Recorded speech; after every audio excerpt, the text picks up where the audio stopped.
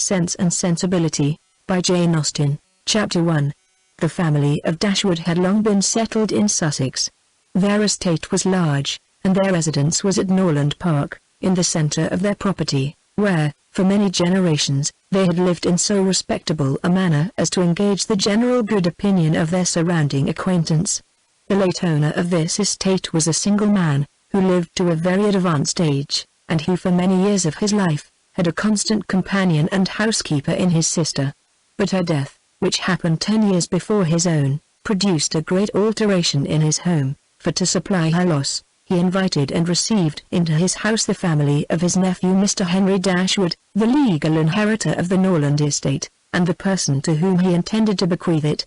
In the society of his nephew and niece, and their children, the old gentleman's days were comfortably spent. His attachment to them all increased.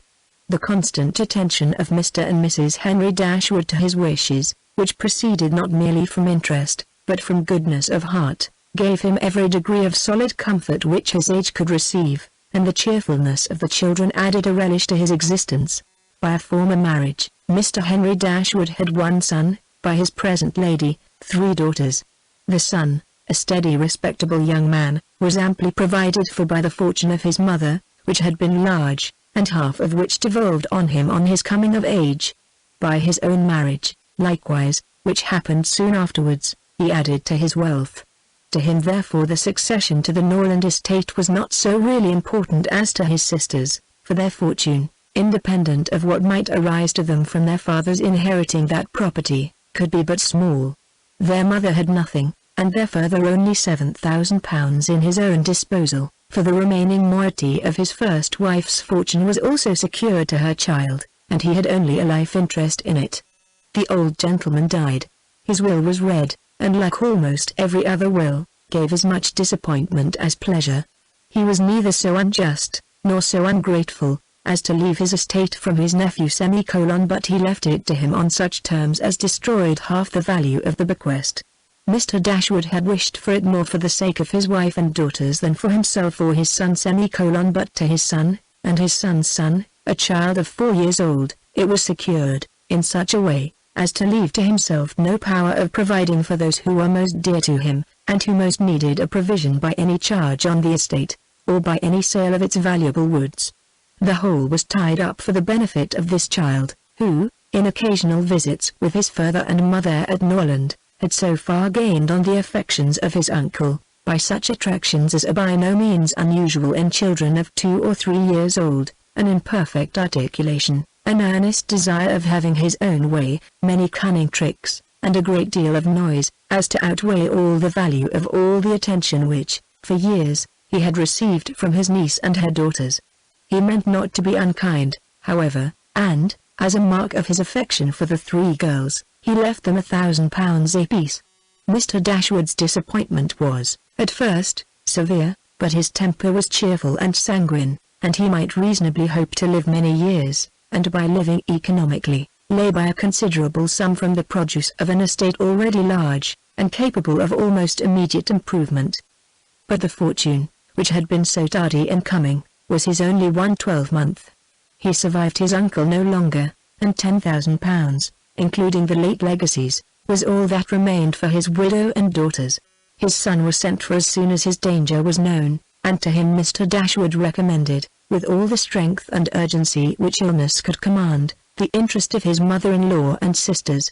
Mr. John Dashwood had not the strong feelings of the rest of the family, but he was affected by a recommendation of such a nature at such a time, and he promised to do everything in his power to make them comfortable.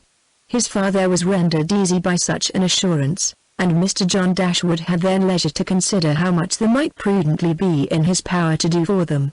He was not an ill-disposed young man, unless to be rather cold-hearted and rather selfish is to be ill-disposed, but he was, in general, well respected, for he conducted himself with propriety in the discharge of his ordinary duties. Had he married a more amiable woman, he might have been made still more respectable than he was. He might even have been made amiable himself, for he was very young when he married, and very fond of his wife. But Mrs. John Dashwood was a strong caricature of himself, more narrow-minded and selfish. When he gave his promise to his father, He meditated within himself to increase the fortunes of his sisters by the present of £1,000 apiece. He then really thought himself equal to it. The prospect of £4,000 a year, in addition to his present income, besides the remaining half of his own mother's fortune, warmed his heart, and made him feel capable of generosity. Yes, he would give them £3,000. It would be liberal and handsome. It would be enough to make them completely easy. £3,000. He could spare so considerable a sum with little inconvenience. He thought of it all day long, and for many days successively, and he did not repent. No sooner was his father's funeral over, than Mrs. John Dashwood, without sending any notice of her intention to her mother-in-law, arrived with her child and their attendants.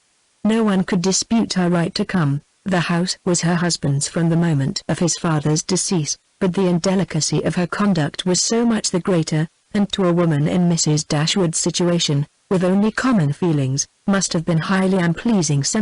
But in her mind there was a sense of honor so keen, a generosity so romantic, that any offense of the kind, by whomsoever given or received, was to her a source of immovable disgust. Mrs. John Dashwood had never been a favorite with any of her husband's family, but she had had no opportunity, till the present, of showing them with how little attention to the comfort of other people she could act when occasion required it. So acutely did Mrs. Dashwood feel this ungracious behavior, and so earnestly did she despise her daughter-in-law for it, that, on the arrival of the latter, she would have quitted the house forever, had not the entreaty of her eldest girl induced her first to reflect on the propriety of going, and her own tender love for all her 3 children determined her afterwards to stay, and for their sakes avoid a breach with their brother.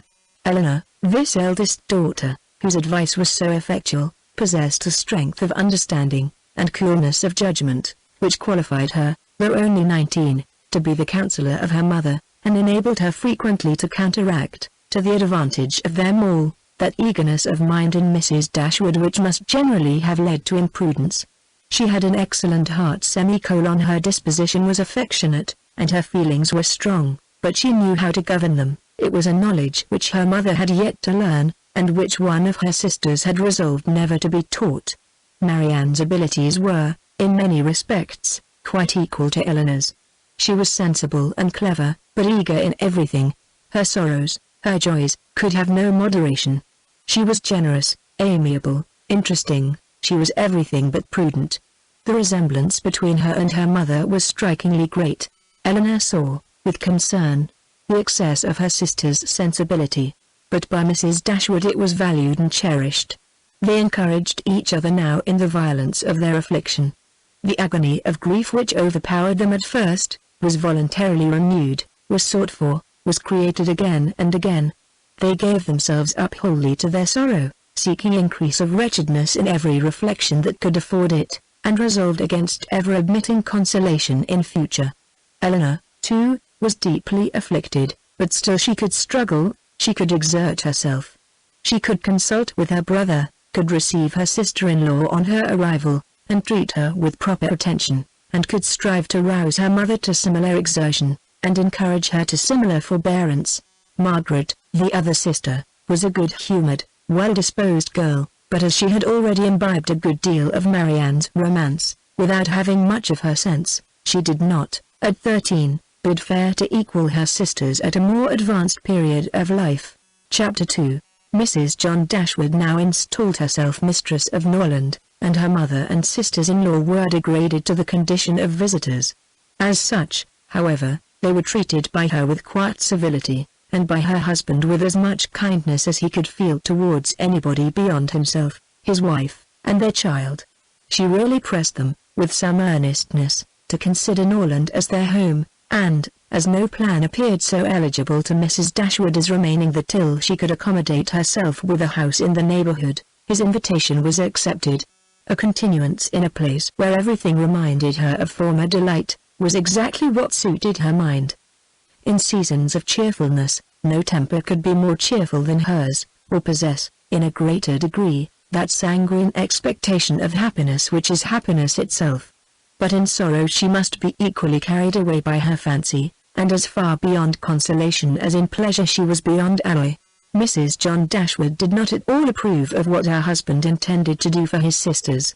To take £3,000 from the fortune of their dear little boy would be impoverishing him to the most dreadful degree. She begged him to think again on the subject. How could he answer it to himself to rob his child, and his only child too, of so large a sum?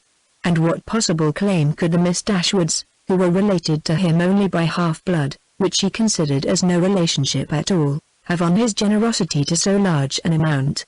It was very well known that no affection was ever supposed to exist between the children of any man by different marriages, and why was he to ruin himself, and their poor little Harry, by giving away all his money to his half-sisters?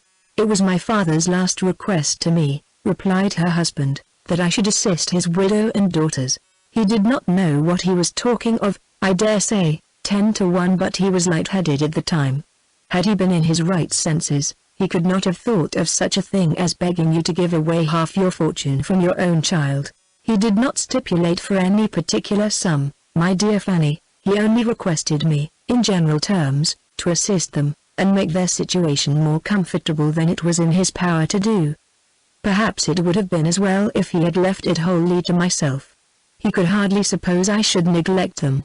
But as he required the promise, I could not do less than give it, at least I thought so at the time. The promise, therefore, was given, and must be performed. Something must be done for them whenever they leave Norland and settle in a new home. Well, then, let something be done for them, but that something need not be £3,000. Consider," she added, "that when the money is once parted with, it never can return. Your sisters will marry, and it will be gone forever.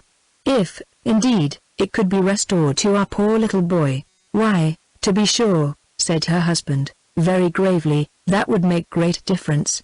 The time may come when Harry will regret that so large a sum was parted with. If he should have a numerous family, for instance, it would be a very convenient addition. To be sure it would. Perhaps, then, it would be better for all parties, if the sum were diminished £1/2. £500 would be a prodigious increase to their fortunes. Oh, beyond anything great. What brother on earth would do half so much for his sisters, even if really his sisters? And as it is only half-blood ! But you have such a generous spirit. I would not wish to do anything mean," he replied.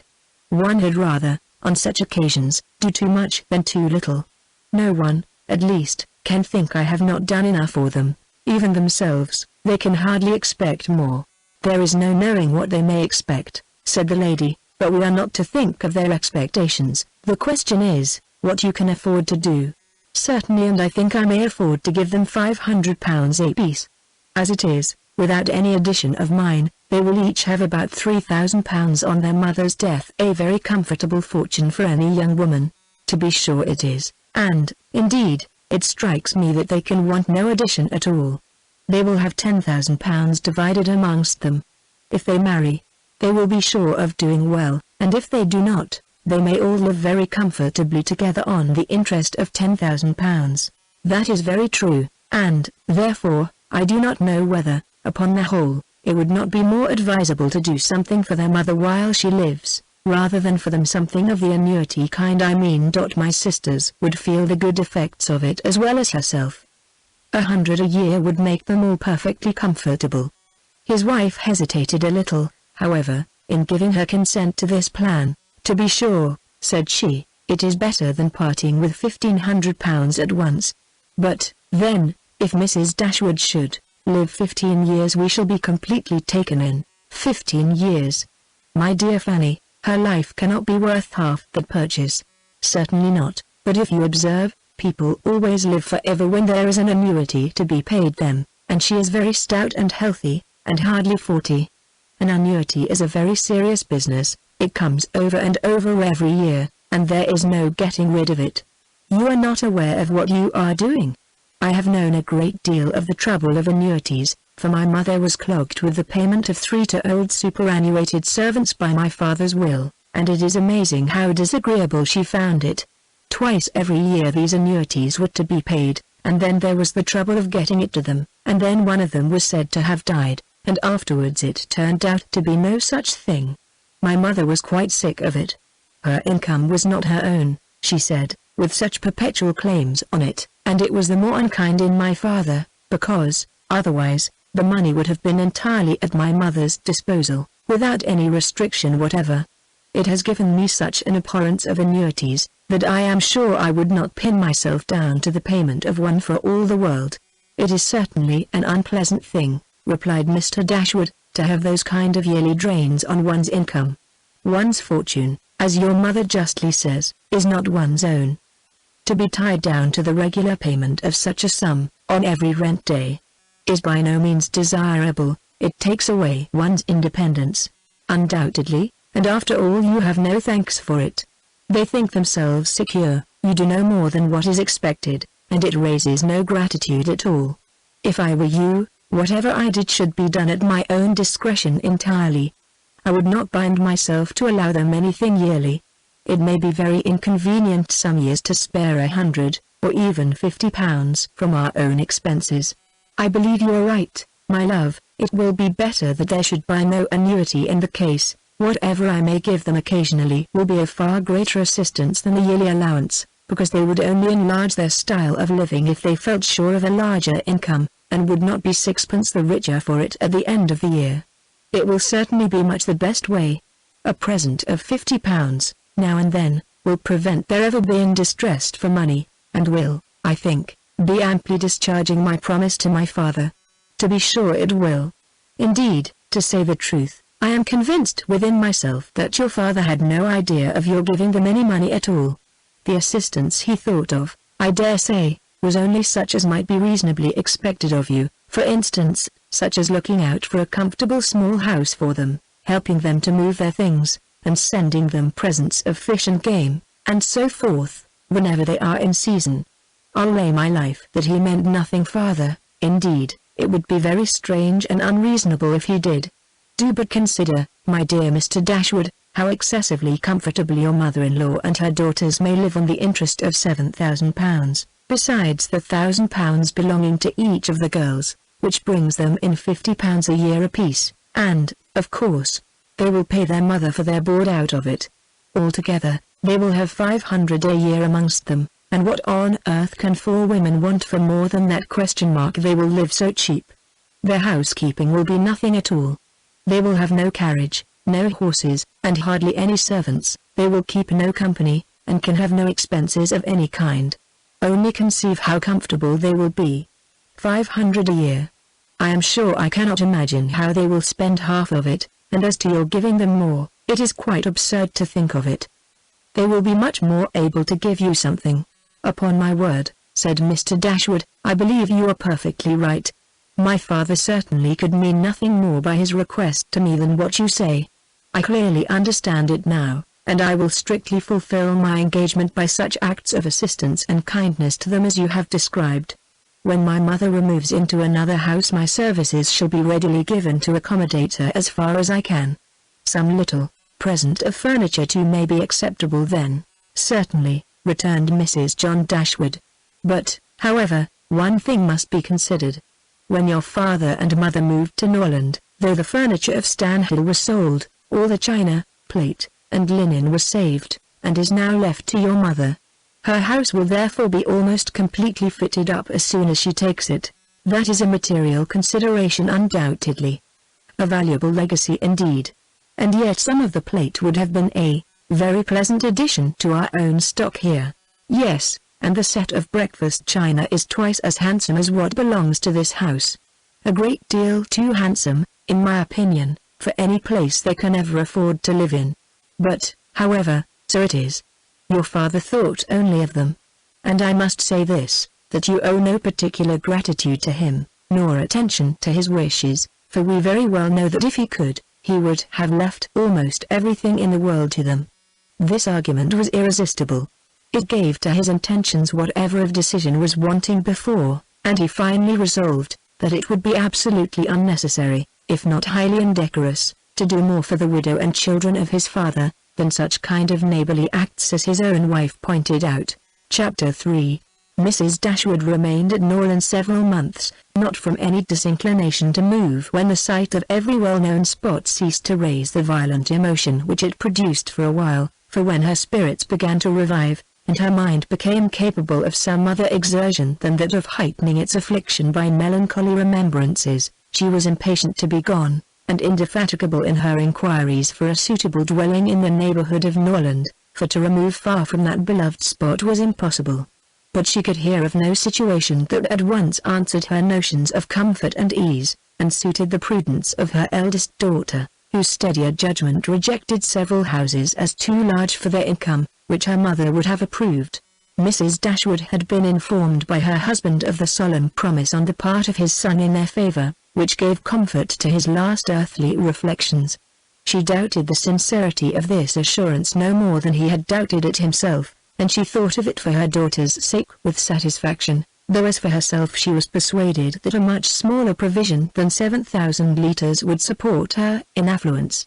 For their brother's sake, too, for the sake of his own heart, she rejoiced, and she reproached herself for being unjust to his merit before, in believing him incapable of generosity. His attentive behavior to herself and his sisters convinced her that their welfare was dear to him, and, for a long time, she firmly relied on the liberality of his intentions.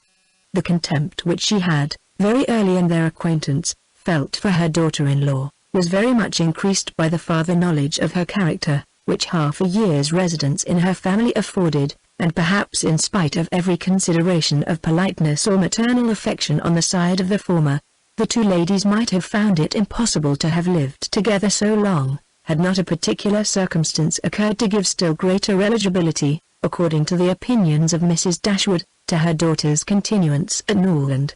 This circumstance was a growing attachment between her eldest girl and the brother of Mrs. John Dashwood, a gentlemanlike and pleasing young man, who was introduced to their acquaintance soon after his sister's establishment at Norland, and who had since spent the greatest part of his time there.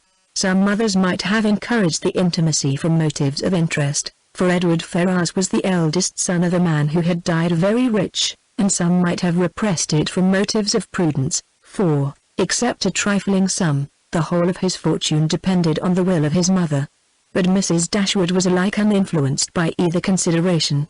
It was enough for her that he appeared to be amiable, that he loved her daughter, and that Helena returned the partiality. It was contrary to every doctrine of hers that difference of fortune should keep any couple asunder who were attracted by resemblance of disposition, and that Helena's merit that should not be acknowledged by every one who knew her, was to her comprehension impossible. Edward Ferrars was not recommended to their good opinion by any peculiar graces of person or address. He was not handsome, and his manners required intimacy to make them pleasing. He was too diffident to do justice to himself, but when his natural shyness was overcome, his behavior gave every indication of an open, affectionate heart.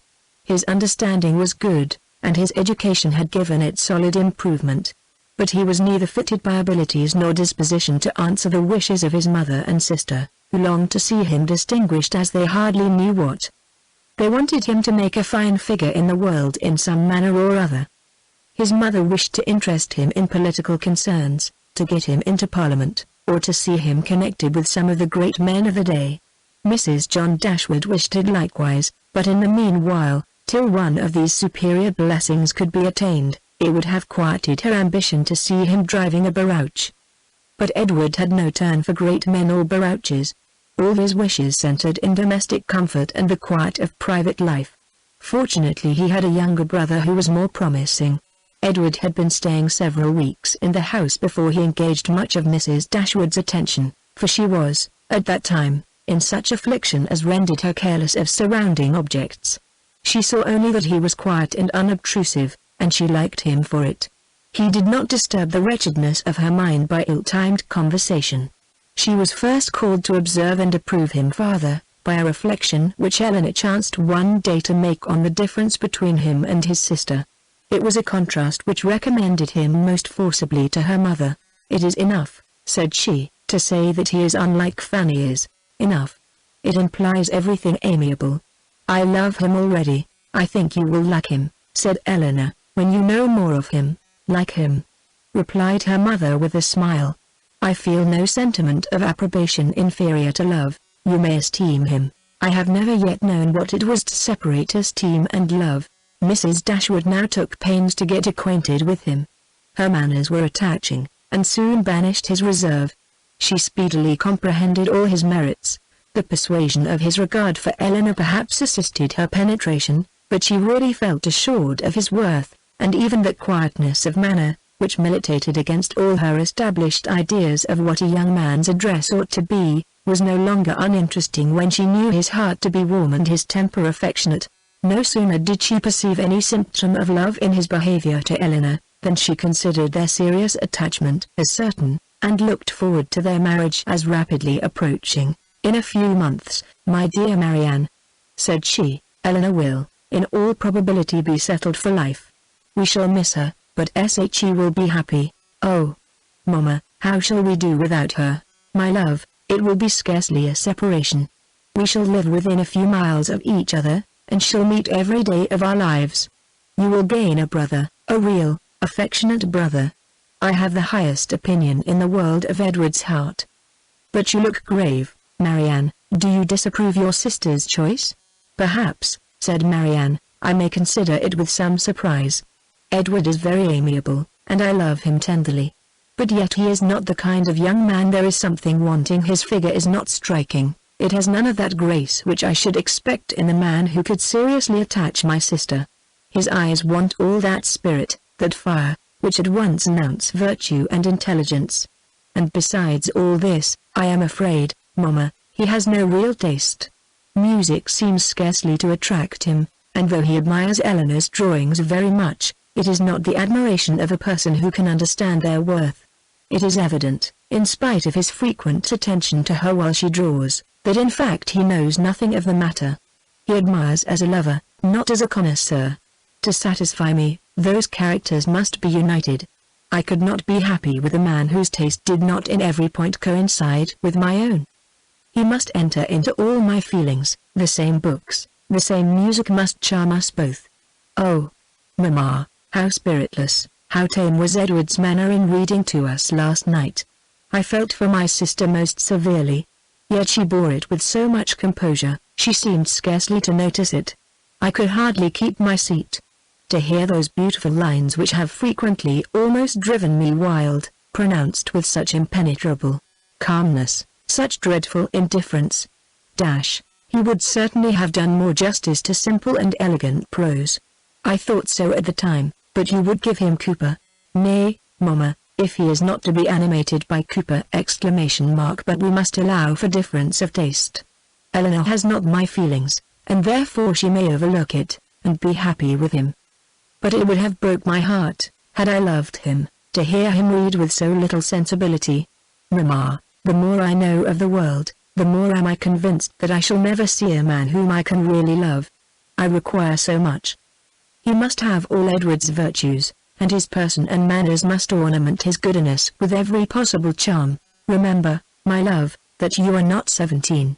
It is yet too early in life to despair of such a happiness. Why should you be less fortunate than your mother? In one circumstance only, my Marianne, may your destiny be different from hers. Chapter 4. What a pity it is, Eleanor, said Marianne, that Edward should have no taste for drawing. No taste for drawing, replied Eleanor. Why should you think so? He does not draw himself, indeed, but he has great pleasure in seeing the performances of other people, and I assure you he is by no means deficient in natural taste, though he has not had opportunities of improving it. Had he ever been in the way of learning, I think he would have drawn very well. He distrusts his own judgment in such matters so much, that he is always unwilling to give his opinion on any picture, but he has an innate propriety and simplicity of taste, which in general direct him perfectly right. Marianne was afraid of offending, and said no more on the subject, but the kind of approbation which Eleanor described as excited in him by the drawings of other people, was very far from that rapturous delight, which, in her opinion, could alone be called taste. Yet, though smiling within herself at the mistake, she honored her sister for that blind partiality to Edward which produced it. I hope, Marianne, continued Eleanor, you do not consider him as deficient in general taste. Indeed, I think I may say that you cannot, for your behavior to him is perfectly cordial, and if that were your opinion, I am sure you could never be civil to him. Marianne hardly knew what to say. She would not wound the feelings of her sister on any account, and yet to say what she did not believe was impossible. At length she replied, "Do not be offended, Eleanor, if my praise of him is not in everything equal to your sense of his merits. I have not had so many opportunities of estimating the minuter propensities of his mind, his inclinations and tastes, as you have, but I have the highest opinion in the world of his goodness and sense. I think him everything that is worthy and amiable. I am sure," replied Eleanor, with a smile, "that his dearest friends could not be dissatisfied with such commendation as that." "I do not perceive how you could express yourself more warmly." Marianne was rejoiced to find her sister so easily pleased. "Of his sense and his goodness," continued Eleanor, "no one can, I think, be in doubt, who has seen him often enough to engage him in unreserved conversation. The excellence of his understanding and his principles can be concealed only by that shyness which too often keeps him silent. You know enough of him to do justice to his solid worth. But of his minuter propensities, as you call them, you have from peculiar circumstances been kept more ignorant than myself.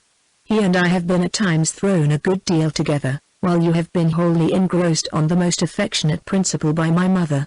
I have seen a great deal of him, have studied his sentiments and heard his opinion on subjects of literature and taste, and, upon the whole, I venture to pronounce that his mind is well informed, enjoyment of books exceedingly great, his imagination lively, his observation just and correct, and his taste delicate and pure. His abilities in every respect improve as much upon acquaintance as his manners and person. At first sight, his address is certainly not striking, and his person can hardly be called handsome, till the expression of his eyes, which are uncommonly good, and the general sweetness of his countenance, is perceived. At present, I know him so well, that I think him really handsome, or at least, almost so. What say you, Marianne? I shall very soon think him handsome, Eleanor, if I do not now. When you tell me to love him as a brother, I shall no more see imperfection in his face, than I now do in his heart." Eleanor started at this declaration, and was sorry for the warmth she had been betrayed into. In speaking of him, she felt that Edward stood very high in her opinion. She believed the regard to be mutual, but she required greater certainty of it to make Marianne's conviction of their attachment agreeable to her. She knew that what Marianne and her mother conjectured one moment, they believed the next that with them, to wish was to hope, and to hope was to expect. She tried to explain the real state of the case to her sister. "I do not attempt to deny," said she, "that I think very highly of him, that I greatly esteem, that I like him." Marianne here burst forth with indignation. "Esteem him? Like him? Cold-hearted Eleanor. Oh, worse than cold-hearted. Ashamed of being otherwise. Use those words again, and I will leave the room this moment." Eleanor could not help laughing. "Excuse me," said she, "and be assured that I meant no offense to you, by speaking, in so quiet a way, of my own feelings. Believe them to be stronger than I have declared, believe them, in short, to be such as his merit, and the suspicion the hope of his affection for me may warrant, without imprudence or folly. But farther than this you must not believe. I am by no means assured of his regard for me. There are moments when the extent of it seems doubtful, and till his sentiments are fully known, you cannot wonder at my wishing to avoid any encouragement of my own partiality, by believing or calling it more than it is. In my heart I feel little, scarcely any doubt of his preference. But there are other points to be considered besides his inclination. He is very far from being independent. What his mother really is we cannot know, but, from Fanny's occasional mention of her conduct and opinions, we have never been disposed to think her amiable, and I am very much mistaken if Edward is not himself aware that there would be many difficulties in his way, if he were to wish to marry a woman who had not either a great fortune or high rank." Marianne was astonished to find how much the imagination of her mother and herself had outstripped the truth. "And you really are not engaged to him?" said she. "Yet it certainly soon will happen. But two advantages will proceed from this delay. I shall not lose you so soon, and Edward will have greater opportunity of improving that natural taste for your favorite pursuit which must be so indispensably necessary to your future felicity. Oh, if he should be so far stimulated by your genius as to learn to draw himself, how delightful it would be." Eleanor had given her real opinion to her sister. She could not consider her partiality for Edward in so prosperous a state as Marianne had believed it. There was, at times, a want of spirits about him which, if it did not denote indifference, spoke of something almost as unpromising. A doubt of her regard, supposing him to feel it, need not give him more than inquietude. It would not be likely to produce the dejection of mind which frequently attended him. A more reasonable cause might be found in a dependent situation which forbade the indulgence of his affection. She knew that his mother neither behaved to him so as to make his home comfortable at present, nor to give him any assurance that he might form a home for himself, without strictly attending to her views for his aggrandizement. With such a knowledge as this, it was impossible for Eleanor to feel easy on the subject.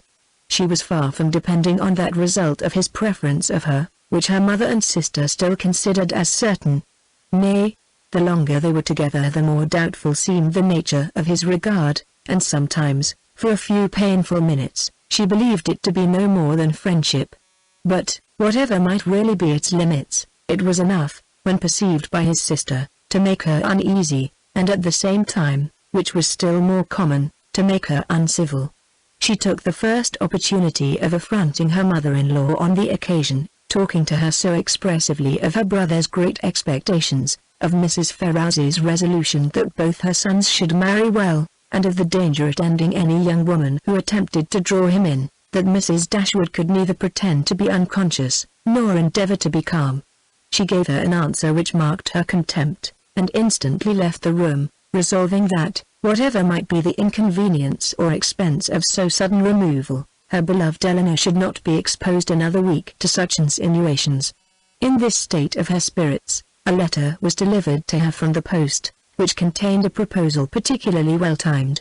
It was the offer of a small house, on very easy terms, belonging to a relation of her own, a gentleman of consequence and property in Devonshire. The letter was from this gentleman himself, and written in the true spirit of friendly accommodation. He understood that she was in need of a dwelling, and though the house he now offered her was merely a cottage, he assured her that everything should be done to it which she might think necessary, if the situation pleased her. He earnestly pressed her, after giving the particulars of the house and garden, to come with her daughters to Barton Park, the place of his own residence, from whence she might judge, herself, whether Barton Cottage, for the houses were in the same parish, could, by any alteration, be made comfortable to her. He seemed really anxious to accommodate them, and the whole of his letter was written in so friendly a style as could not fail of giving pleasure to his cousin, more especially at a moment when she was suffering under the cold and unfeeling behavior of her nearer connections. She needed no time for deliberation or inquiry. Her resolution was formed as she read. The situation of Barton, in a county so far distant from Sussex as Devonshire, which, but a few hours before, would have been a sufficient objection to outweigh every possible advantage belonging to the place, was now its first recommendation. To quit the neighbourhood of Norland was no longer an evil, it was an object of desire, it was a blessing, in comparison of the misery of continuing her daughter-in-law's guest, and to remove for ever from that beloved place would be less painful than to inhabit or visit it while such a woman was its mistress. She instantly wrote Sir John Middleton her acknowledgment of his kindness, and her acceptance of his proposal, and then hastened to show both letters to her daughters, that she might be secure of their approbation before her answer was sent. Eleanor had always thought it would be more prudent for them to settle at some distance from Norland, than immediately amongst their present acquaintance. On that head, therefore, it was not for her to oppose her mother's intention of removing into Devonshire. The house, too, as described by Sir John, was on so simple a scale, and the rent so uncommonly moderate, as to leave her no right of objection on either point, and, therefore, though it was not a plan which brought any charm to her fancy, though it was a removal from the vicinity of Norland beyond her wishes, she made no attempt to dissuade her mother from sending a letter of acquiescence. Chapter 5. No sooner was her answer dispatched, than Mrs. Dashwood indulged herself in the pleasure of announcing to her son-in-law and his wife that she was provided with a house, and should incommode them no longer than till everything were ready for her inhabiting it. They heard her with surprise. Mrs. John Dashwood said nothing, but her husband civilly hoped that she would not be settled far from Norland. She had great satisfaction in replying that she was going into Devonshire. Edward turned hastily towards her, on hearing this, and, in a voice of surprise and concern, which required no explanation to her, repeated, "Devonshire.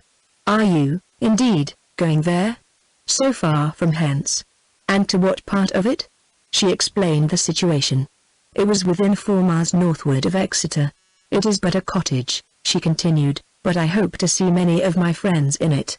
A room or two can easily be added, and if my friends find no difficulty in travelling so far to see me, I am sure I will find none in accommodating them." She concluded with a very kind invitation to Mr. and Mrs. John Dashwood to visit her at Burton, and to Edward she gave one with still greater affection. Though her late conversation with her daughter-in-law had made her resolve on remaining at Norland no longer than was unavoidable, it had not produced the smallest effect on her in that point to which it principally tended. To separate Edward and Eleanor was as far from being her object as ever, and she wished to show Mrs. John Dashwood, by this pointed invitation to her brother, how totally she disregarded her disapprobation of the match. Mr. John Dashwood told his mother again and again how exceedingly sorry he was that she had taken a house at such a distance from Norland as to prevent his being of any service to her in removing her furniture. He really felt conscientiously vexed on the occasion, for the very exertion to which he had limited the performance of his promise to his father was by this arrangement rendered impracticable. The furniture was all sent around by water. It chiefly consisted of household linen, plate, china, and books, with a handsome pianoforte of Marianne's.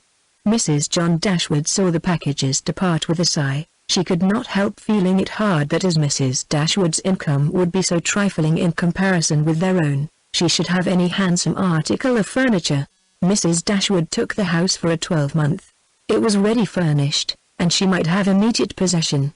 No difficulty arose on either side in the agreement, and she waited only for the disposal of her effects at Norland, and to determine her future household, before she set off for the west, and this, as she was exceedingly rapid in the performance of everything that interested her, was soon done. The horses which were left her by her husband had been sold soon after his death, and an opportunity now offering of disposing of her carriage, she agreed to sell it likewise at the earnest advice of her eldest daughter. For the comfort of her children, had she consulted only her own wishes, she would have kept it, but the discretion of Eleanor prevailed. Her wisdom too limited the number of their servants to 3, 2 maids and a man, with whom they were speedily provided from amongst those who had formed their establishment at Norland.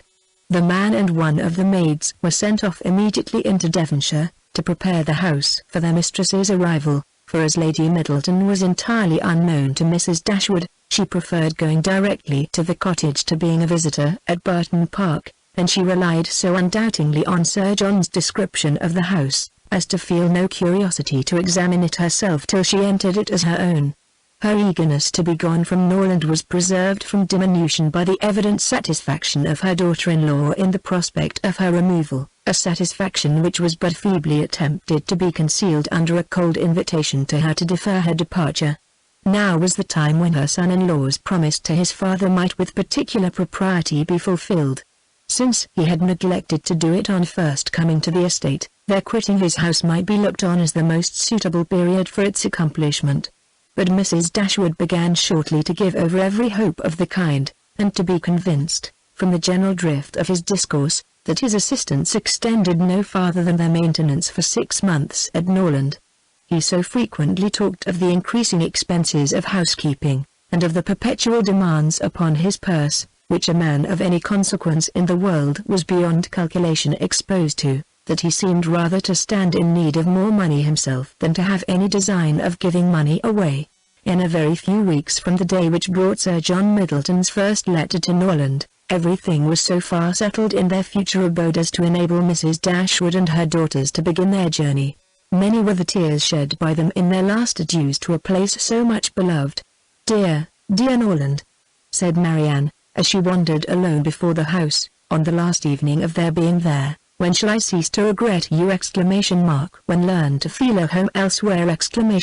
Oh, happy house, could you know what I suffer in now viewing you from this spot, from whence perhaps I may view you no more! And you well-known trees! But you will continue the same. No leaf will decay because we are removed, nor any branch become motionless although we can observe you no longer! No, you will continue the same, unconscious of the pleasure or the regret you occasion, and insensible of any change in those who walk under your shade! But who will remain to enjoy you? Chapter 6. The first part of their journey was performed in too melancholy a disposition to be otherwise than tedious and unpleasant. But as they drew towards the end of it, their interest in the appearance of a country which they were to inhabit overcame their dejection, and a view of Barton Valley as they entered it gave them cheerfulness. It was a pleasant fertile spot, well wooded, and rich in pasture. After winding along it for more than a mile, they reached their own house.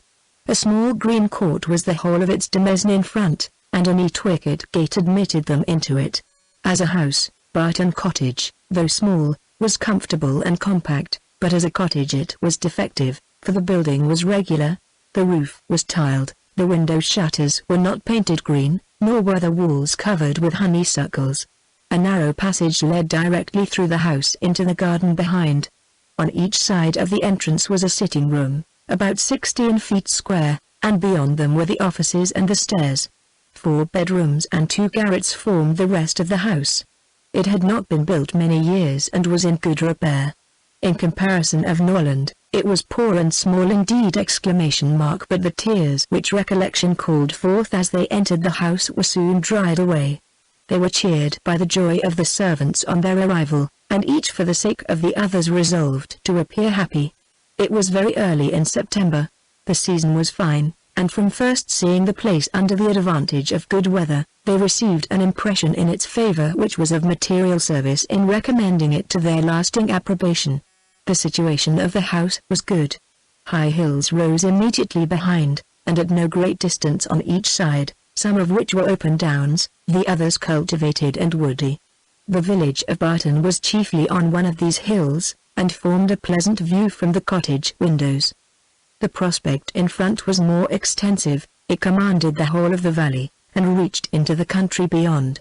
The hills which surrounded the cottage terminated the valley in that direction, under another name, and in another course, it branched out again between 2 of the steepest of them. With the size and furniture of the house Mrs. Dashwood was upon the whole well satisfied, for though her former style of life rendered many additions to the latter indispensable, yet to add and improve was a delight to her, and she had at this time ready money enough to supply all that was wanted of greater elegance to the apartments. As for the house itself, to be sure, said she, it is too small for our family, but we will make ourselves tolerably comfortable for the present, as it is too late in the year for improvements. Perhaps in the spring, if I have plenty of money, as I dare say I shall, we may think about building.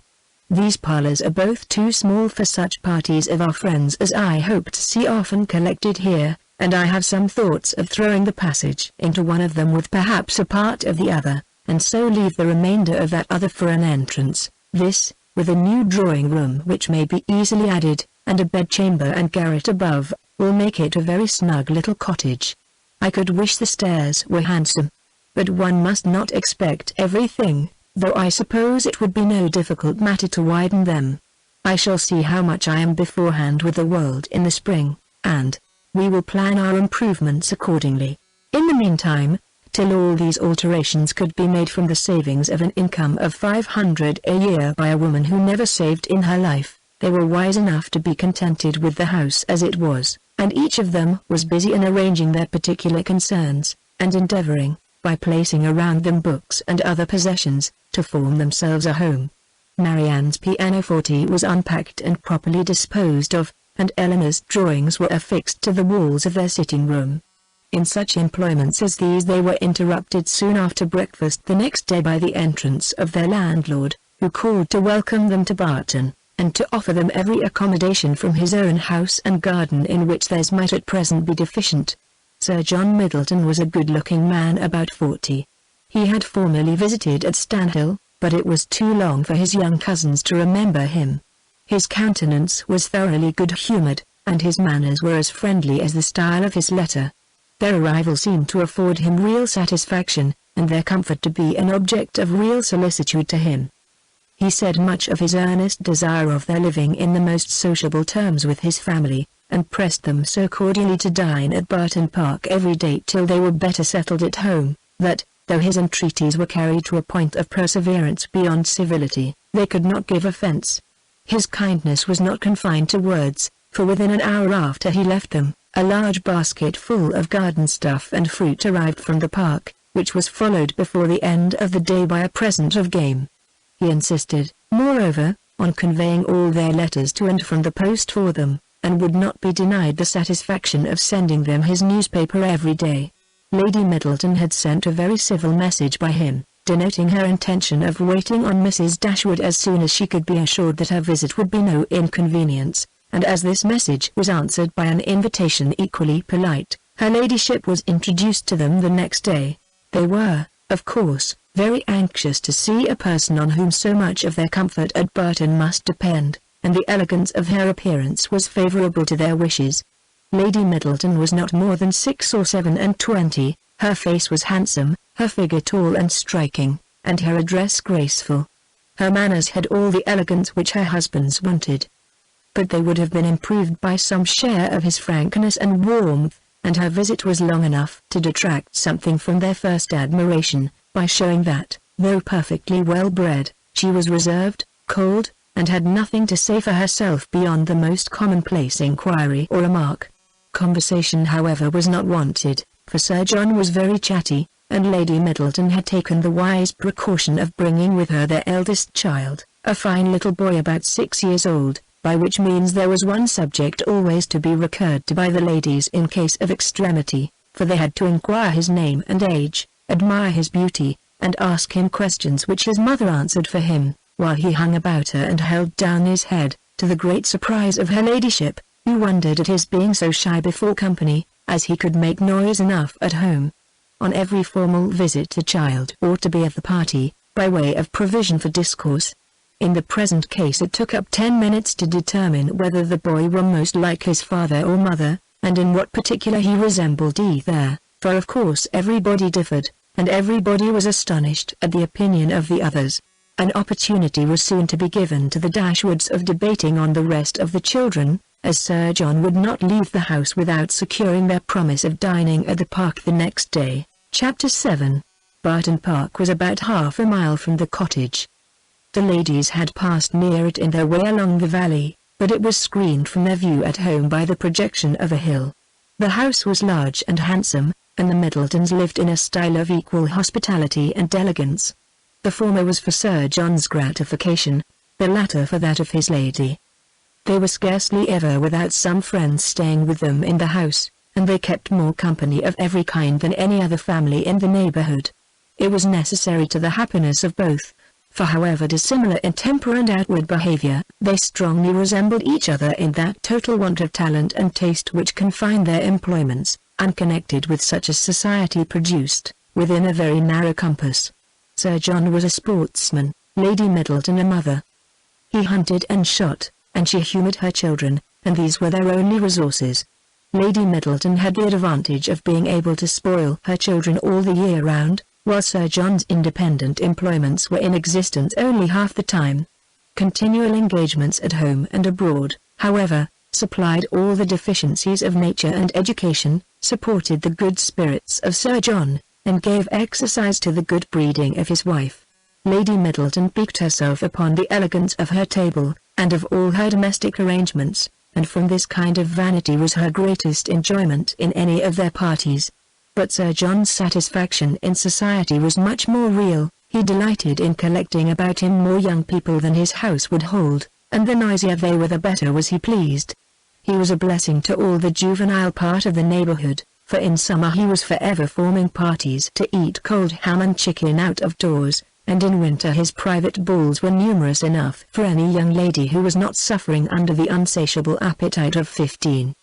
The arrival of a new family in the country was always a matter of joy to him, and in every point of view he was charmed with the inhabitants he had now procured for his cottage at Barton.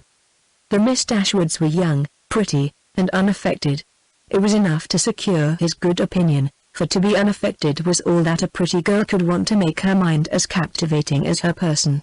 The friendliness of his disposition made him happy in accommodating those, whose situation might be considered, in comparison with the past, as unfortunate.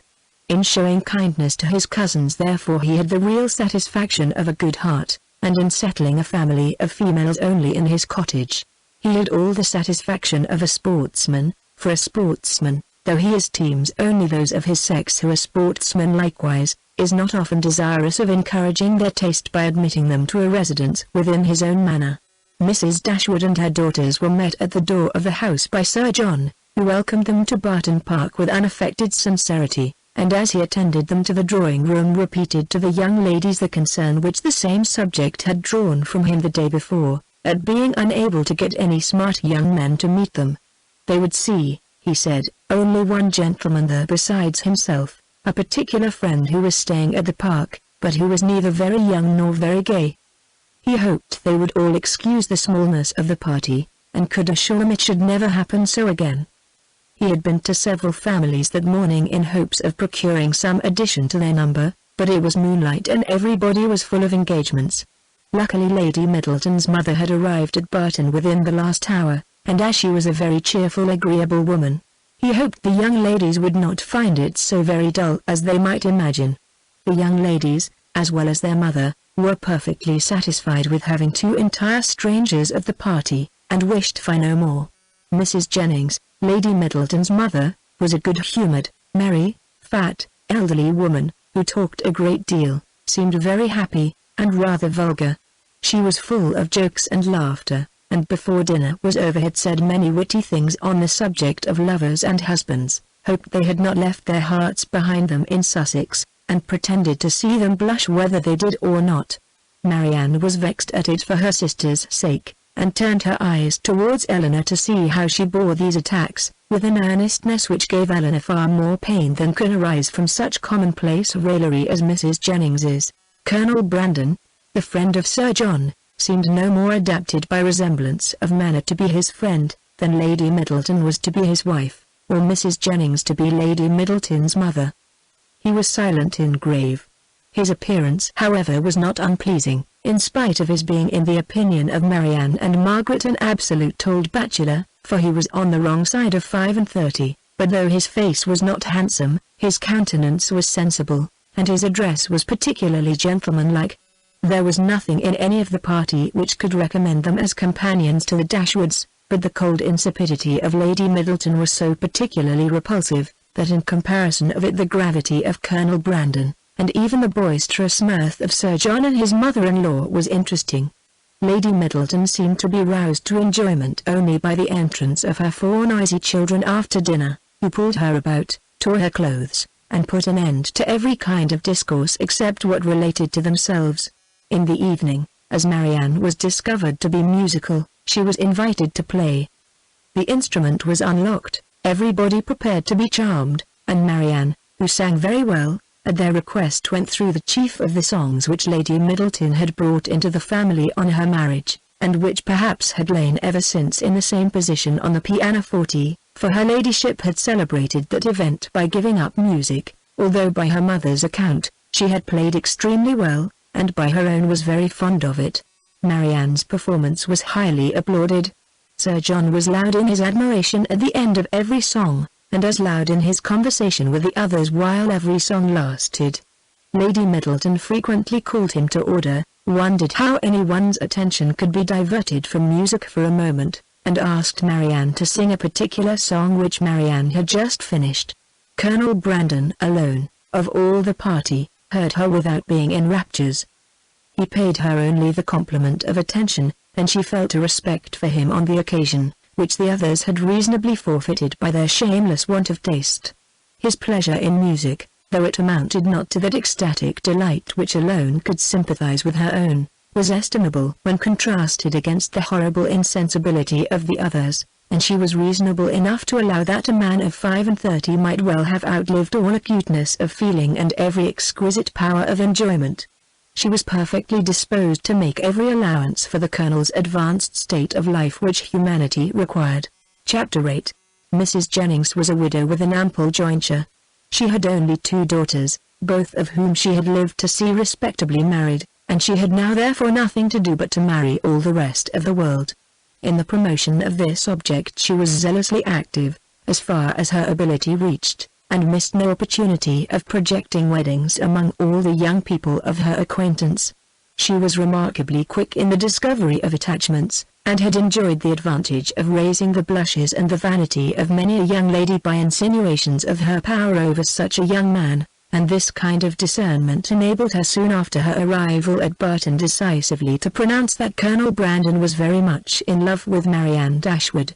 She rather suspected it to be so, on the very first evening of their being together, from his listening so attentively while she sang to them, and when the visit was returned by the Middletons dining at the cottage, the fact was ascertained by his listening to her again. It must be so. She was perfectly convinced of it. It would be an excellent match, for he was rich, and she was handsome.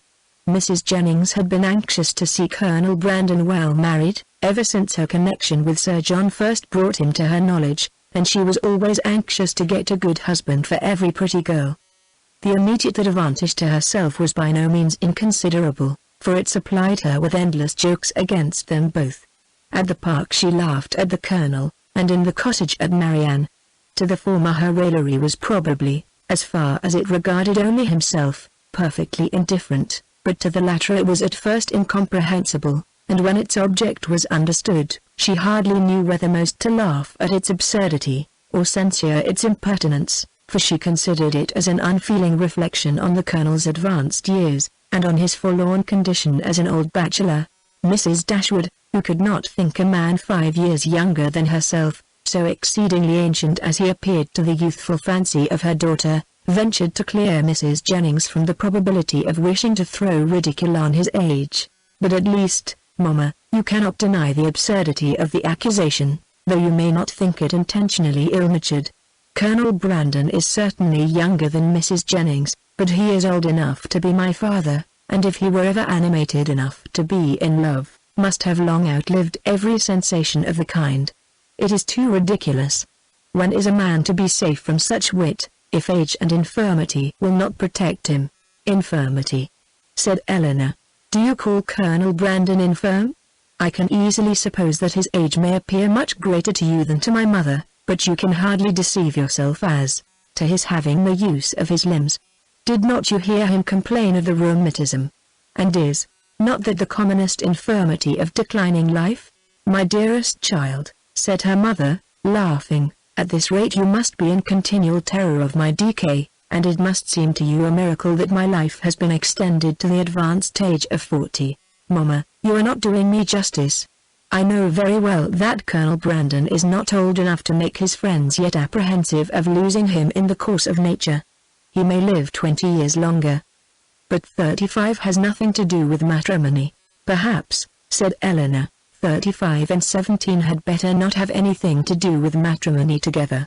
But if there should by any chance happen to be a woman who is single at 27, I should not think Colonel Brandon's being 35 any objection to his marrying her.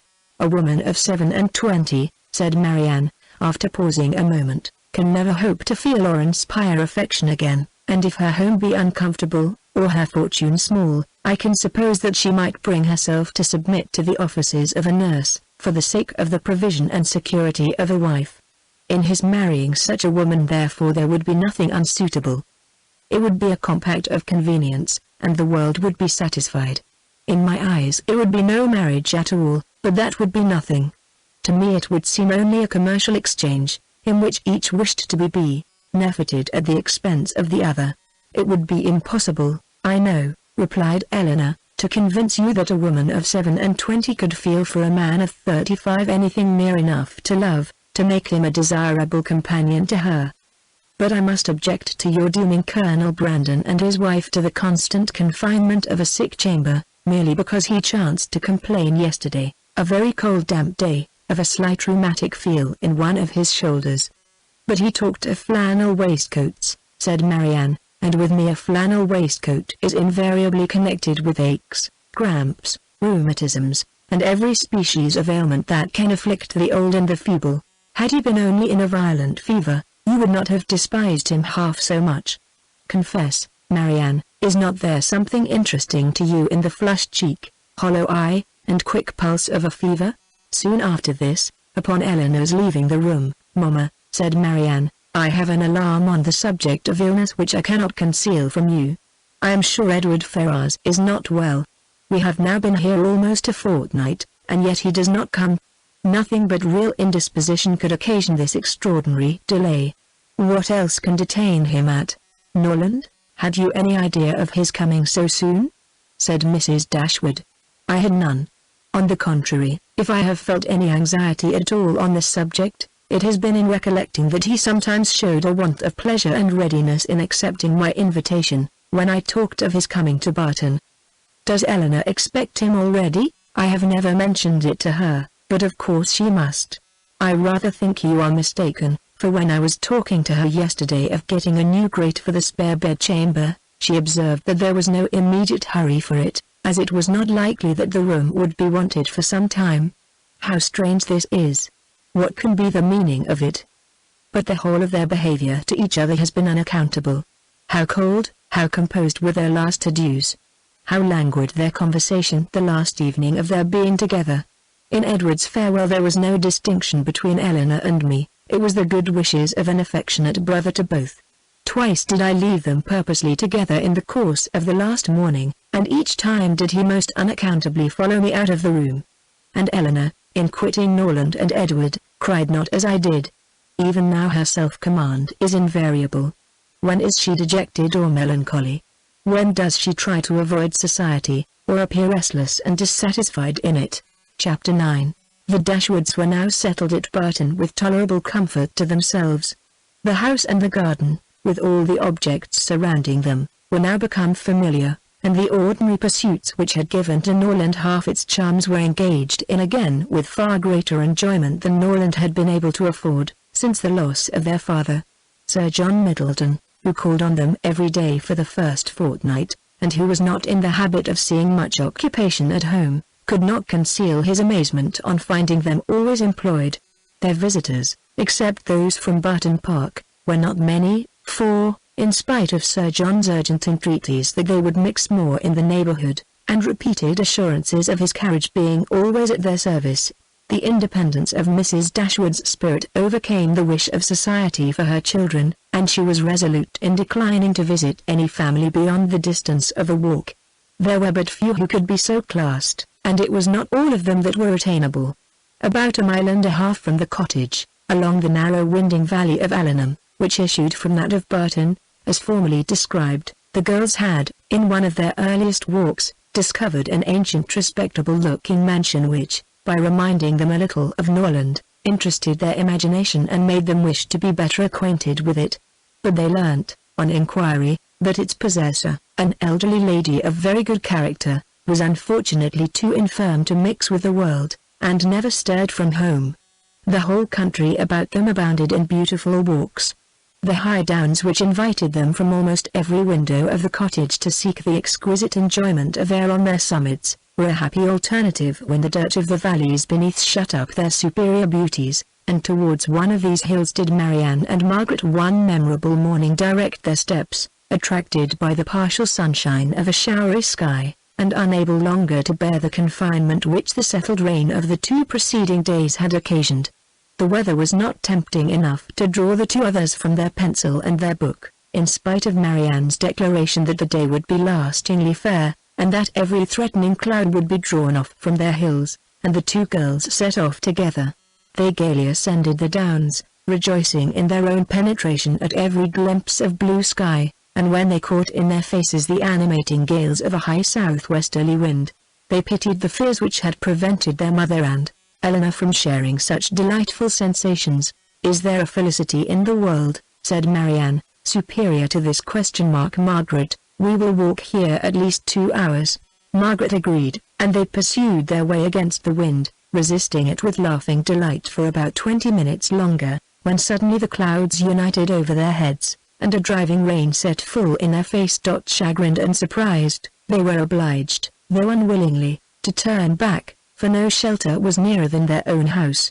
One consolation however remained for them, to which the exigence of the moment gave more than usual propriety. It was that of running with all possible speed down the steep side of the hill which led immediately to their garden gate.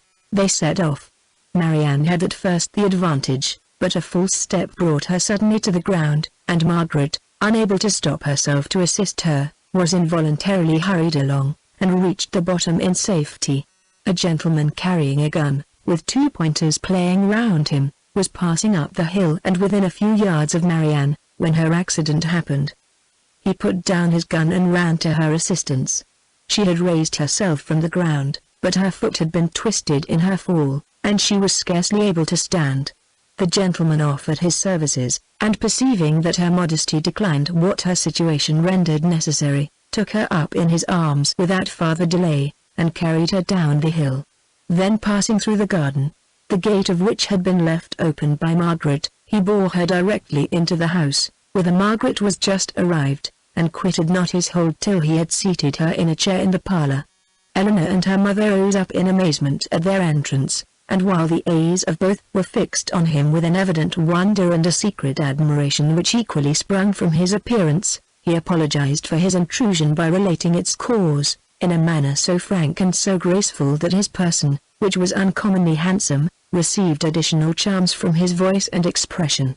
Had he been even old, ugly, and vulgar, the gratitude and kindness of Mrs. Dashwood would have been secured by any act of attention to her child, but the influence of youth, beauty, and elegance, gave an interest to the action which came home to her feelings.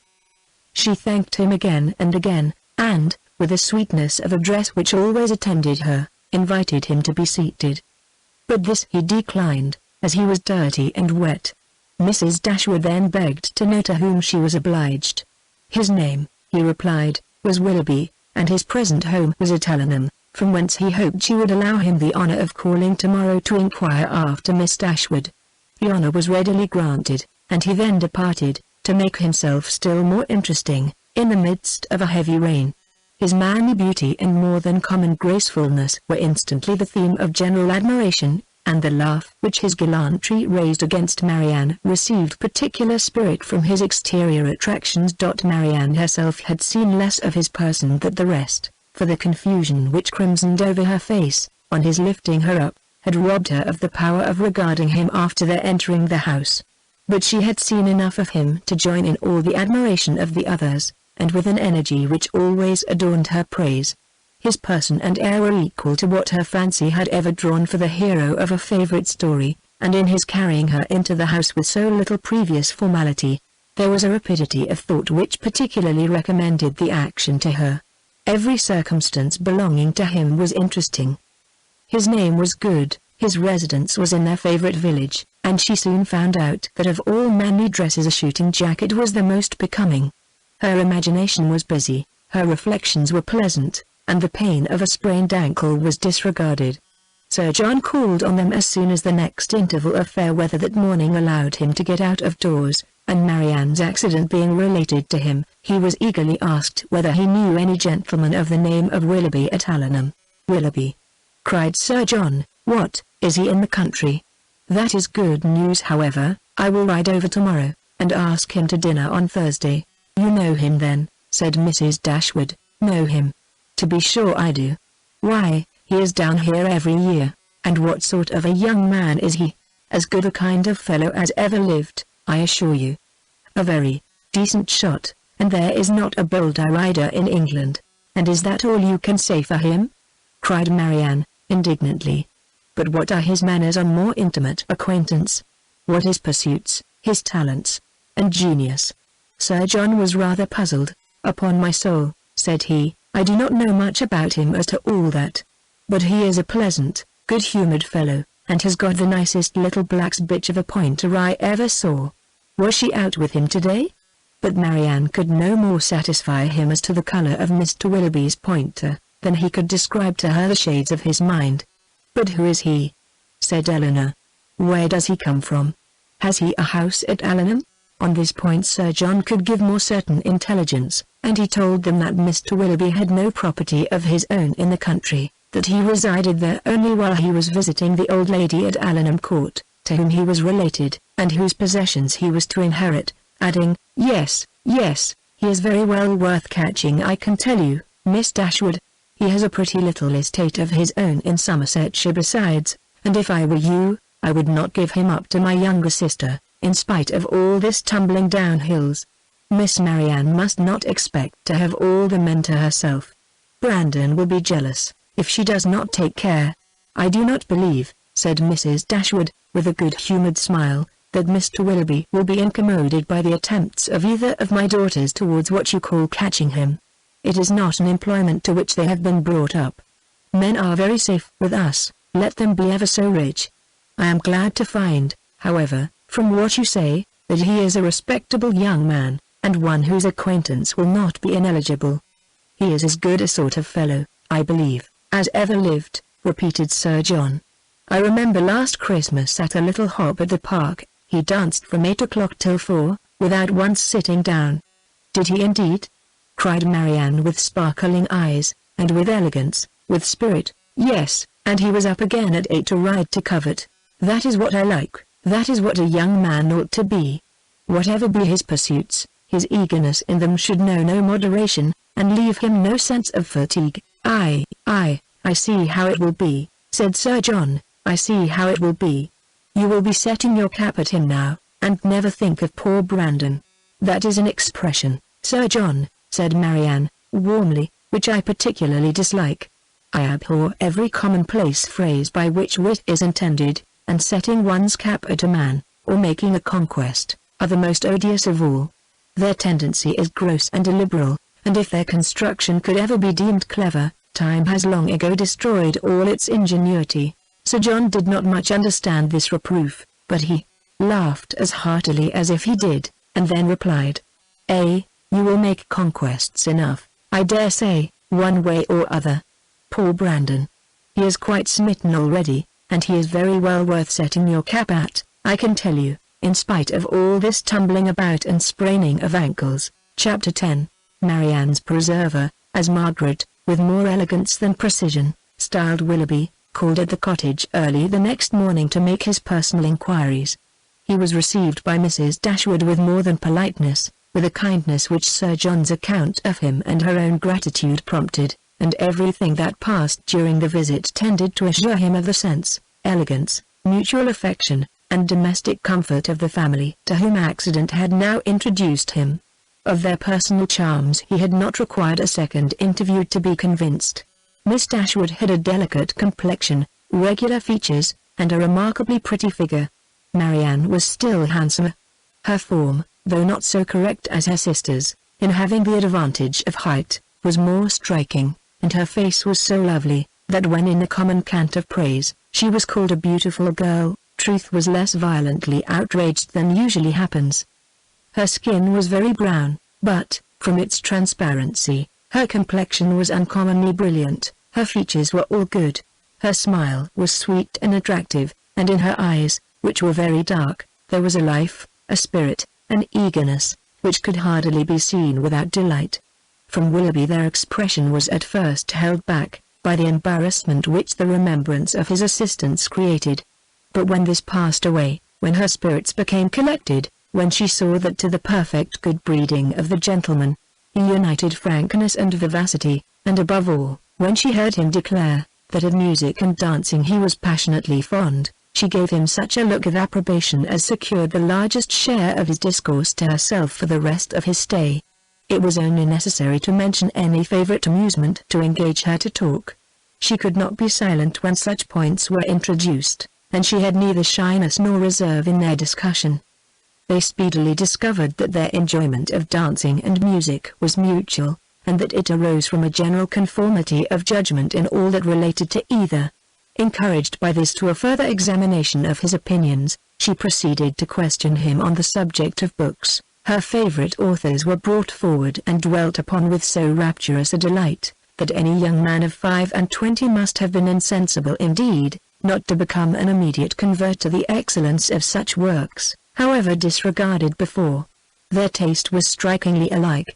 The same books, the same passages were idolized by each, or if any difference appeared, any objection arose, it lasted no longer than till the force of her arguments and the brightness of her eyes could be displayed. He acquiesced in all her decisions, caught all her enthusiasm, and long before his visit concluded, they conversed with the familiarity of a long-established acquaintance. "Well, Marianne," said Eleanor, as soon as he had left them. "For one morning I think you have done pretty well. You have already ascertained Mr. Willoughby's opinion in almost every matter of importance. You know what he thinks of Cooper and Scott, you are certain of his estimating their beauties as he ought, and you have received every assurance of his admiring Pope no more than is proper.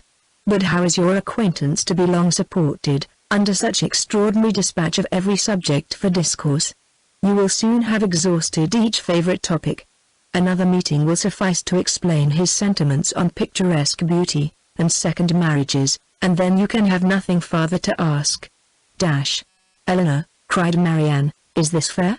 Is this just? Are my ideas so scanty? But I see what you mean. I have been too much at my ease, too happy, too frank.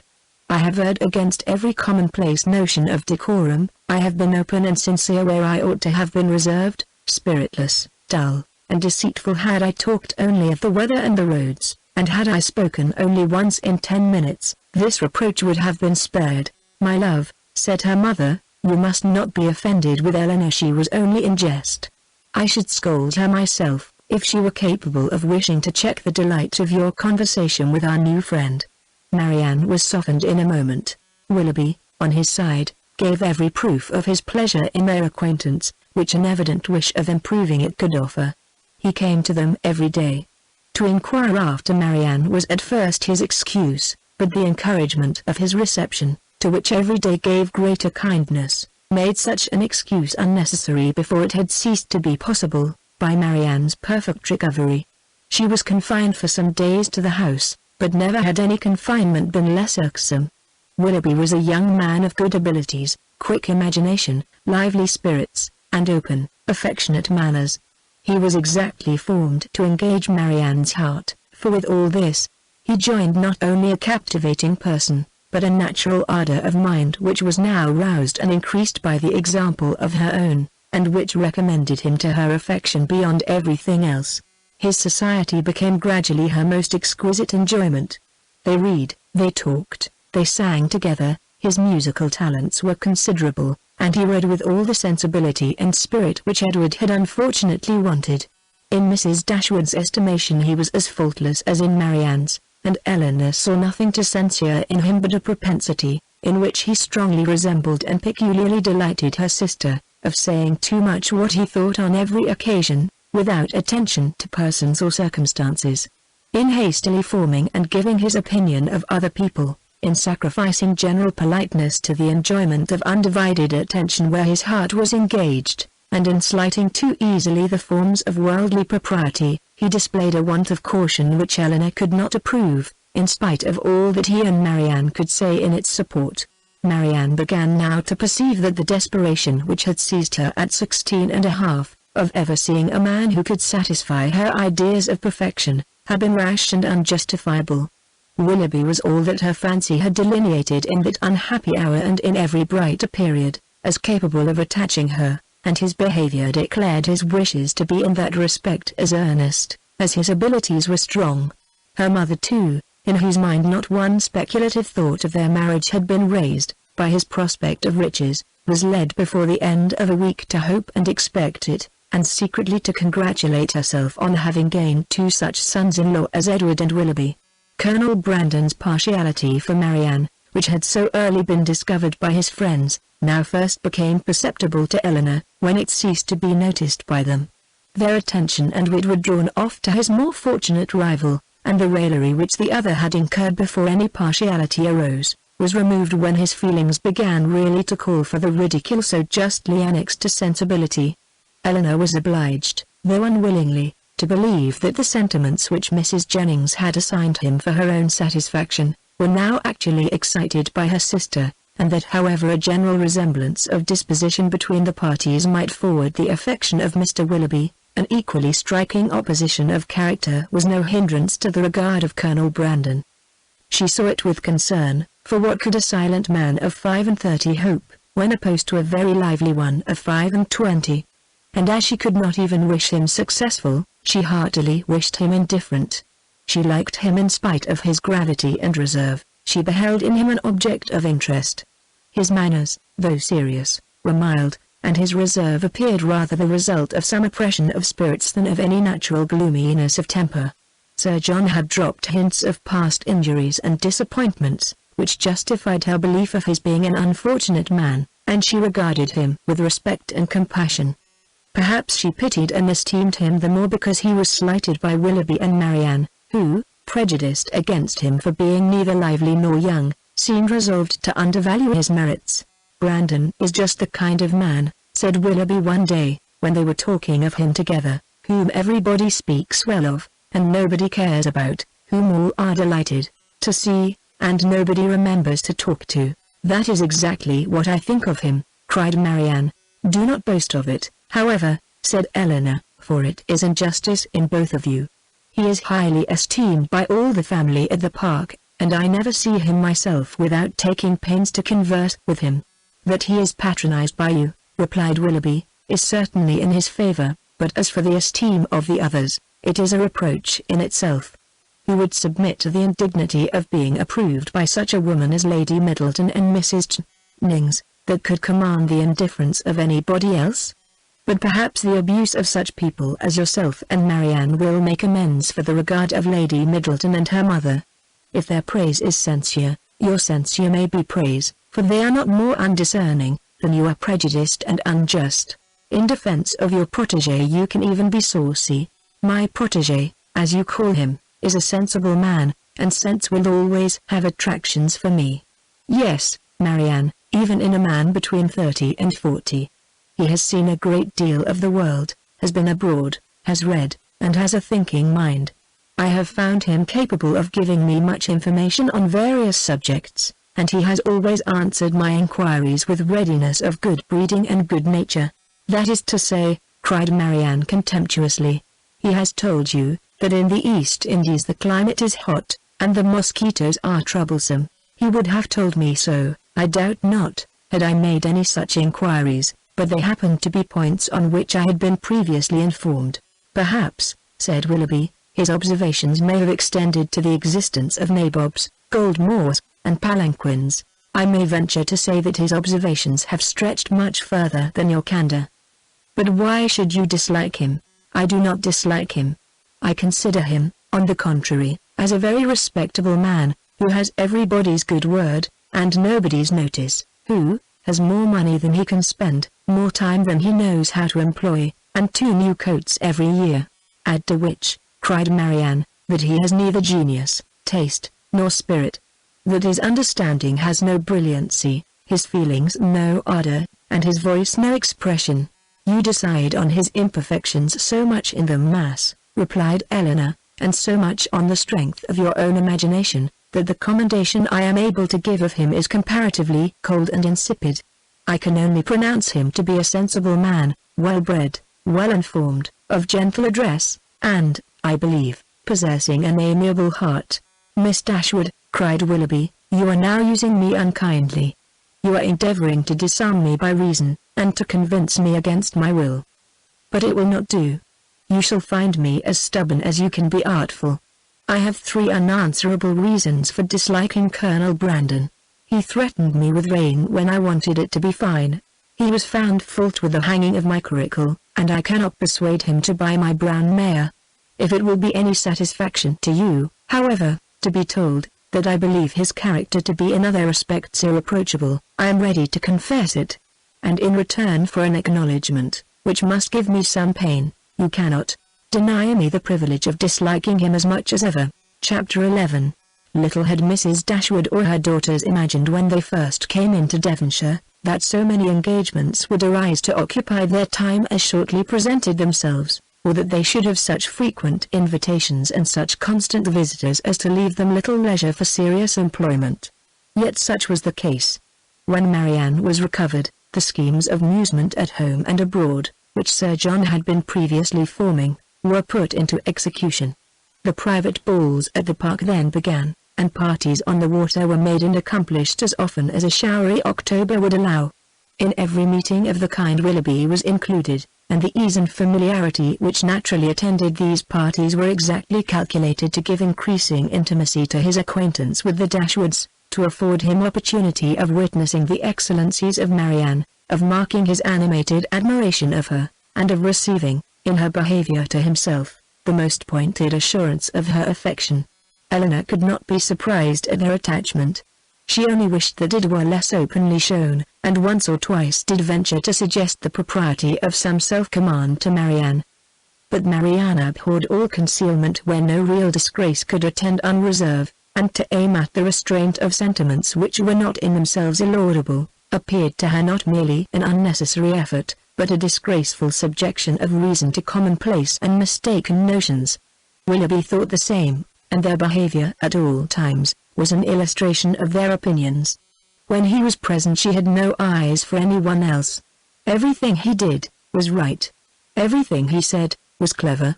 If their evenings at the park were concluded with cards, he cheated himself and all the rest of the party to get her a good hand. If dancing formed the amusement of the night, they were partners for half the time, and when obliged to separate for a couple of dances, were careful to stand together and scarcely spoke a word to anybody else.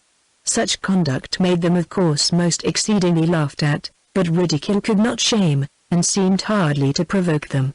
Mrs. Dashwood entered into all their feelings with a warmth which left her no inclination for checking this excessive display of them. To her it was but the natural consequence of a strong affection in a young and ardent mind. This was the season of happiness to Marianne.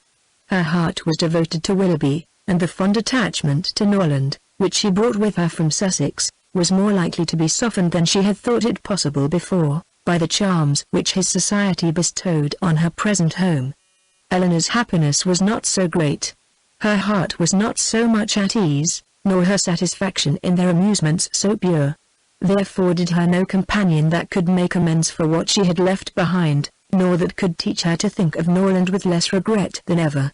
Neither Lady Middleton nor Mrs. Jennings could supply to her the conversation she missed, although the latter was an everlasting talker, and from the first had regarded her with a kindness which ensured her a large share of her discourse.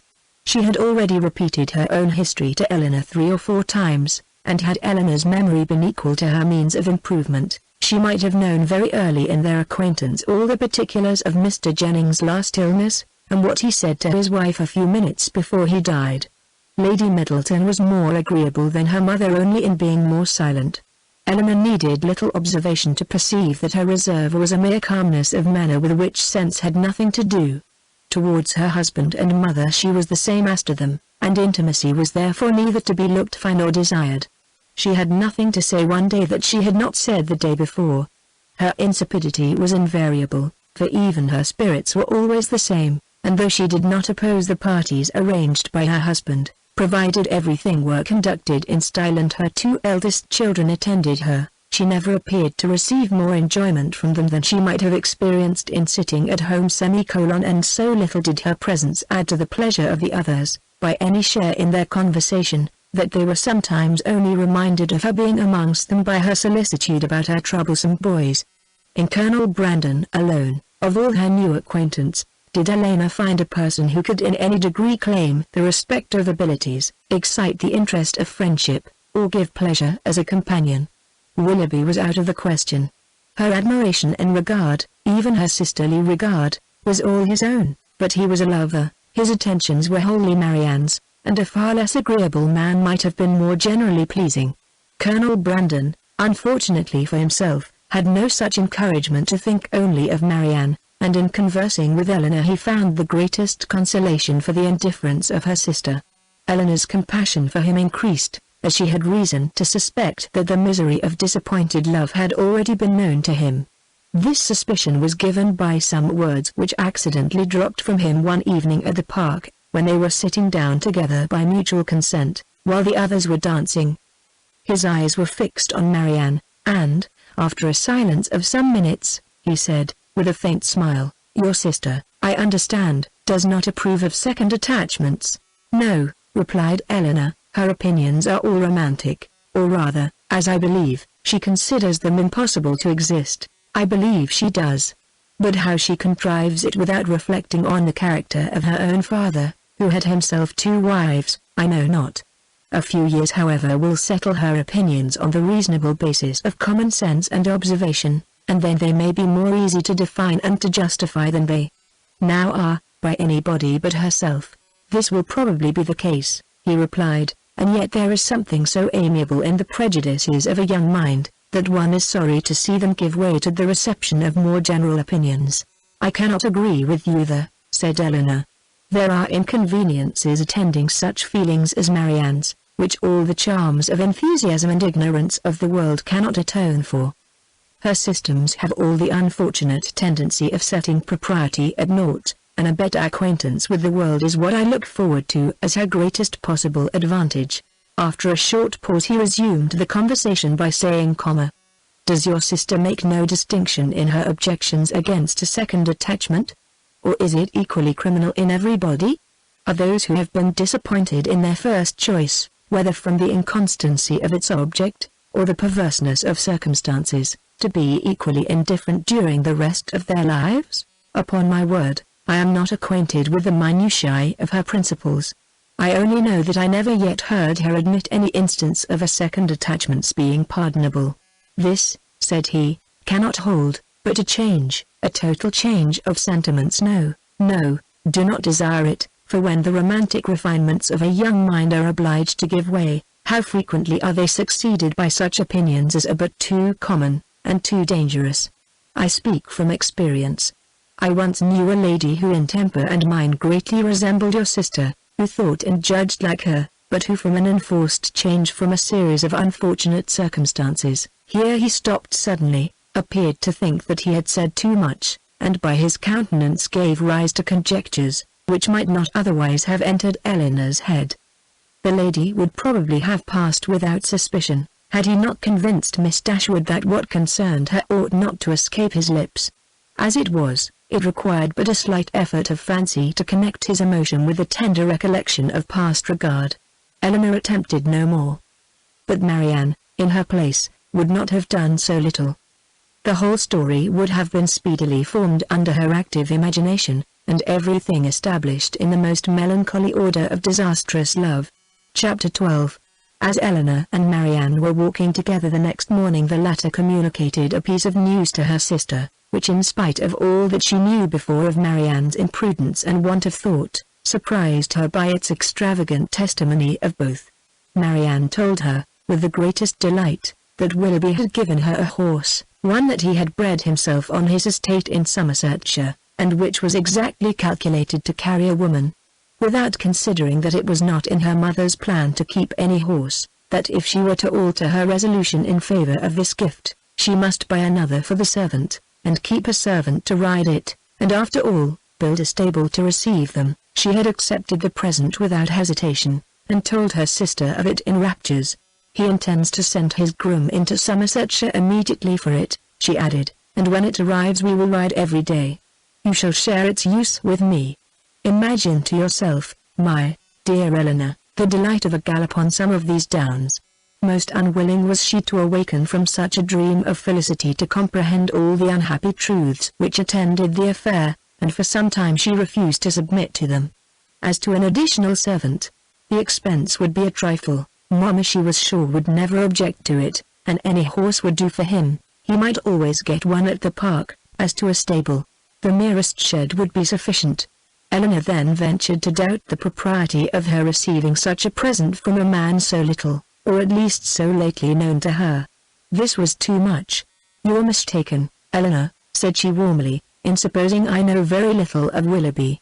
I have not known him long indeed, but I am much better acquainted with him than I am with any other creature in the world, except yourself and Mamma. It is not time or opportunity that is to determine intimacy. It is disposition alone. 7 years would be insufficient to make some people acquainted with each other, and 7 days are more than enough for others. I should hold myself guilty of greater impropriety in accepting a horse from my brother, than from Willoughby. Of John I know very little, though we have lived together for years, but of Willoughby my judgment has long been formed." Eleanor thought it wisest to touch that point no more. She knew her sister's temper. Opposition on so tender a subject would only attach her the more to her own opinion. But by an appeal to her affection for her mother, by representing the inconveniences which that indulgent mother must draw on herself, if, as would probably be the case, she consented to this increase of establishment, Marianne was shortly subdued, and she promised not to tempt her mother to such imprudent kindness by mentioning the offer, and to tell Willoughby when she saw him next, that it must be declined. She was faithful to her word, and when Willoughby called at the cottage, the same day, Eleanor heard her express her disappointment to him in a low voice, on being obliged to forego the acceptance of his present. The reasons for this alteration were at the same time related, and they were such as to make further entreaty on his side impossible. His concern however was very apparent, and after expressing it with earnestness, he added, in the same low voice, "But, Marianne, the horse is still yours, though you cannot use it now. I shall keep it only till you can claim it. When you leave Barton to form your own establishment in a more lasting home, Queen Mab shall receive you." This was all overheard by Miss Dashwood, and in the whole of the sentence, in his manner of pronouncing it, and in his addressing her sister by her Christian name alone, she instantly saw an intimacy so decided, a meaning so direct, as marked a perfect agreement between them. From that moment she doubted not of their being engaged to each other, and the belief of it created no other surprise than that she, or any of their friends, should be left by tempers so frank, to discover it by accident. Margaret related something to her the next day, which placed this matter in a still clearer light. Willoughby had spent the preceding evening with them, and Margaret, by being left some time in the parlour with only him and Marianne, had had opportunity for observations, which, with a most important face, she communicated to her eldest sister, when they were next by themselves. "Oh, Eleanor," she cried, "I have such a secret to tell you about Marianne. I am sure she will be married to Mr. Willoughby very soon." "You have said so," replied Eleanor, "almost every day since they first met on High Church Down, and they had not known each other a week, I believe, before you were certain that Marianne wore his picture round her neck, but it turned out to be only the miniature of our great-uncle. But indeed this is quite another thing. I am sure they will be married very soon, for he has got a lock of her hair. Take care, Margaret. It may be only the hair of some great-uncle of his, but, indeed, Eleanor, it is Marianne's. I am almost sure it is, for I saw him cut it off. Last night after tea, when you and Mamma went out of the room, they were whispering and talking together as fast as could be, and he seemed to be begging something of her, and presently he took up her scissors and cut off a long lock of her hair, for it was all tumbled down her back, and he kissed it, and folded it up in a piece of white paper, and put it into his pocket-book. For such particulars, stated on such authority, Eleanor could not withhold her credit, nor was she disposed to it, for the circumstance was in perfect unison with what she had heard and seen herself. Margaret's sagacity was not always displayed in a way so satisfactory to her sister. When Mrs. Jennings attacked her one evening at the park, to give the name of the young man who was Eleanor's particular favourite, which had been long a matter of great curiosity to her, Margaret answered by looking at her sister, and saying, "I must not tell, may I, Eleanor?" This of course made everybody laugh, and Eleanor tried to laugh too. But the effort was painful. She was convinced that Margaret had fixed on a person whose name she could not bear with composure to become a standing joke with Mrs. Jennings. Marianne felt for her most sincerely, but she did more harm than good to the cause, by turning very red and saying in an angry manner to Margaret, "Remember that whatever your conjectures may be, you have no right to repeat them." "I never had any conjectures about it," replied Margaret, "it was you who told me of it yourself." This increased the mirth of the company, and Margaret was eagerly pressed to say something more.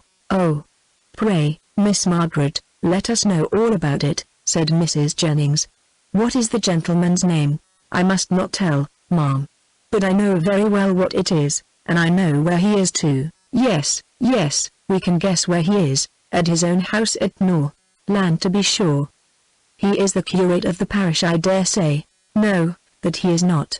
He is of no profession at all." "Margaret," said Marianne with great warmth, "you know that all this is an invention of your own, and that there is no such person in existence." "Well, then, he is lately dead, Marianne, for I am sure there was such a man once, and his name begins with an F." Most grateful did Eleanor feel to Lady Middleton for observing, at this moment, that it rained very hard, though she believed the interruption to proceed less from any attention to her, than from her ladyship's great dislike of all such inelegant subjects of raillery as delighted her husband and mother. The idea, however, started by her, was immediately pursued by Colonel Brandon, who was on every occasion mindful of the feelings of others, and much was said on the subject of rain by both of them. Willoughby opened the pianoforte, and asked Marianne to sit down to it, and thus amidst the various endeavours of different people to quit the topic, it fell to the ground. But not so easily did Helena recover from the alarm into which it had thrown her. A party was formed this evening for going on the following day to see a very fine place about 12 miles from Barton, belonging to a brother-in-law of Colonel Brandon, without whose interest it could not be seen, as the proprietor, who was then abroad, had left strict orders on that head. The grounds were declared to be highly beautiful, and Sir John, who was particularly warm in their praise, might be allowed to be a tolerable judge, for he had formed parties to visit them, at least, twice every summer for the last 10 years. They contained a noble piece of water, a salon which was to form a great part of the morning's amusement, cold provisions were to be taken, open carriages only to be employed, and everything conducted in the usual style of a complete party of pleasure. To some few of the company it appeared rather a bold undertaking, considering the time of year, and that it had rained every day for the last fortnight. And Mrs. Dashwood, who had already a cold, was persuaded by Eleanor to stay at home. Chapter 13.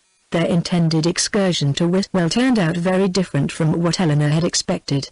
She was prepared to be wet through, fatigued, and frightened, but the event was still more unfortunate, for they did not go at all. By 10 o'clock the whole party was assembled at the park, where they were to breakfast. The morning was rather favourable, though it had rained all night, as the clouds were then dispersing across the sky, and the sun frequently appeared. They were all in high spirits and good humour, eager to be happy, and determined to submit to the greatest inconveniences and hardships rather than be otherwise. While they were at breakfast the letters were brought in. Among the rest there was one for Colonel Brandon. He took it, looked at the direction, changed colour, and immediately left the room. "What is the matter with Brandon?" said Sir John. "Nobody could tell. I hope he has had no bad news," said Lady Middleton. "It must be something extraordinary that could make Colonel Brandon leave my breakfast table so suddenly." In about 5 minutes he returned. "No bad news, Colonel, I hope," said Mrs. Jennings, as soon as he entered the room. "None at all, ma'am, I thank you. Was it from Avignon? I hope it is not to say that your sister is worse." "No, ma'am. It came from town, and is merely a letter of business." "But how came the hand to discompose you so much, if it was only a letter of business?" "Come, come, this won't do, Colonel, so let us hear the truth of it." "My dear madam," said Lady Middleton, "recollect what you are saying." "Perhaps it is to tell you that your cousin Fanny is married?" said Mrs. Jennings, without attending to her daughter's reproof. "No, indeed, it is not." "Well, then, I know who it is from, Colonel. And I hope she is well." "Whom do you mean, ma'am?" said he, colouring a little. "Oh, you know who I mean. I am particularly sorry, ma'am," said he, addressing Lady Middleton, "that I should receive this letter today, for it is on business which requires my immediate attendance in town." "In town?" cried Mrs. Jennings. "What can you have to do in town at this time of year? My own loss is great," he continued, "in being obliged to leave so agreeable a party, but I am the more concerned, as I fear my presence is necessary to gain your admittance at Whitwell." What a blow upon them all was this! "But if you write a note to the housekeeper, Mr. Brandon," said Marianne, eagerly, "will it not be sufficient?" He shook his head. "We must go," said Sir John. "It shall not be put off when we are so near it. You cannot go to town till tomorrow, Brandon, that is all. I wish it could be so easily settled. But it is not in my power to delay my journey for one day. If you would but let us know what your business is," said Mrs. Jennings, "we might see whether it could be put off or not." "You would not be 6 hours later," said Willoughby, "if you were to defer your journey till our return. I cannot afford to lose 1 hour. Eleanor then heard Willoughby say, in a low voice to Marianne, "There are some people who cannot bear a party of pleasure. Brandon is one of them. He was afraid of catching cold, I dare say, and invented this trick for getting out of it." "Aye, would lay 50 guineas the letter was of his own writing. "I have no doubt of it," replied Marianne. "There is no persuading you to change your mind, Brandon. I know of old," said Sir John, "when once you are determined on anything. But, however, I hope you will think better of it. Consider, here are the 2 Miss Careys come over from Newton." The 3 Miss Dashwoods walked up from the cottage, and Mr. Willoughby got up 2 hours before his usual time, on purpose to go to Whitwell. Colonel Brandon again repeated his sorrow at being the cause of disappointing the party, but at the same time declared it to be unavoidable. "Well, then, when will you come back again? I hope we shall see you at Burton," added her ladyship, "as soon as you can conveniently leave town, and we must put off the party to Whitwell till you return. You are very obliging. But it is so uncertain, when I may have it in my power to return, that I dare not engage for it at all." "Oh, he must and shall come back," cried Sir John. "If he is not here by the end of the week, I shall go after him." "So do, Sir John," cried Mrs. Jennings, "and then perhaps you may find out what his business is. I do not want to pry into other men's concerns. I suppose it is something he is ashamed of." Colonel Brandon's horses were announced. "You do not go to town on horseback, do you?" added Sir John. "No. Only to Honiton." "I shall then go post." "Well, as you are resolved to go, I wish you a good journey. But you had better change your mind. I assure you it is not in my power." He then took leave of the whole party. "Is there no chance of my seeing you and your sisters in town this winter, Miss Dashwood?" "I am afraid, none at all." "Then I must bid you farewell for a longer time than I should wish to do." To Marianne, he merely bowed and said nothing. "Come, Colonel," said Mrs. Jennings, "before you go, do let us know what you are going about." He wished her a good morning, and, attended by Sir John, left the room. The complaints and lamentations which politeness had hitherto restrained, now burst forth universally, and they all agreed again and again how provoking it was to be so disappointed. "I can guess what his business is, however," said Mrs. Jennings exultingly. "Can you, ma'am?" said almost everybody. "Yes, it is about Miss Williams, I am sure." "And who is Miss Williams?" asked Marianne. "What? Do not you know who Miss Williams is? I am sure you must have heard of her before. She is a relation of the Colonel's, my dear, a very near relation. We will not say how near, for fear of shocking the young ladies." Then, lowering her voice a little, she said to Eleanor, "She is his natural daughter?" "Indeed." "Oh, yes, and as like him as she can stare. I dare say the Cole, and will leave her all his fortune." When Sir John returned, he joined most heartily in the general regret on so unfortunate an event, concluding however by observing, that as they were all got together, they must do something by way of being happy, and after some consultation it was agreed, that although happiness could only be enjoyed at Whitwell, they might procure a tolerable composure of mind by driving about the country. The carriages were then ordered. Willoughby's was first, and Marianne never looked happier than when she got into it. He drove through the park very fast, and they were soon out of sight, and nothing more of them was seen till their return, which did not happen till after the return of all the rest. They both seemed delighted with their drive, but said only in general terms that they had kept in the lanes, while the others went on the downs. It was settled that there should be a dance in the evening, and that everybody should be extremely merry all day long. Some more of the Careys came to dinner, and they had the pleasure of sitting down nearly 20 to table, which Sir John observed with great contentment. Willoughby took his usual place between the 2 elder Miss Dashwoods. Mrs. Jennings sat on Eleanor's right hand, and they had not been long seated, before she leant behind her and Willoughby, and said to Marianne, loud enough for them both to hear, "I have found you out in spite of all your tricks. I know where you spent the morning." Marianne coloured, and replied very hastily, "Where, pray?" "Did not you know," said Willoughby, "that we had been out in my crickle?" Yes, Mr. Impudence, I know that very well, and I was determined to find out where you had been to. I hope you like your house, Miss Marianne. It is a very large one, I know, and when I come to see you, I hope you will have new furnished it, for it wanted it very much when I was there 6 years ago." Marianne turned away in great confusion. Mrs. Jennings laughed heartily, and Eleanor found that in her resolution to know where they had been, She had actually made her own woman inquire of Mr. Willoughby's groom, and that she had by that method been informed that they had gone to Allenham, and spent a considerable time there in walking about the garden and going all over the house. Eleanor could hardly believe this to be true, as it seemed very unlikely that Willoughby should propose, or Marianne consent, to enter the house while Mrs. Smith was in it, with whom Marianne had not the smallest acquaintance. As soon as they left the dining-room, Eleanor inquired of her about it, and great was her surprise when she found that every circumstance related by Mrs. Jennings was perfectly true. Marianne was quite angry with her for doubting it. "Why should you imagine, Eleanor, that we did not go there, or that we did not see the house? Is not it what you have often wished to do yourself?" "Yes, Marianne, but I would not go while Mrs. Smith was there, and with no other companion than Mr. Willoughby. Mr. Willoughby, however, is the only person who can have a right to show that house, and as he went in an open carriage, it was impossible to have any other companion. I never spent a pleasanter morning in my life." "I am afraid," replied Eleanor, "that the pleasantness of an employment does not always evince its propriety.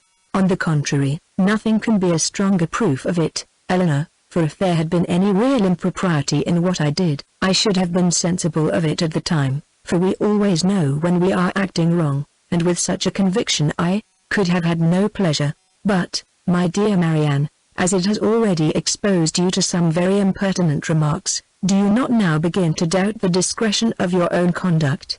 If the impertinent remarks of Mrs. Jennings are to be the proof of impropriety in conduct, we are all offending every moment of our lives. I value not her censure any more than I should do her commendation. I am not sensible of having done anything wrong in walking over Mrs. Smith's grounds, or in seeing her house. They will one day be Mr. Willoughby's, and, if they were one day to be your own, Marianne, you would not be justified in what you have done." She blushed at this hint, but it was even visibly gratifying to her, and after a 10 minutes interval of earnest thought, she came to her sister again, and said with great good humour, "Perhaps, Eleanor, it was rather ill-judged in me to go to Allenham, but Mr. Willoughby wanted particularly to show me the place, and it is a charming house, I assure you. There is one remarkably pretty sitting-room upstairs, of a nice comfortable size for constant use, and with modern furniture it would be delightful. It is a corner room, and has windows on two sides. On one side you look across the bowling green, behind the house, to a beautiful hanging wood, and on the other you have a view of the church and village, and, beyond them, of those fine bold hills that we have so often admired. I did not see it to advantage, for nothing could be more forlorn than the furniture, but if it were newly fitted up a couple of £100, Willoughby says, would make it one of the pleasantest summer rooms in England." Could Eleanor have listened to her without interruption from the others, she would have described every room in the house with equal delight. Chapter 14. The sudden termination of Colonel Brandon's visit at the park, with his steadiness in concealing its cause, filled the mind, and raised the wonder of Mrs. Jennings for 2 or 3 days. She was a great wonderer, as everyone must be who takes a very lively interest in all the comings and goings of all their acquaintance. She wondered, with little intermission, what could be the reason of it, was sure there must be some bad news, and thought over every kind of distress that could have befallen him, with a fixed determination that he should not escape them all. "Something very melancholy must be the matter, I am sure," said she. "I could see it in his face. Poor man! I am afraid his circumstances may be bad. The estate at Dilliford was never reckoned more than 2,000 a year, and his brother left everything sadly involved. I do think he must have been sent for about money matters, for what else can it be? I wonder whether it is so. I would give anything to know the truth of it. Perhaps it is about Miss Williams, and, by the by, I dare say it is, because he looked so conscious when I mentioned her. Maybe she is ill in town, nothing in the world more likely, for I have a notion she is always rather sickly. I would lay any wager it is about Miss Williams. It is not so very likely he should be distressed in his circumstances now, for he is a very prudent man, and to be sure must have cleared the estate by this time. I wonder what it can be. Maybe his sister is worse at having John, and has sent for him over. His setting off in such a hurry seems very like it. Well, I wish him out of all his trouble with all my heart, and a good wife into the bargain." So wondered, so talked Mrs. Jennings, her opinion varying with every fresh conjecture. and all seeming equally probable as they arose.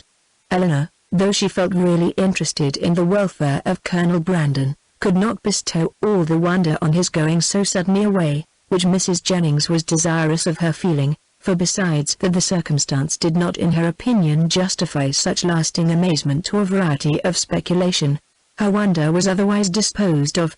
It was engrossed by the extraordinary silence of her sister and Willoughby on the subject, which they must know to be peculiarly interesting to them all. As this silence continued, every day made it appear more strange and more incompatible with the disposition of both.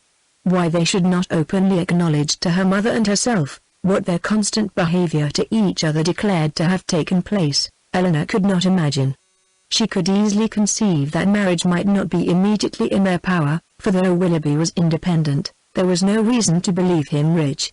His estate had been rated by Sir John at about 600 or 700 a year, but he lived at an expense to which that income could hardly be equal, and he had himself often complained of his poverty. But for this strange kind of secrecy maintained by them relative to their engagement, which in fact concealed nothing at all, she could not account, and it was so wholly contradictory to their general opinions and practice, that a doubt sometimes entered her mind of their being really engaged, and this doubt was enough to prevent her making any inquiry of Marianne. Nothing could be more expressive of attachment to them all, than Willoughby's behavior. To Marianne it had all the distinguishing tenderness which a lover's heart could give, and to the rest of the family it was the affectionate attention of a son and a brother. The cottage seemed to be considered and loved by him as his home. Many more of his hours were spent there than at Allenham, and if no general engagement collected them at the park, the exercise which called him out in the morning was almost certain of ending there, where the rest of the day was spent by himself at the side of Marianne, and by his favourite pointer at her feet. One evening in particular, about a week after Colonel Brandon left the country, his heart seemed more than usually open to every feeling of attachment to the objects around him, and on Mrs. Dashwood's happening to mention her design of improving the cottage in the spring, he warmly opposed every alteration of a place which affection had established as perfect with him. "What?" he exclaimed. "Improve this dear cottage? No. That I will never consent to. Not a stone must be added to its walls. Not an inch to its size, if my feelings are regarded." "Do not be alarmed," said Miss Dashwood, "nothing of the kind will be done, for my mother will never have money enough to attempt it." "I am heartily glad of it," he cried. "May she always be poor, if she can employ her riches no better." "Thank you, Willoughby. But you may be assured that I could not sacrifice one sentiment of local attachment of yours, or of anyone whom I loved, for all the improvements in the world. Depend upon it that whatever unemployed sum may remain, when I make up my accounts in the spring, I would even rather lay it uselessly by than dispose of it in a manner so painful to you. But are you really so attached to this place as to see no defect in it?" "I am," said he. "To me it is faultless. Nay, more, I consider it as the only form of building in which happiness is attainable, and were I rich enough I would instantly pull Combe down, and build it up again in the exact plan of this cottage, with dark narrow stairs and a kitchen that smokes, I suppose," said Eleanor. "Yes," cried he in the same eager tone, "with all and everything belonging to it in no one convenience or inconvenience about it, should the least variation be perceptible. Then, and then only, under such a roof, I might perhaps be as happy at Combe as I have been at Barton." "I flatter myself," replied Eleanor, "that even under the disadvantage of better rooms and a broader staircase, you will hereafter find your own house as faultless as you now do this." "There certainly are circumstances," said Willoughby, "which might greatly endear it to me, but this place will always have one claim of my affection, which no other can possibly share." Mrs. Dashwood looked with pleasure at Marianne, whose fine eyes were fixed so expressively on Willoughby, as plainly denoted how well she understood him. "How often did I wish," added he, "when I was at Allenham this time 12-month, that Barton Cottage were inhabited. I never passed within view of it without admiring its situation, and grieving that no one should live in it. How little did I then think that the very first news I should hear from Mrs. Smith, when I next came into the country, would be that Barton Cottage was taken, and I felt an immediate satisfaction and interest in the event, which nothing but a kind of prescience of what happiness I should experience from it, can account for." Must it not have been so, Marianne? Speaking to her in a lowered voice. Then continuing his former tone, he said, and yet this house you would spoil, Mrs. Dashwood? You would rob it of its simplicity by imaginary improvement. And this dear parlour in which our acquaintance first began, and in which so many happy hours have been since spent by us together, you would degrade to the condition of a common entrance, and everybody would be eager to pass through the room which has hitherto contained within itself more real accommodation and comfort than any other apartment of the handsomest diamond sons in the world could possibly afford. Mrs. Dashwood again assured him that no alteration of the kind should be attempted. You are a good woman, he warmly replied. Your promise makes me easy. Extend it a little farther, and it will make me happy. Tell me that not only your house will remain the same, but that I shall ever find you and yours as unchanged as your dwelling, and that you will always consider me with the kindness which has made everything belonging to you so dear to me. The promise was readily given, and Willoughby's behaviour during the whole of the evening declared at once his affection and happiness. Shall we see you tomorrow to dinner? Said Mrs. Dashwood, when he was leaving them. I do not ask you to come in the morning, for we must walk to the park, to call on Lady Middleton. He engaged to be with them by 4 o'clock. Chapter 15.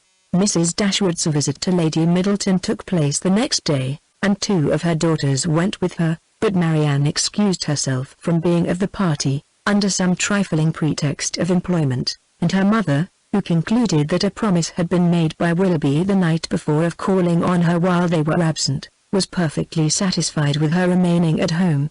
On their return from the park they found Willoughby's curricle and servant in waiting at the cottage, and Mrs. Dashwood was convinced that her conjecture had been just. So far it was all as she had foreseen, but on entering the house she beheld what no foresight had taught her to expect. They were no sooner in the passage than Marianne came hastily out of the parlour apparently in violent affliction, with her handkerchief at her eyes, and without noticing them ran upstairs. Surprised and alarmed they proceeded directly into the room she had just quitted, where they found only Willoughby, who was leaning against the mantelpiece with his back towards them. He turned round on their coming in, and his countenance showed that he strongly partook of the emotion which overpowered Marianne. "Is anything the matter with her?" cried Mrs. Dashwood as she entered. "Is she ill?" "I hope not," he replied, trying to look cheerful, and with a forced smile presently added, "It is I who may rather expect to be ill, for I am now suffering under a very heavy disappointment." "Disappointment?" "Yes, for I am unable to keep my engagement with you. Mrs. Smith has this morning exercised the privilege of riches upon a poor dependent cousin, by sending me on business to London. I have just received my dispatches, and taken my farewell of Allenham, and by way of exhilaration I am now come to take my farewell of you. To London! And are you going this morning?" "Almost this moment. This is very unfortunate. But Mrs. Smith must be obliged and her business will not detain you from us long, I hope." He coloured as he replied, "You are very kind, but I have no idea of returning into Devonshire immediately. My visits to Mrs. Smith are never repeated within the 12-month. And is Mrs. Smith your only friend? Is Allenham the only house in the neighbourhood to which you will be welcome? For shame, Willoughby, can you wait for an invitation here?" His colour increased, and with his eyes fixed on the ground, he only replied, "You are too good." Mrs. Dashwood looked at Eleanor with surprise. Eleanor felt equal amazement. For a few moments everyone was silent. Mrs. Dashwood first spoke. "I have only to add, my dear Willoughby, that at Barton Cottage you will always be welcome, for I will not press you to return here immediately, because you only can judge how far that might be pleasing to Mrs. Smith, and on this head I shall be no more disposed to question your judgment than to doubt your inclination." "My engagements at present," replied Willoughby, confusedly, "are of such a nature that I dare not flatter myself." He stopped.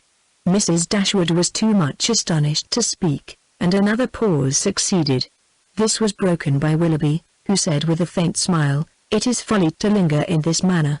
I will not torment myself any longer by remaining among friends whose society it is impossible for me now to enjoy." He then hastily took leave of them all and left the room. They saw him step into his carriage, and in a minute it was out of sight. Mrs. Dashwood felt too much for speech, and instantly quitted the parlor to give way in solitude to the concern and alarm which this sudden departure occasioned. Eleanor's uneasiness was at least equal to her mother's. She thought of what had just passed with anxiety and distrust. Willoughby's behavior in taking leave of them, his embarrassment, and affectation of cheerfulness, and, above all, his unwillingness to accept her mother's invitation, a backwardness so unlike a lover, so unlike himself, greatly disturbed her. One moment she feared that no serious design had ever been formed on his side, and the next that some unfortunate quarrel had taken place between him and her sister. The distress in which Marianne had quitted the room was such as a serious quarrel could most reasonably account for, though when she considered what Marianne's love for him was, a quarrel seemed almost impossible. But whatever might be the particulars of their separation, her sister's affliction was indubitable, and she thought with the tenderest compassion of that violent sorrow which Marianne was in all probability not merely giving way to as a relief, but feeding and encouraging as a duty. In about half an hour her mother returned, and though her eyes were red, her countenance was not uncheerful. "Our dear Willoughby is now some miles from Barton, Eleanor," said she, as she sat down to work, "and with how heavy a heart does he travel? It is all very strange. So suddenly to be gone. It seems but the work of a moment. And last night he was with us so happy, so cheerful, so affectionate. And now, after only 10 minutes' notice gone too without intending to return! Something more than what he owned to us must have happened. He did not speak. He did not behave like himself. You must have seen the difference as well as I. What can it be? Can they have quarreled? Why else should he have shown such unwillingness to accept your invitation here? It was not inclination that he wanted, Eleanor, I could plainly see that. He had not the power of accepting it. I have thought it all over, I assure you, and I can perfectly account for every thing that at first seemed strange to me as well as to you. Can you, indeed? Yes. I have explained it to myself in the most satisfactory way. But you, Eleanor, who love to doubt where you can, it will not satisfy you, I know. But you shall not talk me out of my trust in it. I am persuaded that Mrs. Smith suspects his regard for Marianne, disapproves of it, perhaps because she has other views for him, and on that account is eager to get him away. And that the business which she sends him off to transact is invented as an excuse to dismiss him. This is what I believe to have happened. He is, moreover, aware that she does disapprove the connection. He dares not therefore at present confess to her his engagement with Marianne, and he feels himself obliged, from his dependent situation, to give in to her schemes, and absent himself from Devonshire for a while. You will tell me, I know, that this may or may not have happened, but I will listen to no cavil, unless you can point out any other method of understanding the affair as satisfactory as this. And, now, Eleanor, what have you to say? Nothing, for you have anticipated my answer. Then you would have told me that it might or might not have happened. Oh, Eleanor, how incomprehensible are your feelings! You had rather take evil upon credit than good. You had rather look out for misery for Marianne, and guilt for poor Willoughby, than an apology for the latter. You are resolved to think him blamable, because he took leave of us with less affection than his usual behavior has shown. And is no allowance to be made for inadvertence, or for spirits depressed by recent disappointment? And no probabilities to be accepted, merely because they are not certainties? Is nothing due to the man whom we have all such reason to love, and no reason in the world to think ill of? To the possibility of motives unanswerable in themselves, though unavoidably secret for a while? And, after all, what is it you suspect him of? I can hardly tell myself. But suspicion of something unpleasant is the inevitable consequence of such an alteration as we just witnessed in him. There is great truth, however, in what you have now urged of the allowances which ought to be made for him, and it is my wish to be candid in my judgment of everybody. Willoughby may undoubtedly have very sufficient reasons for his conduct, and I will hope that he has. But it would have been more like Willoughby to acknowledge them at once. Secrecy may be advisable, but still I cannot help wondering at its being practiced by him. Do not blame him, however, for departing from his character, where the deviation is necessary. But you really do admit the justice of what I have said in his defense? I am happy and he is acquitted. Not entirely. It may be proper to conceal their engagement, if they are engaged, from Mrs. Smith, and if that is the case, it must be highly expedient for Willoughby to be but little in Devonshire at present. But this is no excuse for their concealing it from us. Concealing it from us. My dear child, do you accuse Willoughby and Marianne of concealment? This is strange indeed, when your eyes have been reproaching them every day for incautiousness. I want no proof of their affection, said Eleanor, but of their engagement I do. I am perfectly satisfied of both, yet not a syllable has been said to you on the subject, by either of them. I have not wanted syllables where actions have spoken so plainly. Has not his behavior to Marianne and to all of us, for at least the last fortnight, declared that he loved and considered her as his future wife, and that he felt for us the attachment of the nearest relation? Have we not perfectly understood each other? Has not my consent been daily asked by his looks, his manner, his attentive and affectionate respect? My Eleanor, is it possible to doubt their engagement? How could such a thought occur to you? How is it to be supposed that Willoughby, persuaded as he must be of your sister's love, should leave her, and leave her perhaps for months, without telling her of his affection, that they should part without a mutual exchange of confidence? I confess, replied Eleanor, that every circumstance except one is in favor of their engagement, but that one is the total silence of both on this subject, and with me it almost outweighs every other.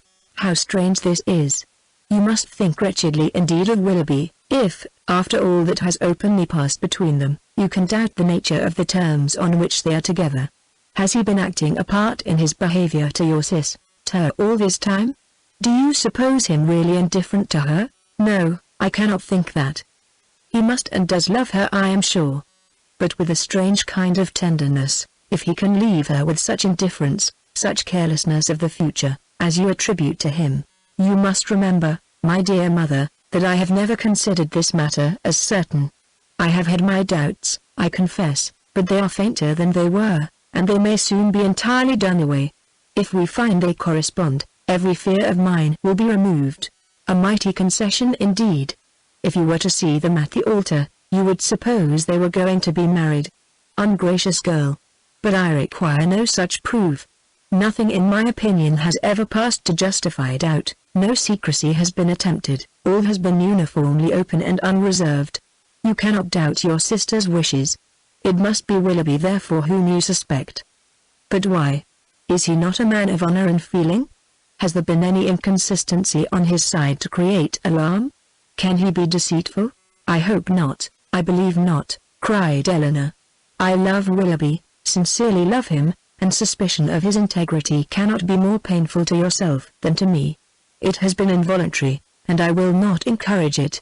I was startled, I confess, by the alteration in his manners this morning. He did not speak like himself, and did not return your kindness with any cordiality. But all this may be explained by such a situation of his affairs as you have supposed. He had just parted from my sister, had seen her leave him in the greatest affliction, and if he felt obliged, from a fear of offending Mrs. Smith, to resist the temptation of returning here soon, and yet aware that by declining your invitation, by saying that he was going away for some time, he should seem to act an ungenerous, a suspicious part by our family, he might well be embarrassed and disturbed. In such a case, a plain and open avowal of his difficulties would have been more to his honor, I think, as well as more consistent with his general character. But I will not raise objections against anyone's conduct on so illiberal a foundation, as a difference in judgment from myself, or a deviation from what I may think right and consistent. You speak very properly. Willoughby certainly does not deserve to be suspected. Though we have not known him long, he is no stranger in this part of the world, and who has ever spoken to his disadvantage? Had he been in a situation to act independently and marry immediately, it might have been odd that he should leave us without acknowledging everything to me at once, but this is not the case. It is an engagement in some respects not prosperously begun, for their marriage must be at a very uncertain distance, and even secrecy, as far as it can be observed, may now be very advisable. They were interrupted by the entrance of Margaret, and Eleanor was then at liberty to think over the representations of her mother, to acknowledge the probability of many, and hope for the justice of all. They saw nothing of Marianne till dinner time, when she entered the room and took her place at the table without saying a word. Her eyes were red and swollen, and it seemed as if her tears were even then restrained with difficulty. She avoided the looks of them all, could neither eat nor speak, and after some time, on her mother's silently pressing her hand with tender compassion, her small degree of fortitude was quite overcome. She burst into tears and left the room. This violent oppression of spirits continued the whole evening. She was without any power, because she was without any desire of command over herself. The slightest mention of anything relative to Willoughby overpowered her in an instant, and though her family were most anxiously attentive to her comfort, it was impossible for them, if they spoke at all, to keep clear of every subject which her feelings connected with him. Chapter 16. Marianne would have thought herself very inexcusable had she been able to sleep at all the first night after parting from Willoughby. She would have been ashamed to look her family in the face the next morning, had she not risen from her bed in more need of repose than when she lay down in it. But the feelings which made such composure a disgrace, left her in no danger of incurring it. She was awake the whole night, and she wept the greatest part of it. She got up with a headache, was unable to talk, and unwilling to take any nourishment, giving pain every moment to her mother and sisters, and forbidding all attempt at consolation from either. Her sensibility was potent enough. When breakfast was over she walked out by herself, and wandered about the village of Allenham, indulging the recollection of past enjoyment and crying over the present reverse for the chief of the morning. The evening passed off in the equal indulgence of feeling. She played over every favourite song that she had been used to play to Willoughby, every air in which their voices had been oftenest joined, and sat at the instrument gazing on every line of music that he had written out for her, till her heart was so heavy that no farther sadness could be gained, and this nourishment of grief was every day applied. She spent whole hours at the pianoforte alternately singing and crying, her voice often totally suspended by her tears. In books too, as well as in music, she courted the misery which a contrast between the past and present was certain of giving. She read nothing but what they had been used to read together. Such violence of affliction indeed could not be supported for ever, it sunk within a few days into a calmer melancholy, but these employments, to which she daily recurred, her solitary walks and silent meditations, still produced occasional effusions of sorrow as lively as ever. No letter from Willoughby came, and none seemed expected by Marianne. Her mother was surprised, and Eleanor again became uneasy. But Mrs. Dashwood could find explanations whenever she wanted them, which at least satisfied herself. "Remember, Eleanor," said she, "how very often Sir John fetches our letters himself from the post, and carries them to it. We have already agreed that secrecy may be necessary, and we must acknowledge that it could not be maintained if their correspondence were to pass through Sir John's hands." Eleanor could not deny the truth of this, and she tried to find in it a motive sufficient for their silence. But there was one method so direct, so simple, and in her opinion so eligible of knowing the real state of the affair, and of instantly removing all mystery, that she could not help suggesting it to her mother. "Why do you not ask Marianne at once," said she, "whether she is or she is not engaged to Willoughby? From you, her mother, and so kind, so indulgent a mother, the question could not give offence. It would be the natural result of your affection for her. She used to be all unreserve, and to you more especially. I would not ask such a question for the world. Supposing it possible that they are not engaged, what distress would not such an inquiry inflict?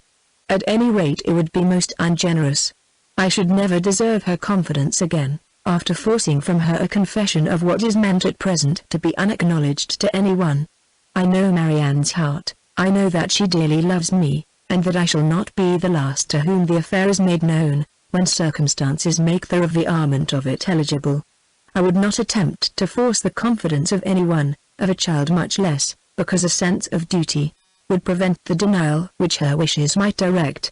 Eleanor thought this generosity overstrained, considering her sister's youth, and urged the matter farther, but in vain. Common sense, common care, common prudence, were all sunk in Mrs. Dashwood's romantic delicacy. It was several days before Willoughby's name was mentioned before Marianne by any of her family. Sir John and Mrs. Jennings, indeed, were not so nice. Their witticisms added pain to many a painful hour. But one evening, Mrs. Dashwood, accidentally taking up a volume of Shakespeare, exclaimed. "We have never finished Hamlet, Marianne. Our dear Willoughby went away before we could get through it. We will put it by, that when he comes again. But it may be months, perhaps, before that happens." "Months?" cried Marianne, with strong surprise. "No, nor many weeks." Mrs. Dashwood was sorry for what she had said, but it gave Eleanor pleasure, as it produced a reply from Marianne so expressive of confidence in Willoughby and knowledge of his intentions. One morning, about a week after his leaving the country, Marianne was prevailed on to join her sisters in their usual walk, instead of wandering away by herself. Hitherto she had carefully avoided every companion in her rambles. If her sisters intended to walk on the downs, she directly stole away towards the lanes. If they talked of the valley, she was as speedy in climbing the hills, and could never be found when the others set off. But at length she was secured by the exertions of Eleanor, who greatly disapproved such continual seclusion. They walked along the road through the valley, and chiefly in silence, for Marianne's mind could not be controlled, and Eleanor, satisfied with gaining one point, would not then attempt more. Beyond the entrance of the valley, where the country, though still rich, was less wild and more open, a long stretch of the road which they had travelled on first coming to Barton, lay before them, and on reaching that point, they stopped to look around them, and examine a prospect which formed the distance of their view from the cottage, from a spot which they had never happened to reach in any of their walks before. Amongst the objects in the scene, they soon discovered an animated one. It was a man on horseback riding towards them. In a few minutes they could distinguish him to be a gentleman, and in a moment afterwards Marianne rapturously exclaimed, "It is he, it is indeed I know it is," and was hastening to meet him, when Eleanor cried out, "Indeed, Marianne, I think you're mistaken. It is not Willoughby. The person is not tall enough for him, and has not his air." He has," cried Marianne, "I am sure he has. His air, his coat, his horse. I knew how soon he would come." She walked eagerly on as she spoke, and Eleanor, to screen Marianne from particularity, as she felt almost certain of its not being Willoughby, quickened her pace and kept up with her. They were soon within 30 yards of the gentleman. Marianne looked again, her heart sunk within her, and abruptly turning round, she was hurrying back, when the voices of both her sisters were raised to detain her. A third, almost as well known as Willoughby's, joined them in begging her to stop, and she turned round with surprise to see and welcome Edward Ferrars. He was the only person in the world who could at that moment be forgiven for not being Willoughby, the only one who could have gained a smile from her, but she dispersed her tears to smile on him, and in her sister's happiness forgot for a time her own disappointment. He dismounted, and giving his horse to his servant, walked back with them to Barton, whither he was purposely coming to visit them. He was welcomed by them all with great cordiality, but especially by Marianne, who showed more warmth of regard in her reception of him than even Eleanor herself. To Marianne, indeed, the meeting between Edward and her sister was but a continuation of that unaccountable coldness which she had often observed at Norland in their mutual behaviour. On Edward's side, more particularly, there was a deficiency of all that a lover ought to look and say on such an occasion. He was confused, seemed scarcely sensible of pleasure in seeing them, looked neither rapturous nor gay, said little but what was forced from him by questions, and distinguished Eleanor by no mark of affection. Marianne saw and listened with increasing surprise. She began almost to feel a dislike of Edward, and it ended, as every feeling must end with her, by carrying back her thoughts to Willoughby, whose manners formed a contrast sufficiently striking to those of his brother-elect. After a short silence which succeeded the first surprise and inquiries of meeting, Marianne asked Edward if he came directly from London. No, he had been in Devonshire a fortnight. A fortnight, she repeated, surprised at his being so long in the same county with Eleanor without seeing her before. He looked rather distressed as he added, that he had been staying with some friends near Plymouth. "Have you been lately in Sussex?" said Eleanor. "I was at Norland about a month ago." "And how does dear Norland look?" cried Marianne. Dear Norland," said Eleanor, "probably looks much as it always does at this time of the year. The woods and walks, thickly covered with dead leaves." "Oh," cried Marianne, "with what transporting sensation have I formerly seen them fall! How have I delighted, as I walked, to see them driven in showers about me by the wind. What feelings have they, the season, the air altogether inspired. Now there is no one to regard them. They are seen only as a nuisance, swept hastily off, and driven as much as possible from the sight. It is not everyone, said Eleanor, who has your passion for dead leaves. No, my feelings are not often shared, not often understood. But sometimes they are. As she said this, she sunk into the reverie for a few moments but rousing herself again. Now, Edward, said she, calling his attention to the prospect, here is Barton Valley. Look up to it, and be tranquil if you can. Look at those hills. Did you ever see their equals? To the left is Barton Park, amongst those woods and plantations. You may see the end of the house. And there, beneath that farthest hill, which rises with such grandeur, is our cottage. It is a beautiful country, he replied, but these bottoms must be dirty in winter. How can you think of dirt, with such objects before you? Because, replied he, smiling, among the rest of the objects before me, I see a very dirty lane. How strange, said Marianne to herself as she walked on. Have you an agreeable neighborhood here? Are the Middletons pleasant people? No, not all, answered Marianne. We could not be more unfortunately situated. Marianne, cried her sister, how can you say so? How can you be so unjust? They are a very respectable family, Mr. Ferrars, and towards us have behaved in the friendliest manner. Have you forgot, Marianne, how many pleasant days we have owed to them? No, said Marianne, in a low voice, nor how many painful moments. Eleanor took no notice of this, and directing her attention to their visitor, endeavored to support something like discourse with him, by talking of their present residence, its conveniences, and extorting from him occasional questions and remarks. His coldness and reserve mortified her severely. She was vexed and half angry, but resolving to regulate her behavior to him by the past rather than the present, she avoided every appearance of resentment or displeasure, and treated him as she thought he ought to be treated from the family connection. Chapter 17. Mrs. Dashwood was surprised only for a moment at seeing him, for his coming to Barton was, in her opinion, of all things the most natural. Her joy and expression of regard long outlived her wonder. He received the kindest welcome from her, and shyness, coldness, reserve could not stand against such a reception. They had begun to fail him before he entered the house, and they were quite overcome by the captivating manners of Mrs. Dashwood. Indeed, a man could not very well be in love with either of her daughters, without extending the passion to her, and Eleanor had the satisfaction of seeing him soon become more like himself. His affections seemed to reanimate towards them all, and his interest in their welfare again became perceptible. He was not in spirits, however. He praised their house, admired its prospect, was attentive, and kind, but still he was not in spirits. The whole family perceived it, and Mrs. Dashwood, attributing it to some want of liberality in his mother, sat down to table indignant against all selfish parents. "What are Mrs. Ferrars's views for you at present, Edward?" said she, when dinner was over and they had drawn round their fire. "Are you still to be a great orator in spite of yourself?" "No. I hope my mother is now convinced that I have no more talents than inclination for a public life. But how is your fame to be established? For famous you must be to satisfy all your family, and with no inclination for expense, no affection for strangers, no profession, and no assurance, you may find it a difficult matter. I shall not attempt it. I have no wish to be distinguished, and have every reason to hope I never shall. Thank heaven. I cannot be forced into genius and eloquence. You have no ambition, I well know. Your wishes are all moderate, as moderate as those of the rest of the world, I believe.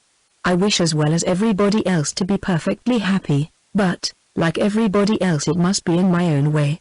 Greatness will not make me so." "Strange that it would," cried Marianne. "What have wealth or grandeur to do with happiness?"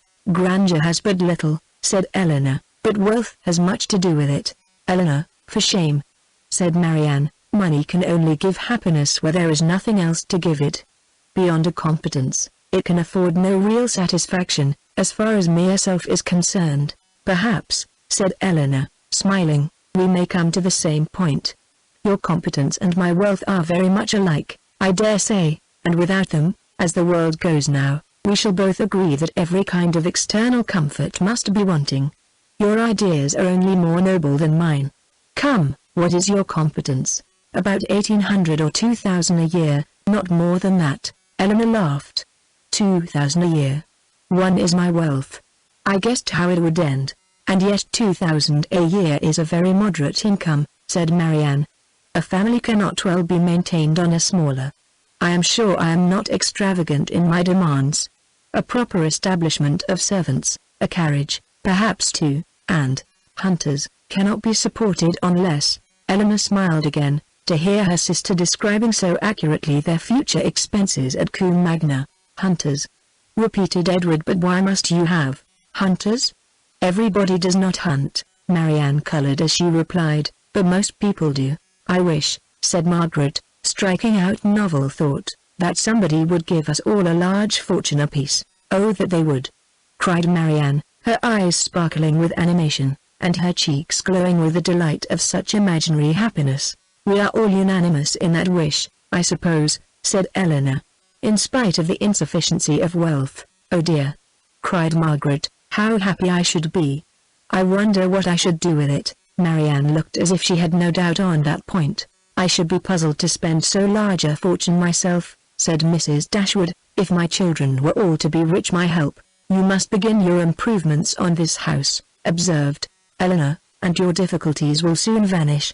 What magnificent orders would travel from this family to London, said Edward. In such an event. What a happy day for booksellers, music sellers, and print shops. You, Miss Dashwood, would give a general commission for every new print of merit to be sent you, and as for Marianne, I know her greatness of soul, there would not be music enough in London to content her. And books! Thompson, Cooper, Scott, she would buy them all over and over again. She would buy up every copy, I believe, to prevent their falling into unworthy hands, and she would have every book that tells her how to admire an old twisted tree. Should not you, Marianne? Forgive me, if I am very saucy. But I was willing to show you that I had not forgot our old disputes. I love to be reminded of the past, Edward, whether it be melancholy or gay. I love to recall it, and you will never offend me by talking of former times.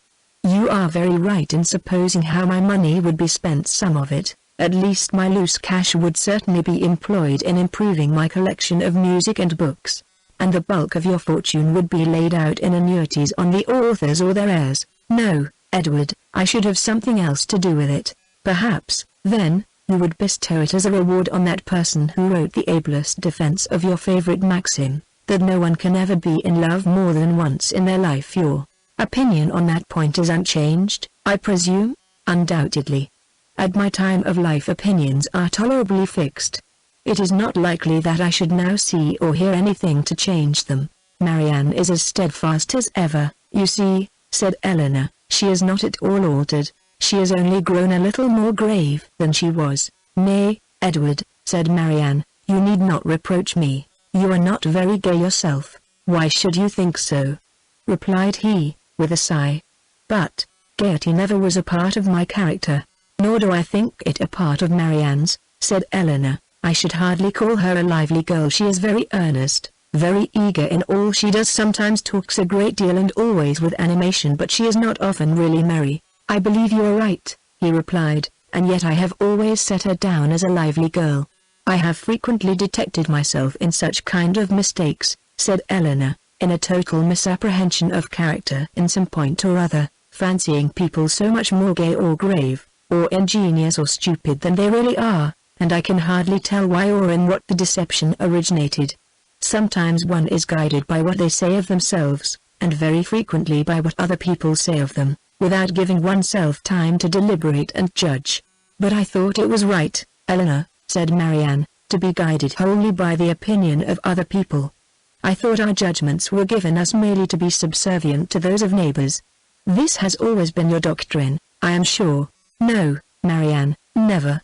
My doctrine has never aimed at the subjection of the understanding. All I have ever attempted to influence has been the behavior. You must not confound my meaning. I am guilty, I confess, of having often wished you to treat our acquaintance in general with greater attention. But when have I advised you to adopt their sentiments or to conform to their judgment in serious matters? You have not been able to bring your sister over to your plan of general civility, said Edward to Eleanor. Do you gain no ground? Quite the contrary, replied Eleanor, looking expressively at Marianne. My judgment, he returned, is all on your side of the question, but I am afraid my practice is much more on your sister's. I never wish to offend, but I am so foolishly shy, that I often seem negligent, when I am only kept back by my natural awkwardness. I have frequently thought that I must have been intended by nature to be fond of low company. I am so little at my ease among strangers of gentility. Marianne has not shyness to excuse any inattention of hers, said Eleanor. She knows her own worth too well for false shame, replied Edward. Shyness is only the effect of a sense of inferiority in some way or other. If I could persuade myself that my manners were perfectly easy and graceful, I should not be shy. But you would still be reserved, said Marianne, and that is worse. Edward started. Reserved? Am I reserved, Marianne? Yes, very. I do not understand you, replied he, colouring. Reserved! ! How? In what manner? What am I to tell you? What can you suppose? Eleanor looked surprised at his emotion, but trying to laugh off the subject, she said to him, Do not you know my sister well enough to understand what she means? Do not you know she calls everyone reserved who does not talk as fast, and admire what she admires as rapturously as herself? Edward made no answer. His gravity and thoughtfulness returned on him in their fullest extent, and he sat for some time silent and dull. Chapter 18. Eleanor saw, with great uneasiness, the low spirits of her friend. His visit afforded her but a very partial satisfaction, while his own enjoyment in it appeared so imperfect. It was evident that he was unhappy. She wished it were equally evident that he still distinguished her by the same affection which once she had felt no doubt of inspiring, but hitherto the continuance of his preference seemed very uncertain, and the reservedness of his manner towards her contradicted one moment what a more animated look had intimated the preceding one. He joined her and Marianne in the breakfast-room the next morning before the others were down, and Marianne, who was always eager to promote their happiness as far as she could, soon left them to themselves. But before she was halfway upstairs she heard the parlour door open, and, turning round, was astonished to see Edward himself come out. I am going into the village to see my horses, said he, as you are not yet ready for breakfast. I shall be back again presently. Edward returned to them with fresh admiration of the surrounding country. In his walk to the village, he had seen many parts of the valley to advantage, and the village itself, in a much higher situation than the cottage, afforded a general view of the whole, which had exceedingly pleased him. This was a subject which ensured Marianne's attention, and she was beginning to describe her own admiration of these scenes, and to question him more minutely on the objects that had particularly struck him, when Edward interrupted her by saying, You must not inquire too far, Marianne. Remember, I have no knowledge in the picturesque, and I shall offend you by my ignorance and want of taste if we come to particulars.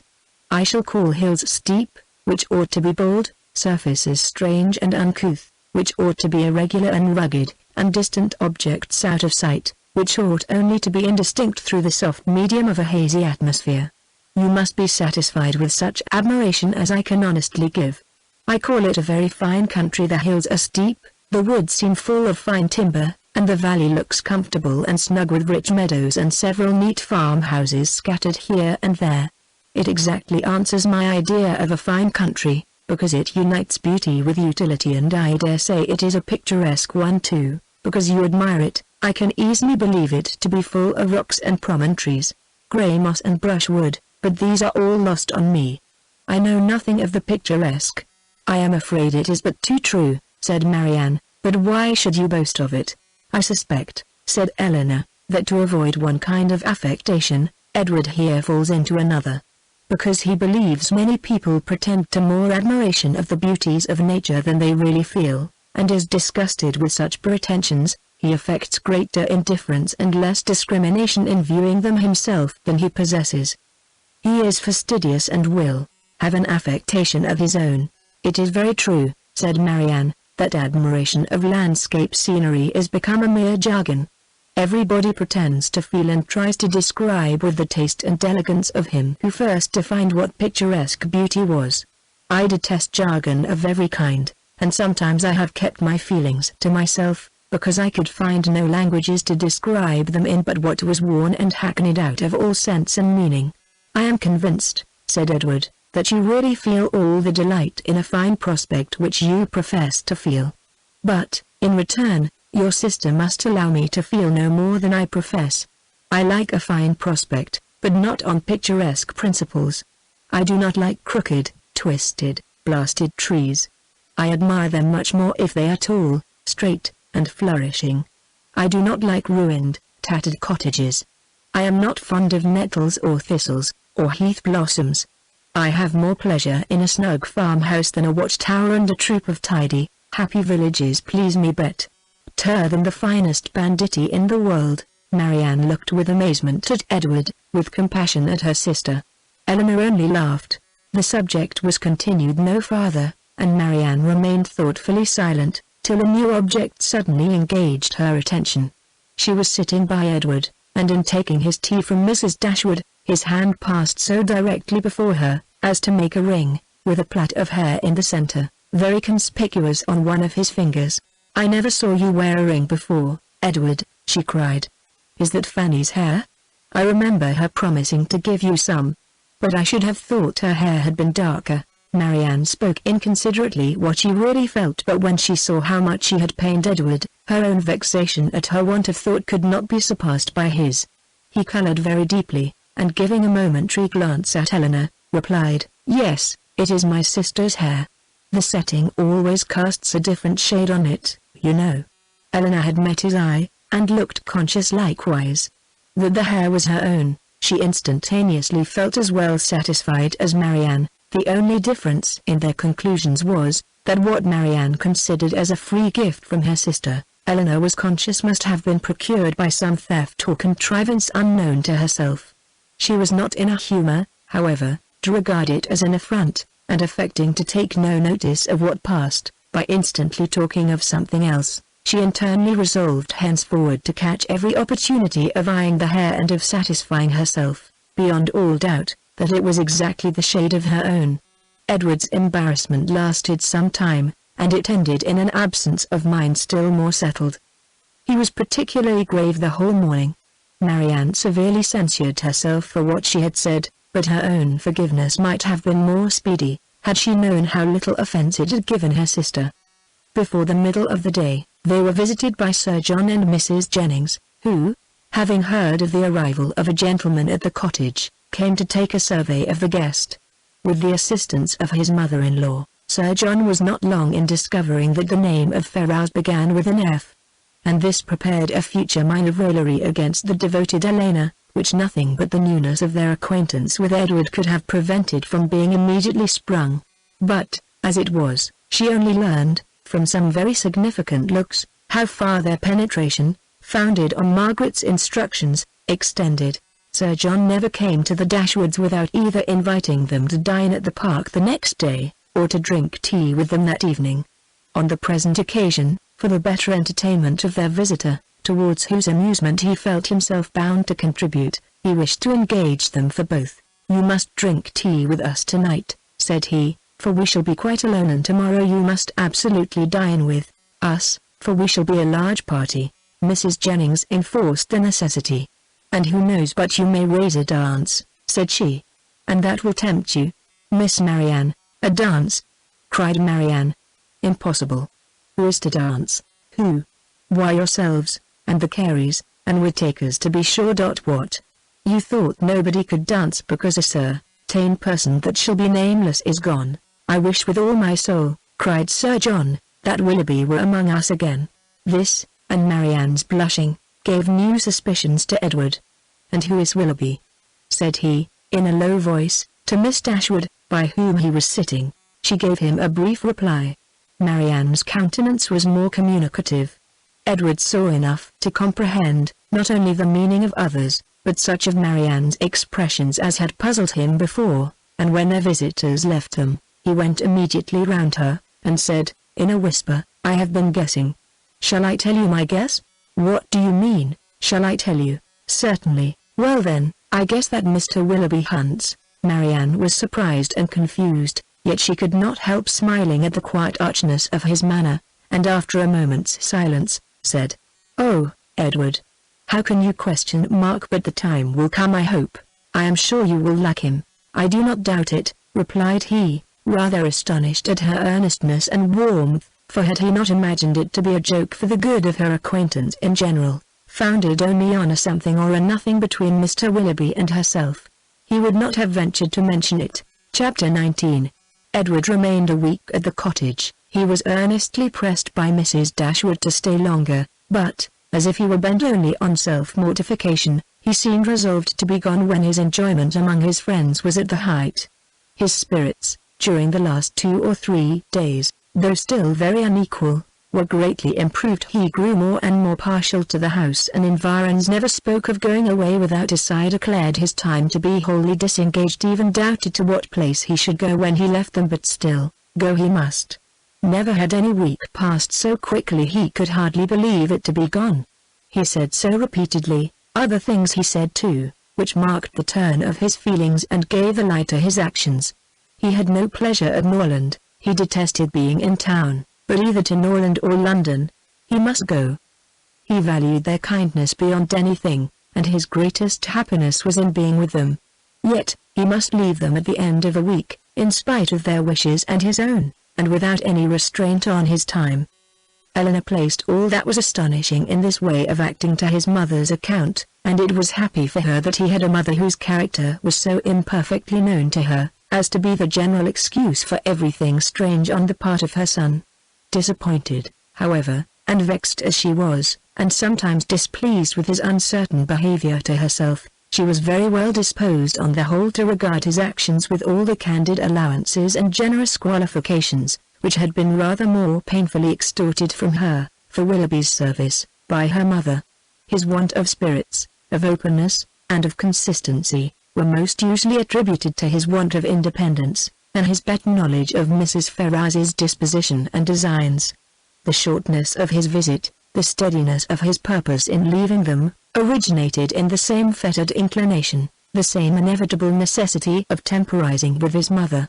The old well-established grievance of duty against will, parent against child, was the cause of all. She would have been glad to know when these difficulties were to cease. This opposition was to yield, when Mrs. Ferrars would be reformed, and her son be at liberty to be happy. But from such vain wishes she was forced to turn for comfort to the renewal of her confidence in Edward's affection, to the remembrance of every mark of regard in look or word which fell from him while at Burton, and above all to that flattering proof of it which he constantly wore round his finger. "I think, Edward," said Mrs. Dashwood, as they were at breakfast the last morning, "you would be a happier man if you had any profession to engage your time and give an interest to your plans and actions.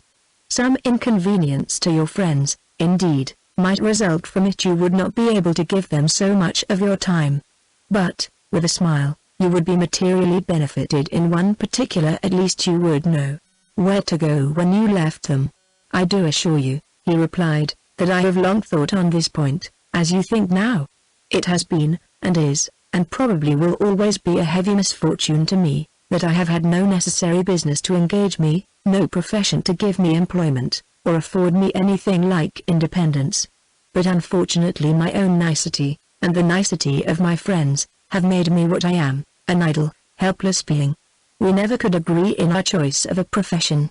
I always preferred the church, as I still do. But that was not smart enough for my family. They recommended the army. That was a great deal too smart for me.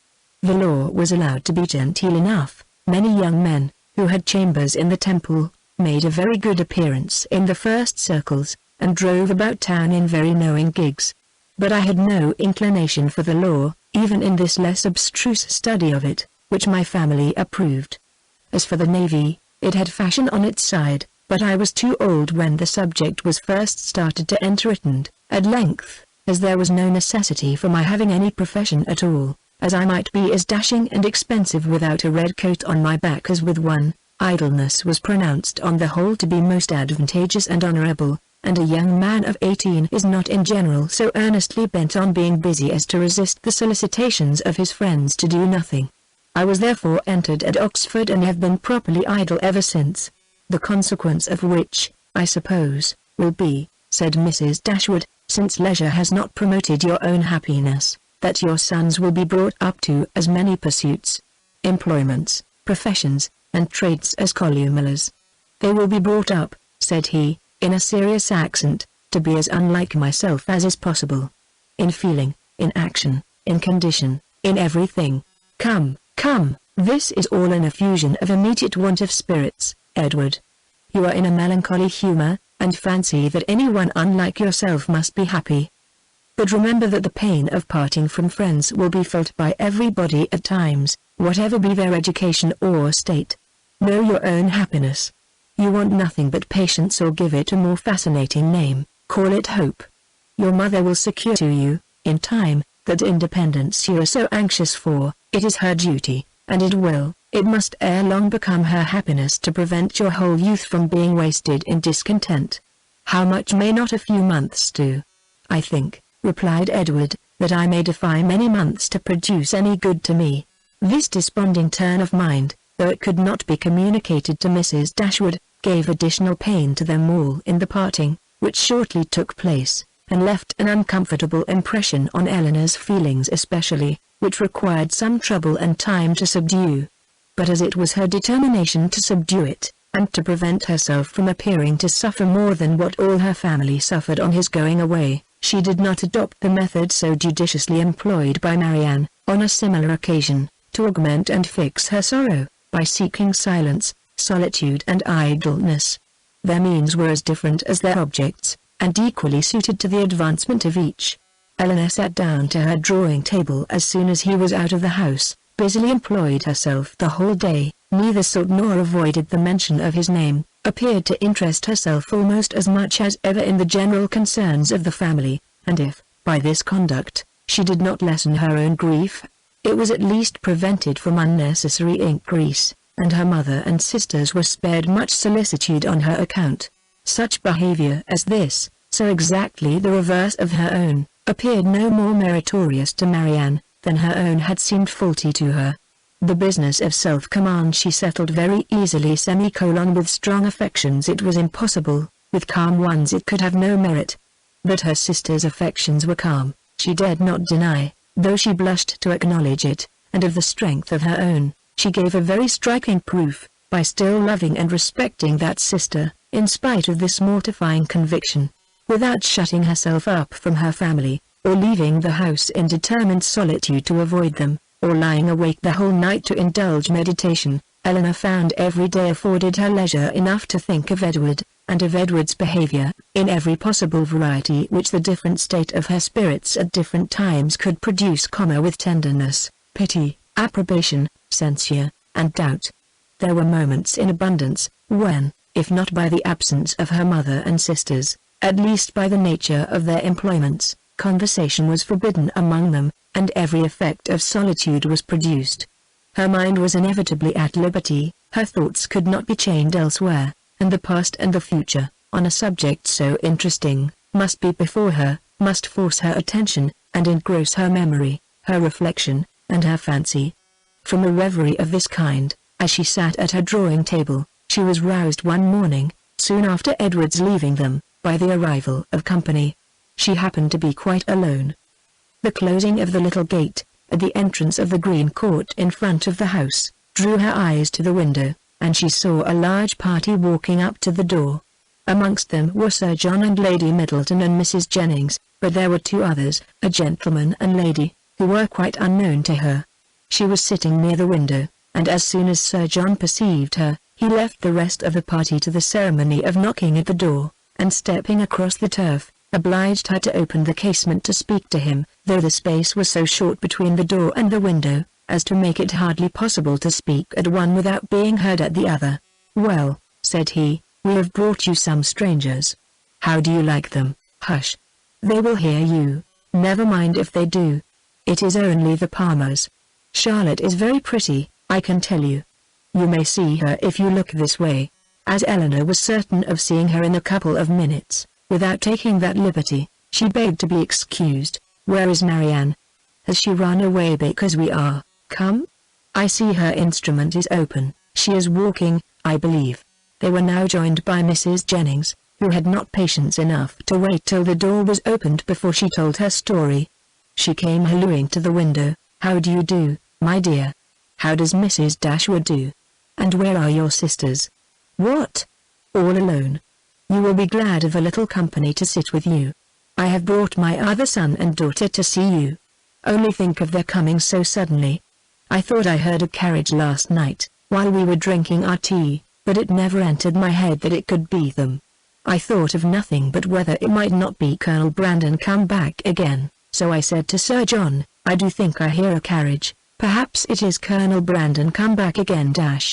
Eleanor was obliged to turn from her, in the middle of her story, to receive the rest of the party. Lady Middleton introduced the two strangers. Mrs. Dashwood and Margaret came downstairs at the same time, and they all sat down to look at one another, while Mrs. Jennings continued her story as she walked through the passage into the parlour, attended by Sir John.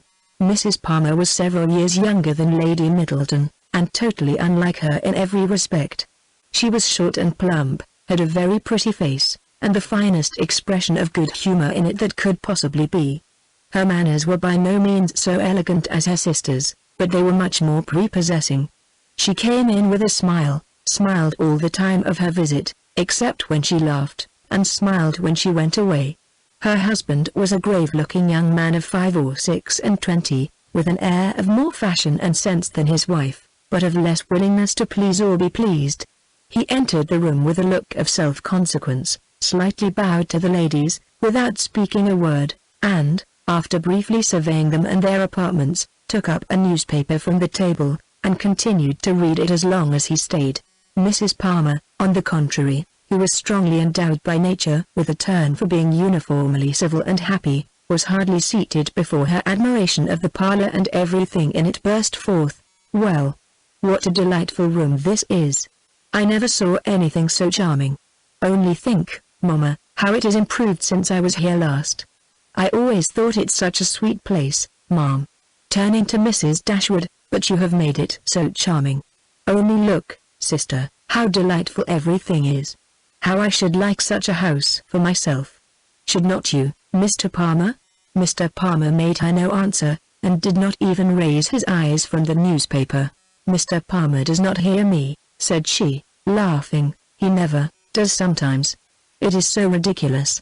This was quite a new idea to Mrs. Dashwood. She had never been used to find wit in the inattention of anyone, and could not help looking with surprise at them both. Mrs. Jennings, in the meantime, talked on as loud as she could, and continued her account of their surprise the evening before, on seeing their friends, without ceasing till everything was told. Mrs. Palmer laughed heartily at the recollection of their astonishment, and everybody agreed, 2 or 3 times over, that it had been quite an agreeable surprise. "You may believe how glad we all were to see them," added Mrs. Jennings, leaning forward towards Eleanor, and speaking in a low voice as if she meant to be heard by no one else, though they were seated on different sides of the room. "But, however, I can't help wishing they had not travelled quite so fast, nor made such a long journey of it, for they came all round by London upon account of some business, for you know," nodding significantly and pointing to her daughter, "it was wrong in her situation. I wanted her to stay at home and rest this morning, but she would come with us, she longed so much to see you all." Mrs. Palmer laughed, and said it would not do her any harm. "She expects to be confined in February," continued Mrs. Jennings. Lady Middleton could no longer endure such a conversation, and therefore exerted herself to ask Mr. Palmer if there was any news in the paper. "No, none at all," he replied, and read on. "Here comes Marianne," cried Sir John. "Now, Palmer, you shall see a monstrous pretty girl." He immediately went into the passage, opened the front door, and ushered her in himself. Mrs. Jennings asked her, as soon as she appeared, if she had not been to Allenham, and Mrs. Palmer laughed so heartily at the question, as to show she understood it. Mr. Palmer looked up on her entering the room, stared at her some minutes, and then returned to his newspaper. Mrs. Palmer's eye was now caught by the drawings which hung round the room. She got up to examine them. "Oh, dear, how beautiful these are! Well, how delightful! Do but look, Mamma, how sweet! I declare they are quite charming. I could look at them forever." And then sitting down again, she very soon forgot that there were any such things in the room. When Lady Middleton rose to go away, Mr. Palmer rose also, laid down a newspaper, stretched himself and looked at them all around. "My love, have you been asleep?" said his wife, laughing. He made her no answer, and only observed, after again examining the room, that it was very low-pitched, and that the ceiling was crooked. He then made his bow, and departed with the rest. Sir John had been very urgent with them all to spend the next day at the park. Mrs. Dashwood, who did not choose to dine with them oftener than they dined at the cottage, absolutely refused on her own account. Her daughters might do as they pleased, but they had no curiosity to see how Mr. and Mrs. Palmer ate their dinner, and no expectation of pleasure from them in any other way. They attempted, therefore, likewise, to excuse themselves. The weather was uncertain, and not likely to be good. But Sir John would not be satisfied. The carriage should be sent for them and they must come. Lady Middleton too, though she did not press their mother, pressed them. Mrs. Jennings and Mrs. Palmer joined their entreaties. All seemed equally anxious to avoid a family party, and the young ladies were obliged to yield. "Why should they ask us?" said Marianne, as soon as they were gone. "The rent of this cottage is said to be low, but we have it on very hard terms. If we are to dine at the park, whenever anyone is staying either with them, or with us, they mean no less to be civil and kind to us now," said Eleanor, "by these frequent invitations, than by those which we received from them a few weeks ago. The alteration is not in them, if their parties are grown tedious and dull. We must look for the change elsewhere." Chapter 20. As the Miss Dashwoods entered the drawing-room of the park the next day, at one door, Mrs. Palmer came running in at the other, looking as good-humoured and merry as before. She took them all most affectionately by the hand, and expressed great delight in seeing them again. "I am so glad to see you," said she, seating herself between Eleanor and Marianne, "for it is so bad a day I was afraid you might not come, which would be a shocking thing, as we go away again tomorrow. We must go, for the Westons come to us next week, you know. It was quite a sudden thing our coming at all, and I knew nothing of it till the carriage was coming to the door, and then Mr. Palmer asked me if I would go with him to Barton. He is so droll. He never tells me anything. I am so sorry we cannot stay longer. However, we shall meet again in town very soon, I hope." They were obliged to put an end to such an expectation. "Not go to town?" cried Mrs. Palmer, with a laugh. "I shall be quite disappointed if you do not. I could get the nicest house in the world for you, next door to ours, in Hanover Square. You must come, indeed. I am sure I shall be very happy to chaperone you at any time till I am confined." If Mrs. Dashwood should not like to go into public, they thanked her, but were obliged to resist all her entreaties. "Oh, my love," cried Mrs. Palmer to her husband, who just then entered the room, "you must help me to persuade their Miss Dashwoods to go to town this winter." Her love made no answer, and after slightly bowing to the ladies, began complaining of the weather. "How horrid all this is," said he. "Such weather makes everything and everybody disgusting. Dullness is as much produced within doors as without, by rain. It makes one detest all one's acquaintance. What the devil does Sir John mean by not having a billiard room in his house? How few people know what comfort is. Sir John is as stupid as the weather." The rest of the company soon dropped in. "I am afraid, Miss Marianne," said Sir John, "you have not been able to take your usual walk to Allenham today." Marianne looked very grave and said nothing. "Oh, don't be so sly before us," said Mrs. Palmer, "for we know all about it, I assure you, and I admire your taste very much, for I think he is extremely handsome. We do not live a great way from him in the country, you know. Not above 10 miles, I dare say." "Much nearer 30, said her husband. "Ah, well, there is not much difference. I never was at his house, but they say it is a sweet pretty place, as vile a spot as I ever saw in my life," said Mr. Palmer. Marianne remained perfectly silent, though her countenance betrayed her interest in what was said. "Is it very ugly?" continued Mrs. Palmer. "Then it must be. Some other place that is so pretty, I suppose." When they were seated in the dining room, Sir John observed with regret that they were only 8 altogether. "My dear," said he to his lady, "it is very provoking that we should be so few. Why did not you ask the Gilberts to come to us today? Did not I tell you, Sir John, when you spoke to me about it, before, that it could not be done? They dined with us last. You and I, Sir John," said Mrs. Jennings, "should not stand upon such ceremony." "Then you would be very ill-bred," cried Mr. Palmer. "My love, you contradict everybody," said his wife with her usual laugh. "Do you know that you are quite rude?" "I did not know I contradicted anybody in calling your mother ill-bred." "You may abuse me as you please," said the good-natured old lady. "You have taken Charlotte off my hands, and cannot give her back again. So there I have the whip hand of you." Charlotte laughed heartily to think that her husband could not get rid of her, and exultingly said, she did not care how cross he was to her, as they must live together. It was impossible for anyone to be more thoroughly good-natured, or more determined to be happy than Mrs. Palmer. The studied indifference, insolence, and discontent of her husband gave her no pain, and when he scolded or abused her, she was highly diverted. "Mr. Palmer is so droll," said she, in a whisper, to Eleanor. "He is always out of humor." Eleanor was not inclined, after a little observation, to give him credit for being so genuinely and unaffectedly ill-natured or ill-bred as he wished to appear.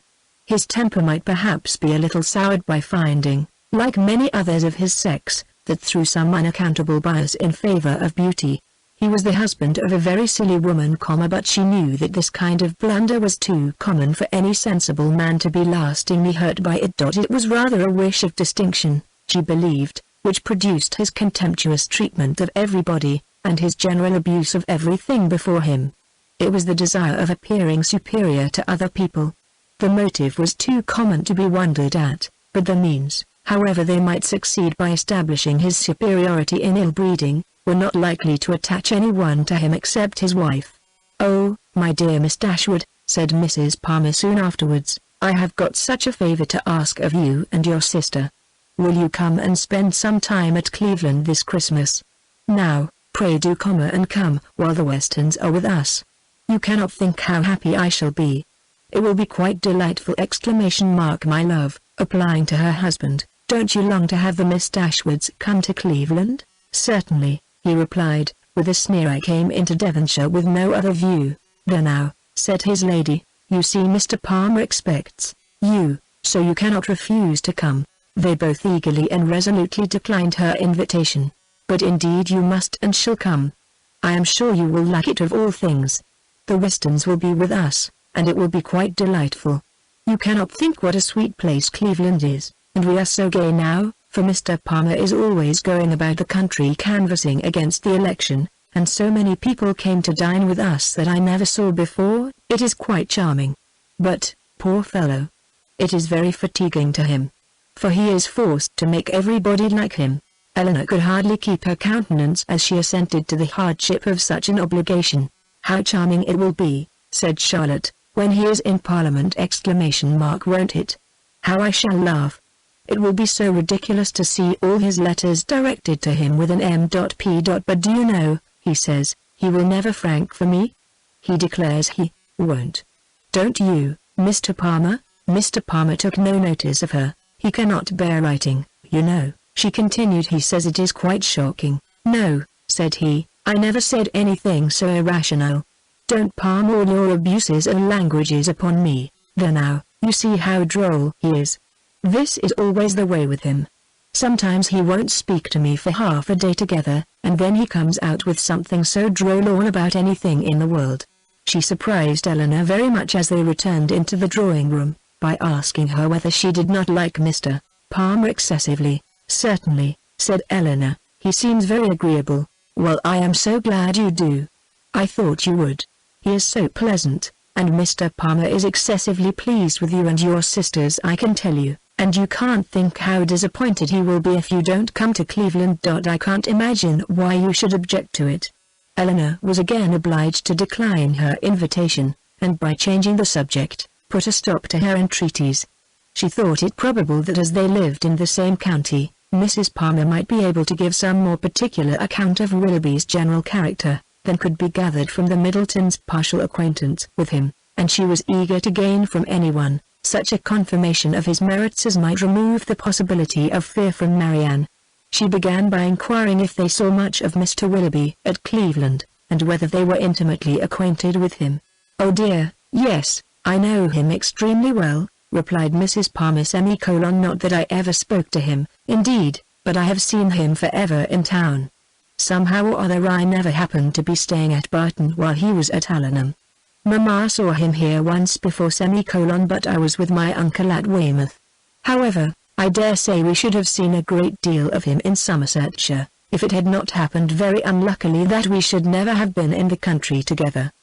He is very little at Coombe, I believe, but if he were ever so much there, I do not think Mr. Palmer would visit him, for he is in the opposition, you know, and besides it is such a way off. I know why you inquire about him. Very well, your sister is to marry him. I am monstrous glad of it, for then I shall have her for a neighbour, you know." "Upon my word," replied Eleanor, "you know much more of the matter than I do, if you have any reason to expect such a match. Don't pretend to deny it, because you know it is what everybody talks of." "I assure you I heard of it in my way through town, my dear Mrs. Palmer. Upon my honour I did. I met Colonel Brandon Monday morning in Bond Street, just before we left town, and he told me of it directly. You surprise me very much. Colonel Brandon tell you of it? Surely you must be mistaken. To give such intelligence to a person who could not be interested in it, even if it were true, is not what I should expect Colonel Brandon to do. But I do assure you it was so, for all that, and I will tell you how it happened. When we met him, he turned back and walked with us, and so we began talking of my brother and sister, and one thing and another, and I said to him, 'So, Colonel, there is a new family come to Barton Cottage, I hear, and Mamma sends me word they are very pretty, and that one of them is going to be married to Mr. Willoughby of Combe Magna. Is it true, pray? For of course you must know, as you have been in Devonshire so lately.' And what did the Colonel say?" "Oh, he did not say much, but he looked as if he knew it to be true, so from that moment I set it down as certain. It will be quite delightful, I declare.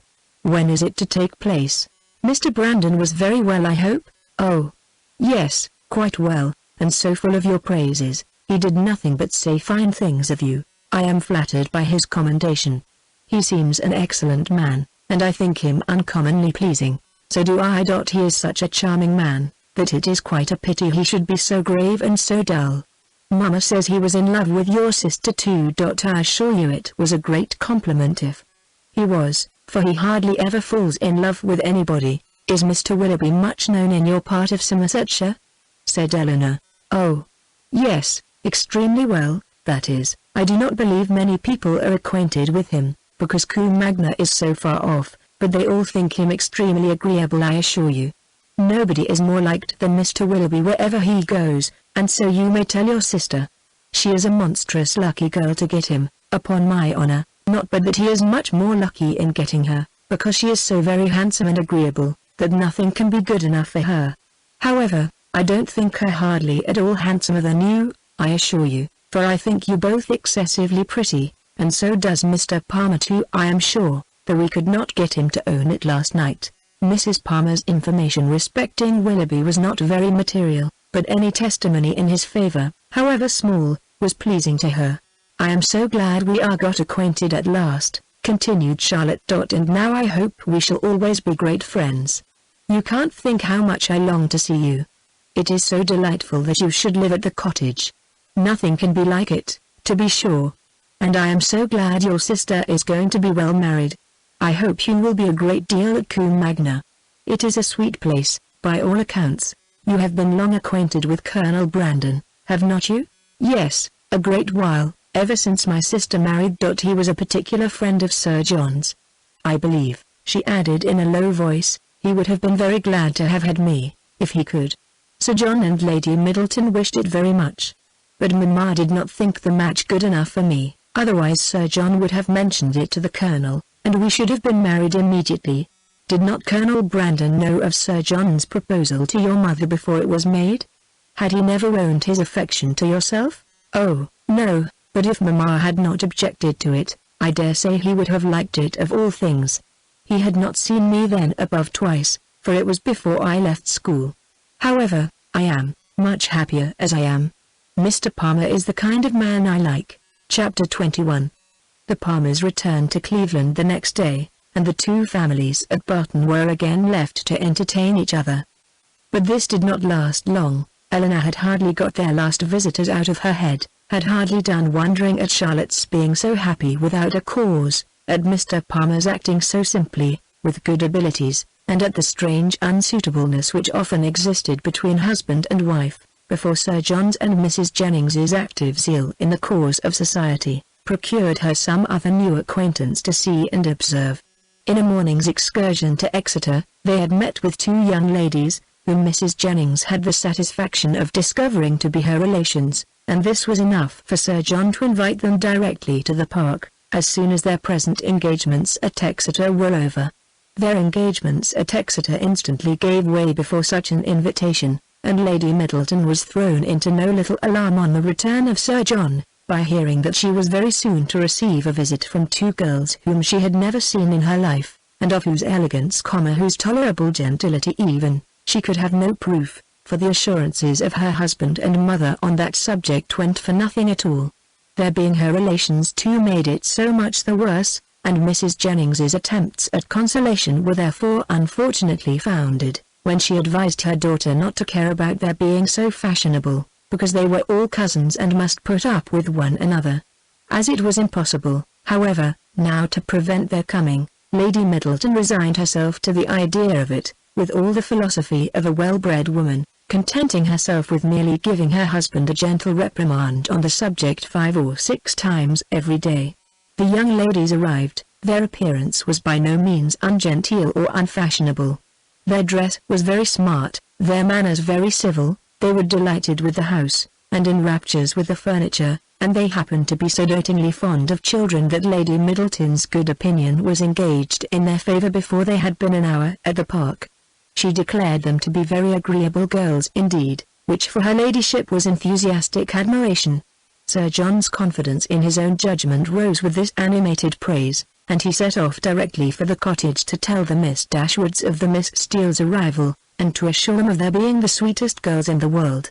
From such commendation as this, however, there was not much to be learned. Eleanor well knew that the sweetest girls in the world were to be met with in every part of England, under every possible variation of form, face, temper and understanding.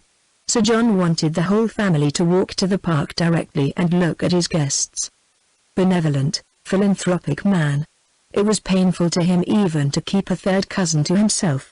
"Do come now," said he. "Pray come, you must come, I declare you shall come. You can't think how you will like them. Lucy is monstrous pretty, and so good-humoured and agreeable. The children are all hanging about her already, as if she was an old acquaintance. And they both long to see you of all things, for they have heard at Exeter that you are the most beautiful creatures in the world, and I have told them it is all very true, and a great deal more. You will be delighted with them, I am sure. They have brought the whole coach full of playthings for the children. How can you be so cross as not to come? Why, they are your cousins, you know, after a fashion. You are my cousins, and they are my wife's, so you must be related." But Sir John could not prevail. He could only obtain a promise of their calling at the park within a day or two, and then left them in amazement at their indifference, to walk home and boast anew of their attractions to the Miss Steeles, as he had been already boasting of the Miss Steeles to them.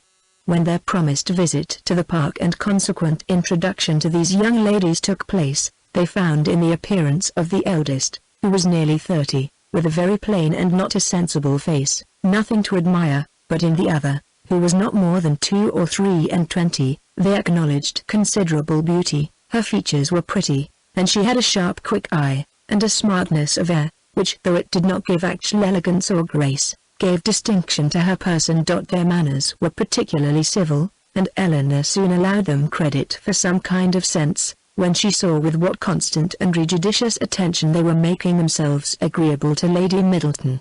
With her children they were in continual raptures, extolling their beauty, courting their notice, and humouring their whims, and such of their time as could be spared from the importunate demands which this politeness made on it, was spent in admiration of whatever her ladyship was doing, if she happened to be doing anything, or in taking patterns of some elegant new dress, in which her appearance the day before had thrown them into unceasing delight.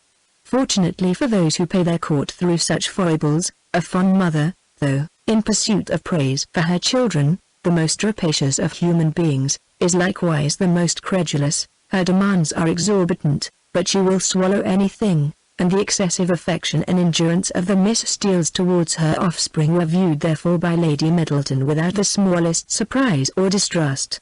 She saw with maternal complacency all the impertinent encroachments and mischievous tricks to which her cousins submitted.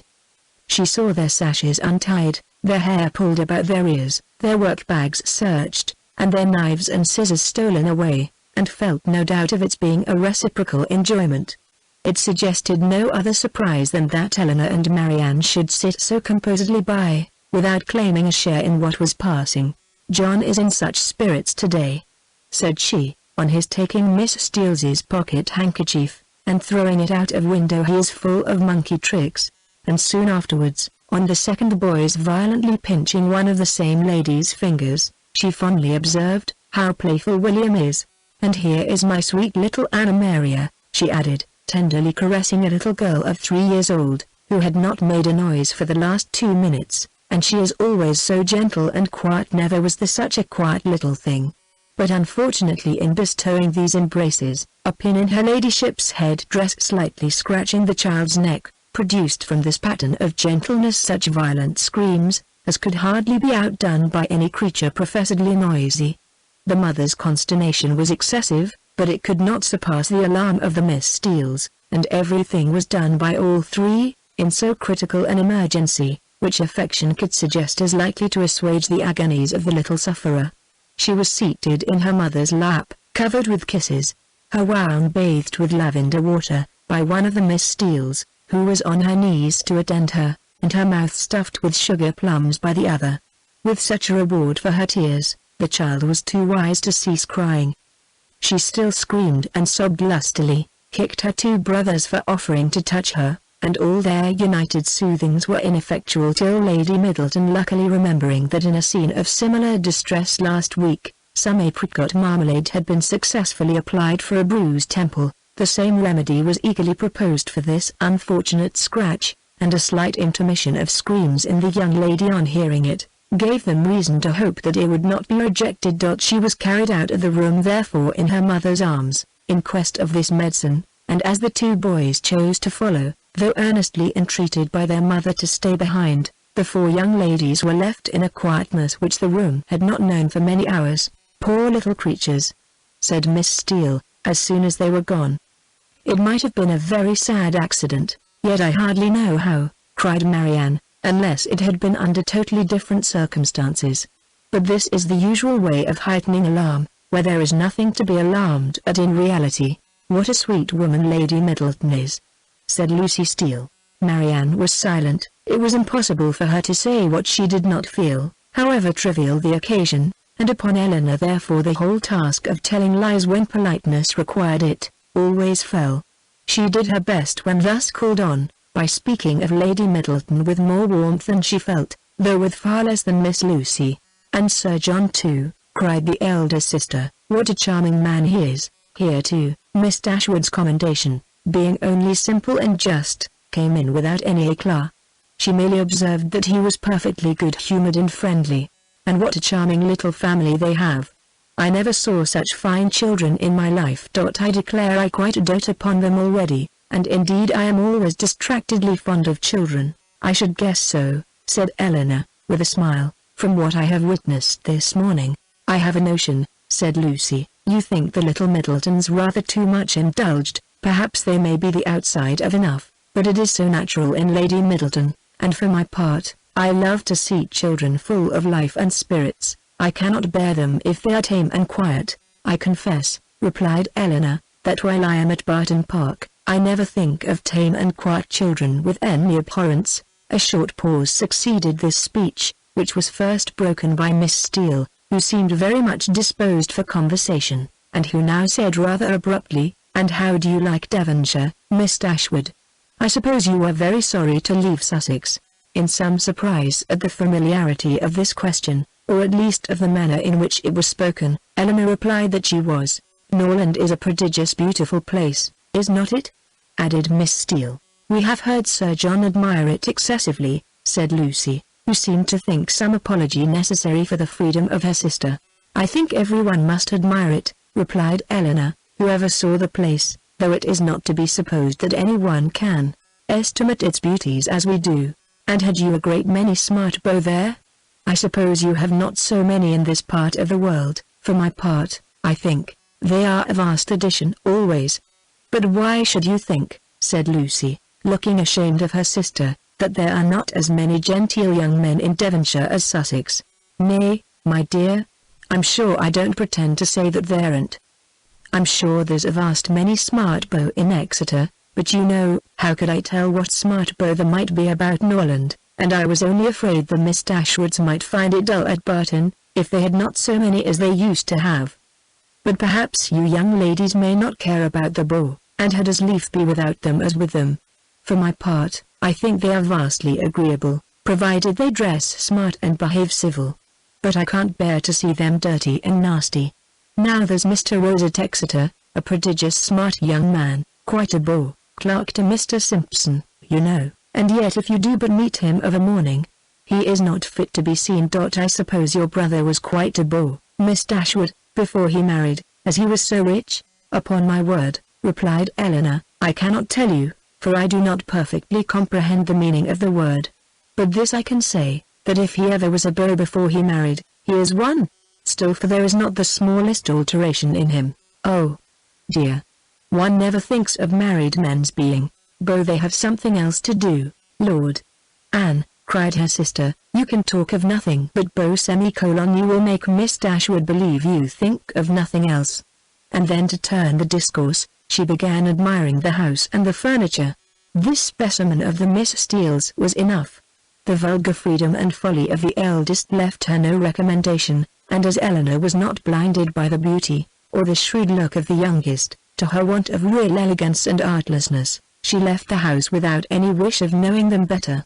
Not so the Miss Steeles. They came from Exeter, well provided with admiration for the use of Sir John Middleton, his family, and all his relations, and no niggardly proportion was now dealt out to his fair cousins, whom they declared to be the most beautiful, elegant, accomplished, and agreeable girls they had ever beheld, and with whom they were particularly anxious to be better acquainted. And to be better acquainted therefore, Eleanor soon found was their inevitable lot, for as Sir John was entirely on the side of the Miss Steeles, their party would be too strong for opposition, and that kind of intimacy must be submitted to, which consists of sitting an hour or two together in the same room almost every day.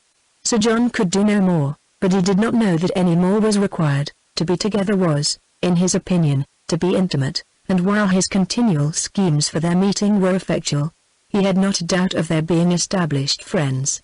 To do him justice, he did everything in his power to promote their unreserve, by making the Miss Steeles acquainted with whatever he knew or supposed of his cousins' situations in the most delicate particulars. And Eleanor had not seen them more than twice, before the eldest of them wished her joy on her sister's having been so lucky as to make a conquest of a very smart beau since she came to Barton.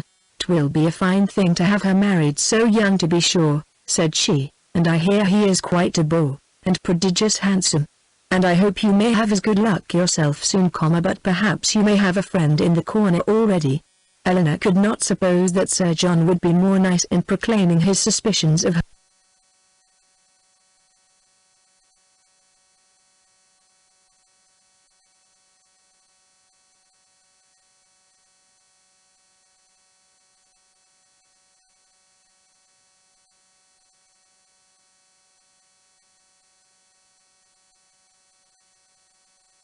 They arrived in due time at the place of destination, and as soon as the string of carriages before them would allow, alighted, ascended the stairs, heard their names announced from one landing place to another in an audible voice, and entered a room splendidly lit up, quite full of company, and insufferably hot.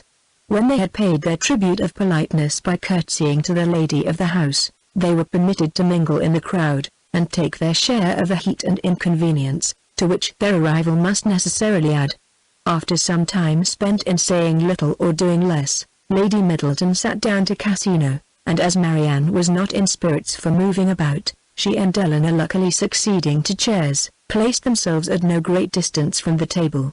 They had not remained in this manner long, before Eleanor perceived Willoughby, standing within a few yards of them, in earnest conversation with a very fashionable-looking young woman.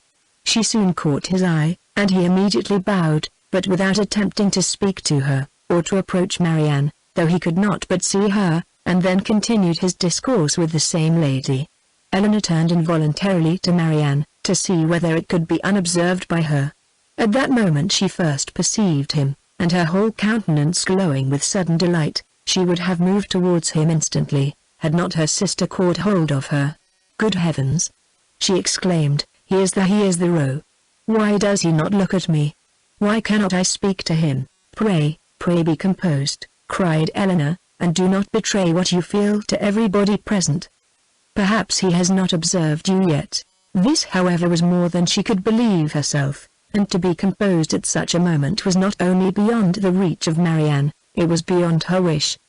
She sat in an agony of impatience which affected every feature. At last he turned round again, and regarded them both. She started up, and pronouncing his name in a tone of affection, held out her hand to him. He approached, and addressing himself rather to Eleanor than Marianne, as if wishing to avoid her eye, and determined not to observe her attitude, inquired in a hurried manner after Mrs. Dashwood, and asked how long they had been in town. Eleanor was robbed of all presence of mind by such an address, and was unable to say a word. But the feelings of her sister were instantly expressed. Her face was crimsoned over, and she exclaimed, in a voice of the greatest emotion, "Good God! Willoughby, what is the meaning of this? Have you not received my letters? Will you not shake hands with me?" He could not then avoid it, but her touch seemed painful to him, and he held her hand only for a moment. During all this time he was evidently struggling for composure.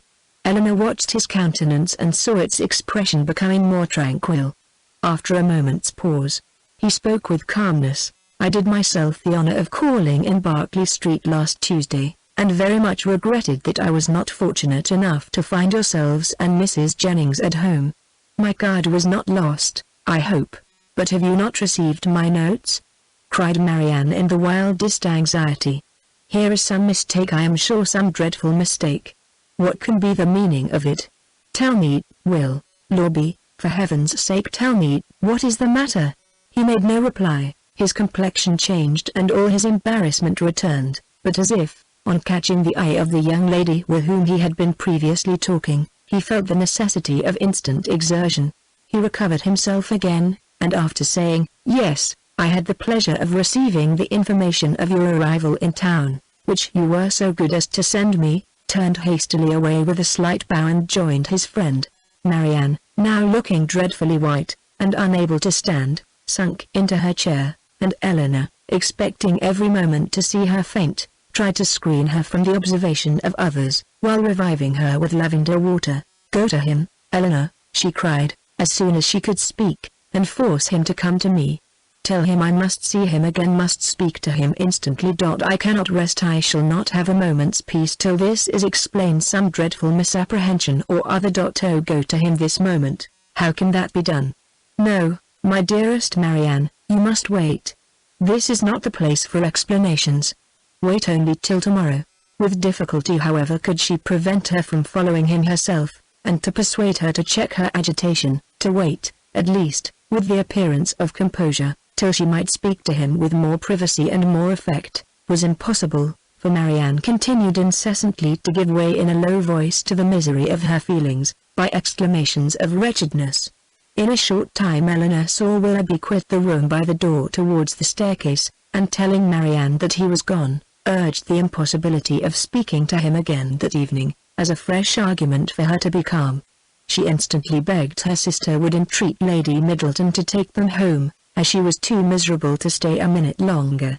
Lady Middleton, though in the middle of a rubber, on being informed that Marianne was unwell, was too polite to object for a moment to her wish of going away. and making over her cards to a friend, they departed as soon the carriage could be found. Scarcely a word was spoken during their return to Berkeley Street.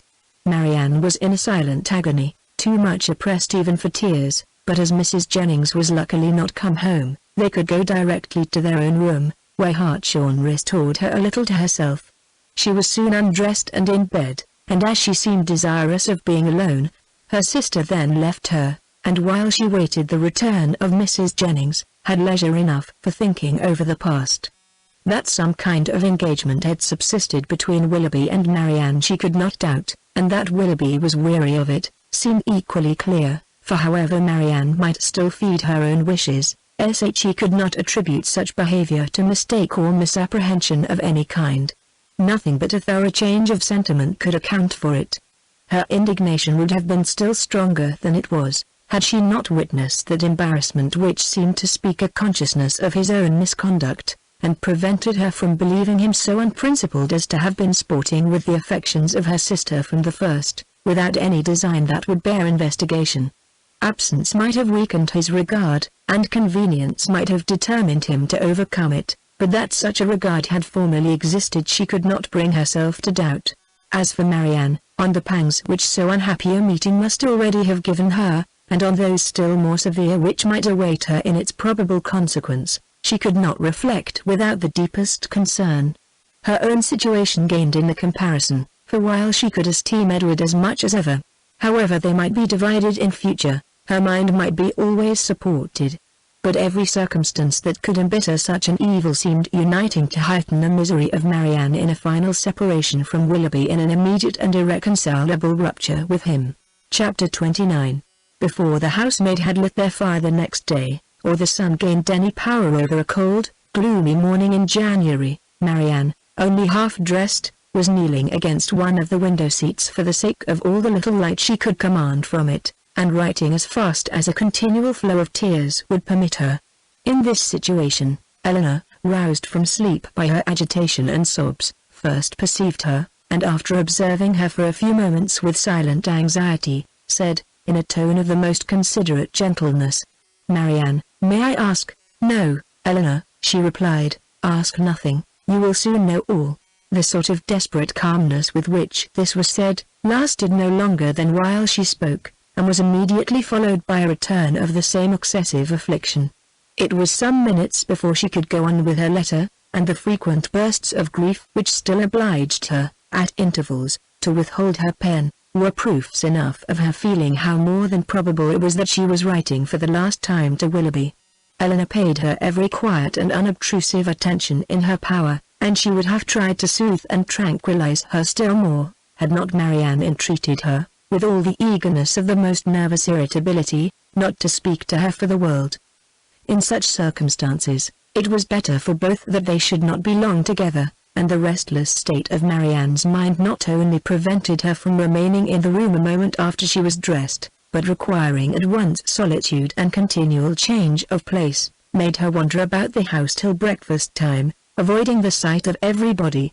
At breakfast she neither ate, nor attempted to eat anything, and Eleanor's attention was then all employed, not in urging her, not in pitying her, nor in appearing to regard her, but in endeavoring to engage Mrs. Jennings' notice entirely to herself.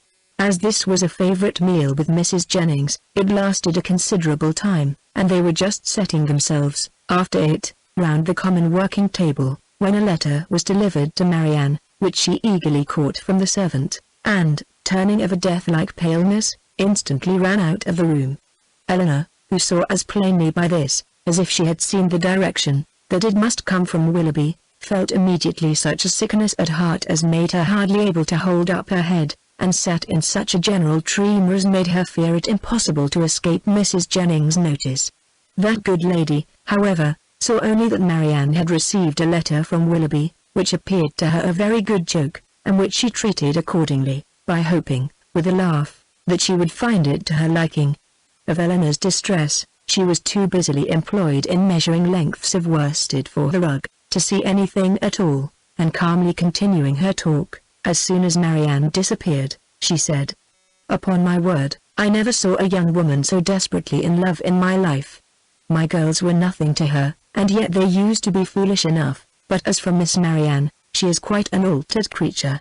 I hope, from the bottom of my heart, he won't keep her waiting much longer, for it is quite grievous to see her look so ill and forlorn. Pray, when are they to be married?" Eleanor, though never less disposed to speak than at that moment, obliged herself to answer such an attack as this, and, therefore, trying to smile, replied, "And have you really, ma'am, talked yourself into a persuasion of my sister's being engaged to Mr. Willoughby? I thought it had been only a joke, but so serious a question seems to imply more, and I must beg, therefore, that you will not deceive yourself any longer. I do assure you that nothing would surprise me more than to hear of their being going to be married. For shame, Miss Dashwood. How can you talk so? Don't we all know that it must be a match, that they were over head and ears in love with each other from the first moment they met? Did not I see them together in Devonshire every day, and all day long, and did not I know that your sister came to town with me on purpose to buy wedding clothes? Come, this won't do. Because you are so sly about it yourself, you think nobody else has any senses, but it is no such thing, I can tell you, for it has been known all over town, this ever so long. I tell everybody of it, and so does Charlotte." "Indeed, ma'am," said Eleanor, very seriously, "you're mistaken. Indeed, you are doing a very unkind thing in spreading the report, and you will find that you have, though you will not believe me now." Mrs. Jennings laughed again, but Eleanor had not spirits to say more, and eager at all events to know what Willoughby had written, hurried away to the room, where, on opening the door, she saw Marianne stretched on the bed, almost choked by grief, one letter in her hand, and 2 or 3 others laying by her. Eleanor drew near, but without saying a word, and seating herself on the bed, took her hand, kissed her affectionately several times, and then gave way to a burst of tears, which at first was scarcely less violent than Marianne's. The latter, though unable to speak, seemed to feel all the tenderness of this behavior, and after some time thus spent in joint affliction, she put all the letters into Eleanor's hands, and then covering her face with her handkerchief, almost screamed with agony. Eleanor, who knew that such grief, shocking as it was to witness it, must have its course, watched by her till this excess of suffering had somewhat spent itself, and then turning eagerly to Willoughby's letter, read as follows: "Bond Street, January. My dear Madam, I have just had the honor of receiving your letter, for which I beg to return my sincere acknowledgments. I am much concerned to find there was anything in my behavior last night that did not meet your approbation, and though I am quite at a loss to discover in what point I could be so unfortunate as to offend you, I entreat your forgiveness of what I can assure you to have been perfectly unintentional.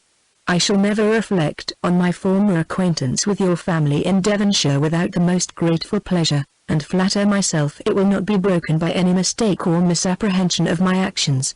My esteem for your whole family is very sincere, but if I have been so unfortunate as to give rise to a belief of more than I felt, or meant to express, I shall reproach myself for not having been more guarded in my professions of that esteem. That I should ever have meant more you will allow to be impossible, when you understand that my affections have been long engaged elsewhere, and it will not be many weeks, I believe, before this engagement is fulfilled.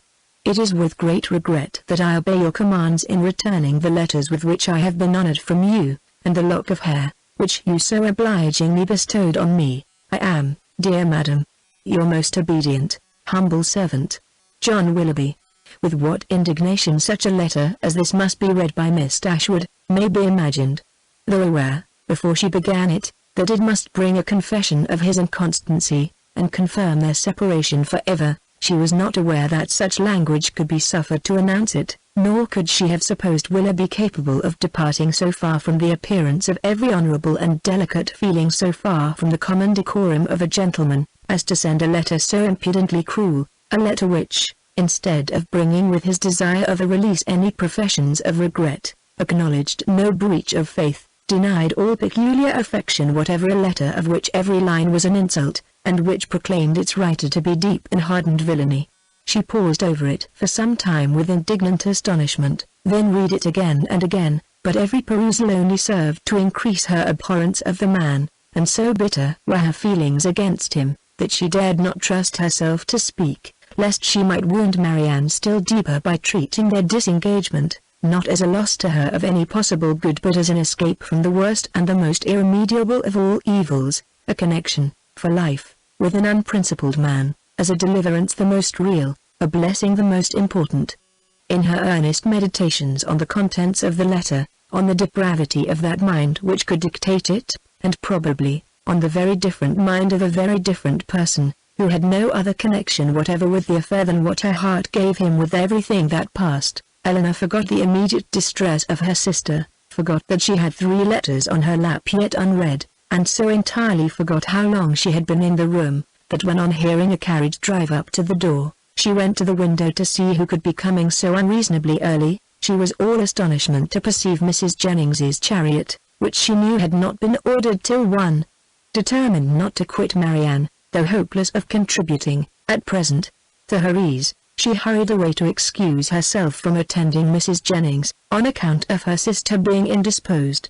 Mrs. Jennings, with a thoroughly good-humoured concern for its cause, admitted the excuse most readily, and Eleanor, after seeing her safe off, returned to Marianne, whom she found attempting to rise from the bed, and whom she reached just in time to prevent her from falling on the floor, faint and giddy from a long want of proper rest and food, for it was many days since she had any appetite, and many nights since she had really slept, and now, when her mind was no longer supported by the fever of suspense, the consequence of all this was felt in an aching head, a weakened stomach, and a general nervous faintness. A glass of wine, which Eleanor procured for her directly, made her more comfortable, and she was at last able to express some sense of her kindness, by saying, "Poor Eleanor! How unhappy I make you." "I only wish," replied her sister, "there were anything I could do, which might be of comfort to you." This, as everything else would have been, was too much for Marianne, who could only exclaim, in the anguish of her heart, "Oh, Eleanor, I am miserable, indeed," before her voice was entirely lost in sobs. Eleanor could no longer witness this torrent of unresisted grief in silence. "Exert yourself, dear Marianne," she cried, "if you would not kill yourself and all who love you. Think of your mother, think of her misery while you suffer, for her sake you must exert yourself." I cannot," cried Marianne, leave me, if I distress you, leave me, hate me, forget me. But do not torture me so.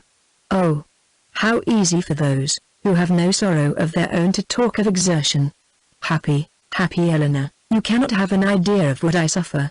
Do you call me happy, Marianne? Ah!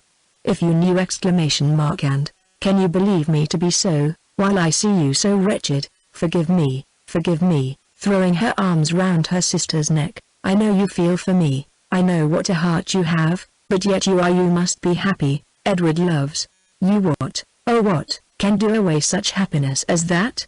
Many circumstances, said Eleanor, solemnly. No, cried Marianne wildly. He loves you, and only you. You can have no grief, I can have no pleasure while I see you in this state, and you will never see me otherwise. Mine is a misery, which nothing can do away. You must not talk so, Marianne. Have you no comforts? No friends? Is your loss such as leaves no opening for consolation? Much as you suffer now, think of what you would have suffered if the discovery of his character had been delayed to a later period, if your engagement had been carried on for months and months, as it might have been, before he chose to put an end to it. Every additional day of unhappy confidence, on your side, would have made the blow more dreadful. Engagement! Cried Marianne, there has been no engagement. No, he is not so unworthy as you believe him. He has broken no faith with me. But he told you that he loved you. Yes, no, never absolutely. It was every day implied, but never professedly declared.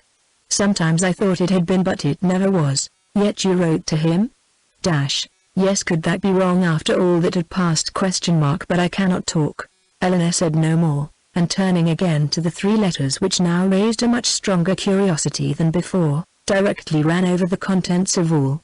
The first, which was what her sister had sent him on their arrival in town, was to this effect: Berkeley Street, January. How surprised you will be, Willoughby, on receiving this, and I think you will feel something more than surprise, when you know that I am in town. An opportunity of coming hither, though with Mrs. Jennings, was a temptation we could not resist. I wish you may receive this in time to come here tonight, but I will not depend on it. At any rate I shall expect you tomorrow. For the present, adieu, M.D. Her second note, which had been written on the morning after the dance at the Middletons, was in these words: I cannot express my disappointment in having missed you the day before yesterday, nor my astonishment at not having received any answer to a note which I sent you above a week ago. I have been expecting to hear from you, and still more to see you, every hour of the day. Pray call again as soon as possible, and explain the reason of my having expected this in vain. You had better come earlier another time, because we are generally out by 1. We were last night at Lady Middleton's, where there was a dance. I have been told that you were asked to be at the party. But could it be so? You must be very much altered indeed since we parted, if that could be the case, and you not there. But I will not suppose this possible, and I hope very soon to receive your personal assurance of its being otherwise. M.D. The contents of her last note to him were these: What am I to imagine, Willoughby, by your behaviour last night? Again I demand an explanation of it. I was prepared to meet you with the pleasure which our separation naturally produced, with the familiarity which our intimacy at Burton appeared to me to justify. I was repulsed indeed. I have passed a wretched night in endeavouring to excuse a conduct which can scarcely be called less than insulting, but though I have not yet been able to form any reasonable apology for your behaviour, I am perfectly ready to hear your justification of it. You have perhaps been misinformed, or purposely deceived, in something concerning me, which may have lowered me in your opinion. Tell me what it is, explain the grounds on which you acted, and I shall be satisfied, in being able to satisfy you. It would grieve me indeed to be obliged to think ill of you, but if I am to do it, if I am to learn that you are not what we have hitherto believed you, that your regard for us all was insincere, that your behaviour to me was intended only to deceive, let it be told as soon as possible. My feelings are at present in a state of dreadful indecision. I wish to acquit you, but certainty on either side will be ease to what I now suffer. If your sentiments are no longer what they were, you will return my notes, and the lock of my hair which is in your possession. M.D. That such letters, so full of affection and confidence, could have been so answered, Eleanor, for Willoughby's sake, would have been unwilling to believe. But her condemnation of him did not blind her to the impropriety of their having been written at all, and she was silently grieving over the imprudence which had hazarded such unsolicited proofs of tenderness, not warranted by anything preceding, and most severely condemned by the event, when Marianne, perceiving that she had finished the letters, observed to her that they contained nothing but what anyone would have written in the same situation. I felt myself, she added, to be as solemnly engaged to him, as if the strictest legal covenant had bound us to each other. I can believe it, said Eleanor, but unfortunately he did not feel the same. He did feel the same, Eleanor, for weeks and weeks he felt it. I know he did. Whatever may have changed him now, and nothing but the blackest art employed against me can have done it, I was once as dear to him as my own soul could wish. This lock of hair, which now he can so readily give up, was begged of me with the most earnest supplication. Had you seen his look, his manner, had you heard his voice at that moment? Have you forgot the last evening of our being together at Burton? The morning that we parted too. When he told me that it might be many weeks before we met again, his distress, can I ever forget his distress?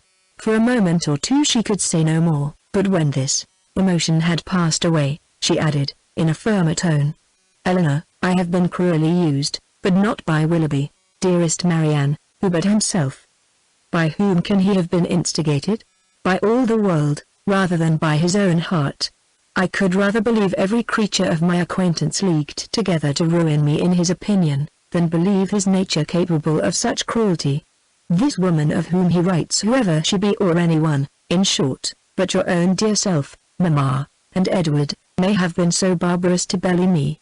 Beyond you three, is there a creature in the world whom I would not rather suspect of evil than Willoughby, whose heart I know so well? Eleanor would not contend, and only replied, whoever may have been so detestably your enemy, let them be cheated of their malignant triumph, my dear sister, by seeing how nobly the consciousness of your own innocence and good intentions supports your spirits. It is a reasonable and laudable pride which resists such malevolence. No, no, cried Marianne, misery such as mine has no pride. I care not who knows that I am wretched. The triumph of seeing me so may be open to all the world. Eleanor, Eleanor, they who suffer little may be proud and independent as they like, may resist insult, or return mortification, but I cannot. I must feel I must be wretched, and they are welcome to enjoy the consciousness of it that can, but for my mother's sake and mine, I would do more than for my own. But to appear happy, when I am so miserable, oh, who can require it? Again they were both silent. Eleanor was employed in walking thoughtfully from the fire to the window, from the window to the fire, without knowing that she received warmth from one, or discerning objects through the other, and Marianne, seated at the foot of the bed, with her head leaning against one of its posts, again took up Willoughby's letter, and, after shuddering over every sentence, exclaimed, "It is too much. Oh, Willoughby, Willoughby, could this be yours? Cruel, cruel, nothing can acquit you. Eleanor, nothing can. Whatever he might have heard against me, ought he not to have suspended his belief? Ought he not to have told me of it?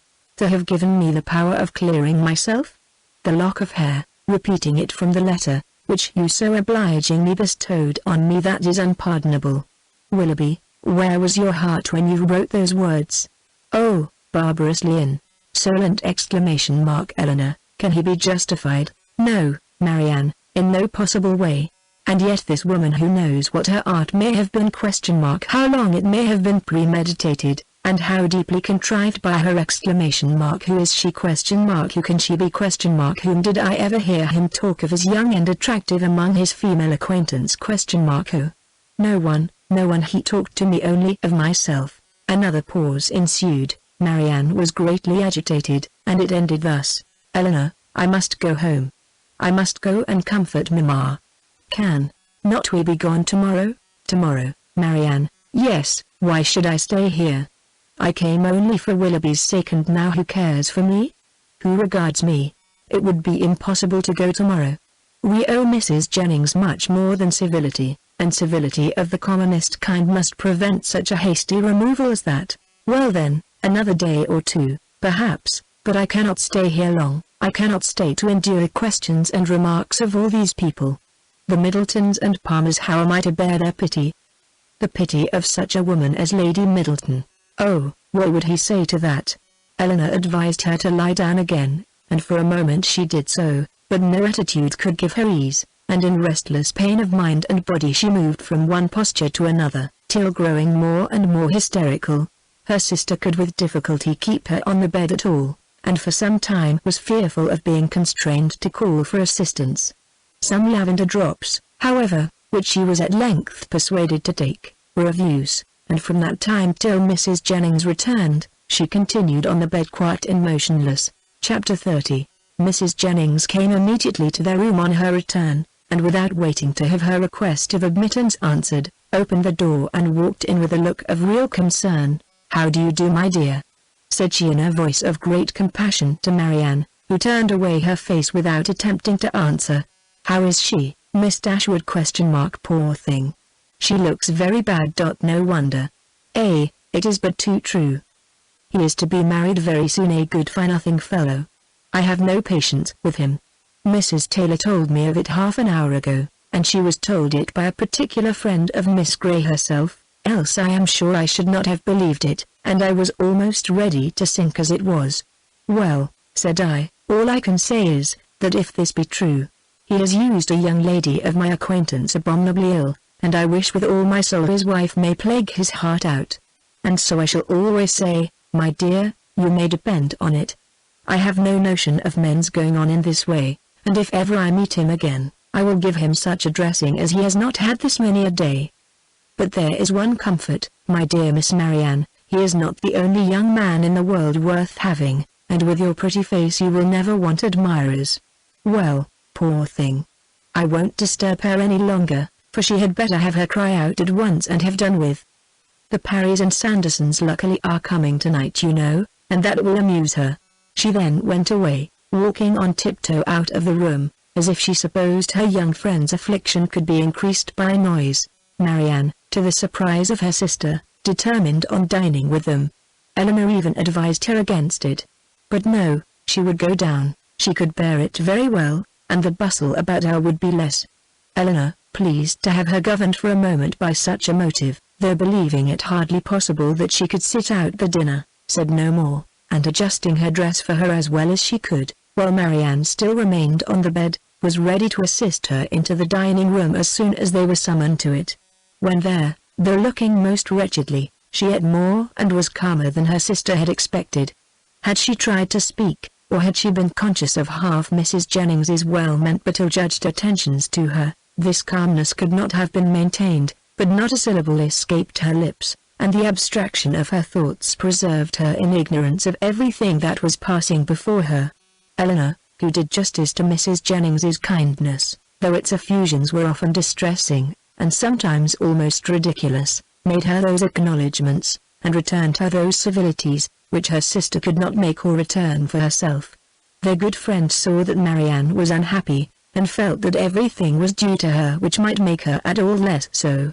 She treated her therefore, with all the indulgent fondness of a parent towards a favorite child on the last day of its holidays. Marianne was to have the best place by the fire, was to be tempted to eat by every delicacy in the house, and to be amused by the relation of all the news of the day. Had not Eleanor, in the sad countenance of her sister, seen a check to all mirth, she could have been entertained by Mrs. Jennings's endeavours to cure a disappointment in love, by a variety of sweetmeats and olives, and a good fire. As soon, however, as the consciousness of all this was forced by continual repetition on Marianne, she could stay no longer. With a hasty exclamation of misery, and a sign to her sister not to follow her, she directly got up and hurried out of the room. "Poor soul!" cried Mrs. Jennings, as soon as she was gone, "how it grieves me to see her. And I declare if she is not gone away without finishing her wine. And the dried cherries too. Lord! Nothing seems to do her any good. I am sure if I knew of anything she would like, I would send all over the town for it. Well, it is the oddest thing to me, that a man should use such a pretty girl so ill. But when there is plenty of money on one side, and next to none on the other, Lord bless you, they care no more about such things! The lady then, Miss Grey, I think you called her, is very rich? £50,000, my dear. Did you ever see her? A smart, stylish girl they say, but not handsome. I remember her aunt very well, Biddy Henchay. She married a very wealthy man. But the family are all rich together. £50,000. And by all accounts, it won't come before it's wanted, for they say he is all to pieces. No wonder. Dashing about with his curricle and hunters. Well, it don't signify talking, but when a young man, be who he will, comes and makes love to a pretty girl, and promises marriage, he has no business to fly off from his word only because he grows poor, and a richer girl is ready to have him. Why don't he, in such a case, sell his horses, let his house, turn off his servants, and make a thorough reform at once? I warrant you, Miss Marianne would have been ready to wait till matters came round. But that won't do nowadays. Nothing in the way of pleasure can ever be given up by the young men of this age. Do you know what kind of a girl Miss Grey is? Is she said to be amiable? I never heard any harm of her.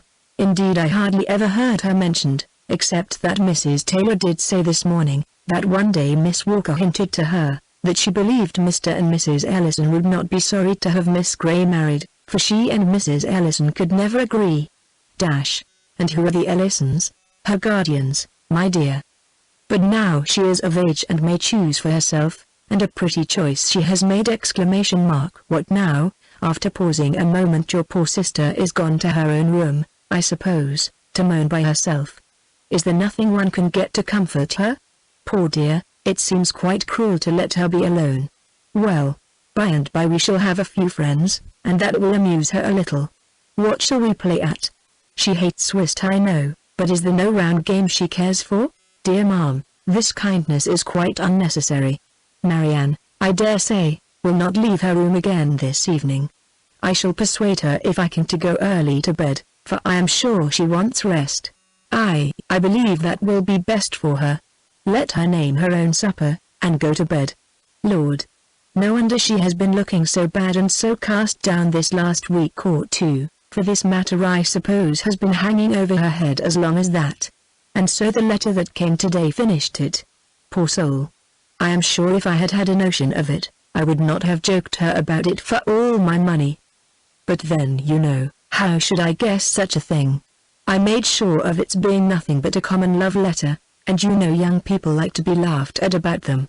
Lord! How concerned Sir John and my daughters will be when they hear it.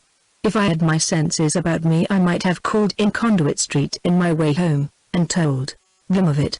But I shall see them tomorrow. It would be unnecessary I am sure, for you to caution Mrs. Palmer and Sir John against ever naming Mr. Willoughby, or making the slightest allusion to what has passed, before my sister. Their own good nature must point out to them the real cruelty of appearing to know anything about it when she is present, and the less that may ever be said to myself on the subject, the more my feelings will be spared, as you my dear madam will easily believe. Oh, Lord! Yes, that I do indeed. It must be terrible for you to hear it talked of, and as for your sister, I am sure I would not mention a word about it to her for the world. You saw I did not all dinner time. No more would Sir John, nor my daughters, for they are all very thoughtful and considerate, especially if I give them a hint, as I certainly will. For my part, I think the less that is said about such things, the better, the sooner 'tis blown over and forgot. And what does talking ever do you know? In this affair it can only do harm, more so perhaps than in many cases of a similar kind, for it has been attended by circumstances which, for the sake of everyone concerned in it, make it unfit to become the public conversation.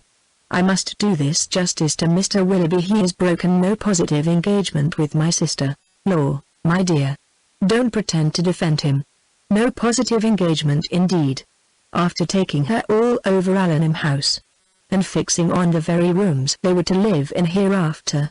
Eleanor, for her sister's sake, could not press the subject farther, and she hoped it was not required of her for Willoughby's, since, though Marianne might lose much, he could gain very little by the enforcement of the real truth. After a short silence on both sides, Mrs. Jennings, with all her natural hilarity, burst forth again. Well, my dear, 'tis a true saying about an ill wind, for it will be all the better for Colonel Brandon. He will have her at last. Aye, that he will. Mind me. Now, if they ain't married by midsummer. Lord! How he'll chuckle over this news. I hope he will come tonight. It will be all to one a better match for your sister.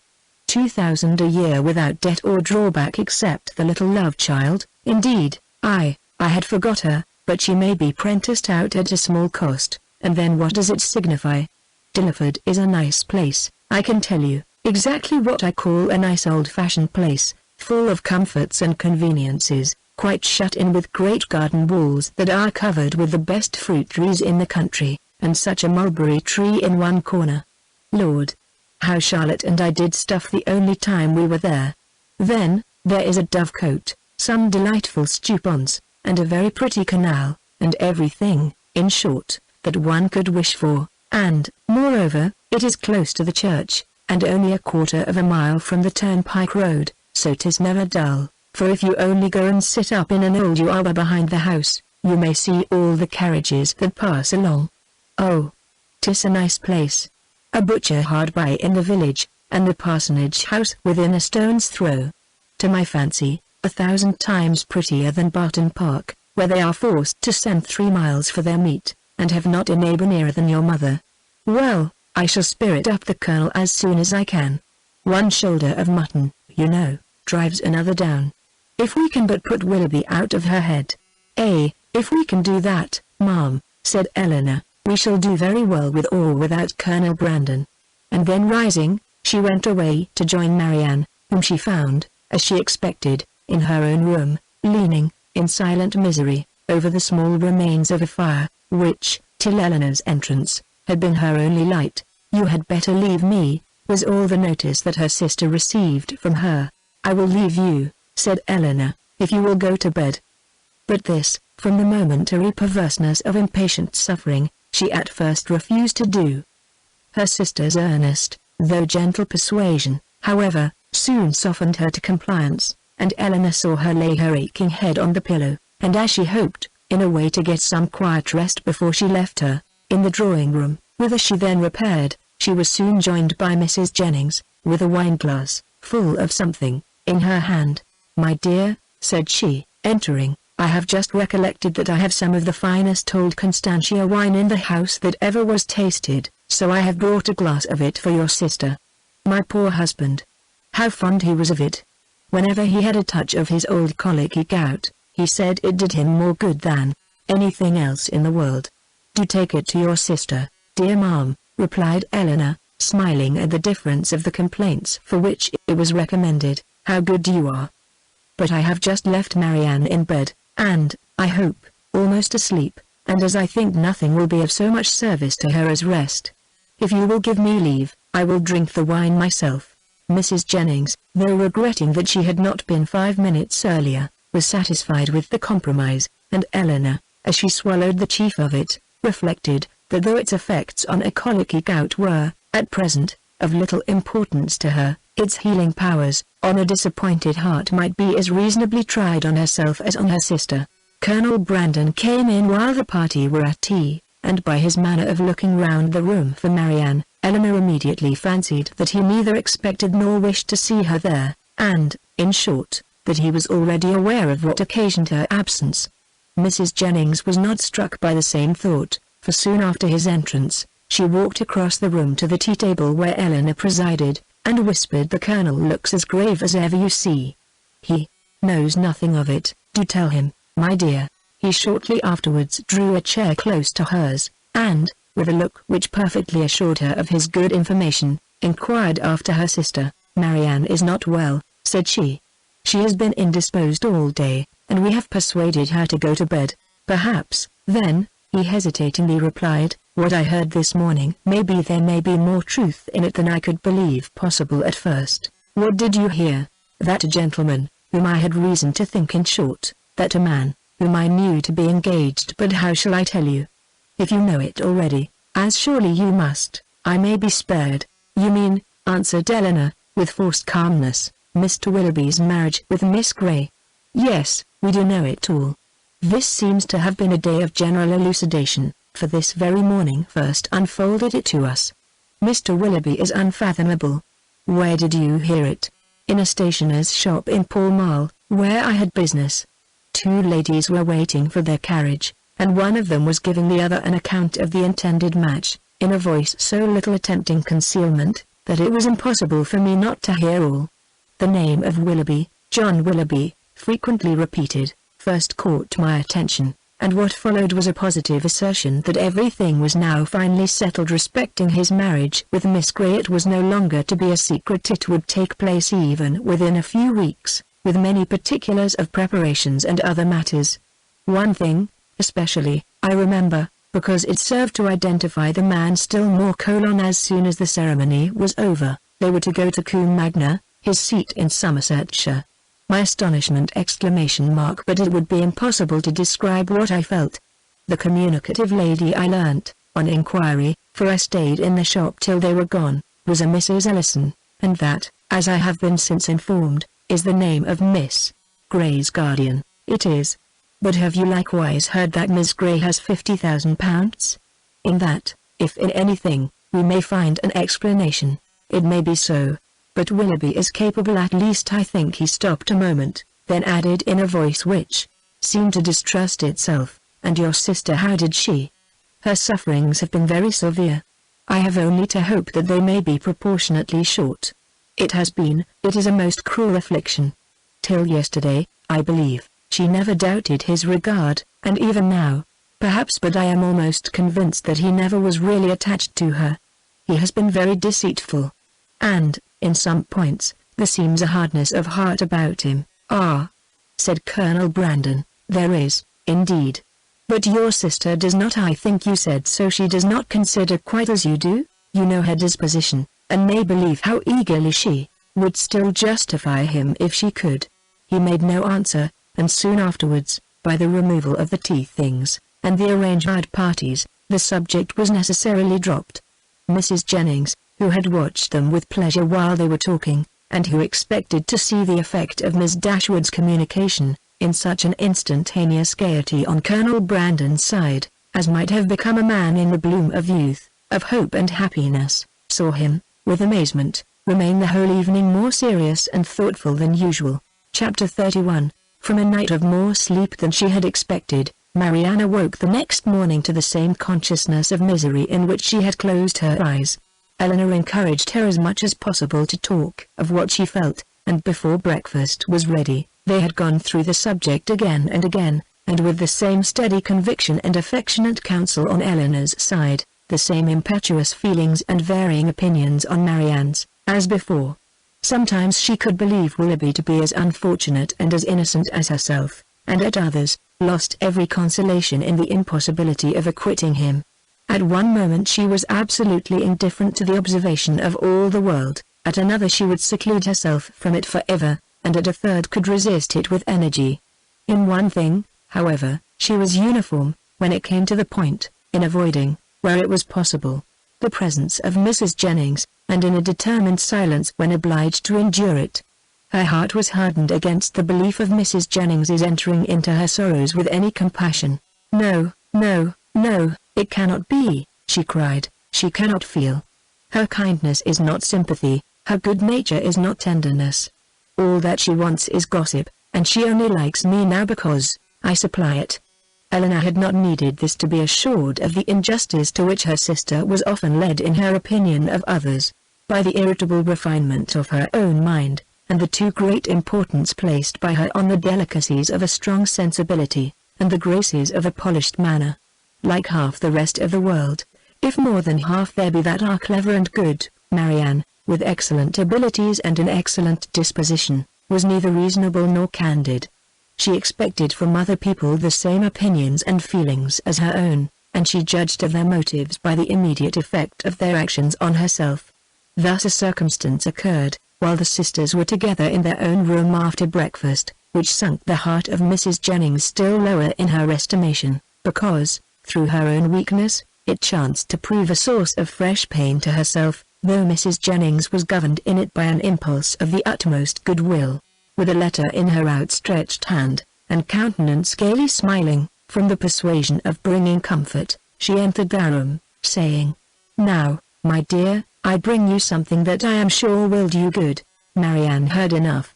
In one moment her imagination placed before her a letter from Willoughby, full of tenderness and contrition, explanatory of all that had passed, satisfactory, convincing, and instantly followed by Willoughby himself, rushing eagerly into the room to enforce, at her feet, by the eloquence of his eyes, the assurances of his letter. The work of one moment was destroyed by the next. The handwriting of her mother, never till then unwelcome, was before her, and, in the acuteness of the disappointment which followed such an ecstasy of more than hope, she felt as if, till that instant, she had never suffered. The cruelty of Mrs. Jennings no language, within her reach in her moments of happiest eloquence, could have expressed, and now she could reproach her only by the tears which streamed from her eyes with passionate violence, a reproach, however, so entirely lost on its object, that after many expressions of pity, she withdrew, still referring her to the letter of comfort. But the letter, when she was calm enough to read it, brought little comfort. Willoughby filled every page.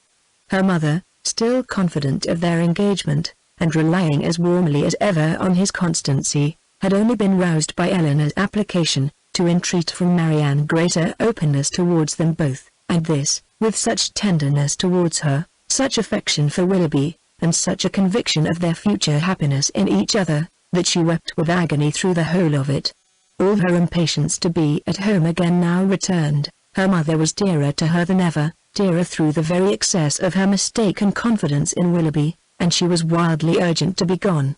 Eleanor, unable herself to determine whether it were better for Marianne to be in London or at Burton, offered no counsel of her own except of patience till their mother's wishes could be known, and at length she obtained her sister's consent to wait for that knowledge. Mrs. Jennings left them earlier than usual, for she could not be easy till the Middletons and Palmers were able to grieve as much as herself, and positively refusing Eleanor's offered attendance, went out alone for the rest of the morning. Eleanor, with a very heavy heart, aware of the pain she was going to communicate, and perceiving, by Marianne's letter, how ill she had succeeded in laying any foundation for it, then sat down to write her mother an account of what had passed, and entreat her directions for the future, while Marianne, who came into the drawing room on Mrs. Jennings's going away, remained fixed at the table where Eleanor wrote, watching the advancement of her pen, grieving over her for the hardship of such a task, and grieving still more fondly over its effect on her mother. In this manner they had continued about a quarter of an hour, when Marianne, whose nerves could not then bear any sudden noise, was startled by a rap at the door. "Who can this be?" cried Eleanor. "So early too. I thought we had been safe." Marianne moved to the window. "It is Colonel Brandon," said she, with vexation. "We are never safe from him. He will not come in, as Mrs. Jennings is from home. I will not trust to that." Retreating to her own room. A man who has nothing to do with his own time has no conscience in his intrusion on that of others. The event proved her conjecture right, though it was founded on injustice and error, for Colonel Brandon did come in, and Eleanor, who was convinced that solicitude for Marianne brought him thither, and who saw that solicitude in his disturbed and melancholy look, and in his anxious though brief inquiry after her, could not forgive her sister for esteeming him so lightly. "I met Mrs. Jennings in Bond Street," said he, after the first salutation, "and she encouraged me to come on, and I was the more easily encouraged, because I thought it probable that I might find you alone, which I was very desirous of doing. My object, my wish, my sole wish in desiring it, I hope, I believe it is to be a means of giving comfort no, I must not say comfort, not present comfort, but conviction, lasting conviction to your sister's mind. My regard for her, for yourself, for your mother. Will you allow me to prove it, by relating some circumstances which nothing but a very sincere regard, nothing but an earnest desire of being useful, I think I am justified, though where so many hours have been spent in convincing myself that I am right, is there not some reason to fear I may be wrong?" He stopped. "I understand you," said Eleanor. "You have something to tell me of Mr. Willoughby, that will open his character, father. Your telling it will be the greatest act of friendship that can be shown Marianne. My gratitude will be ensured immediately by any information tending to that end, and hers must be gained by it in time. Pray let me hear it." "You shall, and, to be brief, when I quitted Barton last October, but this will give you no idea, I must go farther back. You will find me a very awkward narrator, Miss Dashwood. I hardly know where to begin. A short account of myself, I believe, will be necessary, and it shall be a short one. On such a subject," sighing heavily, "can I have little temptation to be diffuse?" He stopped a moment for recollection, and then, with another sigh, went on. "You have probably entirely forgotten a conversation. It is not to be supposed that it could make any impression on you. A conversation between us one evening at Burton Park. It was the evening of a dance in which I alluded to a lady I had once known, as resembling, in some measure, your sister Marianne." "Indeed," answered Eleanor, "I have not forgotten it." He looked pleased by this remembrance, and added, "If I am not deceived by the uncertainty, the partiality of tender recollection, there is a very strong resemblance between them, as well in mind as person. The same warmth of heart, the same eagerness of fancy and spirits. This lady was one of my nearest relations, an orphan from her infancy, and under the guardianship of my father. Our ages were nearly the same, and from our earliest years we were playfellows and friends. I cannot remember the time when I did not love Eliza, and my affection for her, as we grew up, was such, as perhaps, judging from my present forlorn and cheerless gravity, you might think me incapable of having ever felt. Hers, for me, was, I believe, fervent as the attachment of your sister to Mr. Willoughby, and it was, though from a different cause, no less unfortunate. At 17 she was lost to me forever. She was married against her inclination to my brother. Her fortune was large, and our family estate much encumbered. And this, I fear, is all that can be said for the conduct of one, who was at once her uncle and guardian. My brother did not deserve her. He did not even love her. I had hoped that her regard for me would support her under any difficulty, and for some time it did, but at last the misery of her situation, for she experienced great unkindness, overcame all her resolution, and though she had promised me that nothing but how blindly I relate. I have never told you how this was brought on. We were within a few hours of eloping together for Scotland. The treachery, or the folly, of my cousin's maid betrayed us. I was banished to the house of a relation far distant, and she was allowed no liberty, no society, no amusement, till my father's point was gained. I had depended on her fortitude too far, and the blow was a severe one. But had her marriage been happy, so young as I then was, a few months must have reconciled me to it, or at least I should not have now to lament it. This however was not the case. My brother had no regard for her, his pleasures were not what they ought to have been, and from the first he treated her unkindly. The consequence of this, upon a mind so young, so lively, so inexperienced as Mrs. Brandon's, was but too natural. She resigned herself at first to all the misery of her situation, and happy had it been if she had not lived to overcome those regrets which the remembrance of me occasioned. But can we wonder that, with such a husband to provoke inconstancy, and without a friend to advise or restrain her, for my father lived only a few months after their marriage, and I was with my regiment in the East Indies, she should fall? Had I remained in England, perhaps, but I meant to promote the happiness of both by removing from her for years, and for that purpose had procured my exchange. The shock which her marriage had given me, he continued, in a voice of great agitation, was of trifling weight, was nothing to what I felt when I heard, about 2 years afterwards, of her divorce. It was that which threw this gloom, even now the recollection of what I suffered. He could say no more, and rising hastily walked for a few minutes about the room. Eleanor, affected by his relation, and still more by his distress, could not speak. He saw her concern, and coming to her, took her hand, pressed it, and kissed it with grateful respect. A few minutes more of silent exertion enabled him to proceed with composure. It was nearly 3 years after this unhappy period before I returned to England. My first care, when I did arrive, was of course to seek for her, but the search was as fruitless as it was melancholy. I could not trace her beyond her first seducer, and there was every reason to fear that she had removed from him only to sink deeper in a life of sin. Her legal allowance was not adequate to her fortune, nor sufficient for her comfortable maintenance, and I learned from my brother that the power of receiving it had been made over some months before to another person. He imagined, and calmly could he imagine it, that her extravagance, and consequent distress, had obliged her to dispose of it for some immediate relief. At last, however, and after I had been 6 months in England, I find her regard for a former servant of my own, who had since fallen into misfortune, carried me to visit him in a sponging house, where he was confined for debt, and there, the same house, under a similar confinement, was my unfortunate sister. So altered, so faded, worn down by acute suffering of every kind. Hardly could I believe the melancholy and sickly figure before me, to be the remains of the lovely, blooming, healthful girl, on whom I had once doted. What I endured in so beholding her, but I have no right to wound your feelings by attempting to describe it. I have pained you too much already. That she was, to all appearance, in the last stage of a consumption, was, yes, in such a situation it was my greatest comfort. Life could do nothing for her, beyond giving time for a better preparation for death, and that was given.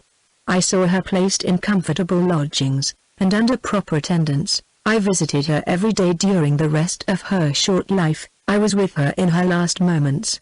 Again he stopped to recover himself, and Eleanor spoke her feelings in an exclamation of tender concern, at the fate of his unfortunate friend. Your sister, I hope, cannot be offended, said he, by the resemblance I have fancied between her and my poor disgraced relation. Their fates, their fortunes, cannot be the same, and had the natural sweet disposition of the one been guarded by a firmer mind, or a happier marriage, she might have been all that you will live to see the other be. But to what does all this lead? I seem to have been distressing you for nothing. Ah, Miss Dashwood, a subject such as this untouched for 14 years, it is dangerous to handle it at all. I will be more collected, more concise. She left to my care her only child, a little girl, the offspring of her first guilty connection, who was then about 3 years old. She loved the child, and had always kept it with her. It was a valued, a precious trust to me, and gladly would I have discharged it in the strictest sense, by watching over her education myself, had the nature of our situations allowed it. But I had no family, no home, and my little Eliza was therefore placed at school. I saw her there whenever I could, and after the death of my brother, which happened about 5 years ago, and which left to me the possession of the family property. She visited me at Dilliford. I called her a distant relation, but I am well aware that I have in general been suspected of a much nearer connection with her. It is now 3 years ago, she had just reached her 14th year, that I removed her from school, to place her under the care of a very respectable woman, residing in Dorsetshire, who had the charge of 4 or 5 other girls of about the same time of life, and for 2 years I had every reason to be pleased with her situation. But last February, almost a 12-month back, she suddenly disappeared. I had allowed her, imprudently, as it has since turned out, at her earnest desire, to go to Bath with one of her young friends, who was attending her father there for his health. I knew him to be a very good sort of man, and I thought well of his daughter better than she deserved, for, with a most obstinate and ill-judged secrecy, she would tell nothing, would give no clue, though she certainly knew all. He, her father, a well-meaning, but not a quick-sighted man, could really, I believe, give no information, for he had been generally confined to the house, while the girls were ranging over the town and making what acquaintance they chose, and he tried to convince me, as thoroughly as he was convinced himself, of his daughter's being entirely unconcerned in the business. In short, I could learn nothing but that she was gone. All the rest, for 8 long months, was left to conjecture. What I thought, what I feared, may be imagined, and what I suffered too. Good heavens! Cried Eleanor, could it be, could Willoughby? The first news that reached me of her, he continued, came in a letter from herself, last October. It was forwarded to me from Dilliford, and I received it on the very morning of our intended party to Whitwell, and this was the reason of my leaving Barton so suddenly, which I am sure must at the time have appeared strange to everybody, and which I believe gave offence to some. Little did Mr. Willoughby imagine, I suppose, when his looks censured me for incivility in breaking up the party, that I was called away to the relief of one whom he had made poor and miserable. But had he known it, what would it have availed? Would he have been less gay or less happy in the smiles of your sister? No, he had already done that, which no man who can feel for another would do. He had left the girl whose youth and innocence he had seduced, in a situation of the utmost distress, with no creditable home, no help, no friends, ignorant of his address. He had left her, promising to return. He neither returned, nor wrote, nor relieved her. This is beyond everything, exclaimed Eleanor. His character is now before you, expensive, dissipated, and worse than both. Knowing all this, as I have now known it many weeks, guess what I must have felt on seeing your sister as fond of him as ever, and on being assured that she was to marry him. Guess what I must have felt for all your sakes. When I came to you last week and found you alone, I came determined to know the truth, though irresolute what to do when it was known. My behavior must have seemed strange to you then, but now you will comprehend it. To suffer you all to be so deceived, to see your sister, but what could I do? I had no hope of interfering with success, and sometimes I thought your sister's influence might yet reclaim him. But now, after such dishonorable usage, who can tell what were his designs on her? Whatever they may have been, however, she may now, and hereafter doubtless will turn with gratitude towards her own condition, when she compares it with that of my poor Eliza, when she considers the wretched and hopeless situation of this poor girl, and pictures her to herself, with an affection for him so strong, still as strong as her own, and with a mind tormented by self-reproach, which must attend her through life. Surely this comparison must have its use with her. She will feel her own sufferings to be nothing. They proceed from no misconduct, and can bring no disgrace. On the contrary, every friend must be made still more her friend by them. Concern for her unhappiness, and respect for her fortitude under it, must strengthen every attachment. Use your own discretion, however, in communicating to her what I have told you.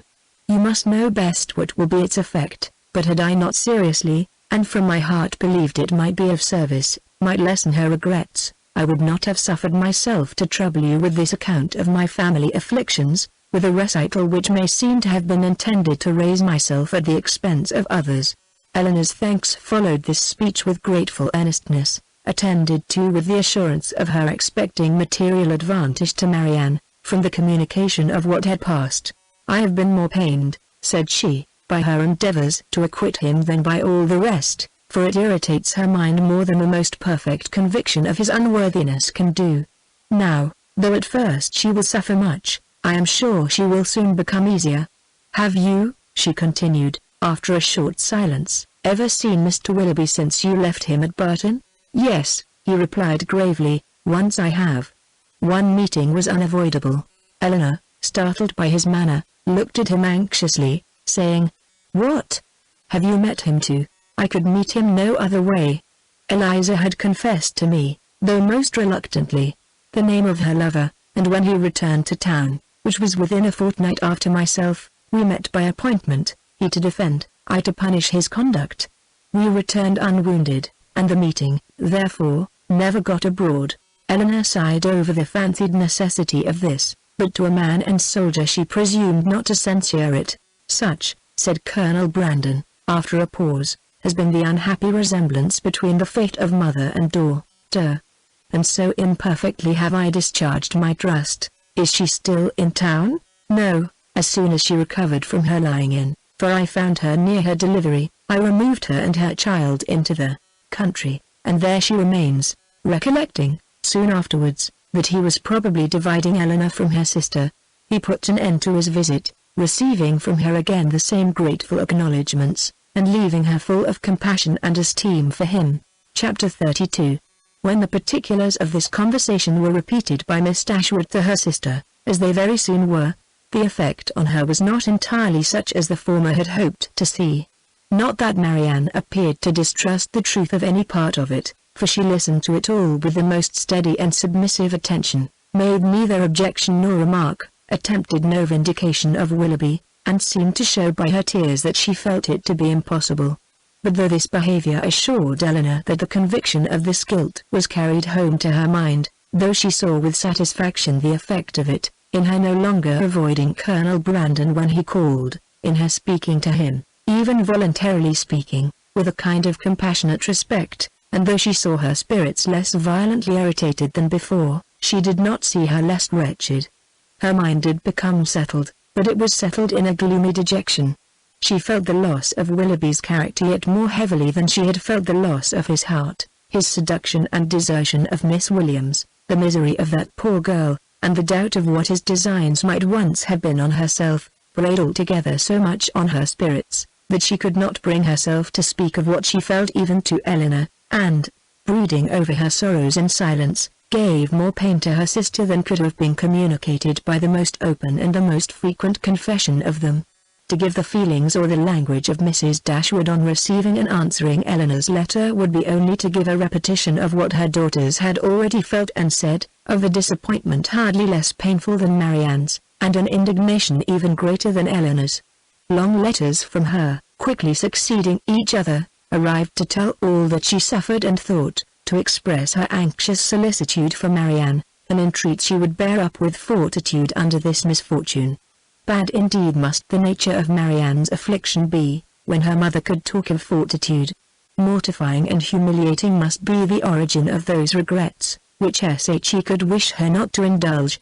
Against the interest of her own individual comfort, Mrs. Dashwood had determined that it would be better for Marianne to be anywhere, at that time, than at Burton, where everything within her view would be bringing back the past in the strongest and the most afflicting manner, by constantly placing Willoughby before her, such as she had always seen him there. She recommended it to her daughters, therefore, by all means not to shorten their visit to Mrs. Jennings, the length of which, though never exactly fixed, has been expected by all to comprise at least 5 or 6 weeks. A variety of occupations, of objects, and of company, which could not be procured at Burton, would be inevitable there, and might yet, she hoped, cheat Marianne, at times, into some interest beyond herself, and even into some amusement, much as the ideas of both might now be spurned by her. From all danger of seeing Willoughby again, her mother considered her to be at least equally safe in town as in the country, since his acquaintance must now be dropped by all who called themselves her friends. Design could never bring them in each other's way, negligence could never leave them exposed to a surprise, and chance had less in its favour in the crowd of London than even in the retirement of Burton, where it might force him before her while paying that visit at Allenham on his marriage, which Mrs. Dashwood, from foreseeing at first as a probable event, had brought herself to expect as a certain one. She had yet another reason for wishing her children to remain where they were. A letter from her son-in-law had told her that he and his wife were to be in town before the middle of February, and she judged it right that they should sometimes see their brother. Marianne had promised to be guided by her mother's opinion, and she submitted to it therefore without opposition, though it proved perfectly different from what she wished and expected, though she felt it to be entirely wrong, formed on mistaken grounds, and that by requiring her longer continuance in London it deprived her of the only possible alleviation of her wretchedness, the personal sympathy of her mother, and doomed her to such society and such scenes as must prevent her ever knowing a moment's rest. But it was a matter of great consolation to her, that what brought evil to herself would bring good to her sister, and Eleanor, on the other hand, suspecting that it would not be in her power to avoid Edward entirely, comforted herself by thinking, that though their longer stay would therefore militate against her own happiness, it would be better for Marianne than an immediate return into Devonshire. Her carefulness in guarding her sister from ever hearing Willoughby's name mentioned, was not thrown away. Marianne, though without knowing it herself, reaped all its advantage, for neither Mrs. Jennings, nor Sir John, nor even Mrs. Palmer herself, ever spoke of him before her. Eleanor wished that the same forbearance could have extended towards herself, but that was impossible, and she was obliged to listen day after day to the indignation of them all. Sir John could not have thought it possible. A man of whom he had always had such reason to think well. Such a good-natured fellow. He did not believe there was a bolder rider in England. It was an unaccountable business. He wished him at the devil with all his heart. He would not speak another word to him, meet him where he might, for all the world. No, not if it were to be by the side of Barton Covert, and they were kept watching for 2 hours together. Such a scoundrel of a fellow. Such a deceitful dog. It was only the last time they met that he had offered him one of Folly's puppies. And this was the end of it. Mrs. Palmer, in her way, was equally angry. She was determined to drop his acquaintance immediately, and she was very thankful that she had never been acquainted with him at all. She wished with all her heart Combe Magna was not so near Cleveland, but it did not signify, for it was a great deal too far off to visit. She hated him so much that she was resolved never to mention his name again, and she should tell everybody she saw, how good for nothing he was. The rest of Mrs. Palmer's sympathy was shown in procuring all the particulars in her power of the approaching marriage, and communicating them to Eleanor. She could soon tell at what coachmakers the new carriage was building, by what painter Mr. Willoughby's portrait was drawn, and at what warehouse Miss Grey's clothes might be seen.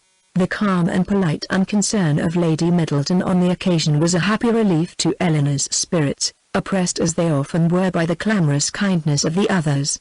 It was a great comfort to her to be sure of exciting no interest in one person at least among their circle of friends, a great comfort to know that there was one who would meet her without feeling any curiosity after particulars, or any anxiety for her sister's health. Every qualification is raised at times, by the circumstances of the moment, to more than its real value, and she was sometimes worried down by officious condolence to rate good breeding as more indispensable to comfort than good nature. Lady Middleton expressed her sense of the affair about once every day, or twice, if the subject occurred very often, by saying, "It is very shocking, indeed," and by the means of this continual though gentle vent, was able not only to see the Miss Dashwoods from the first without the smallest emotion, but very soon to see them without recollecting a word of the matter, and having thus supported the dignity of her own sex, and spoken her decided censure of what was wrong in the other, she thought herself at liberty to attend to the interest of her own assemblies, and therefore determined, though rather against the opinion of Sir John, that as Mrs. Willoughby would at once be a woman of elegance and fortune, to leave her card with her as soon as she married. Colonel Brandon's delicate, unobtrusive inquiries were never unwelcome to Miss Dashwood. He had abundantly earned the privilege of intimate discussion of her sister's disappointment, by the friendly zeal with which he had endeavoured to soften it, and they always conversed with confidence. His chief reward for the painful exertion of disclosing past sorrows and present humiliations, was given in the pitying eye with which Marianne sometimes observed him, and the gentleness of her voice whenever, though it did not often happen, she was obliged, or could oblige herself to speak to him. These assured him that his exertion had produced an increase of goodwill towards himself, and these gave Eleanor hopes of its being further augmented hereafter. But Mrs. Jennings, who knew nothing of all this, who knew only that the Colonel continued as grave as ever, and that she could neither prevail on him to make the offer himself, nor commission her to make it for him, began, at the end of 2 days, to think that, instead of midsummer, they would not be married till Michaelmas, and by the end of a week that it would not be a match at all. The good understanding between the Colonel and Miss Dashwood seemed rather to declare that the honours of the mulberry tree, the canal, and the yew arbor, would all be made over to her, and Mrs. Jennings had, for some time ceased to think at all of Mrs. Ferrars. Early in February, within a fortnight from the receipt of Willoughby's letter, Eleanor had the painful office of informing her sister that he was married. She had taken care to have the intelligence conveyed to herself, as soon as it was known that the ceremony was over, as she was desirous that Marianne should not receive the first notice of it from the public papers, which she saw her eagerly examining every morning. She received the news with resolute composure, made no observation on it, and at first shed no tears, but after a short time they would burst out, and for the rest of the day, she was in a state hardly less pitiable than when she first learnt to expect the event. The Willoughbys left town as soon as they were married, and Eleanor now hoped, as there could be no danger of her seeing either of them, to prevail on her sister, who had never yet left the house since the blow first fell, to go out again by degrees as she had done before. About this time the two Miss Steeles, lately arrived at their cousin's house in Bartlett's Buildings, Holborn, presented themselves again before their more grand relations in Conduit and Berkeley Streets, and were welcomed by them all with great cordiality. Eleanor only was sorry to see them.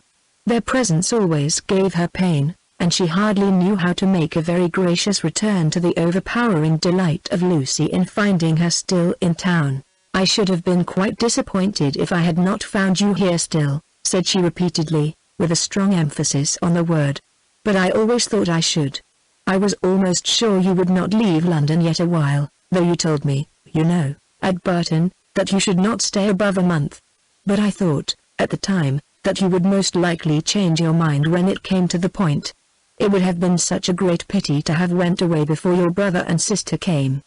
And now to be sure you will be in no hurry to be gone. I am amazingly glad you did not keep to your word." Eleanor perfectly understood her, and was forced to use all her self-command to make it appear that she did not. "Well, my dear," said Mrs. Jennings, "and how did you travel?" "Not in the stage, I assure you," replied Miss Steele, with quick exultation. "We came post all the way, and had a very smart boat to attend us. Dr. Davis was coming to town, and so we thought we'd join him in a post-chaise, and he behaved very genteelly, and paid 10 or 12 shillings more than we did." "Oh, oh!" cried Mrs. Jennings, "very pretty, indeed. And the doctor is a single man, I warrant you." "There now," said Miss Steele, affectedly simpering, "everybody laughs at me so about the doctor, and I cannot think why.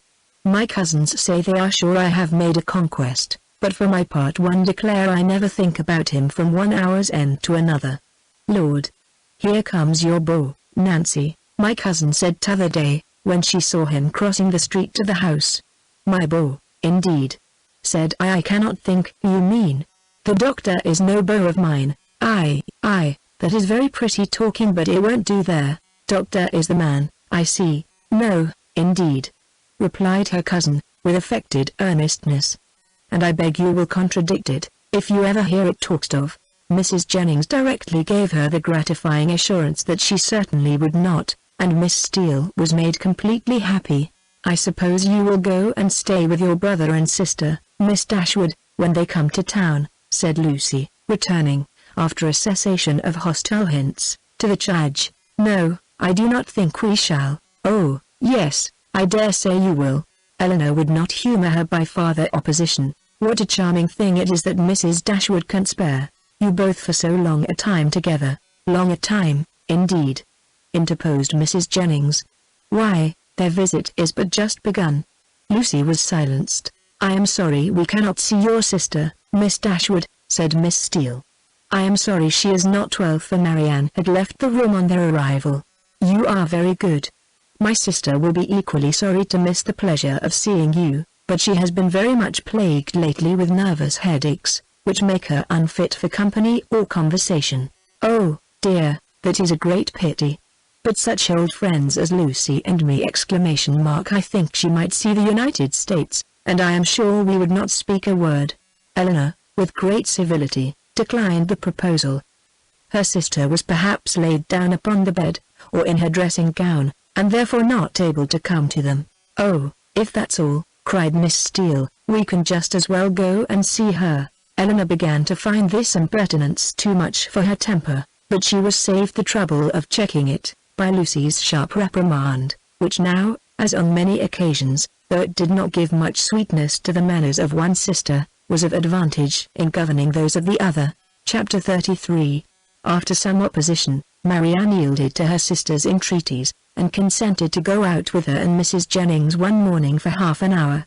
She expressly conditioned, however, for paying no visits, and would do no more than accompany them to Gray's in Sackville Street, where Eleanor was carrying on a negotiation for the exchange of a few old-fashioned jewels of her mother. When they stopped at the door, Mrs. Jennings recollected that there was a lady at the other end of the street on whom she ought to call, and as she had no business at Gray's, it was resolved that while her young friends transacted theirs, she should pay her visit and return for them.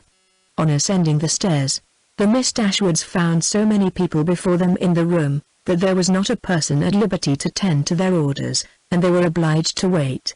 All that could be done was, to sit down at that end of the counter which seemed to promise the quickest succession. One gentleman only was standing there, and it is probable that Eleanor was not without hope of exciting his politeness to a quicker dispatch. But the correctness of his eye, and the delicacy of his taste, proved to be beyond his politeness. He was giving orders for a toothpick case for himself, until its size, shape, and ornaments were determined, all of which, after examining and debating for a quarter of an hour over every toothpick case in the shop, were finally arranged by his own inventive fancy. He had no leisure to bestow any other attention on the two ladies, than what was comprised in 3 or 4 very broad stares, a kind of notice which served to imprint on Eleanor the remembrance of a person and face, of strong, natural, sterling insignificance, though adorned in the first style of fashion. Marianne was spared from the troublesome feelings of contempt and resentment, on this impertinent examination of their features, and on the puppyism of his manner in deciding on all the different horrors of the different toothpick cases presented to his inspection, by remaining unconscious of it all, for she was as well able to collect her thoughts within herself, and be as ignorant of what was passing around her, in Mr. Gray's shop, as in her own bedroom. At last the affair was decided. The ivory, the gold, and the pearls, all received their appointment, and the gentleman having named the last day on which his existence could be continued without the possession of the toothpick case, drew on his gloves with leisurely care, and bestowing another glance on the Miss Dashwoods, but such a one as seemed rather to demand than express admiration, walked off with a happy air of real conceit and affected indifference. Eleanor lost no time in bringing her business forward, was on the point of concluding it, when another gentleman presented himself at her side. She turned her eyes towards his face, and found him with some surprise to be her brother. Their affection and pleasure in meeting was just enough to make a very creditable appearance in Mr. Gray's shop. John Dashwood was really far from being sorry to see his sisters again. It rather gave them satisfaction, and his inquiries after their mother were respectful and attentive. Eleanor found that he and Fanny had been in town 2 days. "I wished very much to call upon you yesterday," said he, "but it was impossible, for we were obliged to take Harry to see the wild beasts at Exeter Exchange, and we spent the rest of the day with Mrs. Ferrars." Harry was vastly pleased. "This morning I had fully intended to call on you, if I could possibly find a spare half-hour, but one has always so much to do on first coming to town. I am come here to bespeak Fanny a seal. But tomorrow I think I shall certainly be able to call in Berkeley Street, and be introduced to your friend Mrs. Jennings. I understand she is a woman of very good fortune. And the Middletons too, you must introduce me to them. As my mother-in-law's relations, I shall be happy to show them every respect. They are excellent neighbors to you in the country, I understand. Excellent indeed. Their attention to our comfort, their friendliness in every particular, is more than I can express. I am extremely glad to hear it, upon my word, extremely glad indeed. But so it ought to be, they are people of large fortune, they are related to you, and every civility and accommodation that can serve to make your situation pleasant might be reasonably expected. And so you are most comfortably settled in your little cottage and want for nothing. Edward brought us a most charming account of the place, the most complete thing of its kind, he said, that ever was, and you all seemed to enjoy it beyond anything. It was a great satisfaction to us to hear it, I assure you. Eleanor did feel a little ashamed of her brother, and was not sorry to be spared the necessity of answering him, by the arrival of Mrs. Jennings's servant, who came to tell her that his mistress waited for them at the door. Mr. Dashwood attended them downstairs, was introduced to Mrs. Jennings at the door of her carriage, and repeating his hope of being able to call on them the next day, took leave. His visit was duly paid. He came with a pretense at an apology from their sister-in-law, for not coming too, but she was so much engaged with her mother, that really she had no leisure for going anywhere. Mrs. Jennings, however, assured him directly, that she should not stand upon ceremony, for they were all cousins, or something like it, and she should certainly wait on Mrs. John Dashwood very soon, and bring her sisters to see her. His manners to them, though calm, were perfectly kind, to Mrs. Jennings, most attentively civil, and on Colonel Brandon's coming in soon after himself, he eyed him with a curiosity which seemed to say, that he only wanted to know him to be rich, to be equally civil to him. After staying with them half an hour, he asked Eleanor to walk with him to Conduit Street, and introduce him to Sir John and Lady Middleton.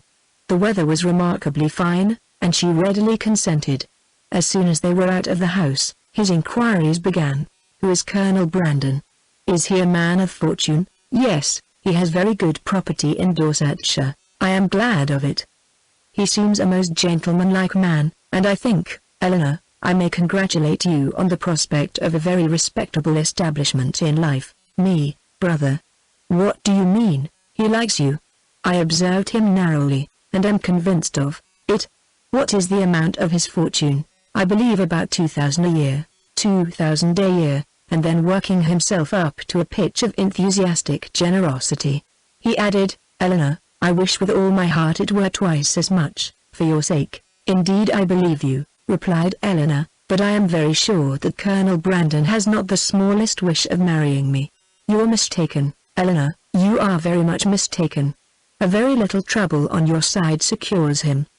Perhaps just at present he may be undecided, the smallness of your fortune may make him hang back, his friends may all advise him against it. But some of those little attentions and encouragements which ladies can so easily give will fix him, in spite of himself. And there can be no reason why you should not try for him.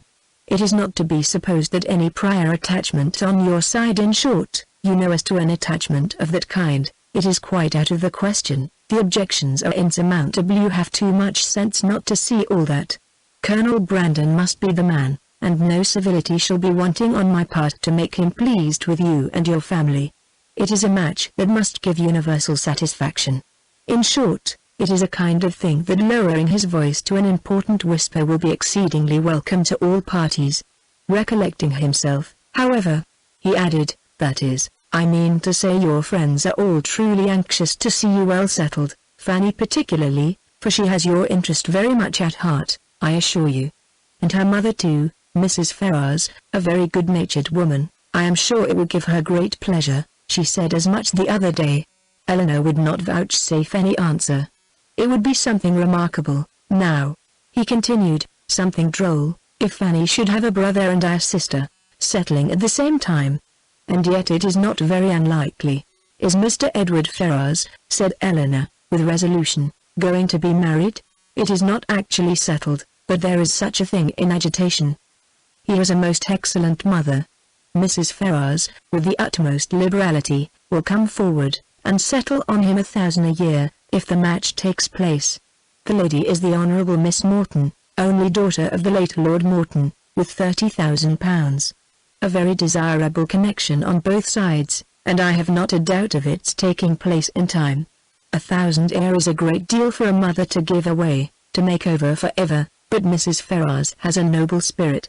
To give you another instance of her liberality: the other day, as soon as we came to town, aware that money could not be very plenty with us just now, she put bank notes into Fanny's hands to the amount of £200. And extremely acceptable it is, for we must live at a great expense while we are here. He paused for her assent and compassion, and she forced herself to say, "Your expenses both in town and country must certainly be considerable, but your income is a large one." "Not so large, I dare say, as many people suppose. I do not mean to complain, however. It is undoubtedly a comfortable one, and I hope will in time be better. The enclosure of Norland Common, now carrying on, is a most serious drain. And then I have made a little purchase within this half year, East Kingham Farm. You must remember the place where L. Gibson used to live. The land was so very desirable for me in every respect, so immediately adjoining my own property, that I felt it my duty to buy it. I could not have answered it to my conscience to let it fall into any other hands. A man must pay for his convenience, and it has cost me a vast deal of money. More than you think it really and intrinsically worth. Why, I hope not that. I might have sold it again, the next day, for more than I gave, but, with regard to the purchase money, I might have been very unfortunate indeed, for the stocks were at that time so low, that if I had not happened to have the necessary sum in my banker's hands, I must have sold out to very great loss." Eleanor could only smile. "Other great and inevitable expenses too we have had on first coming to Norland. Our respected father, as you well know, bequeathed all the Stanhill effects that remained at Norland, and very valuable they were, to your mother. Far be it from me to repine at his doing so. He had an undoubted right to dispose of his own property as he chose, but, in consequence of it, we have been obliged to make large purchases of linen, china, and to supply the place of what was taken away. You may guess, after all these expenses, how very far we must be from being rich, and how acceptable Mrs. Ferrars's kindness is." "Certainly," said Eleanor, "and assisted by her liberality, I hope you may yet live to be in easy circumstances. Another year or two may do much towards it," he gravely replied. "But however there is still a great deal to be done. There is not a stone laid of Fanny's greenhouse, and nothing but the plan of the flower garden marked out. Where is the greenhouse to be? Upon the knoll behind the house. The old walnut trees are all come down to make room for it. It will be a very fine object from many parts of the park, and the flower garden will slope down just before it, and be exceedingly pretty. We have cleared away all the old thorns that grew in patches over the brow." Eleanor kept her concern and her censure to herself, and was very thankful that Marianne was not present, to share the provocation. Having now said enough to make his poverty clear, and to do away the necessity of buying a pair of earrings for each of his sisters, in his next visit at Grays his thoughts took a cheerfuller turn, and he began to congratulate Eleanor on having such a friend as Mrs. Jennings. "She seems a most valuable woman indeed. Her house, her style of living, all bespeak an exceeding good income, and it is an acquaintance that has not only been of great use to you hitherto, but in the end may prove materially advantageous. Her inviting you to town is certainly a vast thing in your favor, and indeed, it speaks altogether so great regard for you, that in all probability when she dies you will not be forgotten. She must have a great deal to leave." "Nothing at all, I should rather suppose, for she has only her jointure, which will descend to her children. But it is not to be imagined that she lives up to her income. Few people of common prudence will do that, and whatever she saves, she will be able to dispose of. And do you not think it more likely that she should leave it to her daughters, than to us? Her daughters are both exceedingly well married, and therefore I cannot perceive the necessity of her remembering them farther.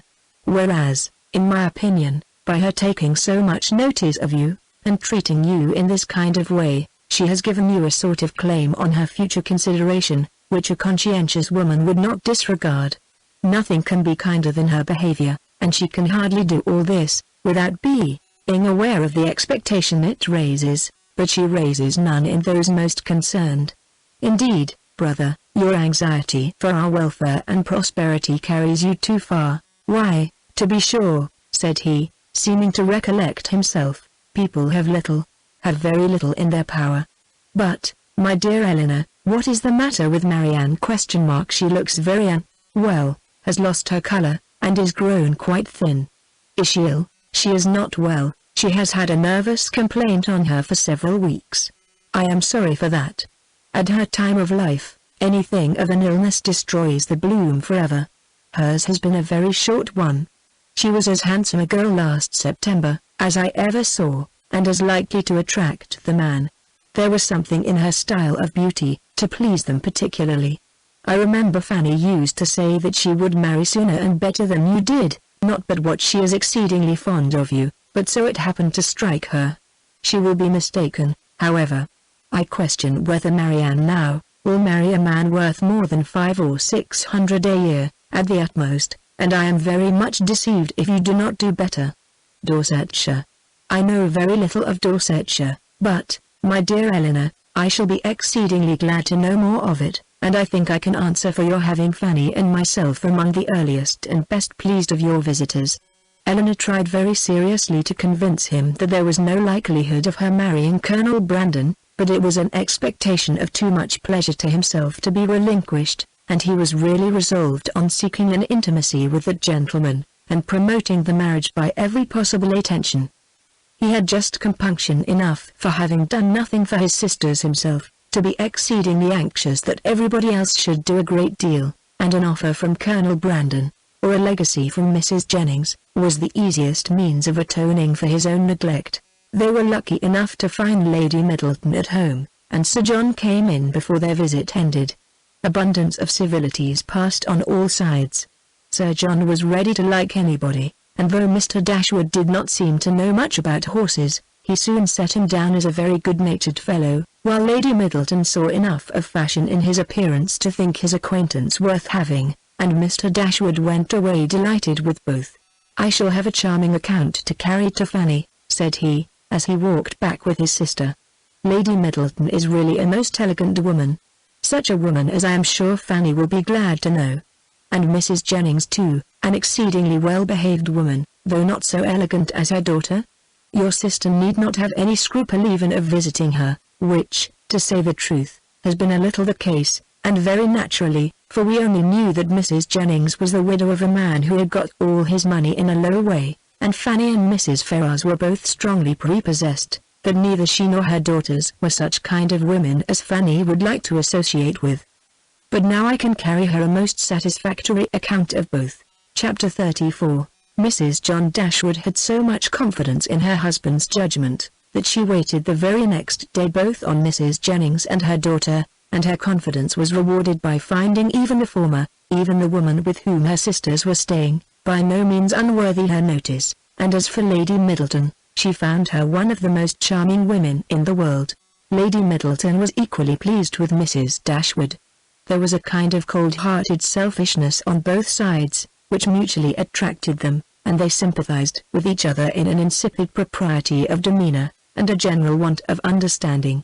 The same manners, however, which recommended Mrs. John Dashwood to the good opinion of Lady Middleton did not suit the fancy of Mrs. Jennings, and to her she appeared nothing more than a little proud-looking woman of uncordial address, who met her husband's sisters without any affection, and almost without having anything to say to them, for of the quarter of an hour bestowed on Berkeley Street, she sat at least 7 minutes and a half in silence. Eleanor wanted very much to know, though she did not choose to ask, whether Edward was then in town, but nothing would have induced Fanny voluntarily to mention his name before her, till able to tell her that his marriage with Miss Morton was resolved on, or till her husband's expectations on Colonel Brandon were answered, because she believed them still so very much attached to each other, that they could not be too sedulously divided in word and deed on every occasion. The intelligence, however, which she would not give, soon flowed from another quarter. Lucy came very shortly to claim Eleanor's compassion on being unable to see Edward, though he had arrived in town with Mr. and Mrs. Dashwood. He dared not come to Bartlett's Buildings for fear of detection, and though their mutual impatience to meet was not to be told, they could do nothing at present but write. Edward assured them himself of his being in town, within a very short time, by twice calling in Berkeley Street. Twice was his card found on the table, when they returned from their morning's engagements. Eleanor was pleased that he had called, and still more pleased that she had missed him. The Dashwoods were so prodigiously delighted with the Middletons, that, though not much in the habit of giving anything, they determined to give them a dinner, and soon after their acquaintance began, invited them to dine in Harley Street, where they had taken a very good house for 3 months. Their sisters and Mrs. Jennings were invited likewise, and John Dashwood was careful to secure Colonel Brandon, who, always glad to be where the Miss Dashwoods were, received his eager civilities with some surprise, but much more pleasure. They were to meet Mrs. Ferrars, but Eleanor could not learn whether her sons were to be of the party. The expectation of seeing her, however, was enough to make her interested in the engagement, for though she could now meet Edward's mother without that strong anxiety which had once promised to attend such an introduction, though she could now see her with perfect indifference as to her opinion of herself, her desire of being in company with Mrs. Ferrars, her curiosity to know what she was like, was as lively as ever. The interest with which she thus anticipated the party, was soon afterwards increased, more powerfully than pleasantly, by her hearing that the Miss Steeles were also to be at it. So well had they recommended themselves to Lady Middleton, so agreeable had their assiduities made them to her, that though Lucy was certainly not so elegant, and her sister not even genteel, she was as ready as Sir John to ask them to spend a week or 2 in Conduit Street, and it happened to be particularly convenient to the Miss Steeles, as soon as the Dashwoods' invitation was known, that their visit should begin a few days before the party took place. Their claims to the notice of Mrs. John Dashwood, as the nieces of the gentleman who for many years had had the care of her brother, might not have done much, however, towards procuring them seats at her table, but as Lady Middleton's guests they must be welcome, and Lucy, who had long wanted to be personally known to the family, to have a nearer view of their characters and her own difficulties, and to have an opportunity of endeavouring to please them, had seldom been happier in her life, than she was on receiving Mrs. John Dashwood's card. On Eleanor its effect was very different. She began immediately to determine, that Edward who lived with his mother, must be asked as his mother was, to a party given by his sister, and to see him for the first time, after all that passed, in the company of Lucy! She hardly knew how she could bear it. These apprehensions, perhaps, were not founded entirely on reason, and certainly not at all on truth. They were relieved however, not by her own recollection, but by the goodwill of Lucy, who believed herself to be inflicting a severe disappointment when she told her that Edward certainly would not be in Harley Street on Tuesday, and even hoped to be carrying the pain still further by persuading her that he was kept away by the extreme affection for herself, which he could not conceal when they were together. The important Tuesday came that was to introduce the 2 young ladies to this formidable mother-in-law. "Pity me, dear Miss Dashwood," said Lucy, as they walked up the stairs together, for the Middletons arrived so directly after Mrs. Jennings, that they all followed the servant at the same time. "There is nobody here but you, that can feel for me. I declare I can hardly stand. Good gracious! In a moment I shall see the person that all my happiness depends on, that is to be my mother."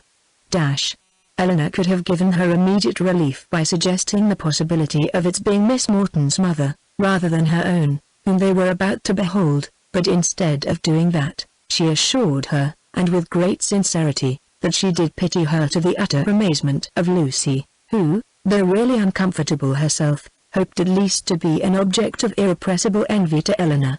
Mrs. Ferrars was a little, thin woman, upright, even to formality, in her figure, and serious, even to sourness, in her aspect. Her complexion was sallow, and her features small, without beauty, and naturally without expression, but a lucky contraction of the brow had rescued her countenance from the disgrace of insipidity, by giving it the strong characters of pride and ill nature. She was not a woman of many words, for, unlike people in general, she proportioned them to the number of her ideas, and of the few syllables that did escape her, not one fell to the share of Miss Dashwood, whom she eyed with the spirited determination of disliking her at all events. Eleanor could not now be made unhappy by this behavior. A few months ago it would have hurt her exceedingly, but it was not in Mrs. Ferrars' power to distress her by it now. And the difference of her manners to the Miss Steeles, a difference which seemed purposely made to humble her more, only amused her. She could not but smile to see the graciousness of both mother and daughter towards the very person, for Lucy was particularly distinguished, whom of all others, Had they known as much as she did, they would have been most anxious to mortify, while she herself, who had comparatively no power to wound them, sat pointedly slighted by both. But while she smiled at a graciousness so misapplied, she could not reflect on the mean-spirited folly from which it sprung, nor observe the studied attentions with which the Miss Steeles courted its continuance, without thoroughly despising them all for. Lucy was all exultation on being so honorably distinguished, and Miss Steele wanted only to be teased about Dr. Davis to be perfectly happy. The dinner was a grand one, the servants were numerous, and everything bespoke the mistress's inclination for show, and the master's ability to support it. In spite of the improvements and additions which were making to the Norland estate, and in spite of its owner having once been within some £1,000 of being obliged to sell out at a loss, nothing gave any symptom of that indigence which he had tried to infer from it. No poverty of any kind, except of conversation, appeared, but there, the deficiency was considerable. John Dashwood had not much to say for himself that was worth hearing, and his wife had still less. But there was no peculiar disgrace in this, for it was very much the case with the chief of their visitors, who almost all labored under one or other of these disqualifications for being agreeable want of sense, either natural or improved want of elegance, want of spirits, or want of temper. When the ladies withdrew to the drawing-room after dinner, this poverty was particularly evident, for the gentlemen had supplied the discourse with some variety, the variety or politics, enclosing land, and breaking horses, but then it was all over, and one subject only engaged the ladies till coffee came in, which was the comparative heights of Harry Dashwood, and Lady Middleton's second son William, who were nearly of the same age. Had both the children been there, the affair might have been determined too easily by measuring them at once, but as Harry only was present, it was all conjectural assertion on both sides, and everybody had a right to be equally positive in their opinion, and to repeat it over and over again as often as they liked. The parties stood thus. The two mothers, though each really convinced that her own son was the tallest, politely decided in favor of the other. The two grandmothers, with not less partiality, but more sincerity, were equally earnest in support of their own descendant. Lucy, who was hardly less anxious to please one parent than the other, thought the boys were both remarkably tall for their age, and could not conceive that there could be the smallest difference in the world between them, and Miss Steele, with yet greater address, gave it, as fast as she could, in favor of each. Eleanor, having once delivered her opinion on William's side, by which she offended Mrs. Ferrars and Fanny still more, did not see the necessity of enforcing it by any farther assertion, and Marianne, when called on for hers, offended them all, by declaring that she had no opinion to give, as she had never thought about it. Before her removing from Norland, Eleanor had painted a very pretty pair of screens for her sister-in-law, which being now just mounted and brought home, ornamented her present drawing-room, and these screens, catching the eye of John Dashwood on his following the other gentleman into the room, were officiously handed by him to Colonel Brandon for his admiration. "These are done by my eldest sister," said he, "and you, as a man of taste, will, I dare say, be pleased with them.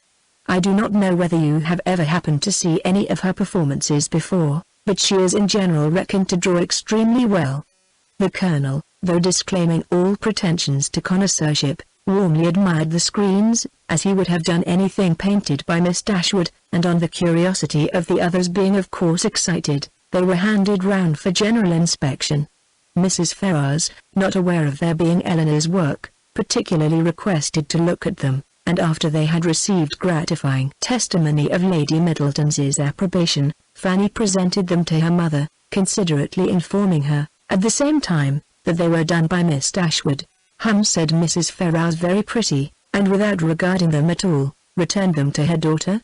Perhaps Fanny thought for a moment that her mother had been quite rude enough, for, colouring a little, she immediately said, "They are very pretty, ma'am, ain't they?" But then again, the dread of having been too civil, too encouraging herself, probably came over her, for she presently added, "Do you not think there's something in Miss Morton's style of painting, She does paint most delightfully, ! How beautifully her last landscape is done, beautifully indeed. But she does everything well." Marianne could not bear this. She was already greatly displeased with Mrs. Ferrars, and such ill-timed praise of another, at Helena's expense, though she had not any notion of what was principally meant by it, provoked her immediately to say with warmth, "This is admiration of a very particular kind!" What is Miss Morton to us? Who knows, or who cares, for her?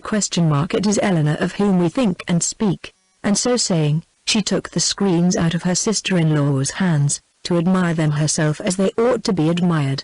Mrs. Ferrars looked exceedingly angry, and drawing herself up more stiffly than ever, pronounced in retort this bitter philippic, "Miss Morton is Lord Morton's daughter." Fanny looked very angry too, and her husband was all in a fright at his sister's audacity. Eleanor was much more hurt by Marianne's warmth than she had been by what produced it, but Colonel Brandon's eyes, as they were fixed on Marianne, declared that he noticed only what was amiable in it, the affectionate heart which could not bear to see a sister slighted in the smallest point. Marianne's feelings did not stop here. The cold insolence of Mrs. Ferrars's general behavior to her sister, seemed, to her, to foretell such difficulties and distresses to Eleanor, as her own wounded heart taught her to think of with horror, and urged by a strong impulse of affectionate sensibility, she moved after a moment to her sister's chair, and putting one arm round her neck, and one cheek close to hers, said in a low, but eager, voice, "Dear, dear Eleanor, don't mind them. Don't let them make you unhappy." She could say no more. Her spirits were quite overcome, and hiding her face on Eleanor's shoulder, she burst into tears. Everybody's attention was called, and almost everybody was concerned. Colonel Brandon rose up and went to them without knowing what he did. Mrs. Jennings, with a very intelligent "Poor dear," immediately gave her salts, and Sir John felt so desperately enraged against the author of this nervous distress, that he instantly changed his seat to one close by Lucy Steele, and gave her, in a whisper, a brief account of the whole shocking affair. In a few minutes, however, Marianne was recovered enough to put an end to the bustle, and sit down among the rest, though her spirits retained the impression of what had passed, the whole evening. "Poor Marianne," said her brother to Colonel Brandon, in a low voice, as soon as he could secure his attention, "She has not such good health as her sister, she is very nervous, she has not Eleanor's constitution, and one must allow that there is something very trying to a young woman who has been a beauty in the loss of her personal attractions. You would not think it perhaps, but Marianne was remarkably handsome a few months ago, quite as handsome as Eleanor. Now you see it is all gone." Chapter 35. Eleanor's curiosity to see Mrs. Ferrars was satisfied. She had found in her everything that could tend to make a farther connection between the families undesirable. She had seen enough of her pride, her meanness, and her determined prejudice against herself, to comprehend all the difficulties that must have perplexed the engagement, and retarded the marriage, of Edward and herself, had he been otherwise free. And she had seen almost enough to be thankful for her own sake, that one greater obstacle preserved her from suffering under any other of Mrs. Ferrars's creation, preserved her from all dependence upon her caprice, or any solicitude for her good opinion. Or at least, if she did not bring herself quite to rejoice in Edward's being fettered to Lucy, she determined, that had Lucy been more amiable, she ought to have rejoiced.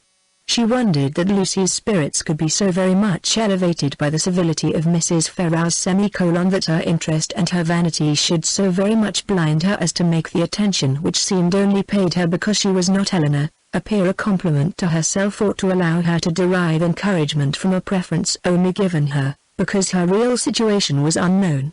But that it was so, had not only been declared by Lucy's eyes at the time, but was declared over again the next morning more openly, for at her particular desire, Lady Middleton set her down in Berkeley Street on the chance of seeing Eleanor alone, to tell her how happy she was. The chance proved a lucky one, for a message from Mrs. Palmer soon after she arrived, carried Mrs. Jennings away. "My dear friend," cried Lucy, as soon as they were by themselves, "I come to talk to you of my happiness. Could anything be so flattering as Mrs. Ferrars's way of treating me yesterday? So exceeding affable as she was! You know how I dreaded the thoughts of seeing her but the very moment I was introduced, there was such an affability in her behavior as really should seem to say, she had quite took a fancy to me. Now was not it so? You saw it all, and was not you quite struck with it? She was certainly very civil to you." Civil exclamation mark. Did you see nothing but only civility question mark? I saw a vast deal more. Such kindness as fell to the share of nobody but me exclamation mark. No pride, no hauteur, and your sister just the same, all sweetness and affability. Eleanor wished to talk of something else, but Lucy still pressed her to own that she had reason for her happiness, and Eleanor was obliged to go on. Undoubtedly, if they had known your engagement, said she, nothing could be more flattering than their treatment of you but as that was not the case I guess you would say so, replied Lucy quickly, but there was no reason in the world why Mrs. Ferrars should seem to like me, if she did not, and her liking me is everything. You shan't talk me out of my satisfaction. I am sure it will all end well, and there will be no difficulties at all, to what I used to think. Mrs. Ferrars is a charming woman, and so is your sister. They are both delightful women. Indeed exclamation mark. I wonder I should never hear you say how agreeable Mrs. Dashwood was. To this Eleanor had no answer to make, and did not attempt any. Are you ill, Miss Dashwood question mark? You seem low. You don't speak semicolon. Sure you weren't well. I never was in better health. I am glad of it with all my heart. But really you did not look it.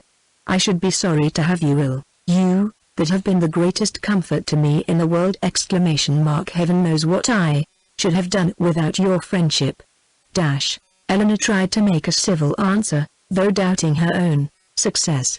But it seemed to satisfy Lucy, for she directly replied, Indeed I am perfectly convinced of your regard for me, and next to Edward's love, it is the greatest comfort I have. Poor Edward exclamation mark. But now there is one good thing, we shall be able to meet, and meet pretty often, for Lady Middleton's delighted with Mrs. Dashwood, so we shall be a good deal in Harley Street, I dare say, and Edward spends half his time with his sister besides. Lady Middleton and Mrs. Ferrars will visit now semicolon, and Mrs. Ferrars and your sister were both so good to say more than once, they should always be glad to see me. They are such charming women exclamation mark. I am sure if ever you tell your sis, tell what I think of her, you cannot speak too high.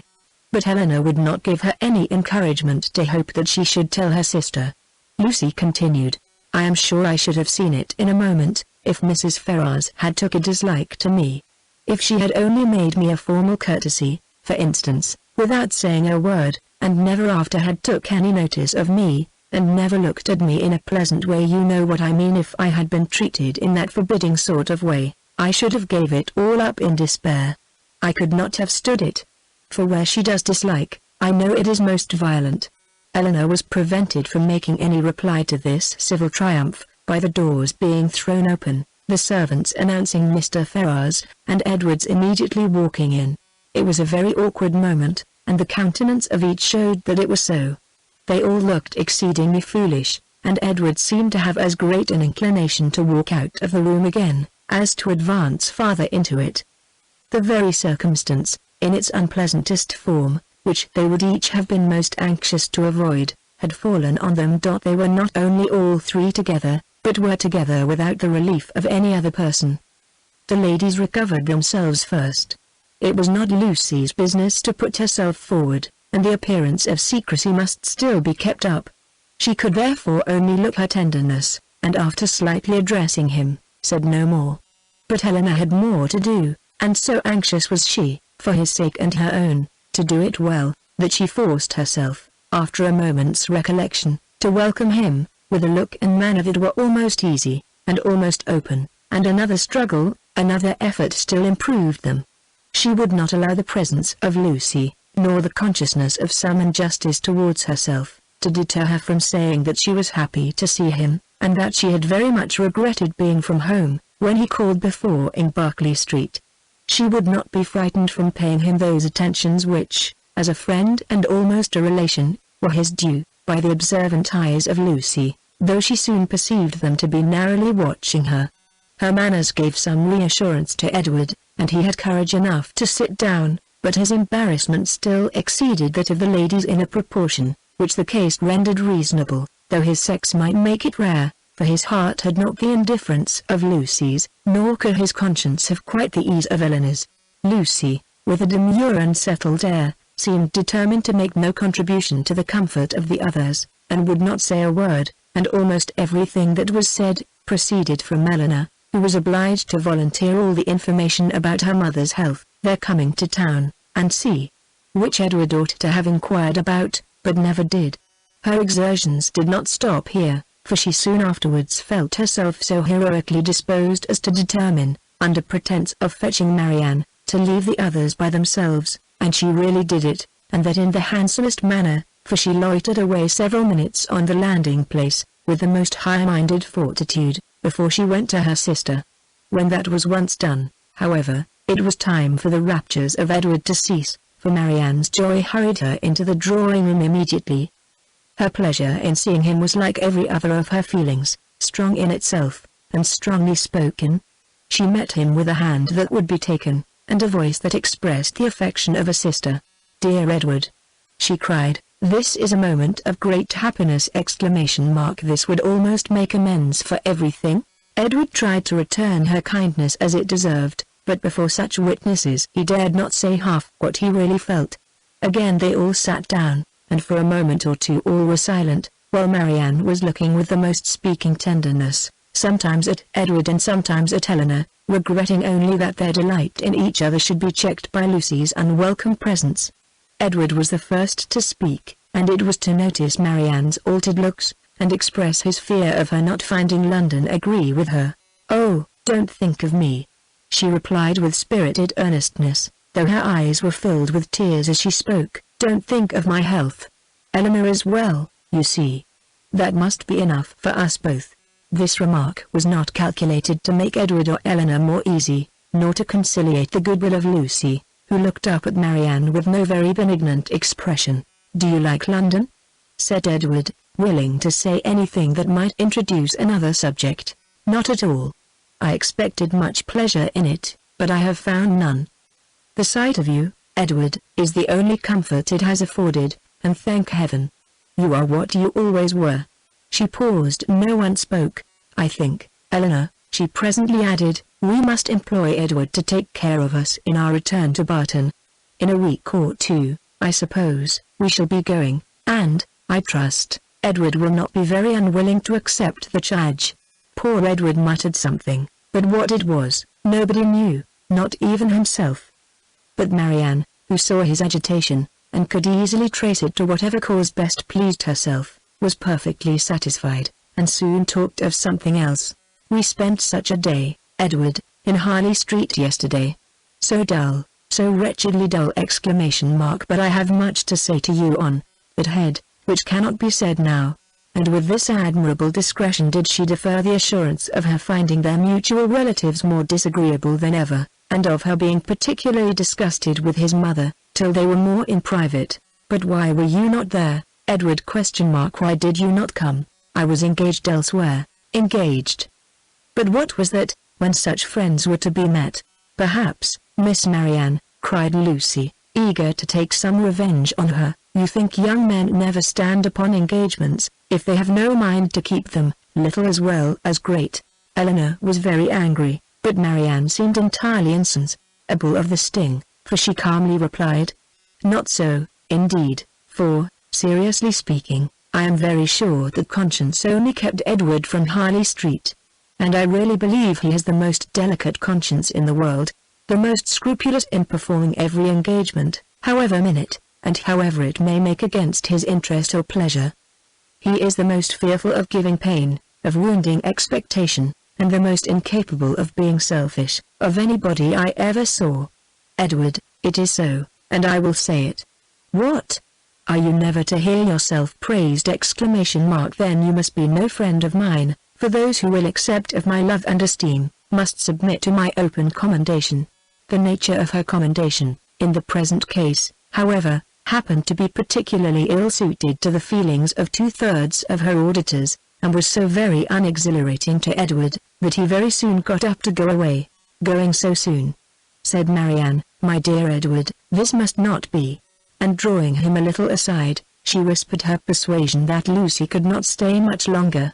But even this encouragement failed, for he would go, and Lucy, who would have outstayed him, had his visit lasted 2 hours, soon afterwards went away. "What can bring her here so often?" said Marianne, on her leaving them. "Could not she see that we wanted her?" Gone! ! How teasing to Edward. Why so? ? We were all his friends, and Lucy has been the longest known to him of any. It is but natural that he should like to see her as well as ourselves. Marianne looked at her steadily, and said, "You know, Eleanor, that this is a kind of talking which I cannot bear. If you only hope to have your assertion contradicted, as I must suppose to be the case, you ought to recollect that I am the last person in the world to do it. I cannot descend to be tricked out of assurances that are not really wanted." She then left the room, and Eleanor dared not follow her to say more, for bound as she was by her promise of secrecy to Lucy, she could give no information that would convince Marianne, and painful as the consequences of her still continuing in an error might be, she was obliged to submit to it. All that she could hope was that Edward would not often expose her or himself to the distress of hearing Marianne's mistaken warmth, nor to the repetition of any other part of the pain that had attended their recent meeting, and this she had every reason to expect. Chapter 36. Within a few days after this meeting, the newspapers announced to the world that the lady of Thomas Palmer, Esquire, was safely delivered of a son and heir, a very interesting and satisfactory paragraph, at least to all those intimate connections who knew it before. This event, highly important to Mrs. Jennings's happiness, produced a temporary alteration in the disposal of her time, and influenced, in a like degree, the engagements of her young friends, for as she wished to be as much as possible with Charlotte, she went thither every morning as soon as she was dressed, and did not return till late in the evening, and the Miss Dashwoods, at the particular request of the Middletons, spent the whole of every day in Conduit Street. For their own comfort they would much rather have remained, at least all the morning, in Mrs. Jennings's house, but it was not a thing to be urged against the wishes of everybody. Their hours were therefore made over to Lady Middleton and the two Miss Steeles, by whom their company, in fact, was as little valued, as it was professedly sought. They had too much sense to be desirable companions to the former, and by the latter they were considered with a jealous eye, as intruding on their ground, and sharing the kindness which they wanted to monopolize. Though nothing could be more polite than Lady Middleton's behavior to Eleanor and Marianne, she did not really like them at all. Because they neither flattered herself nor her children, she could not believe them good-natured, and because they were fond of reading, she fancied them satirical, perhaps without exactly knowing what it was to be satirical, but that did not signify. It was censure in common use, and easily given. Their presence was a restraint both on her and on Lucy. It checked the idleness of one, and the business of the other. Lady Middleton was ashamed of doing nothing before them, and the flattery which Lucy was proud to think of and administer at other times, she feared they would despise her for offering. Miss Steele was the least discomposed of the three, by their presence, and it was in their power to reconcile her to it entirely. Would either of them only have given her a full and minute account of the whole affair between Marianne and Mr. Willoughby, she would have thought herself amply rewarded for the sacrifice of the best place by the fire after dinner, which their arrival occasioned. But this conciliation was not granted, for though she often threw out expressions of pity for her sister to Eleanor, and more than once dropped a reflection on the inconstancy of Beau before Marianne, no effect was produced, but a look of indifference from the former, or of disgust in the latter. An effort even yet lighter might have made her their friend. Would they only have laughed at her about the doctor?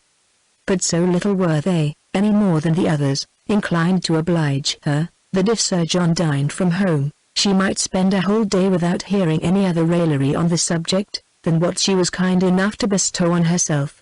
All these jealousies and discontents, however, were so totally unsuspected by Mrs. Jennings, that she thought it a delightful thing for the girls to be together, and generally congratulated her young friends every night, on having escaped the company of a stupid old woman so long.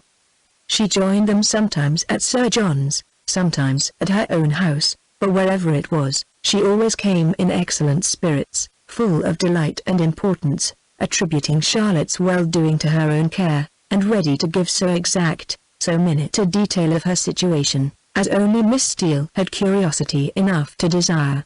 One thing did disturb her, and of that she made her daily complaint. Mr. Palmer maintained the common, but unfatherly opinion among his sex, of all infants being alike, and though she could plainly perceive, at different times, the most striking resemblance between this baby and every one of his relations on both sides. There was no convincing his father of it, no persuading him to believe that it was not exactly like every other baby of the same age, nor could he even be brought to acknowledge the simple proposition of its being the finest child in the world.